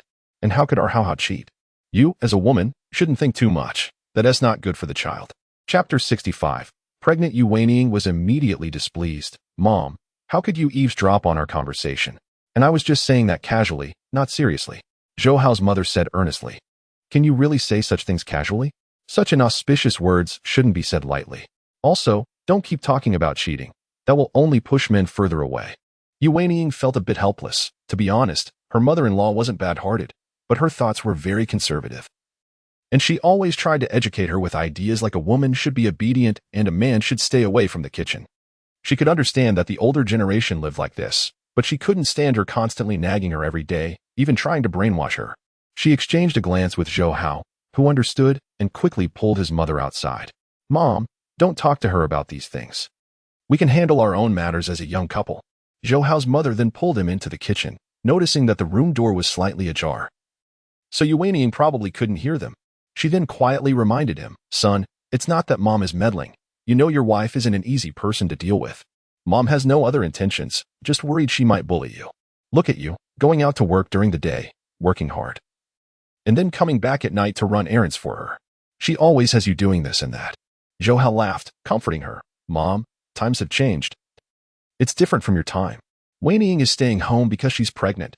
Before that, her salary wasn't lower than mine, and she wasn't any less busy. That's true. But when I was pregnant with you, I was still working in the fields. I wasn't so delicate. Zhou Hao retorted, That's just because times were too poor back then. If it were me, I would definitely have made you stay home every day to take care of the baby. How could I let you work in the fields? Zhou Hao's mother paused, a smile appearing on her face. You're the worst. When I was pregnant with you, you made me unable to eat properly. And you still have the nerve to say that. When a woman is pregnant, she is physically weak and her emotions are not good. So please be more understanding. Zhou Hao's mother was still a bit angry, thinking that when she was pregnant, she was not so precious, and no one took care of her. When she was 7 or 8 months along, she still had to go out to plant rice, and she got through it just fine. Girls from the city are just spoiled. If they really had to go through hard times, they wouldn't be so fussy, even wanting to eat imported fruit. Especially when she saw her son, who had been her little treasure, acting like a grandson in front of her. Zhou Hao's mother always felt uncomfortable, unhappy, and dissatisfied. But knowing that her daughter-in-law was indeed pregnant and fearing any conflict, she had to temporarily keep the peace. Just as the two mothers and sons finished their conversation, they heard Yuanying's urgent voice from inside. Zhou Hao hurriedly ran in. Hey, I'm here, what's wrong? Seeing his submissive demeanor, Zhou Hao's mother couldn't help but roll her eyes, feeling like a fox spirit had come into their home. Husband, I don't feel well. I want to go for a walk. Huh? Zhou Hao was in a bind. It was too late, and the street lights outside were dim. So it was better not to go out. Recently, the public safety situation hasn't been good. It's not very peaceful. I don't care. Yu Weiying frowned. I really don't feel well. My heart is very anxious. I want to go out for a walk. Come on, dear. Be good. Hurry up. I don't care. I want to go out. All right, all right. Zhou Hao had no choice but to help Yu Weiying get out of bed. You're in the most unstable phase in the first 3 months. The doctor said you need to rest well. Why do you want to run around? Zhou Hao, are you trying to pick a fight with me? Okay, forget I said anything. I'll accompany you for a walk. Is that all right? That is more like it. Yu Weiying held Zhou Hao's hand and walked out of the bedroom. Outside, Zhou Hao's mother was sitting on the sofa, seeing them about to go out again. She couldn't help but nag a few words. Zhou Hao had to say, we'll be back soon. Oh, by the way, where's Dad? God knows where he has run off to. He might have gone out to play mahjong. If I see him, I'll drag him back for you.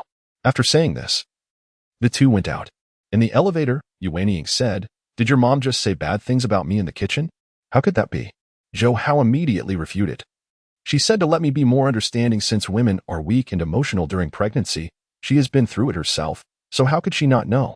Yu Weiying smacked her lips. She definitely didn't say it like that. You're just trying to scare me. How would it benefit me to scare you? TCH. As they reached the first floor, Yu Weiying suddenly felt much better, but the dimly lit stairwell made her unable to help but complain. Those lights used to be on all night, afraid someone would fall and sue them. Now they openly don't turn on the lights. Are they afraid we won't fall to our deaths? There's nothing we can do. Electricity is in short supply everywhere. It's already good that we can run the air conditioning at home. So annoying.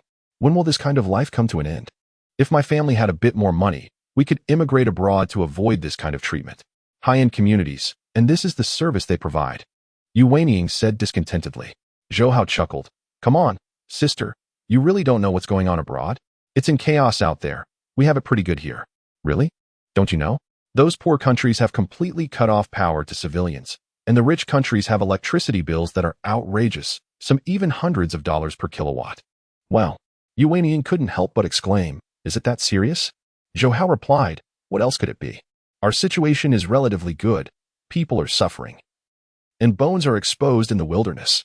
Do you think it's just an idiom? Yu Weiying held her belly, her expression full of emotion. The two had already walked out of the community and were preparing to stroll around a nearby park. The park's lights were also very rudimentary, and it was hard to see in the darkness. Most people wandering around had a flashlight in hand, but they forgot to bring one when they came out. Although it was night, the park was still very muggy, so even though most people were working from home, there were actually very few people out. In the park, there were only a few scattered individuals, either young couples or older women with children. Yu Weiying found a cool bench to sit on. Husband, I want to drink iced water. No. Zhou Hao immediately refused without thinking. I want a drink. I want iced water. I'm thirsty. You're pregnant. You can't drink iced stuff. Then I'll drink hot water. Zhou Hao was speechless again. Where am I supposed to find you hot water? Then it has to be iced. With no choice, Zhou Hao could only go by iced water. Chapter 66. Ice cream. After he left, Yu Weiying happily bounced her feet, but when she looked down, she saw a large army of ants crawling past her feet, many of them climbing onto her legs. Ah! Yu Weiying screamed in fright and quickly stood up, only to find that the chair was covered in ants, the ground, the flower bed, and even her pants were crawling with them. Ah! Yu Weiying jumped up in horror. How can there be so many ants? She felt her whole body tingle with goosebumps, unsure if the ants had left her. But she had already run out. Just as she was about to lean against the park railing to catch her breath, she suddenly felt the ground spinning. Ah, husband! Yu Weiying thought she was poisoned by the ant bites and was scared. Just then, she suddenly heard someone shouting in her ear, "Earthquake! Earthquake!" She looked around in panic and saw that the items on the shelves in a nearby store were shaking and falling down. Big earthquake! Husband! Husband! Yu Weiying saw Zhou Hao buying water at the store entrance and hurriedly called out to him. But her voice was too small, or maybe it was too noisy around. And Zhou Hao didn't hear her. She saw him hurriedly finish buying the water, turn around, and not see her on the bench. Then slam the water down and quickly run in the direction of home. I'm over here, husband. Zhou Hao. Unfortunately, his back had completely disappeared into the fleeing crowd. When the earthquake struck, many residents rushed out of the buildings to the park for safety. Yu Wenying was very scared. Her emotions during pregnancy might be more sensitive and easier to lose control.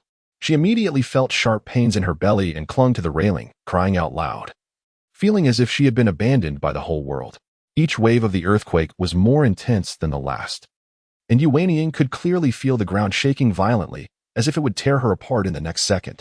Would she fall into a crack filled with lava? Although she knew that such thoughts were completely absurd, when she saw a large stone tablet in the flower bed fall over, despair filled her heart. Why did Zhou Hao abandon her? Why didn't he look for her more? Why was he only thinking about his own mother, ignoring her and the child's safety? Wasn't his wife and child important? Although she knew that such thoughts were unreasonable, in that moment, countless such questions rushed into Yu Wenying's mind, even doubting whether Zhou Hao truly loved her. Remembering their wedding, she recalled how her father was very much against her marrying Zhou Hao. Because Zhou Hao came from a rural family, his parents worked in factories. Although they lived very frugally, they had no ability to buy a house for him in the big city. But she didn't care because Zhou Hao was very capable. And they had fallen in love at school, both being each other's first love, with a spiritual connection. To marry Zhou Hao, she had quarreled with her father no less than 10 times and faced various scorn from her sister, Yu Lingchun. Was this the result she had in exchange? She knew she was overthinking, but she felt so sad right now. In the simple work shed, Wang Xuemin had not been doing well lately. He was sued by Zhou Hao, so he is almost considered a wanted criminal, hiding everywhere during this time. If it weren't for the recent poor security, he probably would have ended up in jail. Damn it, it's all because of that woman. If she hadn't meddled in my business, would I have ended up like this? But at least, it's good that I scared that little girl Tang Hong away. Without her nagging beside me, my ears finally feel a lot quieter. After a carefree day, when Wang Xuemin returned to the shed, he was in a good mood, but as soon as he got back, he saw Wang Zimao lying on the bed like a dead pig and instantly felt furious. Damn it, the house is as messy as a dog kennel. Can't you clean up a bit after lying around all day? Wang Xuemin cursed, throwing his briefcase heavily onto the bed, and sat on a small stool, ready to play on his phone, but he kept glancing at Wang Zimao, who looked weak as if he was about to die. Xiao Mao, are you feeling unwell? Wang Xuemin felt a bit of heartache. Is your illness not better yet? If not, I can take you to get some medicine. Actually, during this time, without Tang Hong's embellishments, the father-son relationship had indeed eased a bit. For Wang Zimao, this was a rare chance to regain familial affection in his life. Even though all his expectations of Wang Xuemin had vanished after he was beaten half to death that day. However, with the subtle care Wang Xuemin had shown in recent days, Wang Zimao suddenly felt that things might not be so bad. He really wanted a relationship, a sense of belonging to comfort his despair in this world. Living was a torment for him, but if someone loved him, he wanted to live a little longer. It hurts, Wang Zimao said weakly. Let me take a look. Wang Xuemin lifted his shirt and found several bruises on his body that might be showing signs of festering, with several areas swollen. Wang Xuemin exclaimed, "Oh no. It seems to have worsened. Forget it. Let's take you to see a doctor." Saying this, he pulled Wang Zimao out from the bed. Wang Zimao was in pain all over, his head pounding, and his gaze was unfocused. However, Wang Xuemin really did take him to see a doctor. Although it was still at the old traditional Chinese doctor in the urban village, the doctor treated him and prescribed medication for him to take home. Wang Xuemin even bought him an ice cream. Eating this 5 yuan ice cream, Wang Zimao felt an unprecedented happiness. He thought that perhaps all the previous pain was caused by that bad woman Tang Hong. Didn't this mean that without her, life would get better? After getting the medicine, Wang Xuemin held his hand and crossed the road, looking at the other children on the street. Wang Zimao finally felt that he was living a life just like other kids.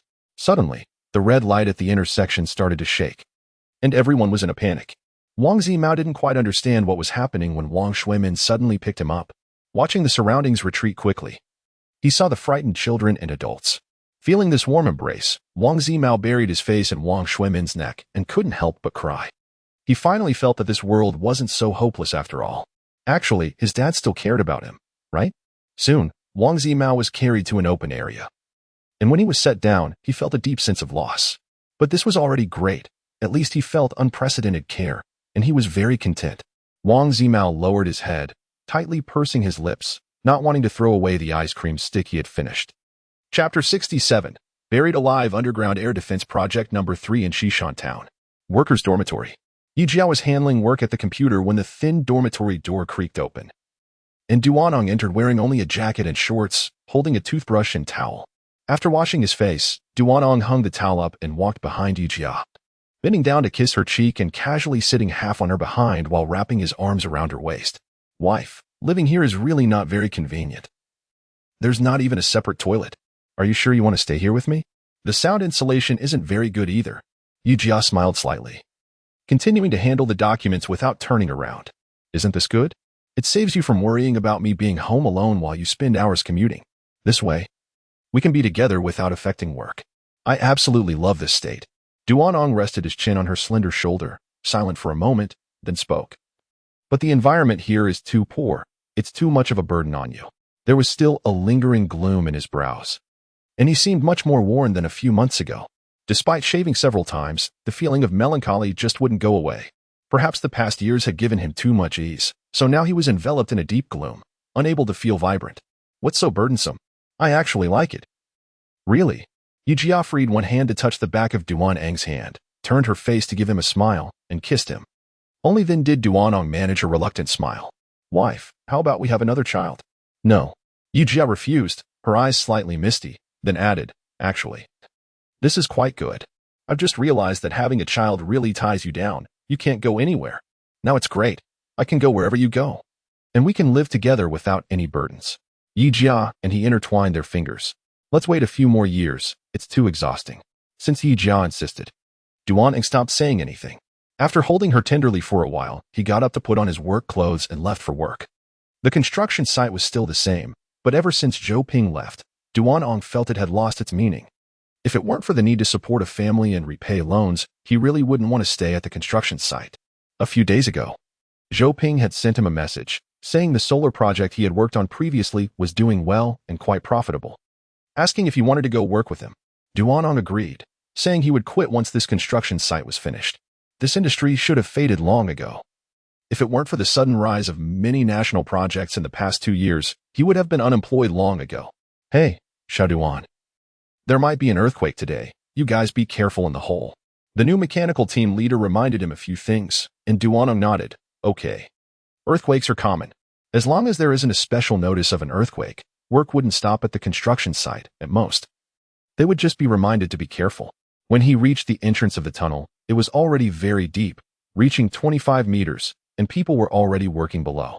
Wearing his hard hat, Duanong entered the lift and smoothly reached the underground, then entered the tunnel, found his excavator, and began a new day of mechanical work. With large machinery coming in later, this tunnel was nearing completion and the schedule was very tight. After Duanong and the others finished lunch, they were hurried to get back to work. Clang, clang, clang, the excavator worked rhythmically, with Duanong's machine at the back, while a smaller excavator carried the excavated soil outside. Suddenly, Duanong felt the machine shake a bit, unsure if it was his imagination. He stopped to check what was happening when he suddenly heard an alarm from some machine behind him, followed by violent shaking in the cabin. Earthquake! Get out! Shouts came from outside, and Duanong's face turned pale in an instant. Without thinking, he pushed open the cabin door and jumped out, running outside. However, the earthquake came faster than he had imagined. At the moment he jumped down, the 12-meter-long tunnel's internal support frames crashed down with a loud noise, and a massive steel rebar fell directly onto the head of the worker in front of him. His heart had shattered instantly, and colorful brain matter splattered out without hesitation, as the rebar effortlessly took his life, like a pair of chopsticks crushing an ant. An indescribable shock filled Duanong's mind, and at that moment, the collapsing cave was closing in on him from afar, a torrent of dust swirling with the gushing blood, the fading light forcing Duanong to make a choice. Bang! With no time for further thought, Duanong instinctively crawled back to the driver's cabin, and just as he shut the door, the entire cave collapsed with a thunderous roar. Countless dust and steel bars crashed down above the cabin. The layers above him, over 20 meters thick, weighed heavily, and Duanong knew it was continuously compressing his living space. Bang! Bang! The vehicle's frame was crushed, and he felt himself sinking rapidly, with the thin metal roof above struggling to hold everything up. At that moment, Duanong's emotions were blank, even experiencing a morbid sense of surprise, perhaps stemming from the thought that if the world ended, he could escape all troubles. He did not feel fear. After a few seconds, the collapse stopped, and silence returned. Just as Duanong thought it was over, the third tremor, this earthquake's main event, truly began. Boom! Boom! His already precarious living space was further compressed, causing him to kneel on his seat, unable to stretch his arms or legs, his back pressed against the roof, while the shattered windshield creaked ominously. Duanong feared it would explode at any moment, so he turned his face toward the seat. The shaking stopped again, and Duanong began to feel it hard to breathe. The posture was too uncomfortable, and if another quake struck with even more pressure, he could be crushed to death in that position. Fear finally began to invade his entire being. He realized the environment he was in, with silence all around him. And upon opening his eyes, it was pitch black. He was buried alive underground. Is anyone there? Is anyone still alive? Fearing that his voice might cause another collapse, he could only ask softly, but there was clearly no response, and even whether his voice had traveled was uncertain. Chapter 68. 65. Ruins. Distant headlights approached, scattering the dust in the air. The dense crowds on both sides of the street finally welcomed a gust of wind. The stirred-up dust swirled around as Zhou Ping turned on the windshield wipers to clear the dirt from the glass. It seemed this earthquake disaster was significant, as there was so much dust. He was taking a detour to his client's house, but with no internet on his phone and unable to make calls. He couldn't reach his client and was unsure of the situation there. Hopefully, his house will hold up. Otherwise, crack. No way? Zhou Ping exclaimed, startled by the sudden change that made him lose control of the steering wheel. He hurriedly pulled over to the roadside, and the other vehicles traveling with him also stopped in a panic. Almost simultaneously, everyone opened their car doors, staring at the pitch-black city ahead, with a million thoughts racing through their minds. Damn, the owner of a Toyota cursed, frustrated as he fumbled for a cigarette and lighter, but couldn't get it to light. He walked over to borrow a flame from Zhou Ping. After lighting it, the Toyota owner took a few hard puffs and exclaimed, "Damn, the power's out. What's going on? How could this happen? This is trouble." The other drivers looked confused. It must be a temporary power outage. I saw a block of houses collapsed when I came over. If the power's out, we're in big trouble. Another driver suggested. It's not a power outage. It might be a circuit break due to the earthquake. They should be able to fix it, someone analyzed. It's over. Dawn is about to break. What will we do when it gets light? Woe is me.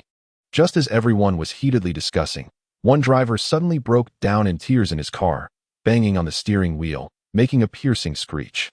His cries tugged at everyone's hearts. "Hey, what's wrong?" A kind-hearted man approached to inquire and found a very muscular man inside, crying with snot and tears all over his face, looking weak and helpless. In response to the kind man's question, the muscular driver's cries became even more desperate, filled with hopelessness and screams, leading everyone to speculate that something must have happened to his family. Otherwise, how could such a fierce-looking man break down like this in front of so many people? Despair and helplessness spread in everyone's hearts. A few drivers quickly returned to their cars and stepped on the gas to leave, wanting to rush home to check on their families. Zhou Ping was no exception. Glancing at the time, it was already 3 a.m., and in a few hours, it would be dawn, if there was still no power by then. He didn't know what kind of scene the city would be in. He quickly got in the car, intending to install solar panels for his client first, as they would definitely be needed after dawn. Although he could directly take the goods back home since he could use them himself, he didn't want to do something self-serving after receiving a deposit. Otherwise, he wouldn't be able to feel at peace. Stepping on the gas, he left the area, with the outside filled with the sounds of honking horns, police sirens, fire trucks, ambulances, and the clamor of people, all mixed in the quiet night. The various jarring sounds made Zhou Ping a bit irritable. Feeling restless, it was as if a chaotic flame was burning fiercely in his chest, making him uncomfortable. Zhou Ping kept taking deep breaths to calm his emotions. He guessed it might be related to the earthquake, affecting his mood, and the cacophony of horns was too loud and jarring, causing chaos everywhere. In such times, it was easy for things to go wrong, so Zhou Ping drove slowly. Finally, navigating through the night, he found his client's old neighborhood. It was not easy. It had taken considerable effort to locate it. However, Zhou Ping did not expect that before he reached it, he would already see countless injured people and crowds evacuating on the roadside. The headlights illuminated their faces, causing them to instinctively raise their hands to shield their eyes from the blinding light. They were covered in dust, each filled with a sense of bewilderment after surviving a disaster. Some were in disheveled clothing, barely able to cover their bodies with whatever they could find, and they had various injuries. As he moved forward, he could go no further due to the crowd. Zhou Ping had no choice but to lock his car and get out, taking a flashlight as he made his way forward. The dust in the air was so thick that even a mask couldn't cover it. On both sides of the road, some people lay directly on the grass. Bloodstains dried on their bodies, with cries and shouts all around. The aftermath of the disaster was vividly evident here. Except for holidays. Zhou Ping had never seen so many people on the street. People stood there in a daze, young women cried in men's arms, and children screamed nonstop. It was clear that this old neighborhood had suffered severe damage from the recent earthquake. Judging by the dust in the air, at least 2 or 3 buildings had collapsed. Yet Zhou Ping remained undeterred, unable to pinpoint why he felt compelled to find that client. Finally, he entered the old neighborhood, his 4,000-lumen flashlight illuminating the area like daylight. He clearly saw that the very building belonging to his client had collapsed into ruins, along with smashing half of the area next door at this moment. A child and a woman are crying uncontrollably in front of the ruins. Many men and women are spontaneously moving the steel bars and cement blocks from the debris. And even children are crying while moving stones, their hands bleeding. There isn't much visible blood at the scene. But the aftermath of the disaster is vividly displayed before Zhou Ping's eyes, painfully stabbing at his heart. Just a moment ago everything was fine. And in the blink of an eye, life and death are separated. How could he believe such a thing is real? How could it happen so suddenly? Humans are truly fragile. Death can come without any warning. In the face of merciless nature, humans are even more vulnerable, unable to withstand the slightest setback. Did they really think humanity has become the master of all things? It's too absurd. Humans are so arrogant. Have they forgotten who the true ruler of nature is? Zhou Ping feels deeply pained, his heart filled with anger and sorrow that cannot be expressed. He runs back to the car, desperately flipping through the client registration notebook from before, hoping to find his name. After locating it, he shouts for him everywhere, wishing that the client might have gone downstairs for a walk or to throw out some trash. But there's nothing. He calls that name over and over again but receives no response, not even from someone with a similar name. This person seems to have vanished like a stone sinking into the ocean, buried deep beneath the shattered ruins, and Zhou Ping's emotions gradually collapse. Chapter 69-65. Strength. Zhou Ping has always considered himself a rational and reserved person, but at this moment, countless emotions and despair surge from his chest. He recalls the year his wife passed away, where every day felt like this collapse, even more so than now. Because the pain he feels now brings back all the torment he inflicted upon himself in the past. He rarely cried before, because society taught men that crying is shameful. But now, Zhou Ping instantly understands the pain of that muscular man earlier. Apart from crying, he really has no way to express his emotions. He feels like he is about to explode from these surging emotions. This unexplainable sense of powerlessness, despair, and helplessness completely crushes him. Reality is too cruel. In the face of disaster, human efforts are laughable. A small earthquake can take countless lives. Does shouting help? In the face of fate, everyone is unequal. Because we cannot control our own destiny. We seem free but are filled with shackles. There isn't a single thing we can truly control. All your preparations can be shattered by a sudden disaster. Your pride, your success, and your glory are all meaningless. Uncle. Just as Zhou Ping is caught in the whirlpool of despair, immersed in the pain of these years, a small hand pats his shoulder. Zhou Ping slightly lifts his head, feeling embarrassed to show his tear-filled eyes. Out of the corner of his eye, he sees a little girl handing him a wildflower from the roadside. Uncle, don't cry. Here's a flower. Instantly, Zhou Ping's brow trembles uncontrollably. His whole body shakes, and he struggles to voice the words stuck in his throat. So he can only take the flower. The little girl smiles and then turns to run away. In the crowded people, her figure quickly disappears. Like a fleeting sprite that appeared in the mountains, leaving only the shadow for others to comment on. This flower rests in Zhou Ping's hand, like the burning strength passed to him by the little girl, causing his tears to fall uncontrollably. If this were a movie, Zhou Ping would despise such scenes of power and despair. Could a fragile person really become strong just from a little assistance? Now Zhou Ping knows he truly needs this bit of strength, desperately needs it. Because just moments ago, he was on the verge of sinking into an inescapable whirlpool. He lost his father at a young age, and his mother raised him with great difficulty. Just as he was starting to achieve something and could earn money, his mother passed away without enjoying any of the blessings. After finally getting married and having children, his wife also passed away. It seems he is destined to bring misfortune to those closest to him. Every time he has a bit of happiness, it is swiftly taken away. What has he done wrong? Why does death always linger around him? But now, Zhou Ping takes a deep breath to calm his emotions. Placing the small wildflower into his shirt pocket, he stands up, his gaze resolutely fixed ahead. The rescue seems to have not yet arrived. Tonight is destined to be a sleepless night, and tomorrow will be even more painful. Those displaced and homeless people will face the scorching sun. And he can only take care of his own small family, having no capacity to mourn for so many others. Then, he decisively returns to the car, starts the engine, and slowly drives away from the area. It is now close to 5 in the morning, and by 6:30, the sky will brighten. At 7, the sun will rise in the east, and by 8, the outdoor temperature will steadily climb, reaching the hottest time of day by 2 in the afternoon. He drives, not in a hurry to return home, but first finds a residential area with a 33-story building. He brings a telescope with him, which he always keeps in his car. Under the endless night sky, Zhou Ping unfortunately discovers that at least in the places he can see, there is not a single light on. Even in the areas with light, it may only be from generators or other electric devices, which means that after dawn, everyone in this area, except for bomb shelters, will likely suffer under the scorching sun. Moreover, this situation may last for several days or even longer, as the damage from this earthquake is severe. Even now, mobile networks and communications have not been restored. Things are more serious than he imagined. After confirming the situation, Zhou Ping quickly drives to the wholesale market. Although he is already stocked up on some supplies at home, those were mostly daily necessities. This time, he needs to buy rice and flour. He picks up 5 bags of rice weighing 100 pounds each, as well as flour, glutinous rice flour, sweet potato flour, and corn flour.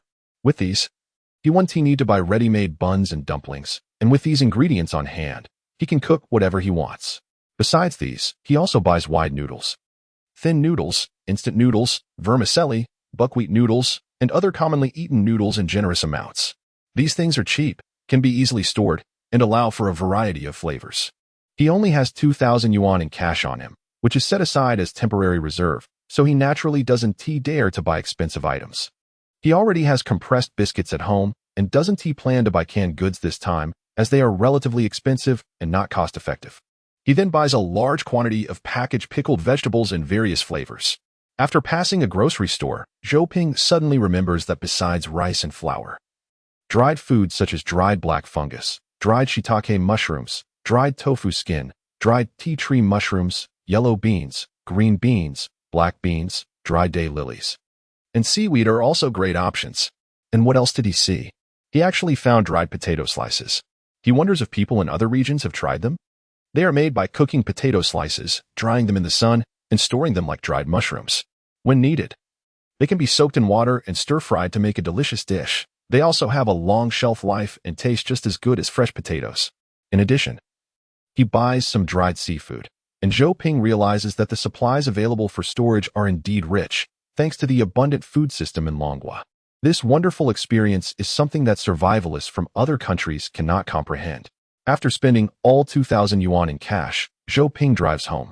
On August 12th, at 6 in the morning, a 7.5 magnitude earthquake struck Maosin County in Sichuan and Chongqing, leaving the entire town in ruins, with landslides burying 1/3 of the county. The earthquake was felt strongly in various places across Sichuan and Chongqing, with other regions radiating from Mao County experiencing varying degrees of disaster. This earthquake happened to affect an important power transport hub in Sichuan and Chongqing. Half an hour after the earthquake, 40 places in Sichuan and Chongqing were plunged into darkness. The city collapsed, the power grid failed, and countless departments were urgently mobilized that night to repair and rescue, but still could not restore normal power operations. Daylight was approaching. What would they do once it got bright? Chapter 65. Vigil. It was 6 o'clock. Why hasn't your dad come back yet? Can't you still get through on the phone?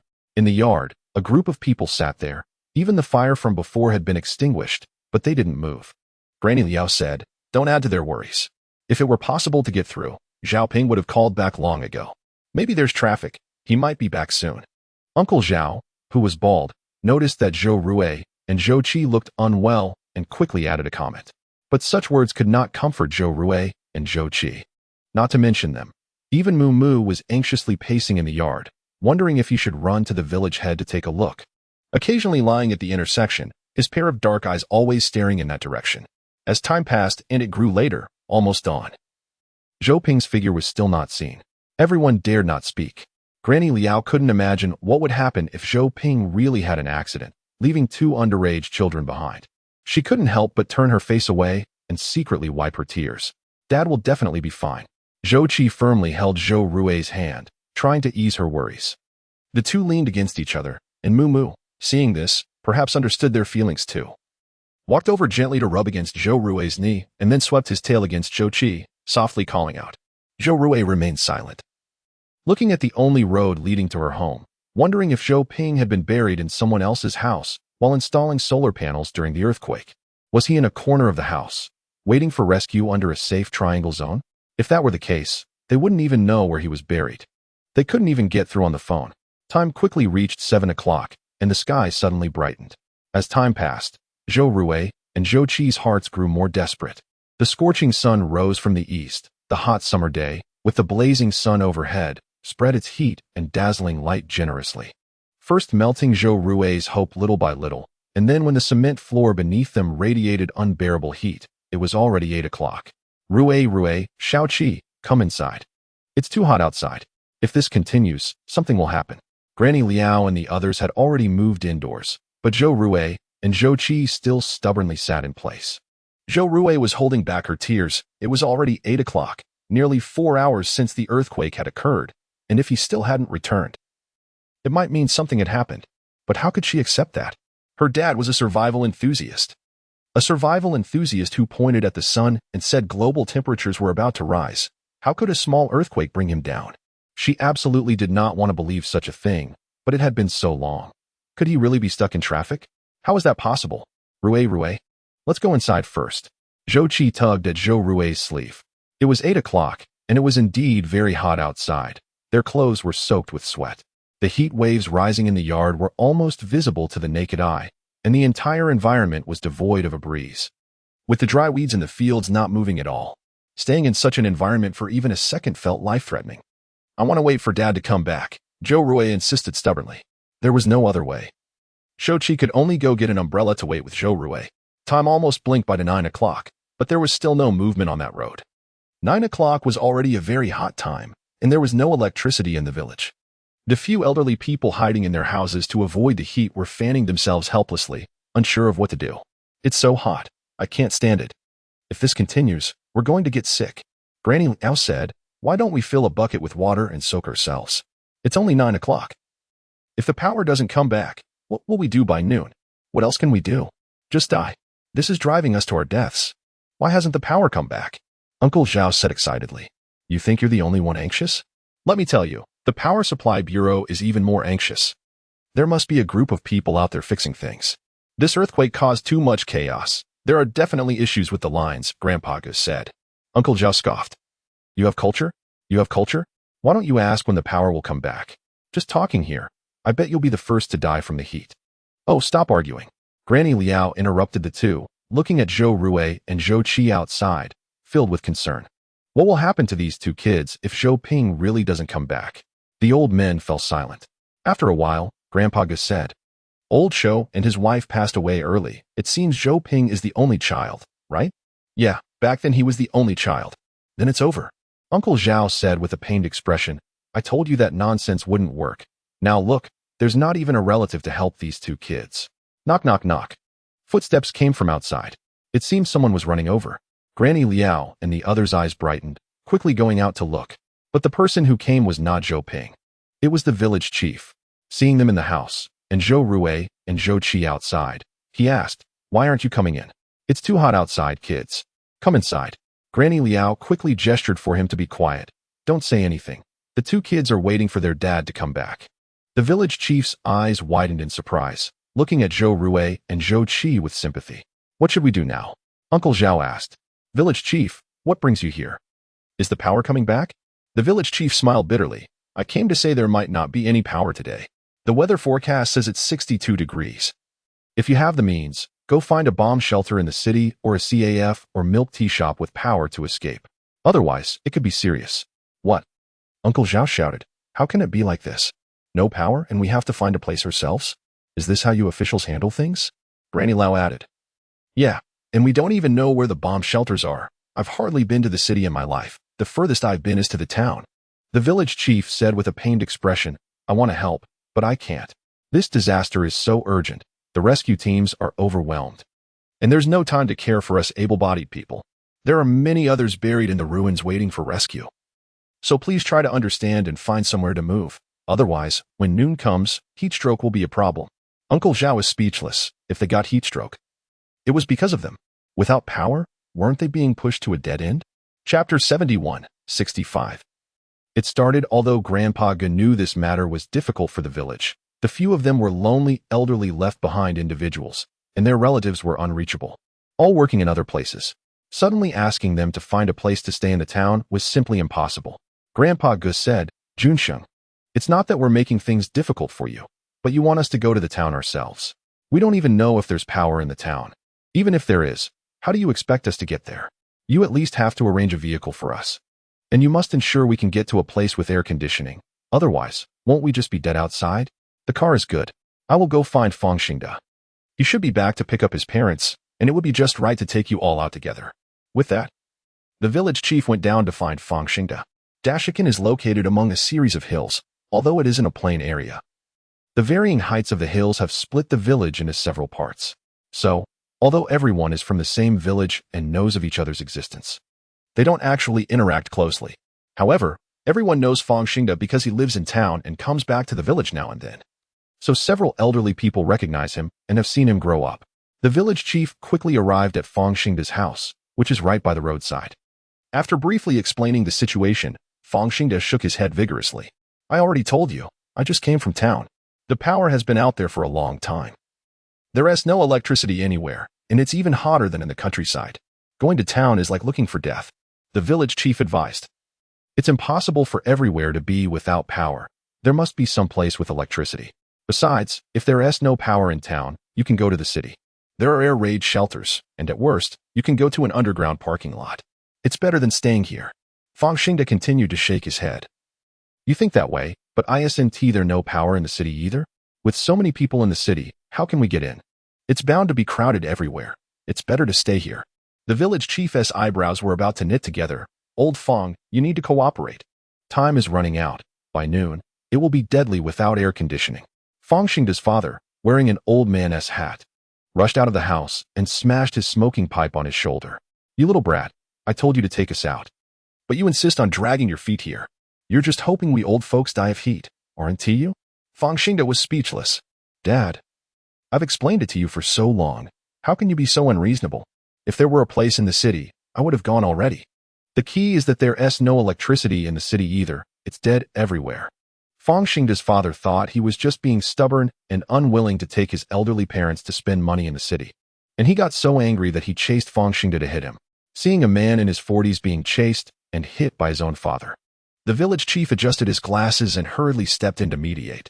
Fang Xingda's wife heard the commotion and rushed out from the house, scolding her father-in-law, You old man. I've told you, but you just won't listen. Do you think we're reluctant to spend that money? Fang Xingda sends back over 1,000 yuan every month. Isn't that enough for you?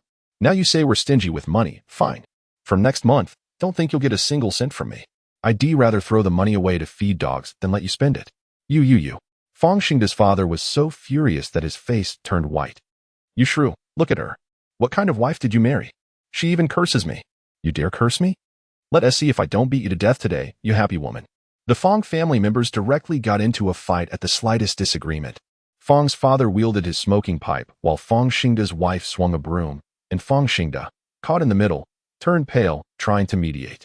Meanwhile, Fang's grandmother and his fierce daughter Fang Xiaoni rushed out, and Fang Xiaoni began to argue with her own grandmother, Fang's grandmother. The entire Fang family seemed like a pack of fierce street women and thugs. The only one who didn't seem like a biological member of the family was Fang Xingda, the overly honest guy who was bullied on both sides. The village chief watched, feeling overwhelmed. Stop. Don't fight. Unfortunately, no one listened to him. All right, go ahead and fight. When you're done, I'll come collect your corpses. Given the situation today, there is no way an ambulance is coming. After yelling, the village chief prepared to leave in frustration. Fang Xingda quickly stopped him. Village chief, don't go. Please help me persuade them. If they keep fighting like this, something bad will happen. The village chief looked at him speechlessly. Old Fang, when will you, the head of the family, learn to stand up? I bet in your house. Fang Xiaoni could slap you into the fields. Fang Xingda was astonished. How do you know? The village chief was completely speechless. There is no saving you. Your family is truly hopeless. Fang Xingde wouldn't let him leave. Village chief, think of a way. I really went around the town, and there isn't a single place with electricity. Going there is looking for death. Is there a cooler place in our village? At least let us go hide. Their village has some woods, but the trees are sparse and don't provide much shade, so the woods can basically be ruled out. It's not cooler than staying at home. I have no solution. I really have no solution.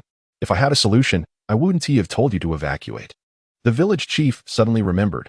Oh right, you can go to the city's underground parking garage. Generally, the second basement is much cooler than other places.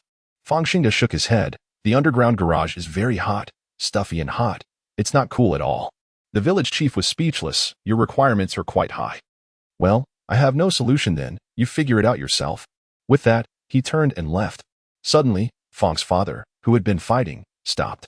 He looked up at the houses above, and among them, one was reflecting light. He squinted his eyes to take a closer look, and suddenly his eyes lit up. Village chief, whose house is that? Did they install solar panels? Solar panels? The village chief was taken aback, and Fang Xingde's wife immediately stopped. And everyone looked in that direction. The village chief took off his glasses to wipe them and put them back on. Taking a closer look, oh wow. It really is solar panels. Yes, yes. The village chief remembered. Wasn't Zhou Ping here to renovate before? That must be solar panels. Yes, yes, it's solar panels. The village chief said excitedly. Fang's grandmother exclaimed with joy. Oh my, then there's electricity. If it's solar panels, they have electricity? We can just go to their house. Why go through all this trouble? Quick, quick, let us go. I'm almost dying of heat. Without waiting for others to respond, Fang's grandmother rushed towards Zhou Ping's house. Wait a minute. The village chief hurriedly stopped everyone. I need to go ask them first, check their opinion. He suddenly remembered that only 2 children were at Zhou Ping's house right now, and Zhou Ping hadn't returned yet. Plus it was uncertain if he could come back. This matter still needed to be discussed with them first. Moreover, it wasn't confirmed if they really had electricity. What if they only had a water heater? No need to discuss. We're all neighbors in the same village. We see each other every day. At this critical moment, it's necessary to help each other. Fang's grandmother laughed and ran towards Zhou Ping's house, and no one could stop her. However, even if the village chief could stop Fang's grandmother, he couldn't stop Fang's father, Fang's wife, and Fang Xiaoni. Wait for me. Let us take the mahjong with us. Fang Xingde's wife, Ma Chui, turned back to grab a set of mahjong, and Fang's grandmother immediately clapped her hands in approval. Yes. Yes, I almost forgot the mahjong. Bring it along. Without a phone, they can still play mahjong. Don't think that the elderly women in the countryside just sit at the doorstep all day. They have plenty of games to play. When they have phones, they play all sorts of games like doing. As soon as Fang's father heard they were bringing mahjong, he quickly shouted, "Bring me a couple of packs of my cigarettes." Fang Xiaoni wanted to take her toys too, and the whole family went back and forth, not knowing what to bring, and in the blink of an eye, they were dragging big and small bags towards Zhou Ping's house. It was already 9:30, and the sun was blazing down. The sun poured down like magma. The cement floor was so hot it was melting, and when people walked on it, they could feel the rolling heat steam rising around their feet. With temperatures reaching at least 52 degrees or more. Without air conditioning, staying under the sun for a little longer would likely result in being cooked alive. The enthusiasm of everyone cannot be suppressed. The village head, upon seeing this scene, thought to himself that it was a disaster. With Zhou Ping not at home, only 2 young children were left in the house. If this family took over their house, wouldn't it create chaos? It's over, it's over. The village head felt a chill run down his spine and quickly grabbed Fang Xingde, pleading with him to persuade his family. Zhou Ping's family only had 2 children, and their current behavior was clearly meant to bully others. If something happened, how could he explain it? Times have changed, when there is nothing going on in the village. The village head is practically useless. However, Zhou Ping was a good guy. After coming back, he even brought him a gift. During such times, he had to offer support. And the village head felt like crying. He really couldn't afford to offend the Fang family. Fang Xingde quickly asked, "What do you mean? What's going on?" The village head replied, "The mother of those 2 children passed away a long time ago, and now their father is the only one raising them. But Zhou Ping went out to work last night, and hasn't returned since the earthquake. Normally, with 2 kids at home, he would be worried and would have come back right away, but he hasn't returned, which could mean something bad has happened. In this situation, how can you let your family bully them? How can you even think of doing that?" Fang Xingde felt a pang of pain in his heart. Hearing that Zhou Ping's children were very young and still minors made his nose feel sour and his entire body uncomfortable. Don't worry, I'll handle this. I won't let those 2 children suffer. The village head sighed. Just make sure you can manage your family. He then went to talk to them. Fang Xingde hurriedly followed. In the yard, Shou Qi and Zhou Rui were sitting under an umbrella, sweating profusely and feeling overwhelmed. Rui, let us go inside. Maybe Dad is just stuck somewhere. Sitting here waiting isn't helping. Have you forgotten what Dad usually teaches us? We need to stay calm in difficult situations and not act impulsively. Being negative will only make things worse. Upon hearing this, Zhou Rui started to cry. But what is the use of going inside? We can't do anything in there. I'm scared he might not come back. Zhou Qi quickly comforted her, not necessarily. If we think negatively, even if Dad is buried while helping someone, sitting here does nothing to help. Communication being cut off after the earthquake is temporary. Maybe by noon or afternoon, we'll have signal again. He might call us, and once we know his location, we can find a way to rescue him. Zhou Rui thought about it and realized that staying there was indeed pointless. Brother, then let us go inside and wait for Dad's call. Okay. Zhou Qi sighed in relief, glad that Zhou Rui wasn't stubborn enough to wait outside any longer. The 2 were about to enter the house when they noticed a few people running toward their house on the road, looking very anxious. Zhou Qi frowned immediately. And Zhou Rui recognized the village head running behind them. Her heart skipped a beat. The 2 froze, thinking these people might be bringing bad news, staring directly at them. Leading the group was Grandma Fang, known for her sharp tongue, often making excuses for not cooking or cleaning due to minor ailments. As she reached the front of the yard, she abruptly stopped and exclaimed, "Oh, it's the Zhou kids." Thankfully, she remembered that this family's surname was Zhou, although she forgot their full name. "It's so hot. What are you 2 doing outside? Enjoying the scenery? There's nothing to see. It's cooler inside. Here, I have some candy for you." Saying this, Grandma Fang pulled out a few melted candies from her pocket and offered them to Zhou Rui and Zhou Qi, leaving them both stunned. Seeing they weren't there to deliver news, Zhou Rui and Shou Qi both sighed in relief. Shou Qi said, "Thank you, Grandma. But we don't want any candy." Not knowing their intentions, Zhou Qi tried to pull Zhou Rui back inside. However, Zhou Rui noticed that these people were carrying bags and even a box of mahjong, and she immediately guessed their intentions. Her worries from last night were not unfounded. She knew that as long as they didn't receive a call, someone would try to take advantage of their solar power. She couldn't help but glare angrily at the village head at the back. She had even lent him a flashlight yesterday, and today he was betraying them. The village head felt wronged. These people weren't called by him, and he wanted to stop them too. Meanwhile, Grandma Fang, seeing that Zhou Rui and Shou Qi didn't want the candy, quickly stuffed it back into her pocket and cheerfully tried to head into the house. "What are you doing? That's my house," Zhou Rui shouted angrily, stepping forward to grab Grandma Fang's clothes and pull her back. Grandma Fang was taken aback. "You little girl, you're quite fierce. I know this is your house. I'm here to visit. You wouldn't turn me away, would you?" Chapter 73:65. Old scoundrel Zhou Rui was infuriated and laughed in anger. "Visit? These people clearly have ulterior motives. Who brings mahjong and a bunch of stuff when visiting? They had already planned to stay in our house to enjoy the air conditioning without even asking for my consent. Dad had said that polite people could be treated with courtesy. But for those shameless, dishonest people, one must be fierce because they like to bully the weak. If you give them an inch, they'll take a mile. Such people are very difficult to deal with, and this old lady clearly belonged to that category. Get out. You weren't invited to my house." Zhou Rui held on to Grandma Fang, refusing to let her in. Grandma Fang grew angry, her wrinkled face showing a fierce expression. "Why are you being so stubborn? Is this how you treat guests? So rude." Saying this, she suddenly shook Zhou Rui off. Zhou Rui almost fell to the ground. But Shou Qi caught her just in time. "What are you doing? Don't touch my sister. Get out." Zhou Qi, furious, hugged Zhou Rui and then grabbed Grandma Fang by the back, pulling her outside with force. As an old woman, Grandma Fang couldn't match Zhou Qi's strength and was quickly pulled out, falling to the ground. The mahjong box hit the cement floor and mahjong tiles scattered everywhere. At this moment, the village head and Fang Xingde finally caught up. Seeing her people arrive, Grandma Fang sat on the ground and started to make a scene. "You little brat, how dare you push me? Fang Xingde, where the hell are you? Your mother has been attacked. And you still don't hurry over to avenge me." Then came a stream of curses, her loud voice echoing throughout the village, making it sound like a festive occasion or someone was slaughtering pigs.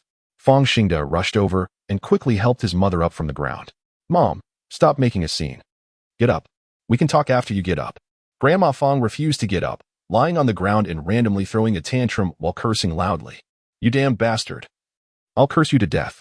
Her shouts were unbearable, and Zhou Rui and Zhou Qi had never seen such a scene. The shrillness of her voice was a torture to the ears. Mom, don't say such things in front of the kids. Please stop. Fang Xingde pleaded desperately. But in this family, he had no say. The others just stood by and watched the show. The village head felt overwhelmed, quietly reminding Zhou Qi, quick. Take your sister back inside and lock the door. Zhou Qi complied and hurriedly took Zhou Rui back home. However, Grandma Fong wouldn't let them have their way. Seeing their movements, she quickly shifted her weight, using her hands and feet to block the door, not allowing them to enter. You two little brats. You hit me and refuse to apologize or pay, and you think you can just run away? No way. If we don't settle this today, none of you are getting out of here. I'll make you regret it. Zhou Qi was dumbfounded. His dad had taught him how to deal with robbers, criminals, and even thieves, but he never told him how to deal with shrews. And this loud, shameless old hag, he had no idea how things escalated to this point. He even doubted whether he had done something so inhumane to this old lady that she was now behaving like this, throwing a tantrum and cursing. I just pulled you a little. Who told you to rush into my house? It's your fault.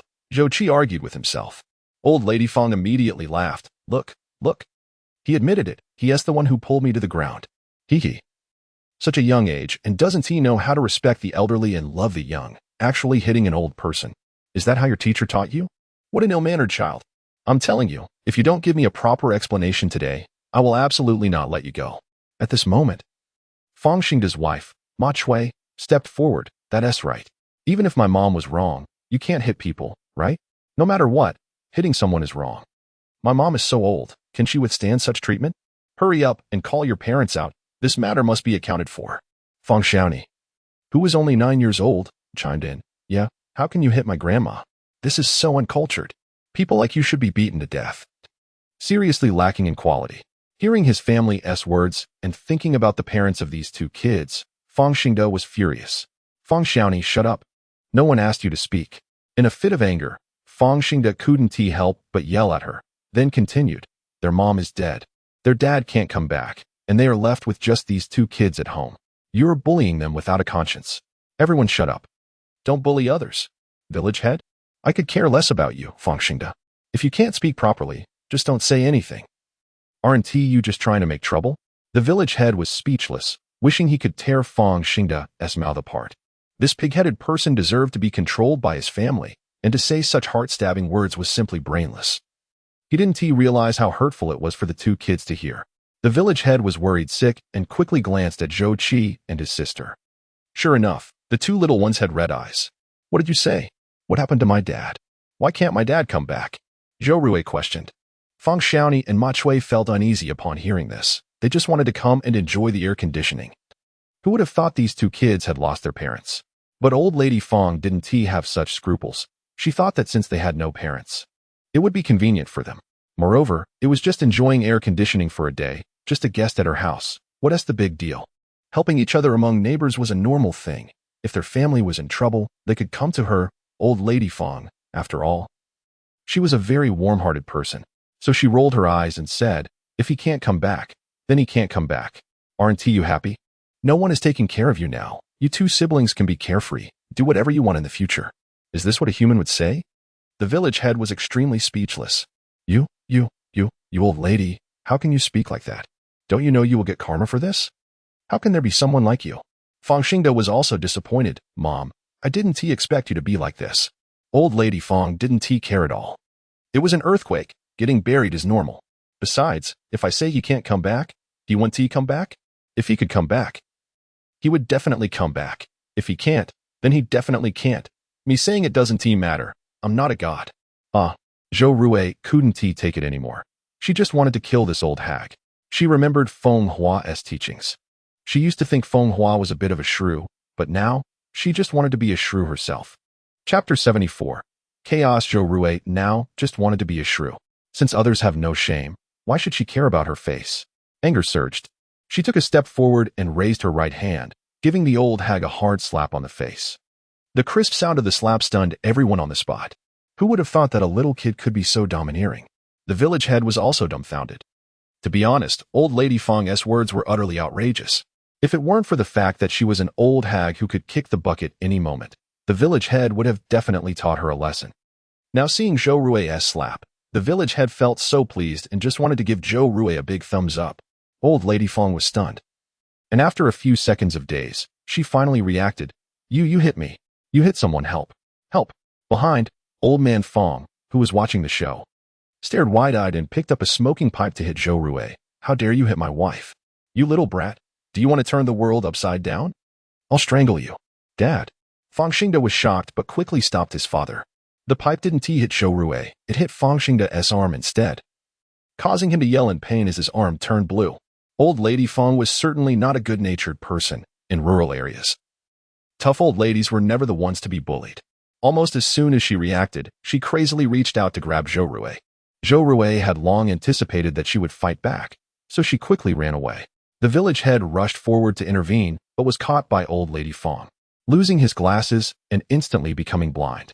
The front yard of the Zhou family was in chaos, and old lady Fong, being obstructed, let out a scream like a pig being slaughtered. Ma Chui and Fong Xiaoni stepped back a few paces, laughing hysterically while watching the show.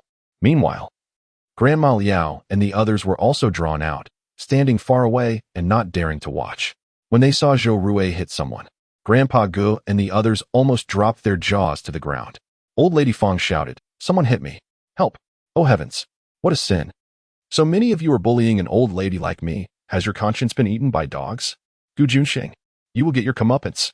Grandpa Gu shouted from behind. The child doesn't know better. Why do you still want to argue with her? The child hitting someone doesn't hurt. You old hack. Why are you shouting? What has Junxing become because of you? You're so shameless. It's simply the pot calling the kettle black. Old lady Fong was about to blow a fuse, having thrown such a tantrum without hitting the main target. After suddenly kicking the village head away, she stood up, pulled up her pants, and chased after Zhou Rui to hit her. Seeing her chase after them, Zhou Rui and Shou Qi quickly ran away. Of course, old lady Fong couldn't catch up with the two little ones, and as she chased, she cursed. Zhou Rui, seeing her like this, led her to the road. Since old lady Fong couldn't outrun her and Zhou Qi, after the others moved aside, she quickly pulled Zhou Qi and dashed back to her house. Bang! The heavy wooden door was slammed shut, and Zhou Rui locked several locks. Then she went to the window, opened it, and shouted through the steel bars. "I'm just a little kid. I don't know better." "How can you, Grandma, talk like this? Are you really going to argue with a little kid? We kids don't even have waists. Hitting people doesn't hurt at all. I just lightly touched you. Don't wrong me, I didn't hit you at all." Old lady Fong was so furious she almost had a stroke. She had roamed the village for so many years and had never encountered such a fierce little girl. It was always her, old lady Fong, bullying others. No one had ever bullied her. Could she endure this? She couldn't take it. Old lady Fong turned around and made a comeback. Looking at the tightly locked door, she sneered in her heart. "Dare to lock the door? Let us see if I can smash your door." She raised her hand, but old lady Fong froze immediately. Damn it. Who would hang so many steel bars on their own door? Is there something wrong with them? There's no way. Old lady Fong reluctantly pulled her hand back after almost reaching for them, but her anger only intensified. She couldn't let this go.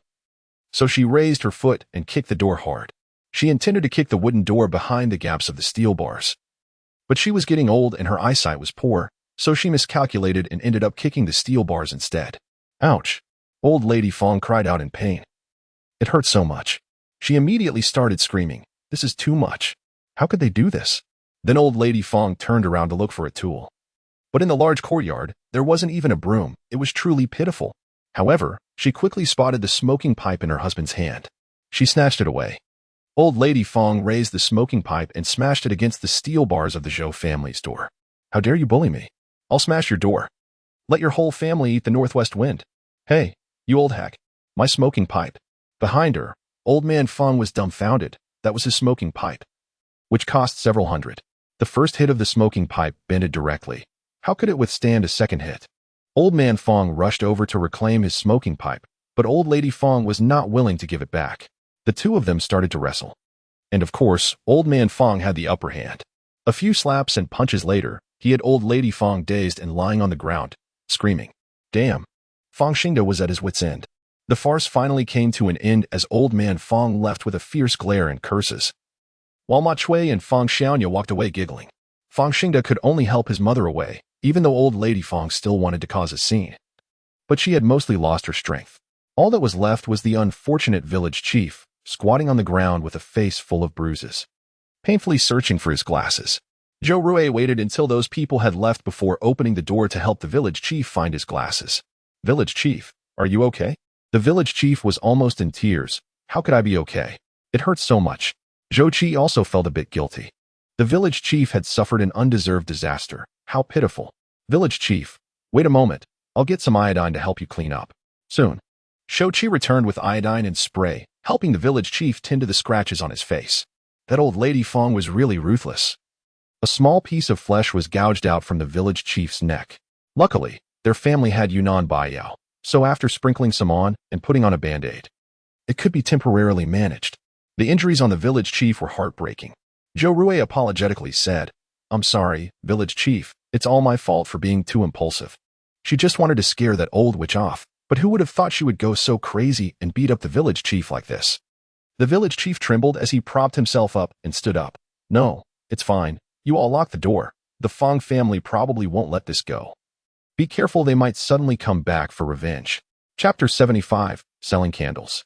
Old Lady Liao walked in and said, that woman has always been shameless. When I just gave birth to my eldest, she put eye drops in front of me, just because she had a son, acting all smug every day. Rui, you really slapped her well. She needed to be put in her place, making that mouth of hers bite indiscriminately everywhere. Now that her man has beaten her up like this, she probably won't be able to get out of bed for 3 days. Who's afraid? She won't have time to trouble you all. Uncle Gu said, don't add fuel to the fire. As the saying goes, it's better to offend a gentleman than a villain. Rui, Xiaoqi, you all need to be careful. Offending such a shameless family, if they don't vent their anger.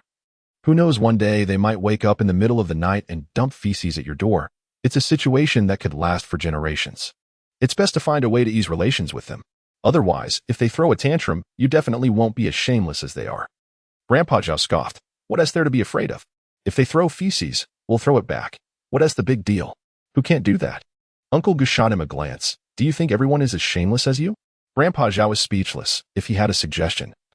Why did Uncle Gu always resort to personal attacks? Are you looking for trouble, Gu?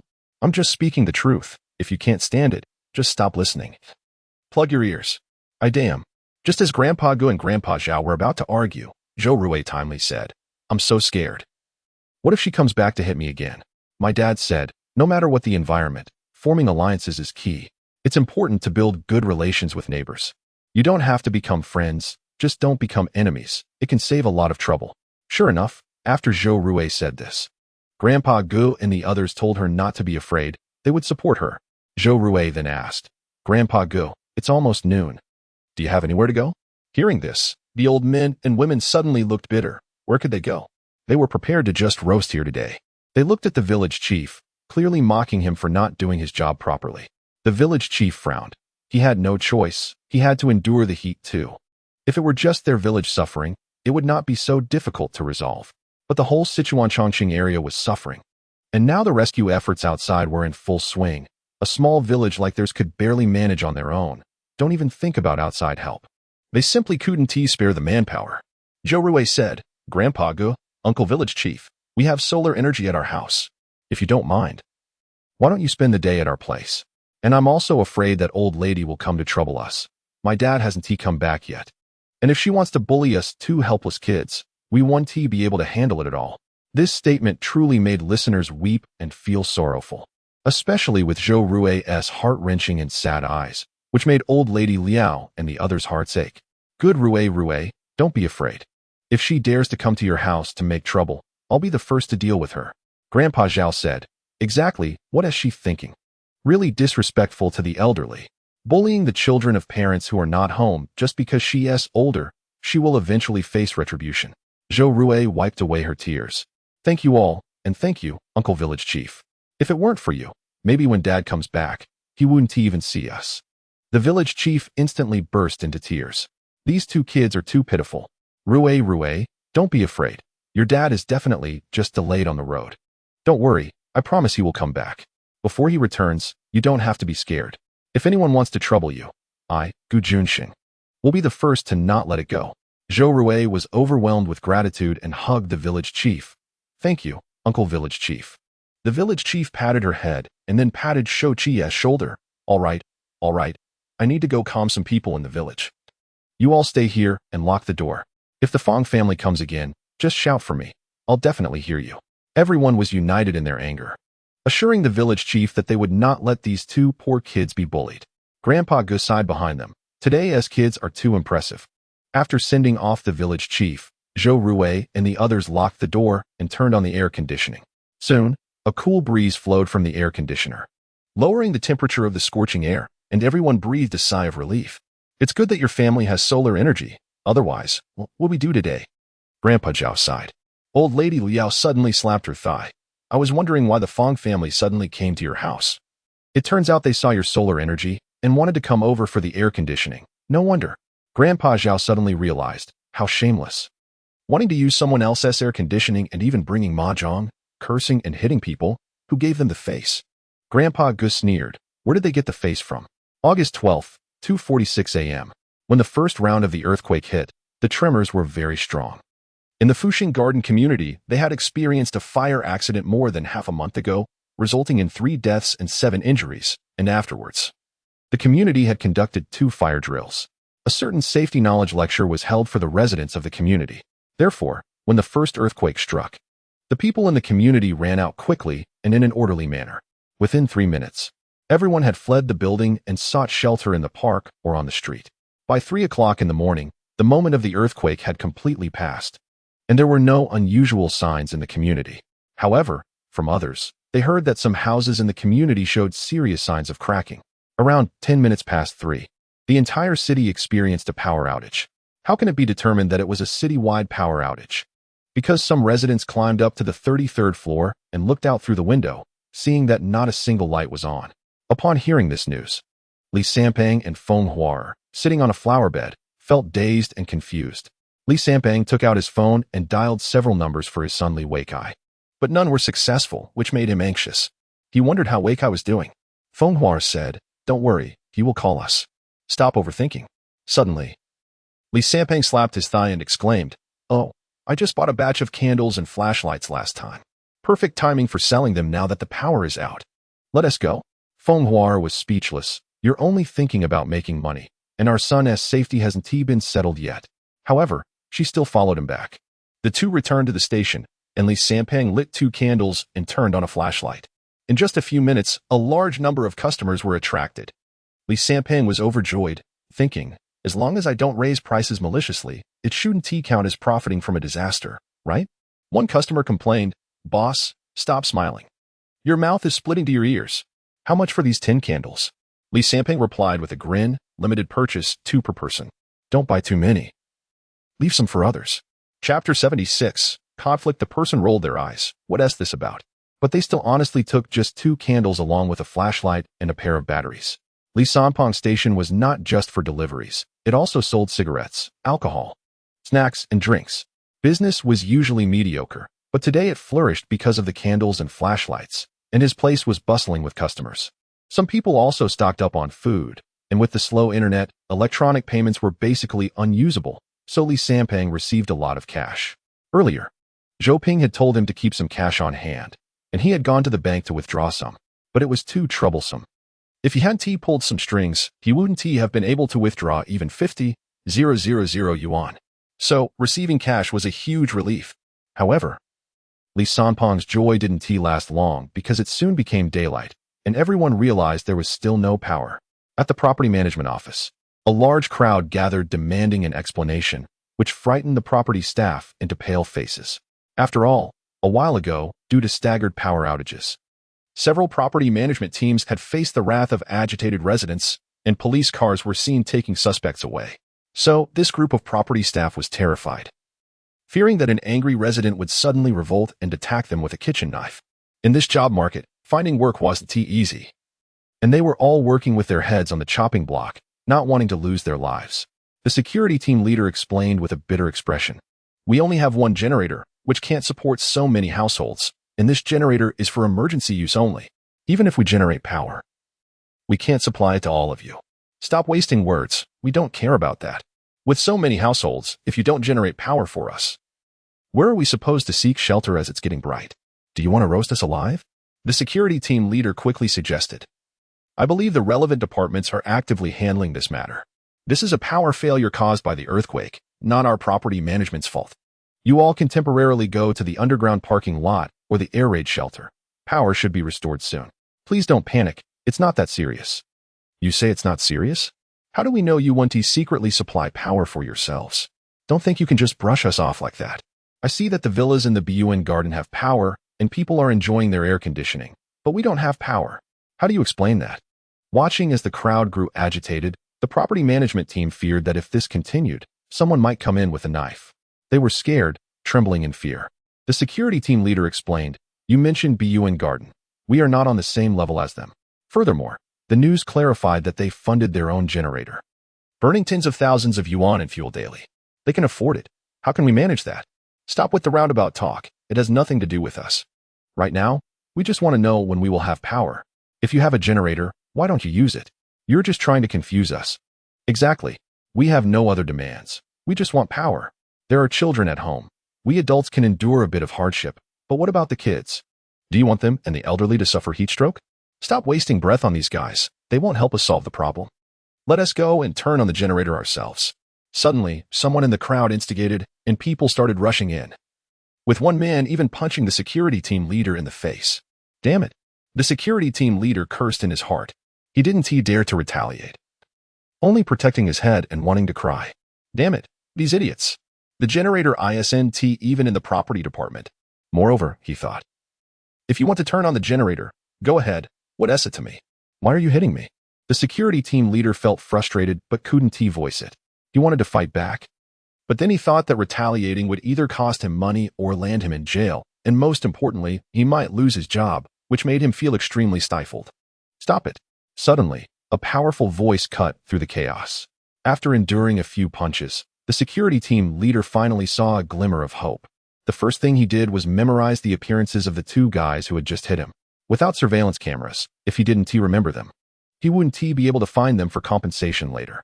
At that moment, the crowd parted, and a tall, strong woman approached. Everyone recognized her as the owner of the station. She had a fierce appearance, clearly not someone to mess with, and her voice was extremely loud. Once, her scolding of Li Sampang could be heard throughout half the community. She was well known and had a significant reputation in the area. Feng Huater scanned the crowd sharply, saying, hitting people is useless. The power outage is a fault in the electricity system, not the property management's fault. Hitting them won't solve anything.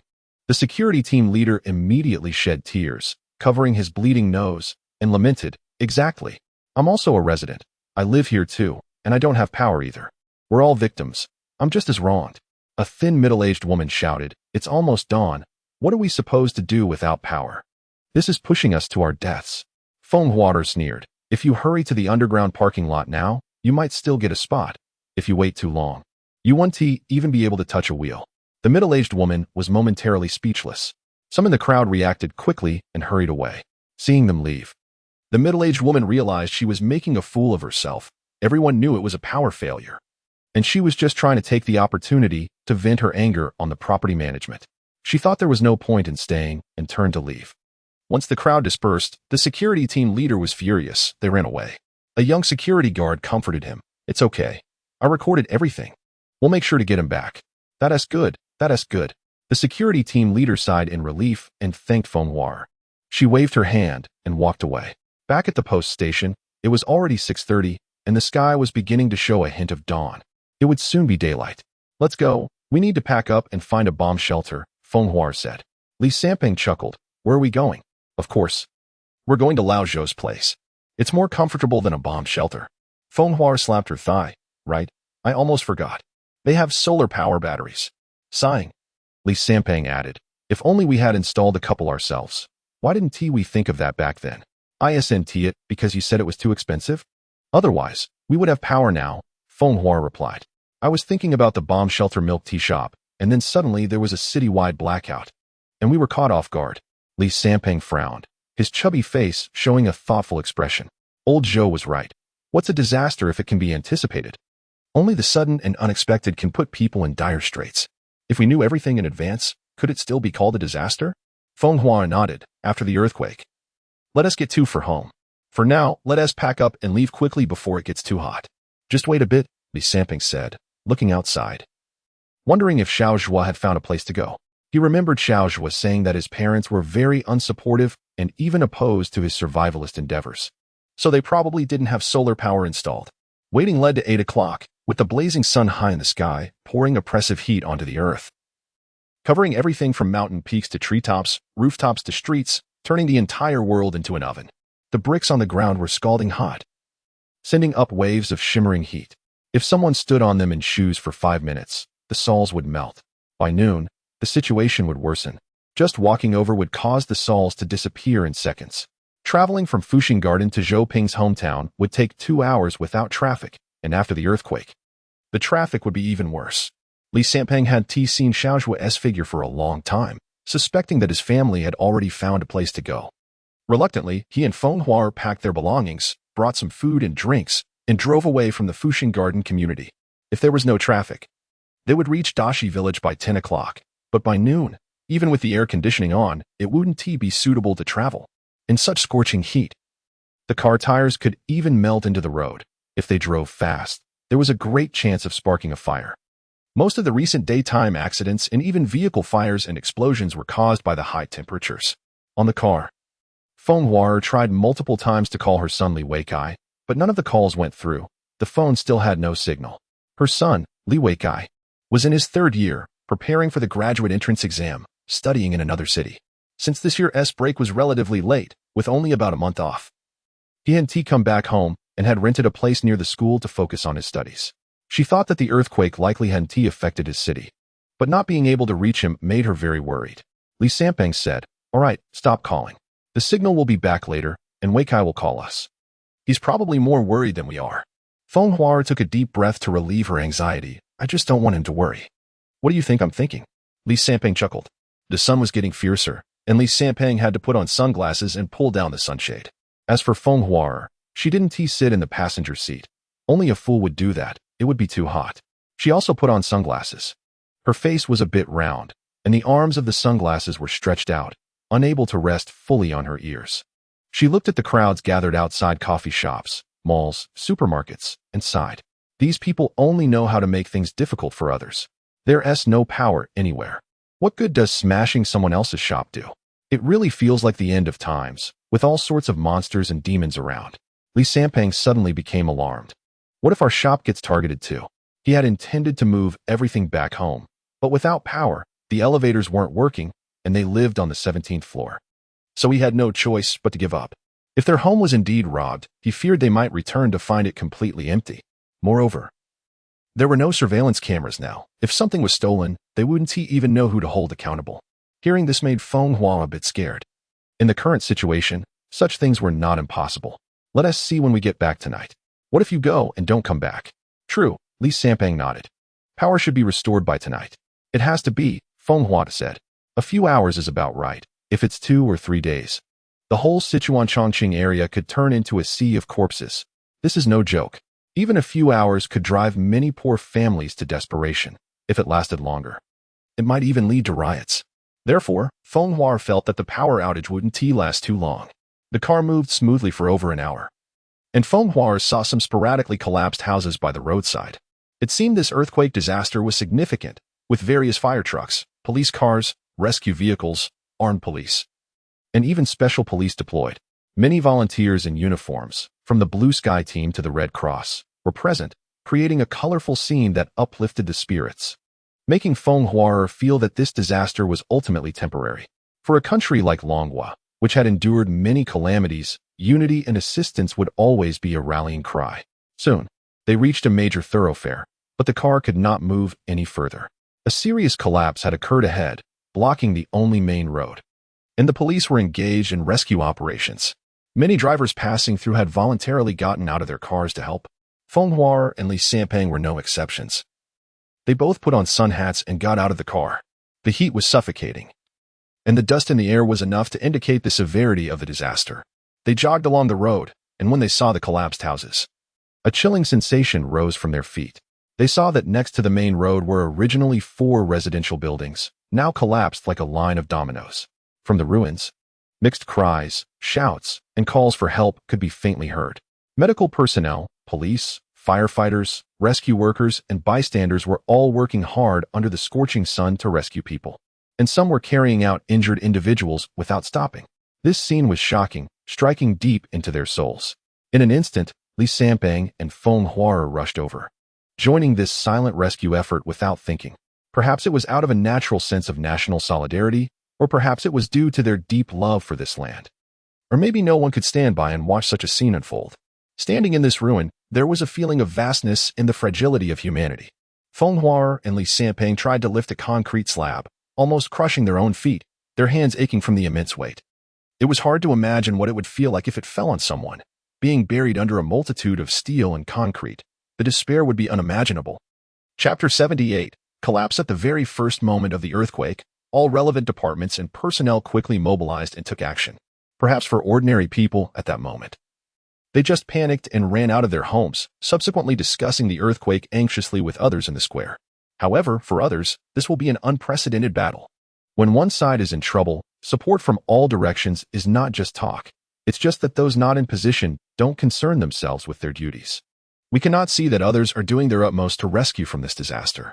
When we are in the midst of catastrophe, the only thing we can do is to persevere, believe, and hold on.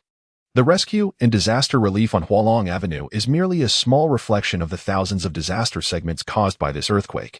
Meanwhile, various regions in Sichuan and Chongqing are showcasing all kinds of assistance and disaster relief situations. And many people buried beneath the rubble or suffering from other disasters are enduring various hardships. In addition to disaster rescue, personnel from the state grid, communication stations, and other related fields are tirelessly conducting rigorous work to restore power and communications. However, they quickly encountered a major problem. The destruction of the power grid from this earthquake exceeded their imagination. To restore power supply, the repair work will take at least 3 to 6 days of sleepless labor. Even borrowing power from neighboring districts would take at least 43 hours and would only supply part of the affected areas, as the power grid facilities in severely affected areas are also significantly damaged. Reconstruction will also require time. 43 hours is too long. By the time the electricity arrives, it would be too late. The city of Dazhou, which suffered the most severe damage, has a resident population of 5 million. Within those 43 hours, there are 2 full days. Where can these people go? All the air raid shelters, subways, airports, subway stations, supermarkets, and hotels with power generation facilities should be requisitioned. Accommodate as many people as possible, and for the rest, go to the nearby urban areas and counties with power, and cram in as many as possible. As for communications and networks, after the order was issued, all relevant personnel were mobilized to the extreme. At the Underground Air Defense Project No. 3 in Xishan Town, at the moment the earthquake occurred, a deafening sound erupted from the construction site. When the workers on the ground came out to check the situation, they discovered a massive depression near the construction site.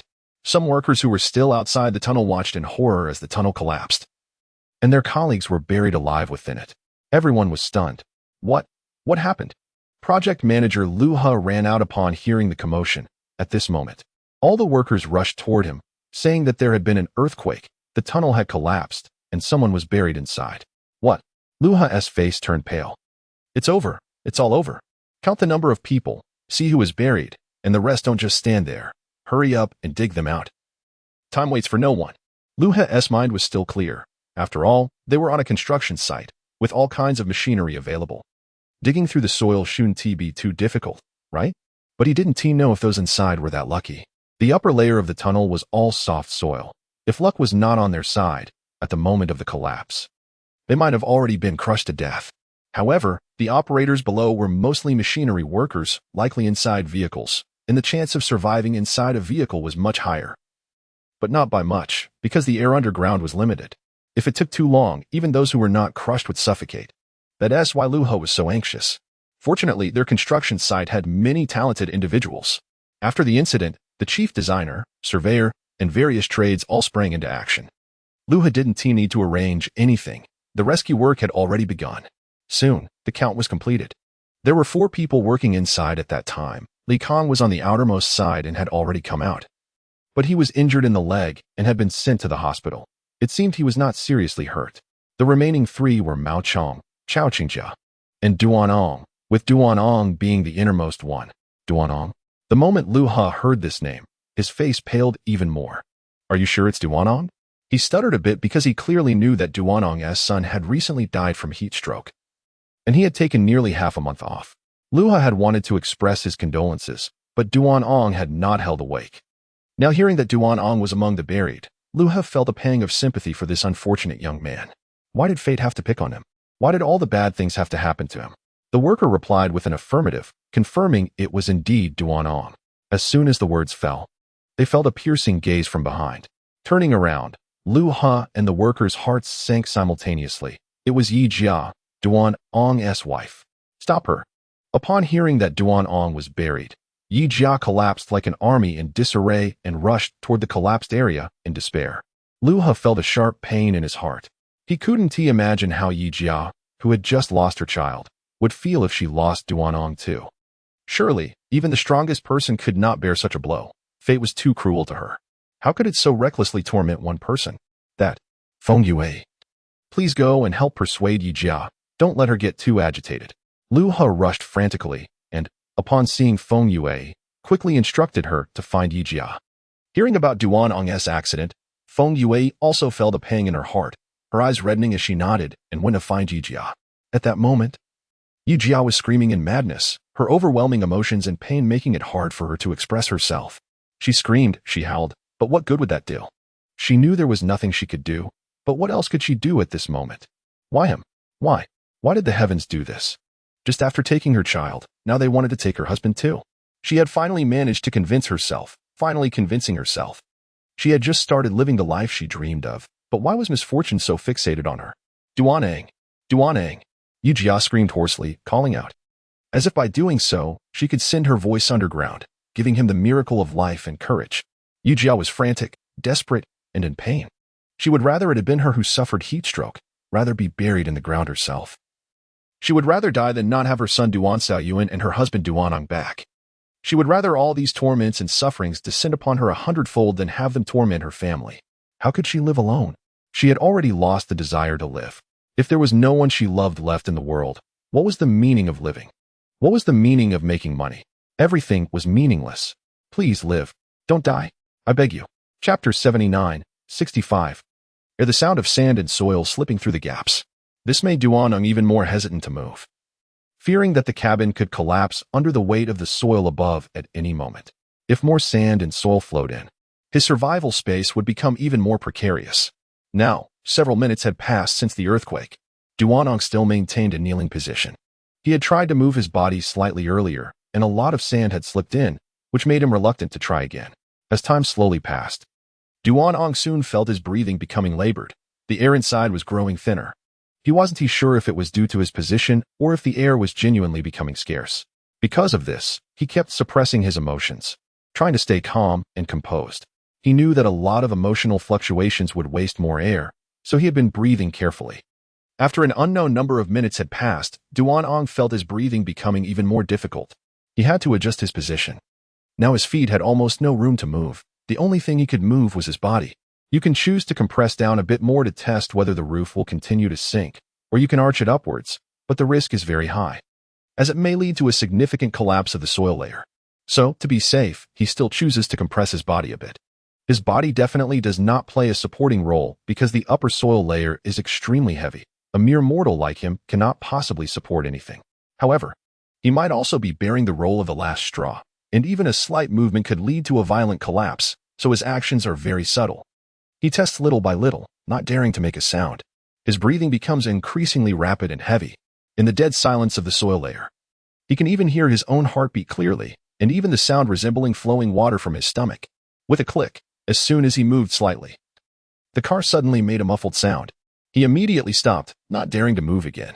Once it quieted down, he could hear the faint sound of sand and soil sliding in the surrounding abandoned city. In the darkness, he could see nothing, making his hearing even more sensitive. Though he had difficulty distinguishing the direction, after a while, the sound of sand and soil flowing diminished. It seems that his previous movement caused new gaps, which might now have been filled. Feeling increasingly breathless, he began to compress his body again, trying to shift to relax his chest. Finally, his position changed from kneeling and lying flat to lying on his side, curled up.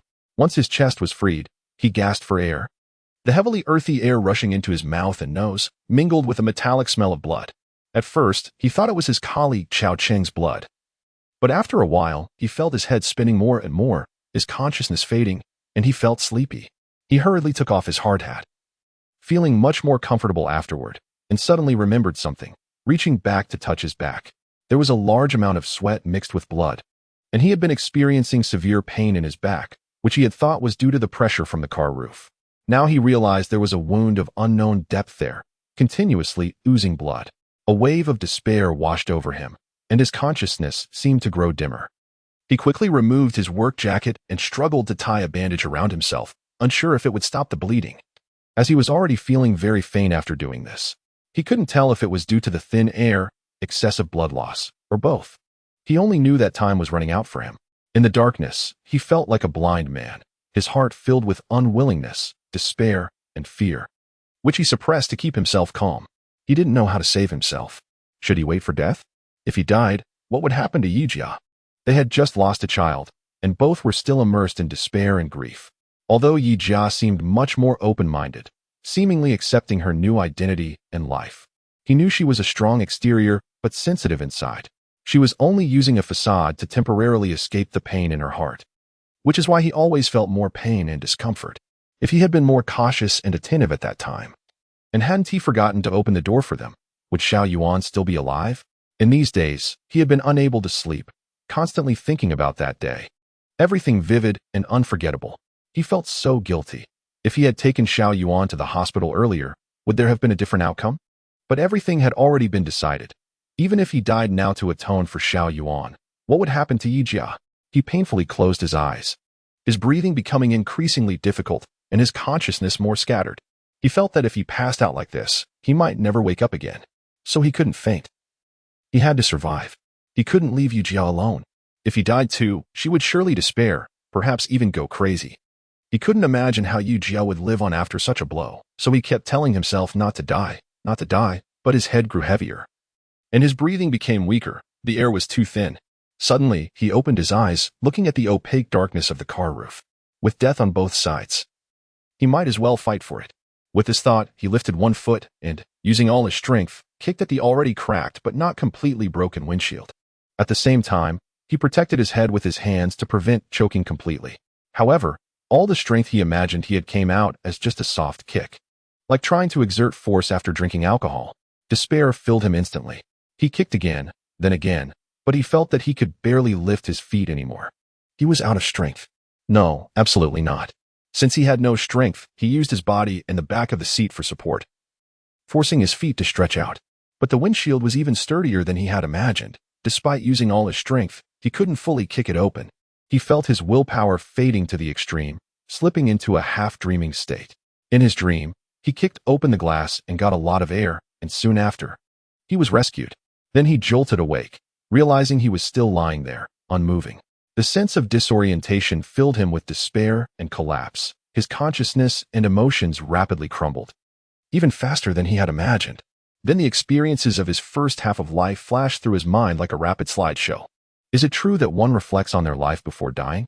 Chapter 80, 65, Disaster Relief. Mom. Don't die, Mom, wake up.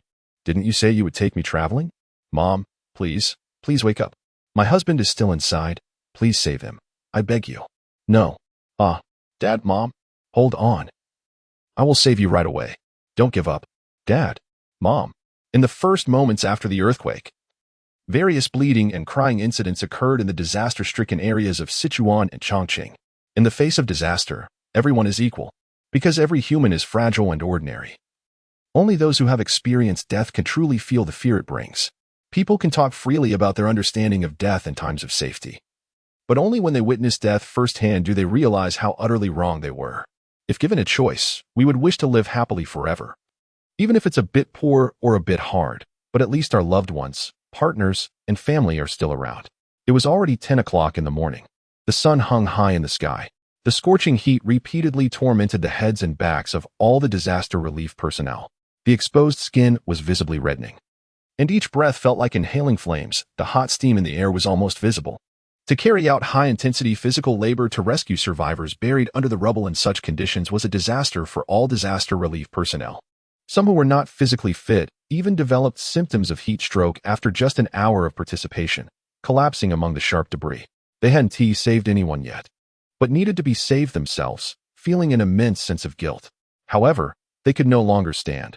Their heads were spinning, breathing rapid, and their bodies burning hot. If they continued, it would surely evolve into heat stroke, and no one dared to let them take the risk anymore. Today, the most people carried away on stretchers were actually the disaster relief personnel. Many were volunteers who came to help without compensation. So the participation of ordinary citizens in rescue efforts had already been prohibited. Those with military experience, veterans, and related experience are preferred. Otherwise, the number of people rescued today is less than those who have fallen. The high temperatures and blazing sun have already posed great difficulties for the rescue team. And with power outages and various communication failures, if a large group of people suffering from heat stroke were to be added, it would place a heavy burden on the medical team. By around 11:30, Zhou Ping could no longer hold on. The sun had nearly burned his back, and his shoes had been ruined by the scalding concrete during the rescue. In the rescue area, the large fans, generators, and ice donated by others were completely ineffective in cooling down the environment. In such weather, artificial rain cannot be used either. Otherwise, the large amount of water vapor catalyzed by the high temperature would turn into a breeding ground for heat stroke, and by then, not only the disaster relief personnel, but also those buried in the rubble would likely die one by one. Upon returning to the temporary aid station, Zhou Ping drank a bottle of Huixiang Zhengqi water and 2 packets of honeysuckle medicine, and after applying several cooling patches, he finally felt a bit revived with the help of nearby ice and fans. However, his back and neck still ached intensely, likely from sunburn. He estimated that he would peel a large layer of skin by morning. "Old Shou, what are you doing here?" Just as Zhou Ping was about to leave after resting, he saw Li Sanpang and Feng Huar, both sunburned and red all over, walk in. Zhou Ping was pleasantly surprised to see them. There was a traffic jam here, and seeing the disaster was so severe, I came to help. "Are you guys okay?" "We're fine. We're about the same," Feng Huar replied. "The community is out of power, and we had nowhere to go, so we planned to come to your house. I didn't expect to run into you here before we even got there." Zhou Ping nodded, and after Li Sanpang and Feng Huar cooled down with some water, they decided to leave and take a detour home. Although they wanted to stay and help, they were not professionals and would only add to the confusion by remaining. Plus, since they still couldn't make phone calls, Zhou Ping was worried that his 2 children at home would be too anxious, so it was better to return home early. As they were leaving, a stretcher passed by them, carrying a very young girl in a white shirt and light blue short jeans. She was barely alive, her hair, symbolizing youth, trembled with the movement of the stretcher, but below her shorts, her legs were not the pure white they should have been. Near her knees, they appeared to have been crushed by concrete debris, with shattered bones left only connected by skin and flesh. Resembling 2 pieces of sausage that had been struck hard but not severed, the skin stretched open, revealing deep red and white fat and some unknown tissue. The 3 of them had never seen such a bloody scene before, and they were instantly struck with shock, sorrow, and an indescribable sense of horror. It seemed that a piece of rubble had been excavated, leading to one injured person after another being brought over, each more gruesome than the last. Some had been struck on the head, seemingly with their brain matter oozing out, yet their fingers still moved as if they were still breathing. The least injured survivor seemed to be an elderly man who had only been hit on his toe, but perhaps he had experienced something. For the despair in his eyes was the most profound among them. Tears filled the corners of his weathered eyes, and his murky gaze stared blankly at the sky. Perhaps sometimes it is more painful than death to witness loved ones dying one by one while still clinging to life. Just as they were about to leave the rescue site, Zhou Ping and the others overheard the disaster relief personnel and medical staff discussing. They said that the elderly man had lost all 5 members of his family and was left all alone. Within the 8 hours following the earthquake, he had witnessed his wife, son, daughter-in-law, and grandchildren gradually die after being crushed for a full 8 hours. He could not move, and then watched as his loved ones died one by one, and when he was finally dug out, he was the only one still alive. It was said that he had initially wanted to commit suicide with a pen, but perhaps he hesitated for a long time and did not dare to harm himself. When the rescue personnel dug him out, he said nothing, his blurred old eyes gazing at the rescuers, tears streaming down his face without a sound. Later, as he lay on the stretcher, he wore a completely hopeless expression. Hearing these things, Zhou Ping and the others wanted to flee from the scene as quickly as possible. Not because they didn't want to listen, but because they were afraid to hear, to see, and to think. Just thinking about it would make them feel the hopelessness of life, like a heavy stone weighing down on their hearts, dragging them into the abyss of despair. It was too heavy. Chapter 81, 65, Escaping the Heat Dashi Village. The Fong family. Even after being beaten, old lady Fong did not calm down. Upon returning home, she lay on the bed sobbing, wailing, cursing Zhou Rui and her partner, and constantly humiliating her only beloved son, Fong Xingde, scolding him for being blind, useless, and a coward, watching his mother being bullied without doing anything. Meanwhile, Ma Chui and her daughter Fong Xiaoni were in the hall downstairs, eating sunflower seeds, and were overjoyed to hear the insults being hurled. Fong Xiaoni suddenly said, "Mom, we've run out of sunflower seeds."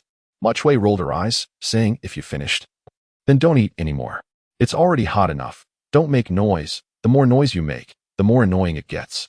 Old man Fong sat outside on the patio, and upon hearing this, he looked at the sun getting bigger and the weather getting hotter, filled with immense regret. He rushed upstairs, pointing at old lady Fong, and started to curse. "Damn it, it's because of you, this crazy woman. We could been in the air conditioning.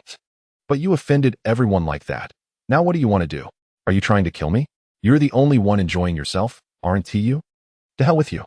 Old man Fong grabbed his smoking pipe and was about to hit someone again, but was stopped by Fong Xingde.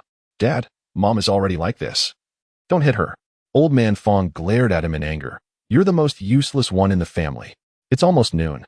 Do you want to watch our whole family get cooked to death?" Fong Xingde was left speechless. He was a typical honest person, raised by domineering parents.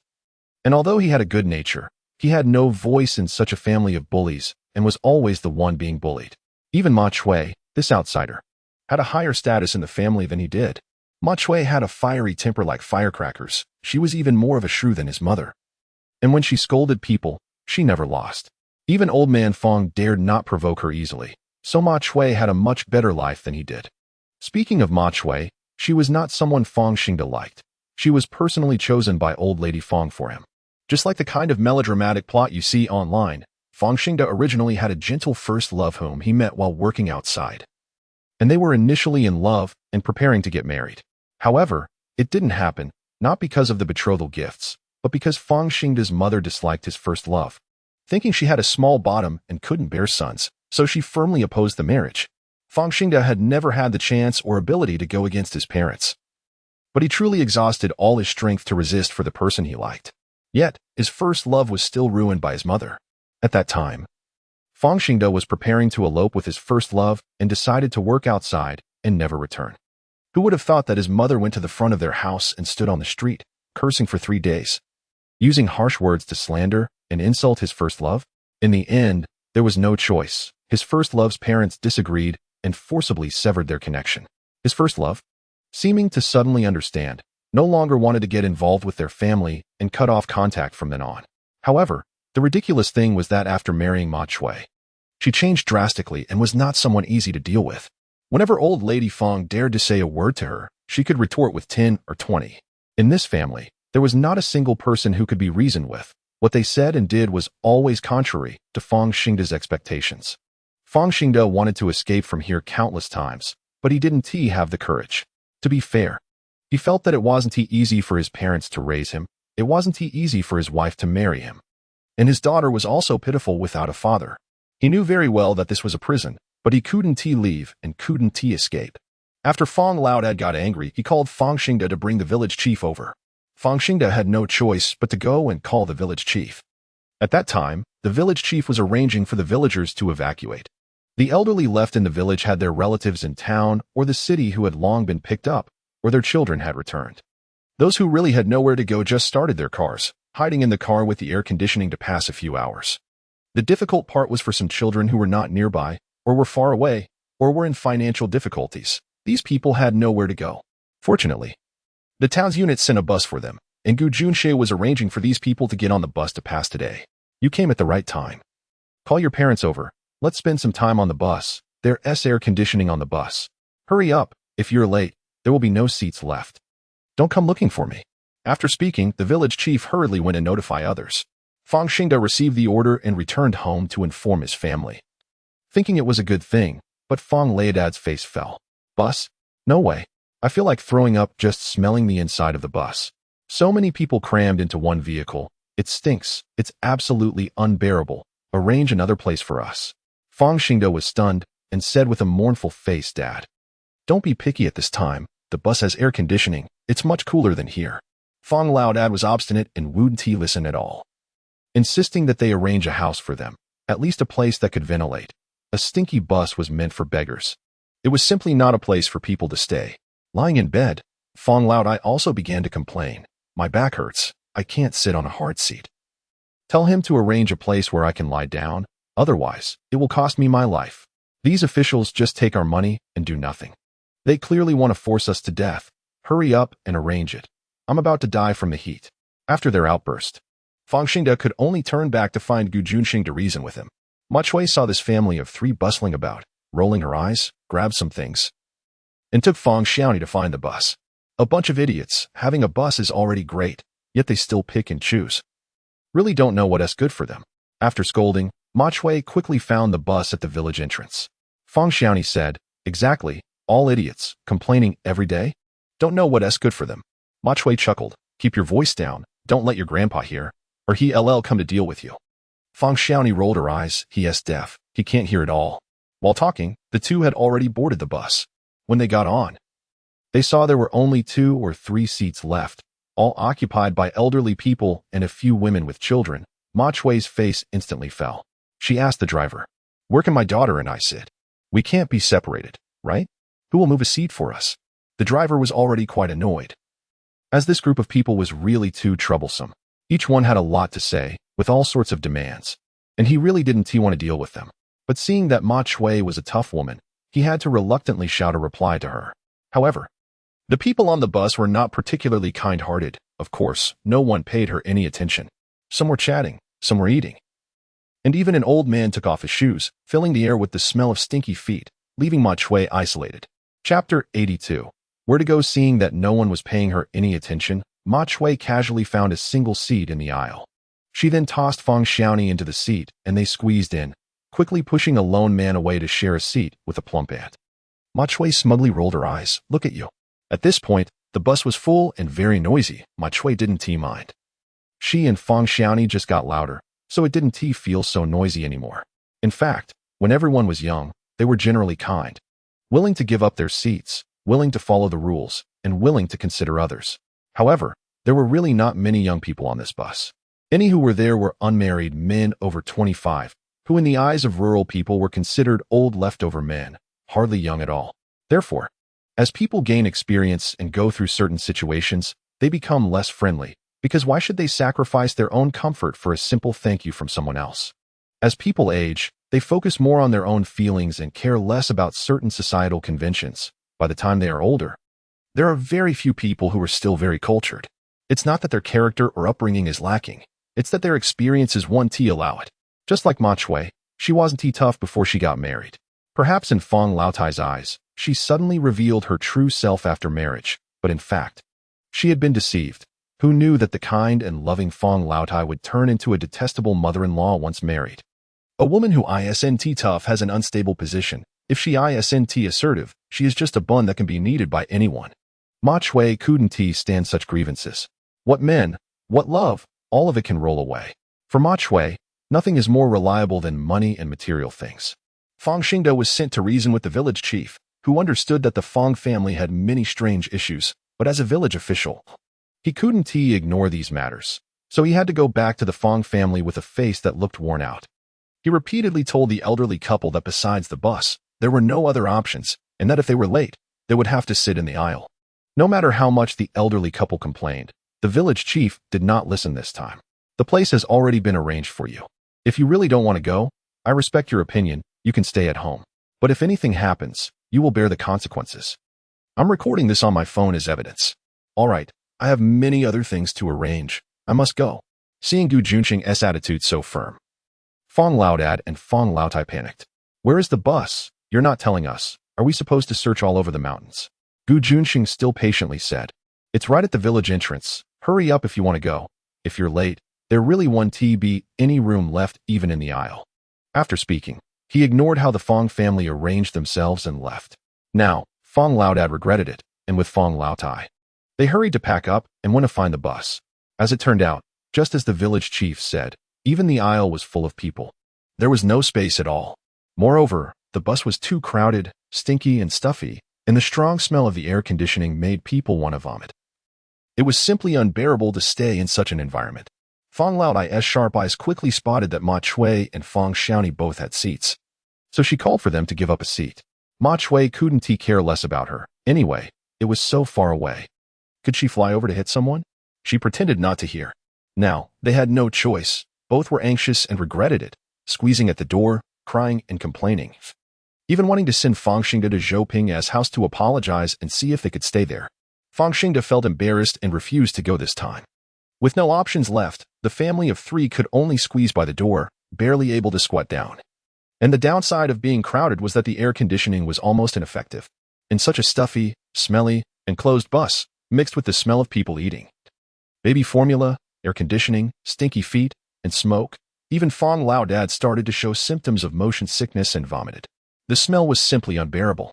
But what was even worse was the village chief. A single bus simply couldn't accommodate all the people left in their village, mainly the families who originally had cars. Prepared to spend time in their vehicles, all ran to get on the bus when they heard there was one. It's fuel efficient, and now the oil prices are very high. Running the air conditioning in an empty car for a day costs 700 to 800 yuan. Those that consume more fuel are even more expensive. No matter how the village officials try to persuade them, it's useless. They want to use free resources and would rather pay out of their own pockets, which is practically asking for their lives, so how could they be persuaded? As a result, there are still several households that cannot be arranged. The village chief tried hard to convince a few families who spent the night in their cars to take in a few more people. But there were still 4 left with nowhere to go. The bus was already too crowded. And the village chief could only come to Zhou Ping's house with a bitter face. By this time, it was almost 11 o'clock, and the sun was really scorching. The village chief was fully armed, running around outside, and he was close to being cooked from the heat. He felt very uncomfortable. Rue, Xiaoqi. Can I discuss something with you? Soon, the door opened. A wave of comfortable, cool air came out. It was simply amazing, so comfortable. The family of 4 standing behind the village chief quickly squeezed in, wanting to enter, but they were stopped by several people inside, including Uncle Ge. What are you squeezing in for? The village chief first blocked those people, then explained the situation to the others. He really had no choice.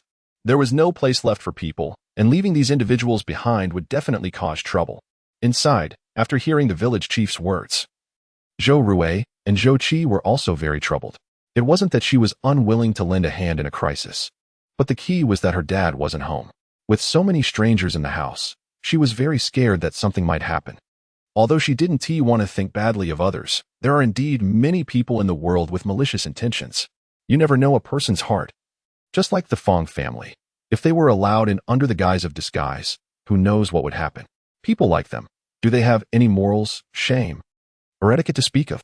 Maybe knowing there were no adults in the house, they would even think of taking over the house. But at this moment, the village chief had explained so much, and the cause and effect were very clear. Zhou Rue knew that refusing was almost impossible. Zhou Rue asked, "Then what about you? Uncle Village Chief, where are you going later?" The village chief replied, "This is the last household. Once I'm done here, I'll go to my own car. My family is up there." Zhou Rue nodded. "My dad still doesn't know when he can come back. Why don't you come to my house, Uncle Village Chief? It will save some fuel." The village chief repeatedly waved his hand. No, your house already has quite a few people. It's already very troublesome for you. I want to come and add to the chaos." After saying this, the village chief suddenly realized why Zhou Rue emphasized that her dad wants tea back. She was actually worried about safety. He was really foolish. Indeed, there were only 2 kids in Zhou Ping's house, with 5 elderly people. If he stuffed 4 unfamiliar people in there, how could the kids not be scared? Chapter 83, 65, Awkward thinking of this, the village chief quickly said. "Then how about this? I'll wait here until your dad comes back before I leave." Zhou Rue nodded, "Okay." After saying this, she looked at Zhou Qi, and Zhou Qi said, "Then you guys come in." So, the village chief and a family of 4 came in. The cool air conditioning made them shiver all over, feeling like they were alive again. The village chief also breathed in deeply, feeling the oppressive climate that could really push people to the brink. In the main room, to save electricity, only a small, not very bright lamp was on. With the arrival of these 5 newcomers, there were already 12 people in the living room. Even though it was a spacious rural house, it felt a bit crowded. Additionally, the living room had 2 beds, a sofa, a TV cabinet, a long desk, and piles of books and boxes of supplies, making the whole place feel even more cramped. Originally, Granny Liao and the other 5 people were squeezed on the sofa and chairs at the desk, while Zhou Rui and Shou Qi sat on the bed. As soon as the village chief came in, Zhou Rui went to get 2 stools. The village chief sat on 1 stool. And after the other family of 4 took a spot, the remaining 3 had to sit on the bed. Zhou Rui felt uncomfortable. Although she wasn't a germaphobe and didn't dislike others, she simply felt uneasy about her bed being occupied by outsiders. However, she held back. After all, she couldn't ask the guests to sit on the floor. The atmosphere in the room became quite awkward, and no one spoke. The village chief cleared his throat and said, "This time, the earthquake disaster affected a large area. I heard that many places have collapsed, and in the most severely hit earthquake center, half of the county town is gone. Everywhere is busy with disaster relief, and they really can't pay attention to small places like ours. Everyone should be more understanding and tolerant. At least we're still alive, and this side has been greatly affected by the earthquake, which is pretty good." Everyone nodded in agreement. Granny Liao asked, "What about that family that caught fire? Were there any injuries?" "Oh, that family? It's fine. It was a lighter explosion that set their firewood alight, and no one was hurt. So it was a lighter explosion. They had thought it was a gas explosion before." After discussing this topic, silence fell again. The village chief felt a bit awkward and tried to say a few more things, but no one responded. And he didn't know what else to say since everyone wasn't very familiar with each other. He could only say, "I guess the electricity will be back on later. Everyone should rest for a while. It will be much more comfortable when the temperature drops in the evening. If you're tired, you can take a nap. It's about time to sleep." Sleep? Who can sleep in this situation? Zhou Rui and Shou Qi couldn't sleep either. They just wanted to wait for Zhou Ping to come back, but it was almost noon, and there was still no sign of him. The 2 of them didn't dare to guess anything in their hearts, and in front of so many people, they didn't want to talk. Only staring blankly at the tightly closed window, their hearts hanging in suspense. The village chief knew that these 2 kids were feeling down and sighed repeatedly in his heart, hoping that Zhou Ping was okay. Otherwise, leaving 2 lonely children behind would be too pitiful. Time passed quickly. At first, everyone sat there in silence. But later those with phones started playing with them, while those without, like Granny Liao and the others, somehow found sunflower seeds and started to chat while eating them. The family of 4 sitting on the opposite bed was quite quiet. The older lady quickly joined Granny Liao's group, followed by the seemingly honest farmer couple, who appeared to be hard-working individuals. Their hands were covered in wrinkles and calluses, wearing a pair of green liberation shoes as slippers. Their shoes were muddy and worn, and their pant legs were rolled up to their calves, embodying the typical image of rural farmers. The couple sat somewhat awkwardly on the bed, not saying a word. Probably wouldn't play with their phones either, and lowered their heads in a daze. The remaining man should be their son, looking quite grown up, actually holding a kidney 7, occasionally chuckling softly, possibly reading offline novels. He dressed similarly to his parents, also rolled up his pant legs, and half lay on the bed in a pair of flip-flops. Zhou Rui had calmed down quite a bit now. Although seeing him lie down for a moment made her heart race like a roller coaster, she kept comforting herself in her heart. "It's okay, it's okay. Just wash it once, it's just a bit of mud. After all, if it weren't for the power outage, others wouldn't want to come to her house to enjoy the air conditioning, right?" Everyone was forced into this situation. Just as she was thinking this, suddenly, she saw the son across from her suddenly fling off his flip-flops and, half lying down, planned to put 1 foot on the edge of the bed. Zhou Rui jumped up immediately, startling Granny Liao and the others who were eating sunflower seeds. The village chief almost dropped his phone, thinking something was wrong. Rui. What's wrong?" Zhou Rui bit her lip tightly. Her clenched fist couldn't be controlled. "That uncle, your foot. Call her petty if you want." But she really couldn't accept that. After she pointed it out, the couple across looked down and saw their son's dirty, black foot on the bedsheet, and they quickly called him to move his foot down. The village chief felt a sweat on his forehead and guessed that this must be Zhou Rui's bed.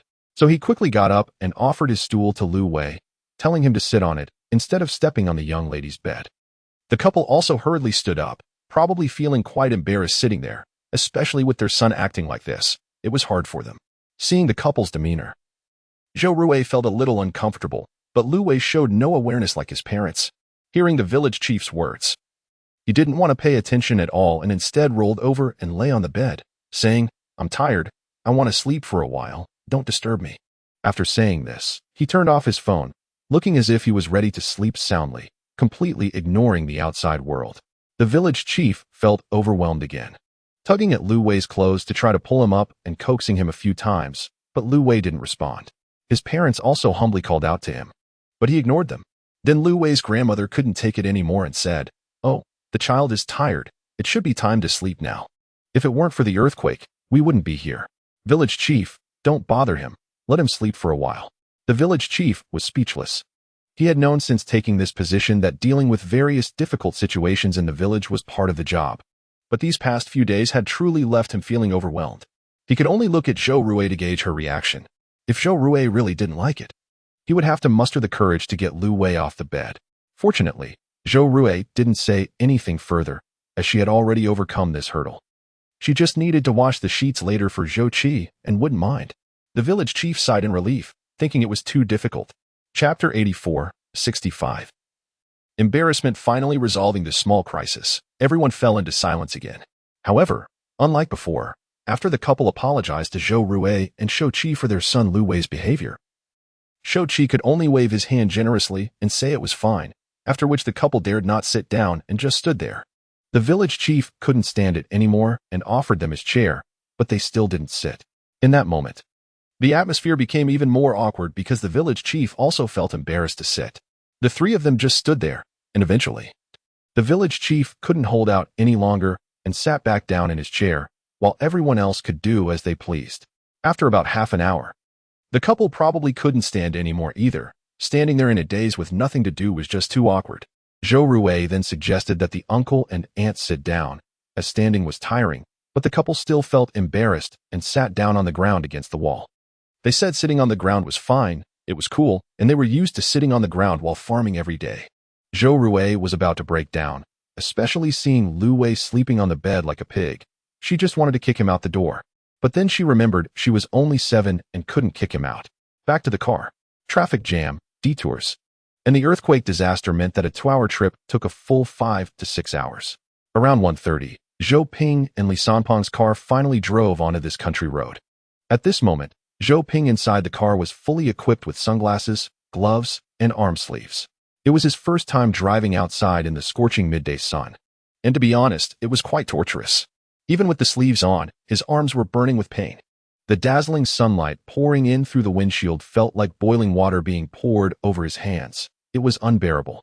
What made him feel worse was seeing some rescue workers along the way still performing physical labor under the blazing sun, including many volunteers.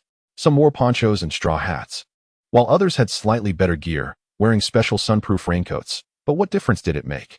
Even sitting in the car with the air conditioning on felt uncomfortable, let alone those without air conditioning outside, not to mention those buried under rubble. The work of rescue and disaster relief was severe and arduous. But even under such difficult conditions, the rescuers did not stop, because their work concerned the lives of many people. At that moment, Zhou Ping seemed to realize concepts like nationality, life, dedication, and many more grand words. These thoughts were not to be pondered too deeply, as thinking too much would only evoke feelings of both inspiration and despair. Finally, he arrived home. Inside the house, the sound of the car seemed to be approaching, which instantly made Zhou Rui and Shou Qi's nerves come alive. They listened carefully. It was a car. "Dad is back," Zhou Rui called out.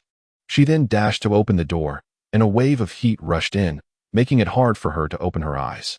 But the appearance of the black Buick felt like a pair of sunglasses in the blazing sun. "Dad!" Zhou Rui and Zhou Qi quickly ran to the yard. And the village chief, along with Grandma Liao and Lu Wei's parents, also stood up to come out. Li Sanpeng, who was behind, was shocked to see so many people suddenly rush out of the house. "Wow, why are there so many people?" Zhou Ping parked the car, and he was also surprised. But upon seeing familiar faces like Grandma Liao and the village chief, he felt somewhat relieved, though it was only for a moment before he guessed the reason. He had overlooked the fact that while he had assumed nothing would happen at home, he had forgotten that there was a power outage everywhere, and certainly, some people in the village had nowhere to go and had come to seek refuge at his house. "Dad!" The two little ones rushed into Zhou Ping's arms, with Zhou Rui uncontrollably bursting into tears, and tears glimmered in Zhou Qi's eyes as well. Zhou Ping quickly picked up Zhou Rui and then embraced Zhou Qi, along with their border collie, which was almost hanging off him and weighed dozens of pounds. The village chief hurriedly explained the situation. Lu Wei's parents awkwardly greeted Zhou Ping, looking both shy and embarrassed. After comforting the two little ones and the border collie, Zhou Ping smiled at Lu Wei's parents and the village chief and others, saying, "In this special time, it's a special arrangement, I understand. Let's all go inside. It's very hot outside. Be careful of heat stroke." Then everyone went into the house together. While the figure lying on the bed, sleeping soundly with feet nearly hanging off the bed and slippers, was particularly eye-catching. Lu Wei's mother hurried over to pull his feet down. She initially wanted to wake him, but Lu Wei mumbled and refused to wake up. His parents could only bow apologetically to Zhou Ping, who didn't want to put this honest couple in a difficult position, so he walked over, patted Lu Wei's shoulder, and woke him up. When Lu Wei saw Zhou Ping, even though he didn't recognize him, he could guess that Zhou Ping was the head of the household, the one providing air conditioning in this room, so he looked a bit intimidated. Zhou Ping smiled and said, "If you're tired, you can wash your feet and lie down to sleep well." Lu Wei's parents also chimed in, saying, "Right, wash your feet. This is unacceptable." But their scolding clearly had no effect, as Lu Wei didn't listen. Soon, Zhou Ping realized the reason why, as Lu Wei's grandmother spoke up. "We're all from the countryside. Why should we look down on each other? We farmers work in the fields every day, and our feet look like this. If it weren't for us farmers growing rice, what would city folks eat? They'd have starved to death long ago. Yet you still look down on us." "Mom, that's not what they meant," Lu Wei's parents quickly explained, fearing Zhou Ping would get angry. Zhou Ping glanced at the old lady, not wanting to argue with her, and turned his attention back to Lu Wei. Lu Wei felt a bit scared but stood up nonetheless, saying, "Fine, I'll wash. Where's the water?" Zhou Ping took him to the bathroom, supervised him as he washed his face and feet, and even handed him some tissues to dry off. After washing, Lu Wei climbed back onto the bed. But he didn't sleep. Instead, he sat cross-legged playing with his phone. His grandmother began to speak sarcastically, implying that Zhou Ping looked down on their family. The village chief gave a word of advice, but it was useless. Grandma Ao and a few others retorted a few times, nearly starting an argument. Lu Wei's grandmother then said, "What's the matter? I only said a few words. Do you all need to target me like this? If it weren't for the power outage, who would want to come to your house? It was the village head who begged us to come over." Damn. Li Sampang felt that she was too shameless upon hearing this. The next moment, Fengwu replied sharply, "Beg you to come? Then don't come. You can just leave. I'll open the door for you. Go ahead." She pretended to go open the door. Lu Wei's grandmother immediately fell silent, as if she suddenly became deaf, treating that sentence as if she hadn't heard it at all. Li Sampang thought to himself, "My wife is really something." After a round of quarrels, the most awkward ones were still Lu Wei's parents. Both of them were honest, simple-minded farmers, squatting under the wall with tears in their eyes, feeling really heartbroken. So, Fengwu also stopped talking, and the room fell silent again. Chapter 85-65, Chatting in the Kitchen. Zhou Ping had just washed his face when Zhou Rui hugged his thigh. He knew it was because he had come back late, leaving the two kids to face this predicament alone. "I'm sorry for coming back late." Zhou Ping squatted down and formally apologized to the two children. Zhou Rui pouted, and tears streamed down her face. "You still say, why did you take so long to come back? Where have you been?" Zhou Ping then explained his whereabouts. And Zhou Rui initially wanted to throw a little tantrum to admonish Zhou Ping, but when she heard he had gone to volunteer, she couldn't find a reason to be angry anymore. Hugging Zhou Ping's neck, Zhou Rui cried sadly, "Dad, I thought I would never see you again." Zhou Qi said, "Yeah, we thought you were buried." He wasn't as delicate as Zhou Rui. A man doesn't easily shed tears. He had cried a bit when Zhou Ping first returned, but had been holding it in since then. Now, saying something so thoughtless got him kicked by Zhou Rui, which turned the originally touching scene into a comedic one. Zhou Rui was quite annoyed. Zhou Ping patted Zhou Qi's shoulder. "You both did very well this time. It was my oversight. In the future, I will make sure to contact you first." Zhou Rui looked up, her eyes filled with tears, and complained, "I said it long ago, we should each have a walkie-talkie. Even if there is no signal, radio waves can still work. All right, we'll buy them after the earthquake." Zhou Rui then smiled and buried her head in Zhou Ping's neck, acting cute. "If I hadn't thought of a solution today, my brother and I would have been bullied at home." "Dad, you don't know? There's a family that's particularly difficult to deal with." "A difficult family?" Zhou Ping quickly learned everything that had happened after he left from the two kids. Upon hearing that the old lady from the Fang family even wanted to hit Zhou Rui, his brows furrowed deeply. Did you get hurt? No. How could that be? Zhou Rui proudly raised her little nose. If Mumu hadn't been tied up in the house at that time, that old guy would have definitely been bitten hard. Today was just her lucky day. If she dares to come again next time, I'll let Mumu scare her. Zhou Qi added, right, Dad? You don't know how arrogant that family is. When they bullied us, the whole family was just watching the show. Rui just slapped her. And that old man looked like he wanted to kill us. Thankfully, we stood our ground today. Otherwise, they would have taken over our house. They came with mahjong and snacks, clearly prepared. Zhou Ping knew a little about the Fang family. It was said that no one in their family was easy to deal with, so he hadn't interacted with them since returning.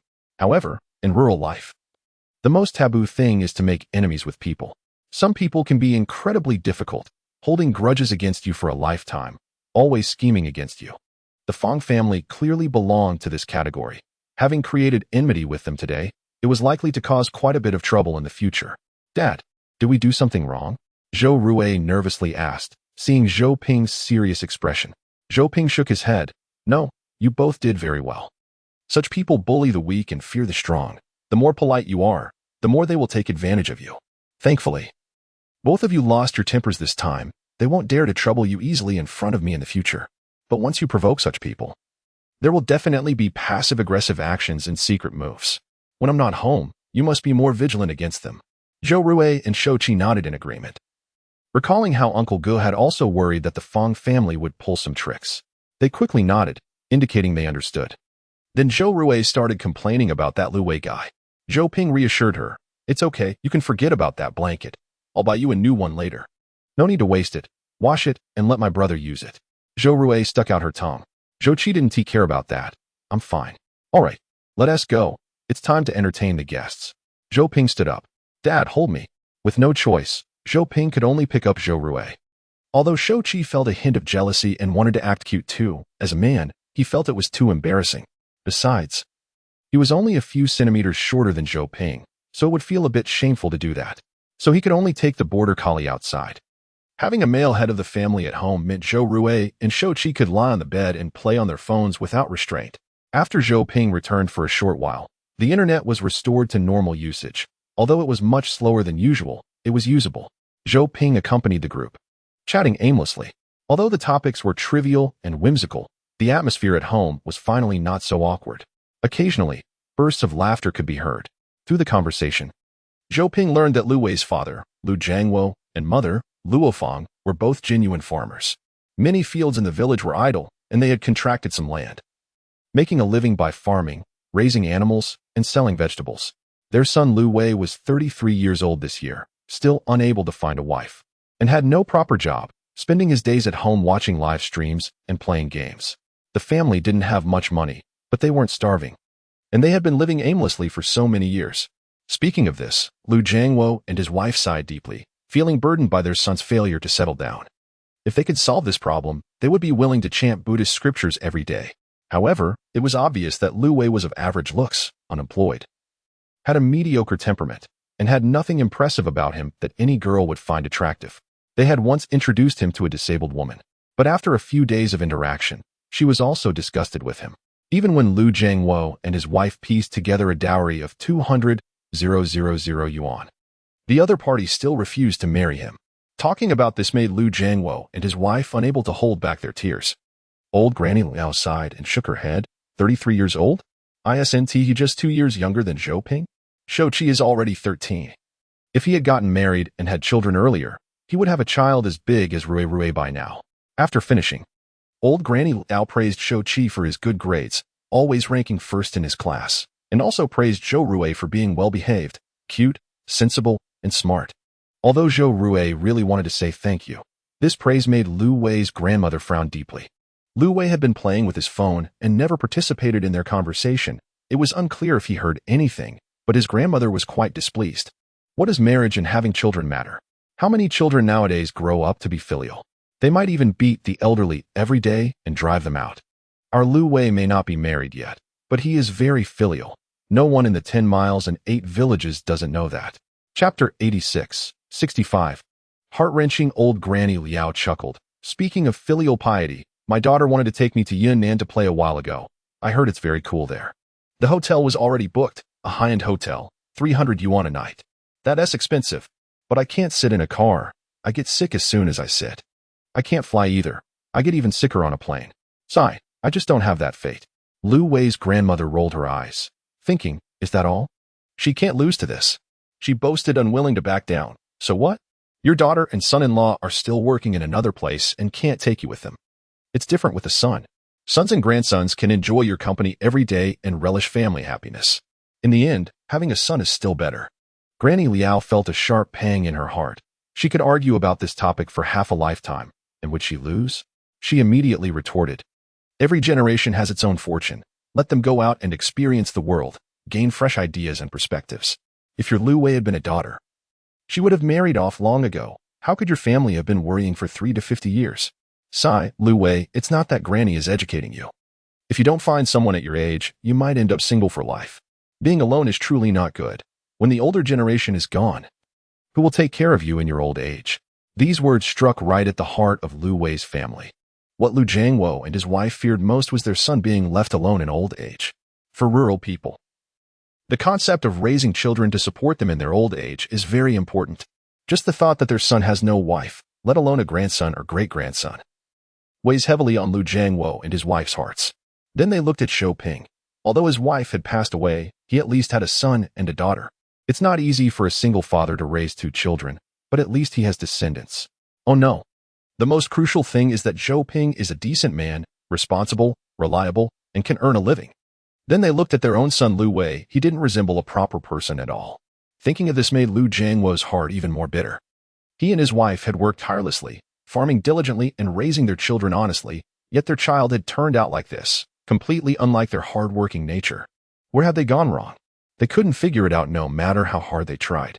While Lu Jiangwo and his wife were secretly distressed, Lu Wei's grandmother was fuming, ready to spit out a mouthful of old blood. So heart-wrenching. Lu Wei's grandmother rolled her eyes and said, marriage isn't all that good. If you find a troublesome wife, she could ruin 3 generations. Lu Wei is only in his 30s. As the saying goes, men are flowers at 30, while women are like rotten tofu. Men can marry even when they get older. There are plenty of women eager to pursue them. Women, however, are a different story. This statement was not well received. Even Zhou Rui secretly looked down on it. Granny Liao would certainly not let go of this excellent opportunity for debate. You speak as if you aren't a woman. You're in your 70s or 80s now. So what are you? The battle residue among rotten tofu? Pfft. Zhou Rui and Shou Qi burst into laughter, not expecting Granny Liao to be so trendy, even coming up with the term battle residue. Zhou Rui continued. Our math teacher got married in his 30s. His wife is both beautiful and gentle, and we all like her. Lu Wei's grandmother thought Zhou Rui was supporting her, and instantly found Zhou Rui much more agreeable. She nodded along. Little Rui is right. Men never have to worry about finding someone. But beautiful women are a different story. They can be restless. A woman must be filial, obedient, and well-behaved. Zhou Rui almost rolled her eyes. She thought, wow, this old lady is really cunning. The terms filial, obedient, and well-behaved are just synonyms for being a punching bag, a stress reliever, a free tool. Luckily, she had been educated. Otherwise, she might have thought that those terms were compliments. But they clearly represent the domination, exploitation, and enslavement of the lower class by those in power in ancient times. The phrase about rulers and subjects, fathers and sons, limits people's thoughts within such rigid frameworks, encouraging conformity to roles, a kind of mental labeling, a spiritual enslavement. Parents love to tell their children this, trying to mold them into obedient puppets. So Zhou Rui changed the subject, propping her chin innocently, and said, but our math teacher is a master's degree holder. He teaches humorously and is very talented. Every student in our grade likes him. He's a really good person, which is why his wife married him. Lu Wei's grandmother had not yet digested Zhou Rui's words. She was still smugly thinking that her Lu Wei would eventually marry someone like that. If only Lu Wei didn't spend all his time in the village without interacting with outsiders. Would he still be single now? However, after a while, she suddenly pondered the meaning behind those words, and instantly, her old face felt hot with rage. Zhou Rui was indirectly saying her grandson had no talent and no ability. Hence he couldn't find a wife. Lu Wei's grandmother was furious, looking at Zhou Rui as if she wanted to eat her alive, but the topic had already moved on. And everyone was chatting about something else. She couldn't bring it back, so she could only stew in her anger. Out of the corner of her eye, she glanced at Lu Wei, who still sat there nonchalantly, like a dead pig not afraid of boiling water, playing with his lousy phone, completely unaware that others had belittled him to the ground. Looking at what he wore today, he was in a shabby t-shirt, his pants were filthy. His hair was long and unkempt, and his face was a patchwork of dirt as if he hadn't washed it properly. When he went out, he didn't even think to tidy himself up, just embarrassing himself. Look at Zhou Ping. His clothes looked high quality, and he was dressed neatly, appearing spirited and bright. Plus, his son and daughter were both dressed in a way that clearly showed they were from the city. There was a stark contrast with them, who worked the fields. What was most frustrating was that their bed sheets were so clean and tidy, not a single lint ball on them. Thinking back to their own sheets, always old and worn, severely pilled, and still having stains that couldn't be washed out. Lu Wei's grandmother felt more and more frustrated with each comparison, feeling like she was sinking into a pit of despair. If only Lu Wei had a bit more ambition, he could support a family like Zhou Ping and earn some money to contribute to household expenses. How could she have ended up in such an embarrassing situation? In her anger, she raised her hand and slapped Lu Wei across the face. Every day just knows how to play with that phone. What is so fun about it at your age? Lu Wei looked completely bewildered. Chapter 87. Cooking. Lu Wei's grandmother's outburst left everyone stunned. Zhou Rui covered her mouth in shock, glancing nervously at Zhou Ping, who shot her a look. Zhou Rui stuck out her tongue and quickly covered her face with a pillow, even though Lu Wei was the one getting hit and scolded. Zhou Rui still felt a bit guilty. However, she sneakily peeked at Zhou Qi, who was laughing, and glared at him. Zhou Qi teased, "Hee hee." Zhou Rui said, "Don't laugh. Be serious." But after saying that, she found it even funnier, and the two quickly buried their faces in the pillows, stifling their laughter. While Xiao Gomu sat at the head of the bed, tilting his head with a silly expression, watching the two. Lu Wei's grandmother's unexplained anger came quickly but left slowly. She scolded Lu Wei vigorously, educating him, while also snatching his phone away. The others tried to dissuade her, though it didn't help much. In the end, they could only pretend not to see and chatted among themselves. Lu Jiangwo and his wife felt sorry for their son and started debating with the grandmother, saying that the child had grown up and should be given some face, not scolded in front of so many people. Only then did the old lady calm down, sitting with a long face to one side. Lu Wei was furious. It was incredibly confusing for him as he hadn't done anything wrong. Was playing with his phone a crime? He was so angry that he nearly got into a fight with the old lady, but fortunately, the couple intervened, and after helping him get his phone back, Lu Wei finally sat down, still simmering with residual anger. After this commotion, the topic of sons, daughters, marriage, and not marrying was finally dropped. Time flew by quickly, and night soon fell. Due to the large number of people at home, Zhou Ping didn't cook. In the afternoon, he only had some biscuits and bread, and by now, his stomach was growling with hunger. Although the sun had already set outside, the residual heat of the day was still significant, and it was still not quite suitable for going out before 8 in the evening. Zhou Ping could only provide meals for them. There were plenty of vegetables and rice at home, and the double-door refrigerator was stuffed full. However, cooking for 14 people was quite a challenge. And even the rice cooker wouldn't be enough, so it was a bit tense. Zhou Ping had also invited the village chief's family, but the village chief felt embarrassed to intrude, so he left early. If he had brought his 5 family members, that would make a total of 19 people, which wouldn't fit at a single table. When it was mentioned that they needed to cook, Granny Liao contributed her own rice cooker. The others, Uncle Gu and Uncle Zhao, felt a bit shy, but Zhou Ping insisted, and they accepted readily. Lu Jiangwo's wife, Luo Fong, was good at cooking, and when she heard about the meal preparation, she came to help. However, there were too many people, and the kitchen was cramped, so Zhou Ping only kept Li Sampang and asked the others to sit outside. Poor thing, this is the fate of a man from Sichuan and Chongqing.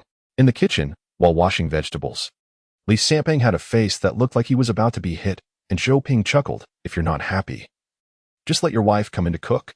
Cough, forget it. Li Sampang shuddered at the thought of Feng Hua cooking. She can handle accounts, but cooking is a life or death matter. Although Li Sampang once suspected that Feng Hua's cooking skills were just for show, because he had once caught her making a dish that was quite impressive, men must turn a blind eye sometimes, right? What should we cook? It's hard to manage with so many people, Zhou Ping fretted. He had never cooked for so many before. What are you worried about? Just stir-fry 3 types of vegetables. Didn't he, that old man, bring over 2 pieces of cured pork ribs? Just make a big pot of noodle soup with ribs and some broth. Didn't you buy some dried sweet potato chips? Just fry a few plates of dried sweet potato with cured meat. Oh, and let us make some sweet potato noodles with pork belly. I haven't had that in a long time. Li Samping said, drooling. Zhou Ping nodded. All right. We have sweet potato flour ready, and there's still a big chunk of pork belly left. Oh, and there is also bracken. You bought bracken? I haven't had that in ages. Let us put it in the ribs. I used to love that when I was a kid. However, everything was still in the car, and he hadn't unloaded it yet because there were too many people at home. Luckily, they were all dry goods. And as long as the weather was dry, they wouldn't spoil. Otherwise, fresh items wouldn't last at all. Zhou Ping went outside to move things. The dried sweet potato chips were in a nylon bag, and he carried a large bag of chips along with a bag of bracken and sweet potato flour. After closing the car door, Granny now exclaimed, Did you buy so much? Yes, it's all dried goods, easy to store. Uncle Zhao and the others nodded. Yes. Only dried goods are easy to keep now. Everything else is hard to store. Once the power goes out, everything in the fridge spoils, and vegetables are expensive. Feng Huar added, Yeah, the stuff in our fridge spoiled too. What a pity. The whole fridge full of ice cream and frozen goods went bad. But there was nothing to be done during a power outage. Fortunately, Li Sampang had sensed this before and had been worried, so they didn't stockpile too much. After communication resumed, she saw several suppliers on social media lamenting that all their frozen goods had spoiled, and the losses were heavy. That was just the small stuff. For large cold storage facilities, even with generators, it's hard to maintain, and the losses are tremendous and unquantifiable. She also saw in the news that many cold chain warehouses opened their facilities during the power outage to let people in for emergency shelter. But some took the opportunity to steal. This world really has all kinds of people. Anyway, a single earthquake has caused severe losses across Sichuan and Chongqing. Not only in infrastructure, but in many other aspects, a heavy blow. After the earthquake, they don't know how many years it will take to recover. Sigh. Natural and man-made disasters are unavoidable. Uncle Gus said, Actually, as long as people are safe, it's fine. I saw in the news that over 40,000 people have already died, with over 30,000 from Mao County alone. We are lucky here. It's just a matter of financial loss. As long as people are okay, with the Green Mountains left, we don't need to worry about firewood. Uncle Zhao exclaimed, Mao County only has over 30,000? It must be more than that. They've only dug out so many so far. There are many more to come. But Mao County isn't large, mainly. The town of Alping was buried due to its special geographical position, with the entire town covered by a landslide. Online estimates suggest at least 60,000 to 70,000 people. 60,000 to 70,000. What a terrifying number. A chill ran through the few of them. Behind seemingly simple numbers are lives lost. Looking at it this way, their small losses at home really didn't matter. At least their lives were safe. While they were discussing this, Luo Fong couldn't understand but saw Zhou Ping and only one other person busy in the kitchen, feeling very embarrassed. She rushed in to help, saying, Let me wash. I'm really sorry for bothering you. Luo Fong grabbed the bag of dried sweet potato chips from Zhou Ping and started soaking them in water. Being such a diligent person, she felt uncomfortable taking advantage of others without doing something to make up for it. Zhou Ping understood and didn't refuse. After blanching the pork ribs, he began chopping and frying vegetables. Chapter 88. 65. Ru Zhou Ping's cooking skills couldn't be considered very good, but they weren't bad either. At least his 2 kids thought it was quite good. 2 hours later, a small folding table was moved out from the bedroom, filled with home-cooked dishes. There weren't many different dishes, but the portions were generous, with each dish served in 2 plates, making it look quite abundant. Granny Liao gave a thumbs up. Xiaopingzi, your cooking is pretty good. You flatter me. Everyone just eat casually. Uncle Gu laughed heartily, rubbing his hands together. Is this called eating casually? It's too sumptuous. My mouth is watering. Zhou Rui and Shou Qi brought out fragrant rice, announcing, Dinner is ready. All right, let us eat. Several uncles and aunties excitedly rubbed their hands together. Especially the pot of pork rib soup, which was of high quality, something that could only be found at rural banquets. Just as they picked up their chopsticks to try a piece, Lu Wei moved so quickly like a shadow that he managed to scoop out the largest pieces of pork ribs from the pot with just a few chopsticks. Piling the food into his bowl, he held his phone in one hand watching a live stream while stuffing the ribs into his mouth with the other hand. In just a few seconds, He had devoured 4 or 5 pieces of pork ribs, with greasy hands still unwashed. He grabbed a full chopstick of sweet potato with pork belly, carefully picking and choosing the pieces of pork belly as if he hadn't eaten in days. Everyone at the table came from rural backgrounds and weren't particularly picky, but Lu Wei eating like this in front of many elders was uncomfortable. Uncle Gu, who liked to emphasize manners, immediately frowned and admonished him. How can you eat like this? We haven't even started yet, and you, a younger generation, are eating so well. Lu Jiangwo and his wife looked embarrassed. It was rude to behave like this when visiting someone else's home. However, they knew that Lu Wei always ate this way. Spoiled by his grandmother and by Lu Jiangwo and his wife's indulgence, he would finish off all the good meat and dishes at home. Lu Wei's grandmother was strong-willed and could at least get some food, but Lu Jiangwo and his wife usually only got the scraps and oily soup. One reason was that Lu Wei never left food for anyone else. And the other was that Lu Jiangwo and his wife were the kind of parents who worked hard all their lives, wishing they could give everything good to their children. So they preferred to endure their cravings and present the best to Lu Wei.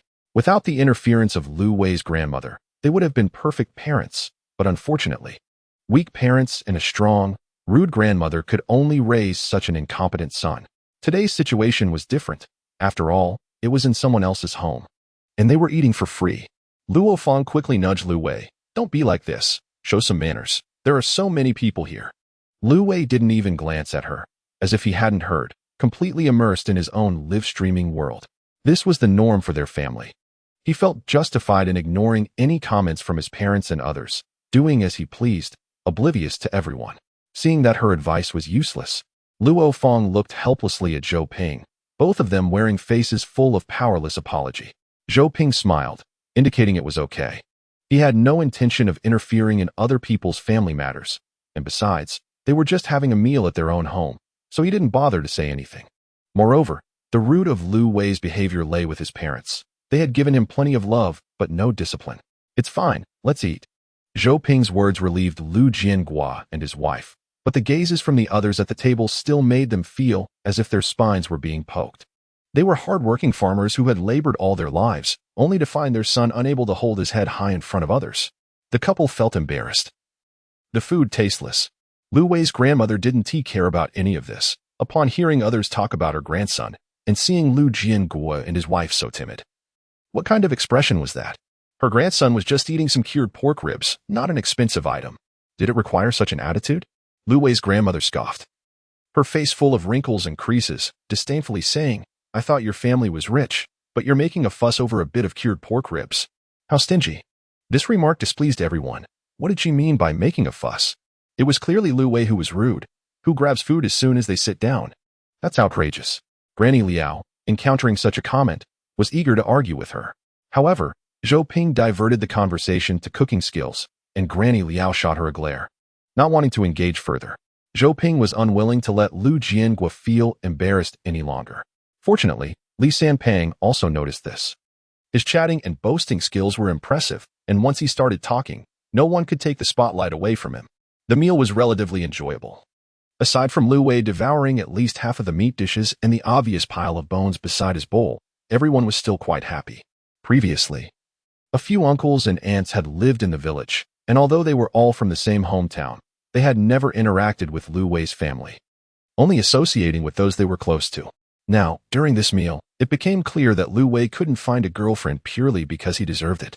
No matter how he looked, a person should at least have 1 or 2 redeeming qualities, whether it be eloquence, character, responsibility, or even diligence and politeness. Even possessing just one of these traits would prevent others from looking down on him like this. After finishing the meal, Lu Jiangua and his wife hurriedly collected the bowls and chopsticks, taking on the task of cleaning up. In doing so, even Granny Liao felt embarrassed to confront Lu Wei. These parents had a tough job. Once everything was cleaned up, Zhou Ping began to usher everyone out. Everyone. The temperature outside has dropped, and I'm going to turn off the air conditioning to save some electricity for the refrigerator. Zhou Ping's words were subtle, and everyone instantly understood. His home had 2 solar panels, capable of providing power for about 8 hours, but with so many people at home, the air conditioning consumed a lot of electricity, along with a fresh air system, so it could only last 5 to 6 hours at most. Since it was nearly 4 hours after dark and they had already finished eating, he had to conserve energy. Granny Liao and the others expressed their understanding, promptly standing up. After a day of enjoying the air conditioning, it was time to go out for a walk, stretch their legs, and sweat a bit for their health. Let's go? Sorry for the trouble, Xiao Shou. I really appreciate it. Zhou Ping quickly said it was no trouble at all. Everyone got up and headed for the door. And Lu Jianguo and his wife prepared to leave without saying a word. But as expected, Lu Wei and his grandmother had no intention of moving. Staying here was much cooler than at home. Even if the temperature outside dropped, it was still over 40 degrees, very hot. Seeing them refusing to leave, Lu Jianguo awkwardly tried to pull them away, but Granny Liao couldn't stand it and was ready to confront them again. However, Feng Huar was quite assertive. She didn't like to waste words and directly walked over, lifting Lu Wei's grandmother up like a chick. What is wrong with you? Why are you pulling me? Let go. Let go. If you don't let go, I'm going to scream for help. You wicked old woman, is this how you treat the elderly? You have no respect for your elders. Lu Wei's grandmother was furious. She hadn't expected Feng Huar to be so forceful. She had intended to stay a while longer, but was unexpectedly tossed out like this. It was infuriating. As soon as she stood firm, she wanted to rush back in. The heat outside was unbearable. As soon as she left the air-conditioned room, her skin felt like it was on fire, burning all over. How could she endure it? But wanting to go back wasn't easy, as Li Sanpang was already blocking the doorway. What's wrong with you, old lady? The power is out everywhere. Getting a few hours of air conditioning is already very good. Why do you have to be so unreasonable? Lu Wei's grandmother knew she was in the wrong and replied, I didn't say I wouldn't leave. It's just that the air conditioning just turned off and there's still some cool air. What's wrong with me staying for a bit longer? And what's with your wife being so rude? Treating an elder like this, what if I get hurt? My wife is rude. Are you trying to make a joke out of me? Li Sanpang scoffed, and just as he finished speaking, Lu Wei was also tossed out by Feng Huar. Unlike his grandmother, Lu Wei didn't grab anyone. He stood outside like a mute machine, just following closely behind his grandmother. Seeing him like this, Li Sanpang thought if his own son turned out like this in the future, he might just rise from the grave out of anger. He scolded in frustration. Your family has no manners at all, yet you come here to say others are rude. How thick-skinned can you be? Hey, how are you talking? So roundabout. Your words are so unpleasant. No wonder you're so fat, like a pig. Lu Wei's grandmother, realizing she couldn't enjoy the air conditioning anymore, didn't hold back in her words. Li Sanpang laughed. Of course, we eat meat every day. My wife has been feeding me to fatten me up. Unlike your family. TCH. Lu Wei's grandmother rolled her eyes. Such comments had no impact on her. You're a fool for not taking advantage of a good deal. You're just a big fool, completely clueless. No wonder you're doing so poorly. Fat like Zhu Beiji, and you married a wife so fierce, someone like her. Single until 80 in our village, and you think you got lucky? That's hilarious. Damn. Although Li Sanpang knew rural old ladies were fierce with their insults, he didn't expect her words to be so harsh. Remembering the snacks he had taken out of the car earlier that afternoon, all of which had gone into this old lady's mouth, he felt he had suffered a great loss. You, Li Sanpang, originally wanted to scold her, but felt it was too lowbrow. He didn't want his own dignity to be dragged down by this old lady, appearing like a street brawler. He just said, that's right. Marrying my wife is my greatest fortune. Unlike your grandson, who's so old but has no money, no girlfriend, nothing at all. Who knows? You might die before he finds someone. Unlike me, my son got into a prestigious university and is about to become a graduate student. When he enters society, he won't be earning less than 10,000 a month. Oh, 10,000 a month means 120,000 a year, and in 10 years, that's 1,200,000. Buying a house, a car, and getting married. Who knows, in a few years, I might be holding my grandchild. Today, Li Sanpang also decided to be a bit arrogant. He had always wanted to boast about his son, but felt embarrassed before. But today he was going to boast his heart's content. Grandma Lu's face turned pale with anger. Her grandson had no wife, no money, and no job. And he had always been a thorn in her heart. You, I'll beat you to death, you little brat. Grandma Lu said, and when she couldn't argue, she resorted to violence. Li Sanpang was startled. This woman's nails were scarier than a cat's and were to be avoided, so he turned and ran. You old hag. You still want to hit me? I'm hitting you, you little bastard. What is so great about studying? Let me tell you, even if you study, you'll still go out and work for someone else. Who knows, maybe one day my grandson will be the boss, and your son will be working for my grandson. What's there to show off about? How shameless. Li Sampang was speechless. It turned out this was the nonsense she was spreading. You really can dream big. Keep dreaming. And you stop right there. Unable to catch up with Li Sampang, Grandma Lu stomped her feet in frustration. Li Sampang laughed heartily. He found it amusing to tease this old lady. She couldn't hit him, couldn't argue with him, and was still jumping around in anger. The key was that he had hit her sore spot, and with a blow to her pride, she was left with no comeback. Unable to vent her anger, she went to take it out on Lu Wei. So, Lu Wei got caught and was beaten up again, almost damaging his phone. Li Sampang was speechless. I'm arguing with you. Don't take it out on your grandson. If he had to make a comparison, Li Sampang would rather dislike Lu Wei a little less. At least Lu Wei was just rude from being spoiled, while this old lady was truly both nasty and foolish. Mind your own business. You have no right to meddle in my family affairs. The old lady slapped Lu Wei's back repeatedly. Lu Wei felt the pain and shouted angrily as he grabbed his phone and quickly walked away. The old lady scolded him while chasing after him.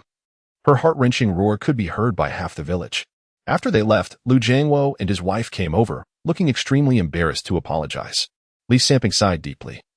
He really wanted to give this couple some advice, but upon reflection, if others' opinions were useful, would Lu Wei be in such a state? To put it bluntly, it was still the combination of the old lady and the couple that spoiled him. Who knows, if he gave them a long lecture, they might end up feeling as miserable as mashed garlic, but they would still go home and carry on as usual. Isn't that infuriating? So, Li Sampang didn't bother to say anything and waved his hand, saying, It's fine, don't take it to heart. With a child and an elder like that, there's nothing anyone can do. After a brief comment, Lu Jiangwo and his wife left, filled with guilt. Li Sampang ran around and came back, sweat rolling down like rain. But he felt quite happy because it had been a long time since he encountered something so enjoyable. However, Feng Huar, leaning against the door, looked at him with such a terrifying gaze. He felt his limbs go weak, and his waist seemed a bit unsteady. Cough, don't look at me like that. It's really scary.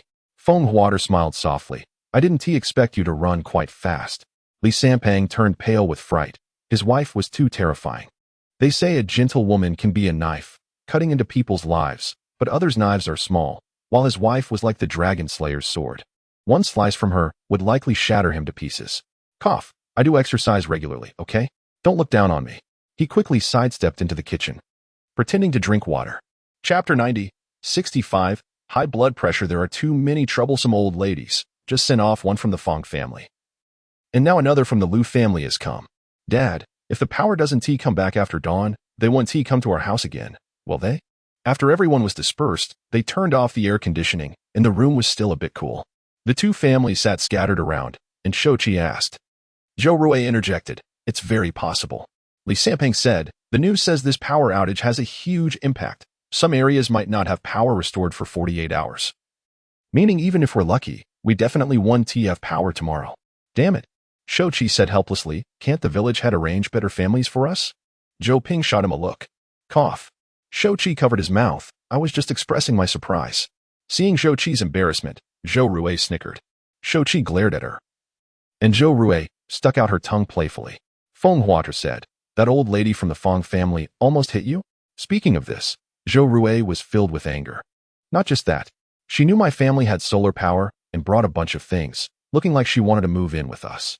When the village head came to help, she even made his face all messed up. Zhouqi clenched his fists and said angrily, If it weren't for the fact she was an old lady and I was worried she would sue me for hitting her, I definitely wouldn't let her off. Zhou Rui nodded vigorously. That Fong family is simply full of bad people. Apart from that, son, there isn't a good person in the family. That old lady scolded me, and the rest just watched the show. When I hit her, that old man and their family wanted to rush up and hit me too. It's as if they're allowed to bully others, but won't allow any resistance. Feng Huar said coldly, With people like that, never be polite. They bully the weak and fear the strong. The more docile you are, the more they take advantage of you. Zhou Rui nodded. Yeah, anyway. If they come again next time, I'll let Mumu scare them. Let us see if they dare to come. Shouqi said. It's actually a good idea to train Mumu to specifically roar. As long as it doesn't bite anyone, it achieves its purpose. Exactly, that makes sense. Anyway, this is the countryside. Mumu barking 1 disturbed the peace. After saying that, the two siblings pulled the bewildered Mumu outside, as if they had discovered a new continent. Seeing these two innocent children, Zhou Ping felt relaxed. If life could continue like this, what was called family happiness would be just like this. Lee Samping sighed as he watched their figures. So nice. If I had known, I would have had 2 kids back then. Although my Wei Kai is excellent, he is too introverted and not lively at all. Feng Huater smiled slightly at him. Lee Samping instantly felt a chill run down his spine. Cough. I'm going out to train the dog. He ran away. Feng Huater was speechless. She was in her 40s and couldn't tee of children even if she wanted to. What was he thinking? Useless dog of a man. Zhou Ping chuckled. When Feng Hua saw him, she suddenly had the idea to tease Zhou Ping. Old Shou, you've been single for so many years. Haven't you thought about finding someone again? Cough. Zhou Ping twitched at the corner of his mouth. How did this joke land on him? But if he admitted defeat, Feng Hua might keep bringing it up. Zhou Ping forced a smile and said, not looking anymore. I can't afford it. What is that all about? Feng Hua felt embarrassed. But if she just gave in, how could she be Feng Hua? Soon, she exaggeratedly teased, aren't you only in your 30s? Just eat more 6-flavor Remania pills and exercise more. A man at 40 is like a flower. Can't take it anymore. Zhou Ping touched his nose, stood up. I'm going to train the dog too. And he slipped away. Feng Hua laughed heartily. She had won. Mom. After the earthquake, Zhou Hao rushed home at the first opportunity. There was an earthquake. Didn't you feel it? Zhou Hao panted heavily, sweat dripping onto the floor. And he was shocked to see his mom still lounging on the sofa watching TV. Zhou Hao's mom nodded slowly. I felt it. Then why didn't you come down? The building didn't collapse. Zhou Hao's mom said nonchalantly. Zhou Hao was speechless. He had rushed back with great effort and was almost out of breath. Yet his mom was just sitting at home watching TV as if nothing had happened. Unbelievable. Where's Waning? Oh no. Zhou Hao's heart sank. He had bought ice cream and discovered the earthquake. When he turned around to look for Yu Waning, he didn't see her. He thought she might have gone home in anger.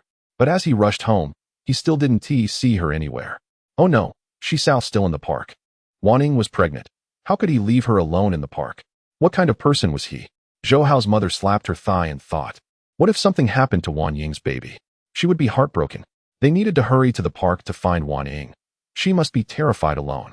The two of them rushed downstairs, skipping the elevator and taking the stairs instead. Zhou Hao pulled his mother down the fire escape, while she stomped her feet and exclaimed, what's wrong? The elevator isn't broken, and it's not a fire. Why not take the elevator? Zhou Hao didn't bother to explain and dragged her down. The already hot weather felt like a high-temperature sauna as they ran down. Both of them flushed and drenched in sweat, with no breeze in the air. Just the oppressive heat suffocating them. Their breath felt like flames. Oh no, I can't take it anymore. I'm feeling unwell. Zhou Hao's mother clutched her chest, feeling a sharp pain in her heart. Suddenly, she felt weak and collapsed to the ground. Mom, what's wrong? Mom. It was likely a combination of intense exercise, the heat, and her worry for her grandchild that caused her distress. Zhou Hao hurriedly called for an ambulance, but there was no signal. With no other option, he had to carry his mother to a nearby pharmacy. The pharmacist didn't dare to give medication, only performed a simple heart massage or something, then sent them to the hospital. His mother couldn't handle such a tumult, and Zhou Hao was in a panic. Was there still time to get to the hospital? No time left. Hurry and give her some medicine. It could be a heart problem, heart spasm, or high blood pressure or something. His mother had never had such health issues before. She had always been fine. Handling such a tricky situation for the first time, Zhou Hao completely lost his composure. Fortunately, a kind passerby offered them a ride to the hospital. Once they arrived and sat in the waiting area, Zhou Hao finally calmed down. Thankfully, his mother was okay. She just had high blood pressure from the shock, and there were no serious issues. However, after dealing with all this, over 2 hours had passed, and he couldn't reach his dad, so he had to leave his mother at the hospital and took a taxi to find Yu Waning. Chapter 91. Love, August 12th. Early morning. The park. A fallen stone monument nearly crushed a child, causing panic among those seeking refuge in the park, leading to considerable chaos and almost resulting in a stampede. Fortunately, although there were many people seeking safety, it wasn't to the point of being overcrowded, and the incident didn't escalate further. As the earthquake quickly subsided, the panicked crowd soon calmed down. Earthquakes usually strike quickly and leave just as fast. Even if a collapse occurs, it happens in an instant. Seeing that the earthquake had not caused significant damage, people in the park relaxed and began chatting in small groups. That earthquake must have been 6 or 7 magnitude. It felt intense. Yeah, it shook so hard that my lights fell down. I thought the building was going to collapse. So I rushed down, didn't even dare take the elevator. Me too. I could feel the tremors even in my car. I didn't stay in it and hurried down. Dude, you're too timid. What's there to be afraid of on the ground? The hard part is those high-rise buildings, over 30 stories tall. You wouldn't even need to run. Since the earthquake didn't cause any real consequences, everyone felt free to chat casually. Experiencing such a significant earthquake became an important topic of conversation, and many excitedly shared their experiences on their social media. Various social media platforms and news outlets quickly updated information about the earthquake, although early reports were sparse. People learned that the earthquake reached a magnitude of 7.5, slightly less than two previous major quakes, with the epicenter in an obscure county. The damage and casualties still unknown. As the saying goes, some people are happy while others are sad. Some engaged in conversations with strangers. Some picked up their phones to share, while others, suddenly confronted with the cruelty of humanity during the earthquake, wore sorrowful expressions, tears streaming down their faces. Memories from the past resurfaced, and they suddenly realized that their previous perseverance and current endurance were all for nothing. Some had husbands who abandoned them. Others wives left by their husbands. Some children discovered that favoritism could be deadly, and others accidentally uncovered long-hidden secrets. Heartache, shock, disbelief. A mix of emotions swirled within their chests, turning into pain or anger. What seemed like a peaceful and happy life was torn apart by an earthquake, revealing its true, grim nature. The people around them were all in such states. Happiness and emotion were, after all, rare. Disappointment and indifference were the norm. A realization that should have been understood long ago. But for Wan Ying, she couldn't care about love and relationships right now because she was experiencing abdominal pain that made her body suddenly weaken, causing her to kneel against the railing. My baby. My baby, tears mixed with sweat dripped from Wan Ying's chin. The dual pain of her body and spirit was far less than her fear of losing this child. Only those who have become mothers understand how soft and lovely that little life inside them is. She would never allow this child to lose its life over such matters. In her youth, she had once boasted that if her husband were unfaithful after marriage or if anything else happened that necessitated a divorce, she would definitely have an abortion and leave. But after becoming pregnant, she realized how naive those words were. At least for her. She had genuinely experienced a special kind of love, one that could only be deeply understood by a mother. Fathers might feel it too, but in overall numbers, there certainly were not as many as mothers. Because this child was nurtured from her blood, her flesh, her soul. It was the only living being in this world that completely belonged to her, one that loved her wholeheartedly, cried when she cried, laughed when she laughed, and would give her all its love and warmth. Although such pure, unconditional love might not last many years and would change as the child grew. Who could one find that kind of love in another throughout their life? Just like now, as Wan Ying knelt on the hard bricks. Despair and helplessness wrapped around her tightly. No one could help her, but thinking of needing to protect the baby in her belly made her willpower sharpen a bit. What's wrong? Finally, a woman noticed something was off with Wan Ying.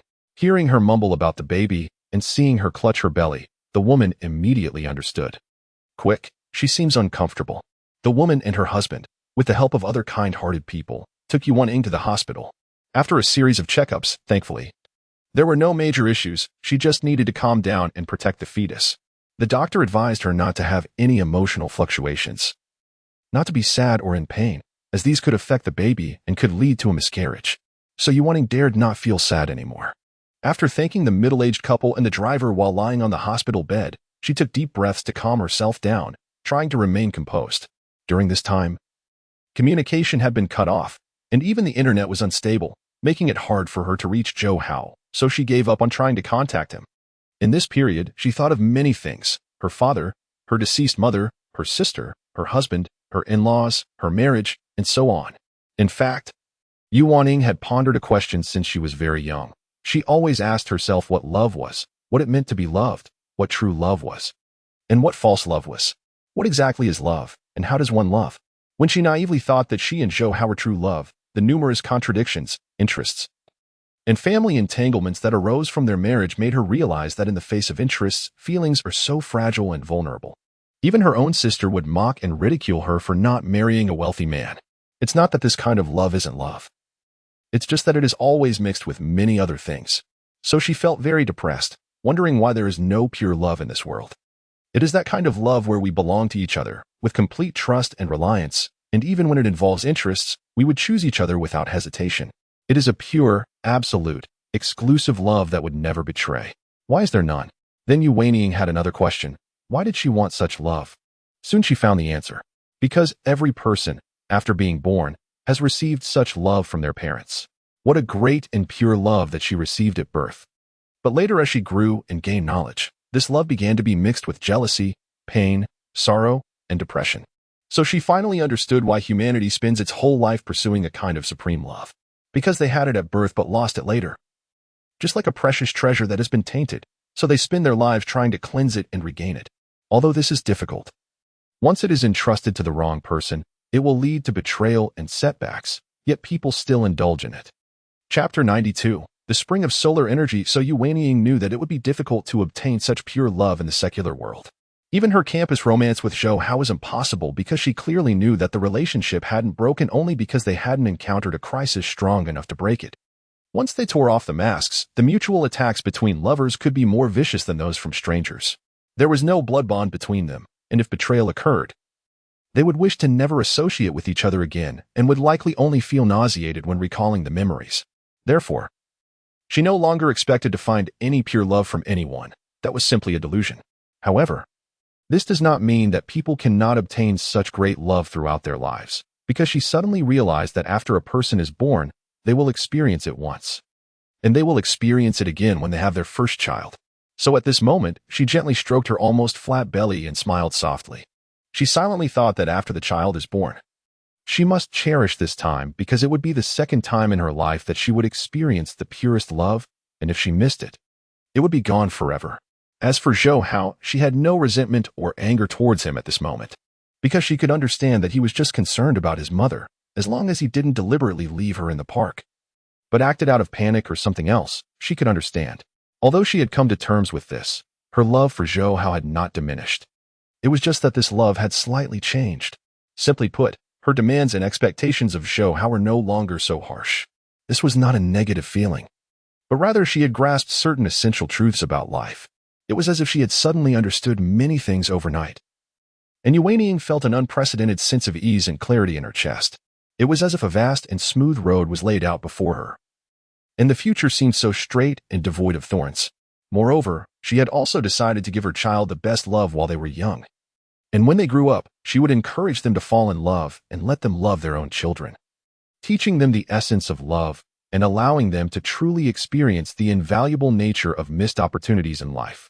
In this process, it was not just about educating the child, but also about her own quest for life and love. Thinking of this, life truly felt full of hope.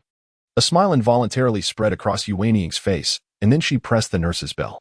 Watching the busy nurse run over, she said a bit shyly, "I'm sorry. I'm a bit hungry. I don't know where I can get something to eat." The nurse sighed. "Wait a moment, I'll ask." "Okay, thank you."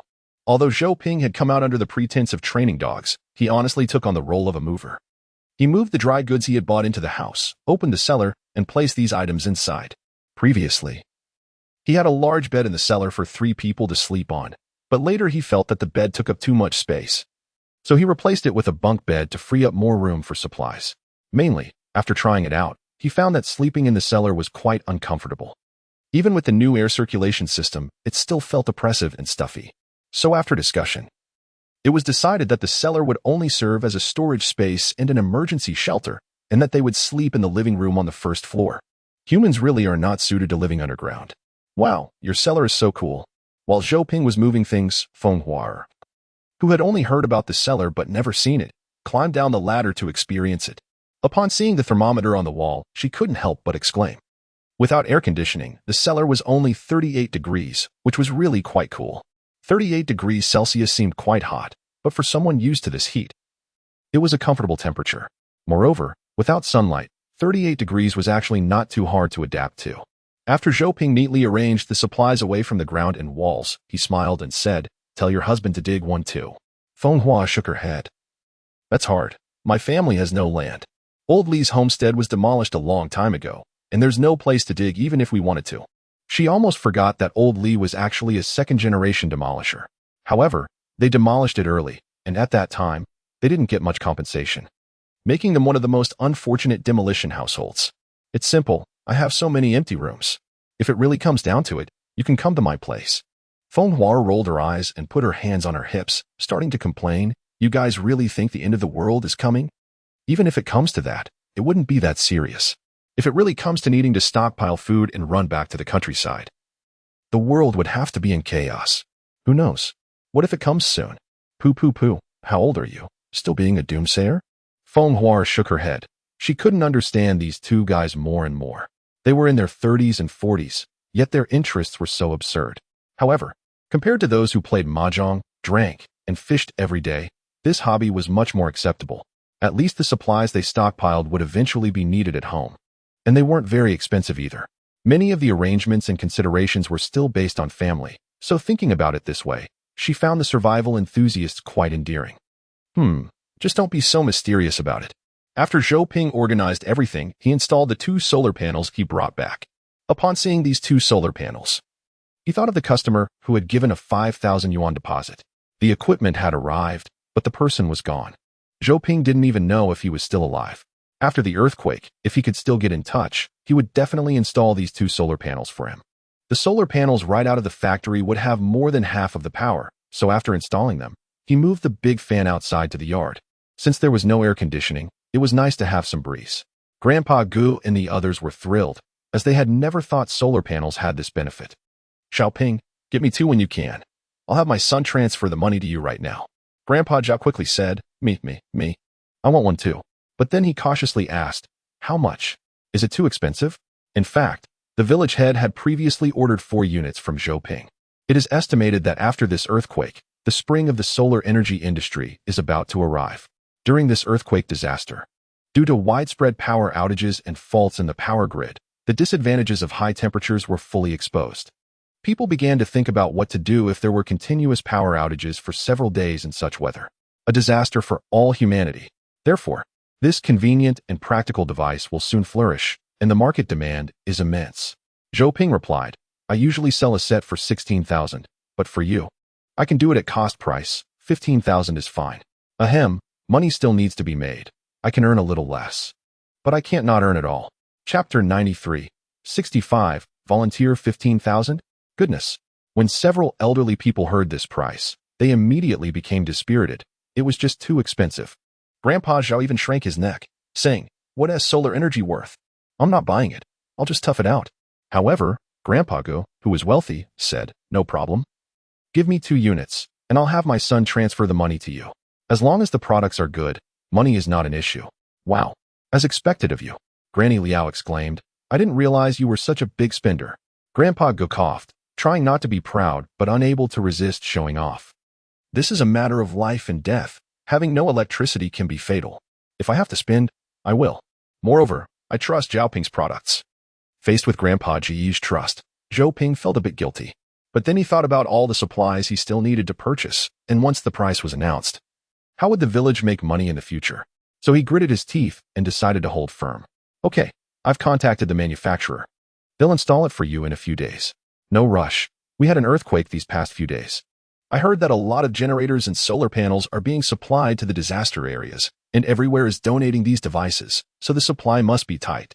As long as we can get by here, we'll use what we have and not compete with the rescue workers for resources. Grandpa Gu was right. The supply of solar energy nationwide was depleted, and countless manufacturers were working overtime. With huge market demand and gaps, he couldn't even contact the agents. But Zhou Ping suddenly thought that with materials in short supply, the price of solar equipment would definitely rise, and possibly by a significant margin. By the time he got the goods, he wouldn't know what the price would be.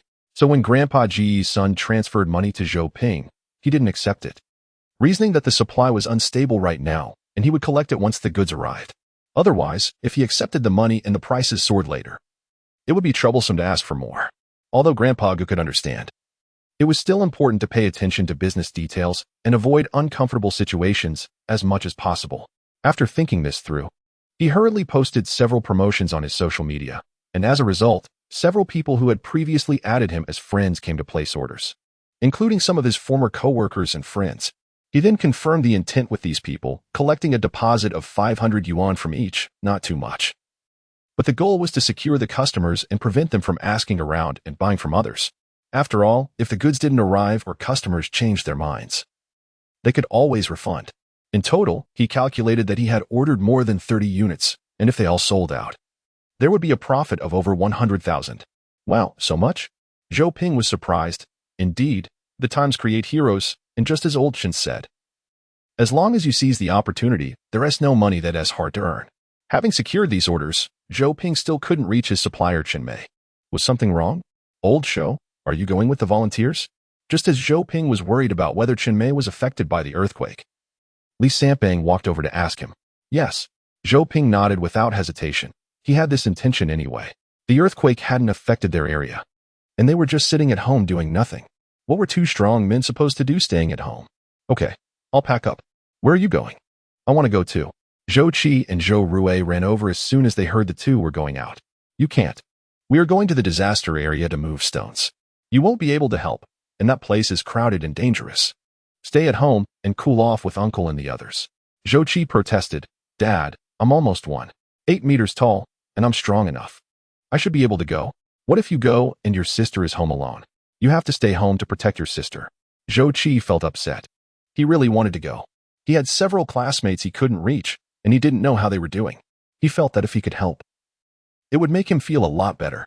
Be good, Zhou Ping comforted him. Feng Hua suddenly said, just let him go. Kids should go out more. It's good exercise. I'll watch over things at home. You all go ahead. Zhou Qi was overjoyed. Zhou Rui also said, Dad, let my brother go. I'm not so easy to mess with. If those two old hags dare to bother me, I'll make them regret it. Saying this, she clenched her small fists, looking fierce.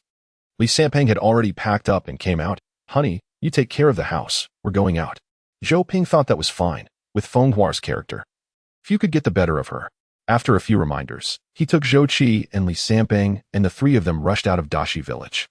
Maybe the three of them wouldn't be able to help much, but even if it was just fetching water, running errands, or doing little things, it was still something. As they left, it was already 3 in the morning, and the outside temperature had dropped significantly. Plus, the bus was low on fuel. If they didn't refuel soon, they wouldn't be able to drive later, so the driver had to ask everyone to get off the bus. He needed to refuel. Get off the bus? How can you do this? It's so hot outside, and you want us to get off? What kind of service is this? Yeah, it's just refueling. We can all go together to refuel. I still have kids at home. Can anyone stand that temperature outside? Because the bus was stuffy and smelly after dark. A few people got off to get some fresh air. After the driver issued the notice, some people left without making things difficult. But there are always a few troublesome people in the village who wouldn't listen to reason, and they started shouting. The driver, worn out from the noise all day, had lost all patience and was in a very bad mood. He didn't want to argue with these people and create conflict, so he could only patiently explain.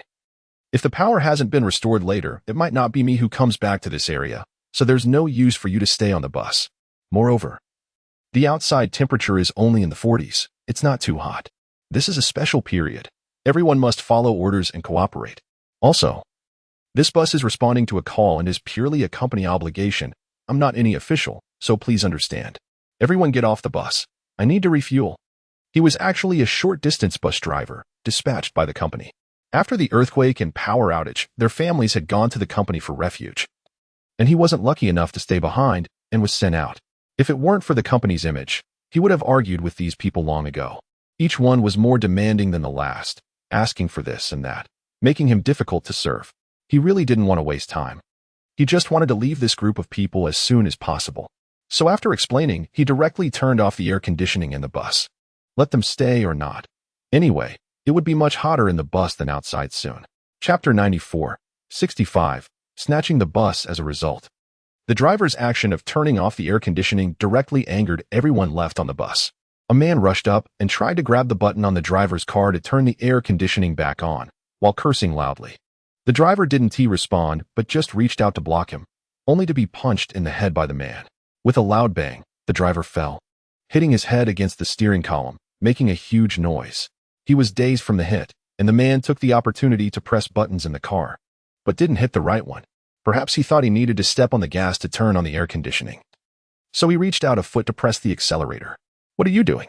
The driver caught a glimpse of his action and quickly pushed him away. A surge of anger washed away the driver's last bit of reason. What the hell? Do you want to die? He intended to say that the behavior was wrong, but to the man, this was a provocation of his authority, a contempt from city folks. What is so great about a bus driver? I could slap you down to your knees begging for mercy. The man thought this way and punched again.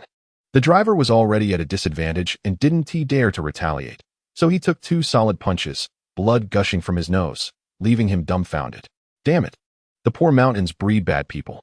If you have the guts, kill me, and I'll make you pay for everything today. As the driver yelled, Old Fong rushed over with a smoking pipe, raised it, and smashed it down on the driver. You dare to ask me for compensation? I'll make you pay until you die. Bang, bang, bang. Old Fong hit him several times right on the temple, and the driver suddenly felt weak all over. His vision blurred, and with his face already covered in blood, he completely lost the ability to resist and fell straight down. The man grabbed his collar and threw him out of the car. As the driver fell, he was filled with immense regret. Why did he come here? Damn it. He was just a driver, volunteering to help with disaster relief, and the company wasn't even paying him. Why should he endure a day of anger and get beaten up? These bad people. Bang. He crashed heavily onto the ground, with his feet still hanging on the car. Seeing this, Old Fong kicked his legs out. And since they couldn't find the button to close the door, Old Fong used brute force to half-close it. The victorious man took command of the bus. But he couldn't find the air conditioning button, so he simply sat in the driver's seat, pressing the clutch and accelerator. With a little force, the bus didn't budge. So he stomped down hard. Who would have thought? With a loud roar, the bus shot forward. Old Fong lost his balance and fell to the ground. The few remaining people in the bus screamed in shock, and chaos erupted instantly. Outside, the driver lay on the ground, thankfully not run over by the wheels. Some villagers who had gotten off the bus saw him and rushed over to check on him from a distance. What happened? How did the bus run away by itself? I don't know. There's so much blood. Could it be a robbery? No, it can't be. The villagers were very frightened, mainly because the driver was covered in blood, which was indeed scary, but they also couldn't believe someone would rob a bus. Call the police. Call 120. It looks like he might not make it. In a flurry. They called the police, unsure if they should check the driver's vital signs to see if he would wake up. Suddenly, they heard another loud crash from behind. And everyone turned in shock to see the bus had crashed into a large tree. The front of the bus was dented in. Oh no, there has been an accident. What do we do? Some hurried over to check the situation and saw the bus door being forcefully pulled open, with an old man holding a smoking pipe running away. The man who had been hitting others had some blood on his head, and seeing so many people gathering, he quickly took his wife and kids and fled. Almost everyone inside the bus had escaped cleanly. By the time the village chief and other committee members arrived after hearing the news, driver Chow Wu had regained consciousness. He had no major external injuries, just a bleeding nose and a big bump on his head. After the village chief got a rough idea of what happened, he left 2 committee members behind and drove Chow Wu to the hospital. The incident quickly spread throughout the village, but due to a shortage of personnel after the earthquake, the police didn't arrive until dawn. As for the man who had hit others, when people went to his house, they found only a widow and her children. He was long gone, whereabouts unknown. When they went to find Old Fong, he had been so fierce and arrogant while hitting others, but upon seeing the police, he lay in bed, looking as if he were gravely ill, claiming he had been seriously injured in the crash and was demanding compensation from Chow Wu. He also wanted to extort money from the man who had hit others, claiming that he was innocent. The police were already stretched thin, and as an old man, he couldn't be taken to the station. If anything went wrong, they might end up with trouble. So the police just took a statement, leaving the abandoned bus unattended. And in the end, the matter was left unresolved, at least for the next few days without any follow-up. The farce finally quieted down, becoming a topic of conversation for everyone in the village. People lamented Chow Wu's misfortune and cursed the man and Old Fong, but aside from that, there seemed to be nothing more they could do.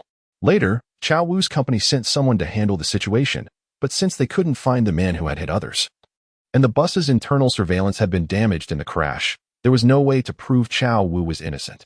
Because there were passengers who testified he had cursed and hit others, he was assigned 30 of the responsibility. I didn't hit anyone. They came up and hit me, and even used a pipe to hit my head. The hospital can prove it. I know. The company's management was also at their wits' end. But now there were witnesses from the bus stating that you also hit them, and the law only recognizes evidence, not your side of the story. And that old man Fong claimed you injured his leg, and he was demanding compensation. I haven't even asked them for compensation. Chow Wu was completely broken down. The few people left on the bus were indeed bad people, just bad people. They were perjuring and talking nonsense. His boss rubbed his forehead in frustration. All right, Lao Chow. I understand what you're saying. We've already hired a lawyer to handle it. For now, Just go home and rest. With the earthquake and these troubles, there's too much going on. Holding back tears of bitterness, Chao Wu knew that saying more wouldn't change anything, so he could only leave temporarily. Chapter 95, 65. Envy, of course, the lawsuit and everything else were matters for later. After old Fong fell down and returned home, he likely injured his bones, and his lumbar spine hurt terribly. The first day was just acting, but for the next few days, he could hardly get up. So he was determined to extort money from Chao Wu. If he didn't get some money back, he wouldn't rest in peace. On the morning of August 13th, 6 hours after the earthquake, another scorching day was about to begin, but the power still hadn't been restored. As the sky began to lighten, the villagers sitting on the field ridges and in their yards started to panic. What do? We can't find the village chief, and there is no one who can solve the problem. Are we going to literally die from the heat when the sun rises? Yeah.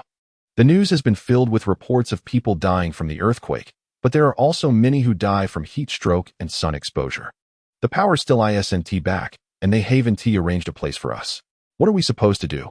It's all that old man Fong's fault. If he hadn't hit the driver, would others not come here?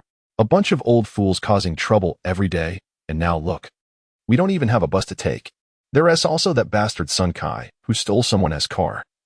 Not only knocked the driver out, but also crashed the car. Now he has actually run away. How can he not go to hell? What company has sent a car over? What a joke. They came to help out of goodwill, and after you crashed their car and beat up their driver, you expect them to let it go? I say, this bunch of trash should roll out of our village. Stop bothering us every day, causing so many people to suffer along with them. Sai, what to do now? It's about to be dawn. We can't really just stay at home, or people will die. Grandma Lu Wei, why didn't I see you yesterday? Where did your family go? I remember your family doesn't have a car. When did you buy one? A group of people sat in the flower bed of a century-old tree in the village, cooling off, when the old lady suddenly turned to Grandma Lu Wei beside her and asked. Grandma Lu Wei's eyes were darting around. She had been holding back all day, and didn't want to tell these people. What if they tried to encroach on her territory? That wouldn't be worth it for her. But when she passed by Zhou Ping's house today, she saw a big fan blowing there, and she intended to go over and enjoy the breeze. But that shrew named Feng Hua in Zhou Ping's house had tied a big dog by the roadside, and as soon as she got close, it barked wildly at her. She didn't get to enjoy the breeze and ended up fuming instead, thinking that the shrew wouldn't let her in to enjoy the air conditioning after dawn. She decided to just give up and let everyone go to their house to make a fuss and see if they would open the door. So Grandma Lu Wei excitedly said, I'm at Zhou Ping's house. They have solar panels, and the 2-horsepower air conditioning is so cool and comfortable. They even made us a big meal last night. It was delicious. When everyone heard this, they were familiar with solar energy. Many people had installed water heaters years ago, but can this thing supply air conditioning too? If that's the case, with light there's electricity. Wouldn't they be able to enjoy air conditioning all day? Zhou Ping is that only son from which family, right? Yes, Grandma Lu Wei said enthusiastically, even standing up to point out Zhou Ping's house to them. From a distance, everyone could see 4 shiny solar receivers shining with golden light in the faint morning glow. There were exactly 4 solar panels, with a very high power. Everyone's eyes widened in astonishment. Grandma Lu Wei continued, but their family isn't really good. We didn't go to their house to enjoy the air conditioning on purpose. We only went because there was no electricity, and it turned out to be all strange and sarcastic. I advise you all not to go, to avoid getting angry. However, their electricity is indeed very sufficient. While we're sweating profusely here, they're enjoying a nice breeze from their big fan. Everyone felt envious. You have to know that they had been outside sweating all day, their bodies completely dehydrated, and their clothes were always wet and never dried. While those people were enjoying the comfortable big fan at their doorstep, who wouldn't be envious? Suddenly, everyone had the idea to install solar panels too. But no one followed Grandma Lu Wei's thoughts to shamelessly go to Zhou Ping's house to enjoy the air conditioning. After seeing these people envious, Grandma Lu Wei turned to discuss solar energy and even called her relatives and children to say they were going to buy solar panels. This made her roll her eyes continuously. Such a great resource was right in front of them, but these people wouldn't utilize it. It was too stupid. On Sean Street, Zhou Ping and Li Sanpeng had just driven out when they discovered a house had collapsed in town. Compared to the collapse on Hualong Avenue, this one was much smaller. It was 2 5-story residential buildings converted into rental houses. There were several factories nearby, and both buildings housed workers from the factories. According to the landlord, excluding those who had escaped and contacted them, there might be more than 40 people buried inside. The earthquake had happened about 27 or 28 hours ago, and thanks to the help of many volunteers, over 30 people had already been rescued. However, according to the survivors' accounts, they had heard cries for help from below, and it was initially judged that there might still be several people buried at the very bottom. When Xiaoping and Li Sanping drove past here, they immediately got out of the car to help. The help they could provide was actually limited. Moving large pieces of steel and concrete required machines, while smaller pieces were moved manually. Xiaoping had slightly better physical strength, while Li Sanping wasn't very strong. So they helped carry stretchers and assisted retired soldiers or other young volunteers. Many citizens like them had come to help voluntarily. And even some elderly people showed up, but were scolded by the nurses. These people wouldn't leave, all standing nearby watching. The conditions for participating in disaster relief were much better than when the earthquake had just occurred. Now, in addition to ice packs, there were several large fans set up outside, plenty of drinking water, cooling medicine, cooling patches, and even meals, all donated by others. At this point, donations didn't require any registration or signing. People just brought their stuff directly over. Some donated tents, others donated medicines, solar panels, generators, flashlights, and a series of equipment and materials. Of course, some even came with excavators and cranes to help voluntarily.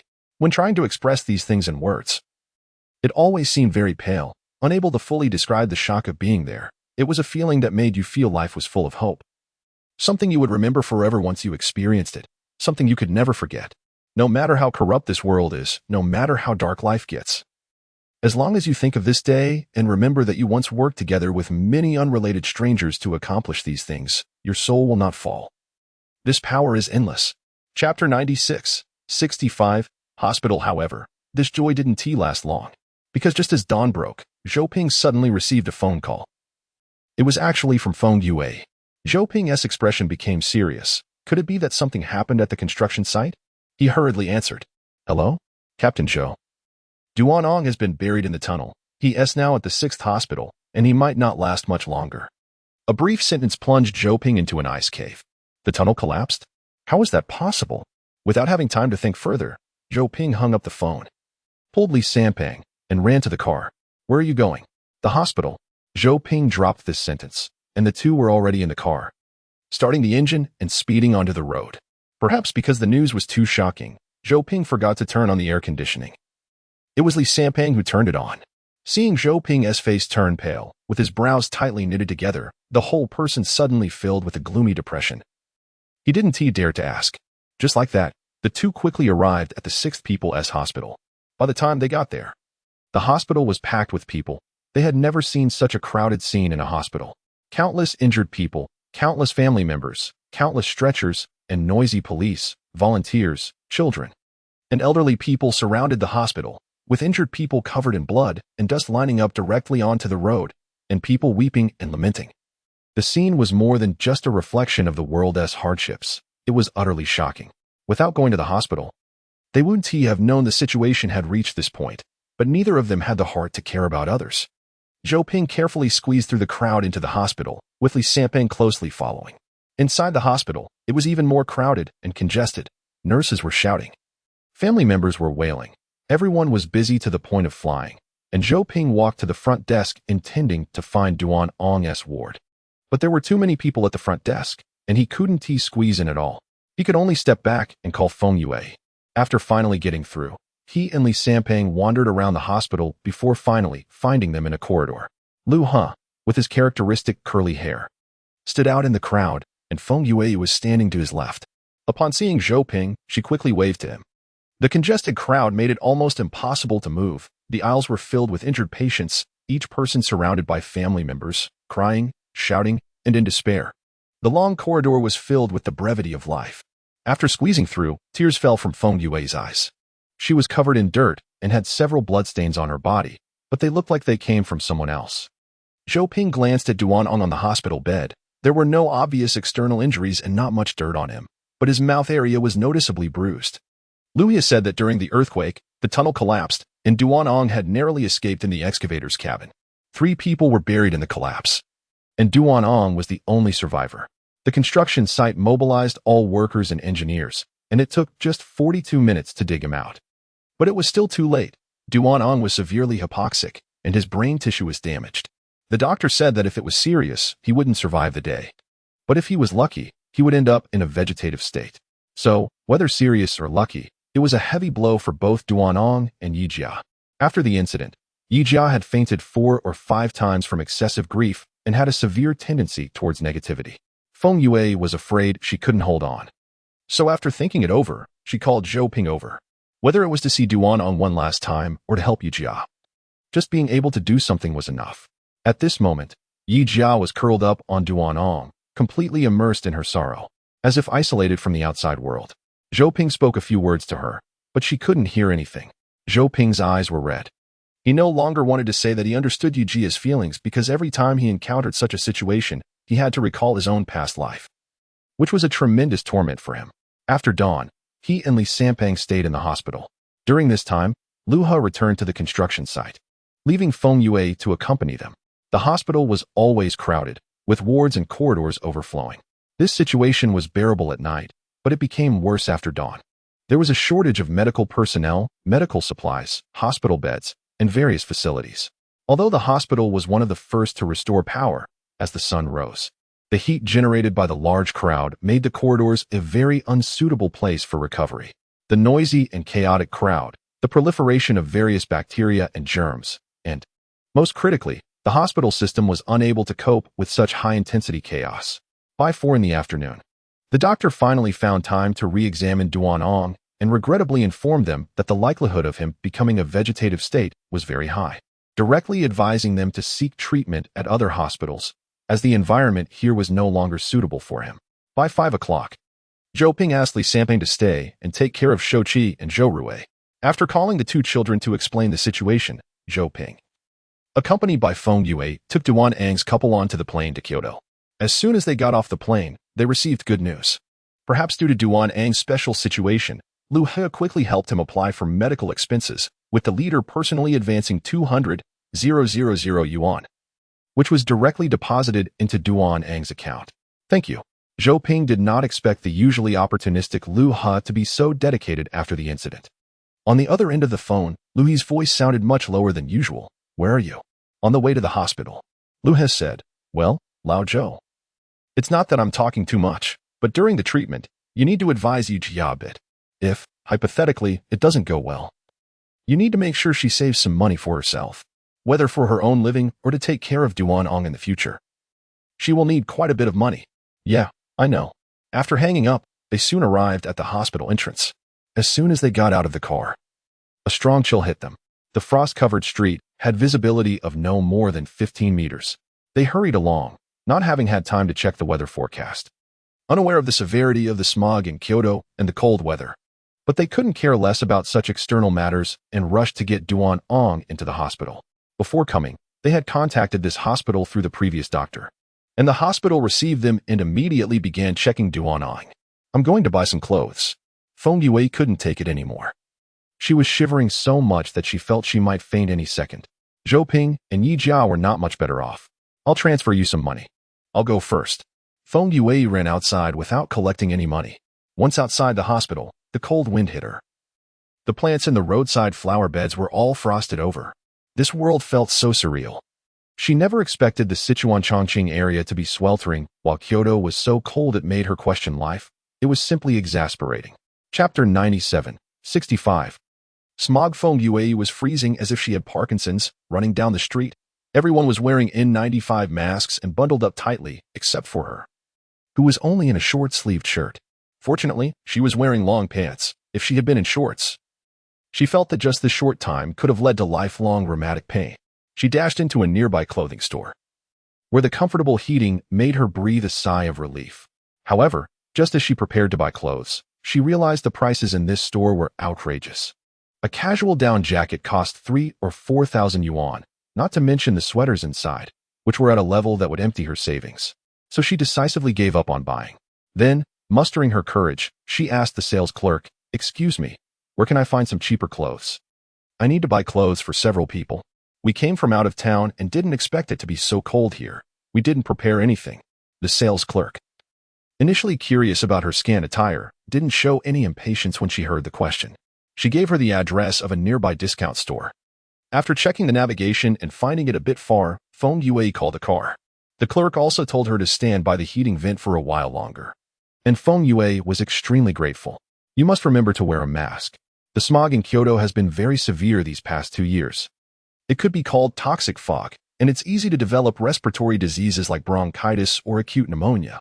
In serious cases, it could be fatal, so you must be careful. So serious? Feng Yue was slightly surprised.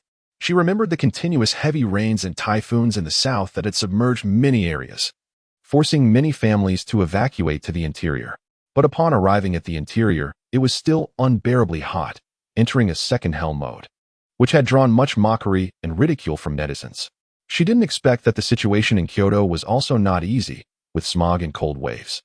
It felt as if there was no safe place in the country. Was the world really this precarious? The clerk said, not just serious, it's deadly. Sigh. I want to go back to my hometown. But it's tough everywhere. Finding a job is so hard. Feng Yue sighed along, as the situation was indeed severe everywhere. Although it was freezing here, the Sichuan-Chongqing area was still boiling hot.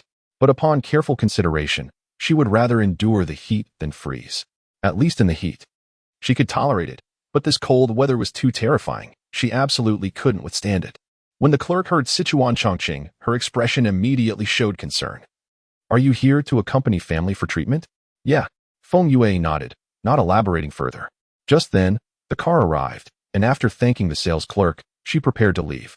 Wait, let me get you a mask. The clerk ran back to the front desk, grabbed a mask, and handed it to her with a smile, saying, You'll be fine. Go quickly. Feng Yue's eyes turned red. Thank you. After putting on the mask, she hurried out of the store and jumped into the car. As soon as she got in, her attire surprised the driver, who teased in fluent Beijing dialect. Young and going for style over warmth. You're pretty tough, girl. Feng Yue curled up and shivered like a trembling leaf, unable to respond, mainly because she didn't know what to say. The driver chatted all the way, looking very enthusiastic, while she responded intermittently. When she finally arrived at the place and bought her clothes, wrapping herself up tightly, she hurriedly took a taxi to the hospital. She felt that Zhou Ping and Yi Jia must be freezing, and although the hospital had heating, they were dressed so lightly. Sure enough, when she returned, both of them had pale faces. The follow-up was that Duan Ong was undergoing treatment, and they didn't understand the specifics. They just paid when the doctor asked for payment and waited when told to wait. However, after a few hours, Zhou Ping's expression grew increasingly uncomfortable. Feng Yue felt a pang in her heart and pulled him aside to quietly ask, What's wrong? Are you feeling unwell? I'm fine. Zhou Ping shook his head. Feng Yue furrowed her brows and immediately frowned. If you're not feeling well, you need treatment.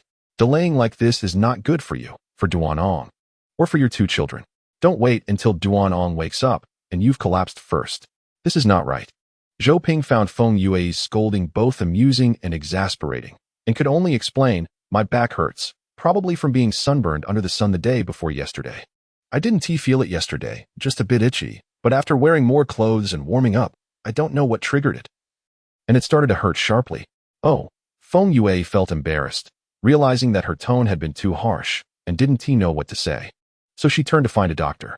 When the doctor came, he asked Zhou Ping to take off his clothes. Zhou Ping was stunned for 3 seconds. The doctor smiled and said, A big man like you is shy? Hurry up, I'm busy. Zhou Ping had no choice but to take off his shirt. Feng Yue felt awkward, but she didn't want to go out. She wanted to see how Zhou Ping's injury was, so she stayed, thick-skinned. Once the clothes were off, Zhou Ping's sunburned back and neck, which were blackened, red, and peeling, were revealed. The doctor exclaimed, How did you get so badly sunburned? You need to get treatment quickly. It can easily become inflamed. Look at your age. Why are you taking this so lightly? While scolding, the doctor issued a treatment order and then curiously asked, Where did you get sunburned? During the earthquake. I went to volunteer, Zhou Ping replied while putting on his clothes. The doctor, seeing him getting dressed, didn't pry further and told him not to put on his shirt yet, then waved to Feng Yue, that little girl. Go get some medicine for your husband. Feng Yue was taken aback. No, that's not it, she quickly denied, but the doctor didn't take it seriously and laughed. Teasing. Oh, you haven't declared it yet? No wonder you're even shy to take off your clothes. Feng Yue didn't know how to explain and hurriedly ran to get the medicine, her face flushed. After she left, The doctor looked at Zhou Ping with a gossiping expression. Second spring? Zhou Ping replied. Is the doctor in Kyoto so unprofessional and loves gossiping? Seeing Zhou Ping not responding, the doctor's curiosity didn't completely dissipate. Rubbing his hands, he started asking about the situation in Sichuan and Chongqing. Zhou Ping briefly explained, and the doctor's expression grew heavy. Alas, disasters are everywhere. There's south no place that is peaceful. This year is tough. Yes, everywhere is hard. It's simply unbearable. It feels like the world is about to collapse. If possible, who wouldn't want to live a peaceful life? A life full of ups and downs. Great joys and sorrows. Who wants that? Seeing Zhou Ping's eyes seemed very sad. The doctor, moved with compassion, asked, Are you here to accompany a family member for treatment? Zhou Ping nodded. The earthquake buried them, severely lacking oxygen, brain tissue damaged. The doctor was immediately speechless. After a long pause, he could only raise his hand and pat Zhou Ping's shoulder to show comfort. Chapter 98, 65. Agony perhaps these days had indeed been somewhat oppressive, and Zhou Ping was also starting to feel overwhelmed. The various after-effects brought by the earthquake. Having witnessed so many deaths and despair, the blood and wails he saw this morning at the 6th hospital were deeply etched in his memory, impossible to shake off. It might have been precisely because of the concern from this stranger, the doctor, and Duanong's situation that made him feel very uncomfortable. Zhou Ping grasped his hair tightly with both hands, burying his face in his arms. He didn't cry. He couldn't cry at all. Just felt a lot of pain. His heart was filled with helplessness towards life. Clearly, he had prepared so much in advance, learned so much knowledge, considered so many situations.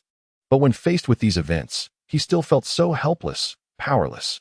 He felt that he couldn't change anything at all. All the preparation was in vain. And even Duanong was about to become a vegetable. What else could he do besides sending people to the hospital? What could he change? A single earthquake could wipe out tens of thousands of people. If another wildfire came, a storm, or even a small illness, then all would be in vain. Humans are trapped by nature. All efforts are futile, and nothing can be changed. What to do? What can be done? These matters were beyond his capability to resolve. He felt powerless. It was precisely this feeling of helplessness that brought him unprecedented despair, just like when he had watched his father die, his mother die, his wife die, and watched his loved ones leave one by one, always leaving him alone and desolate in this world. He had tried very hard to digest it. But why did it have to be like this? He would rather all this misfortune fall upon him, take him away too, and not leave him alone here. Don't think about these things anymore. The more he thought, the more painful it became. He should pull himself together. Wallowing in such useless suffering would not help the current situation at all. Zhou Ping was both in agony and comforting himself. The immense sorrow transformed into waves of sadness that made the doctor sitting beside him easily feel it. It turned out that emotions really could be conveyed without words. The doctor sighed and happened to see Feng Yue coming with the medicine, so he took the medicine and asked Feng Yue to wait outside.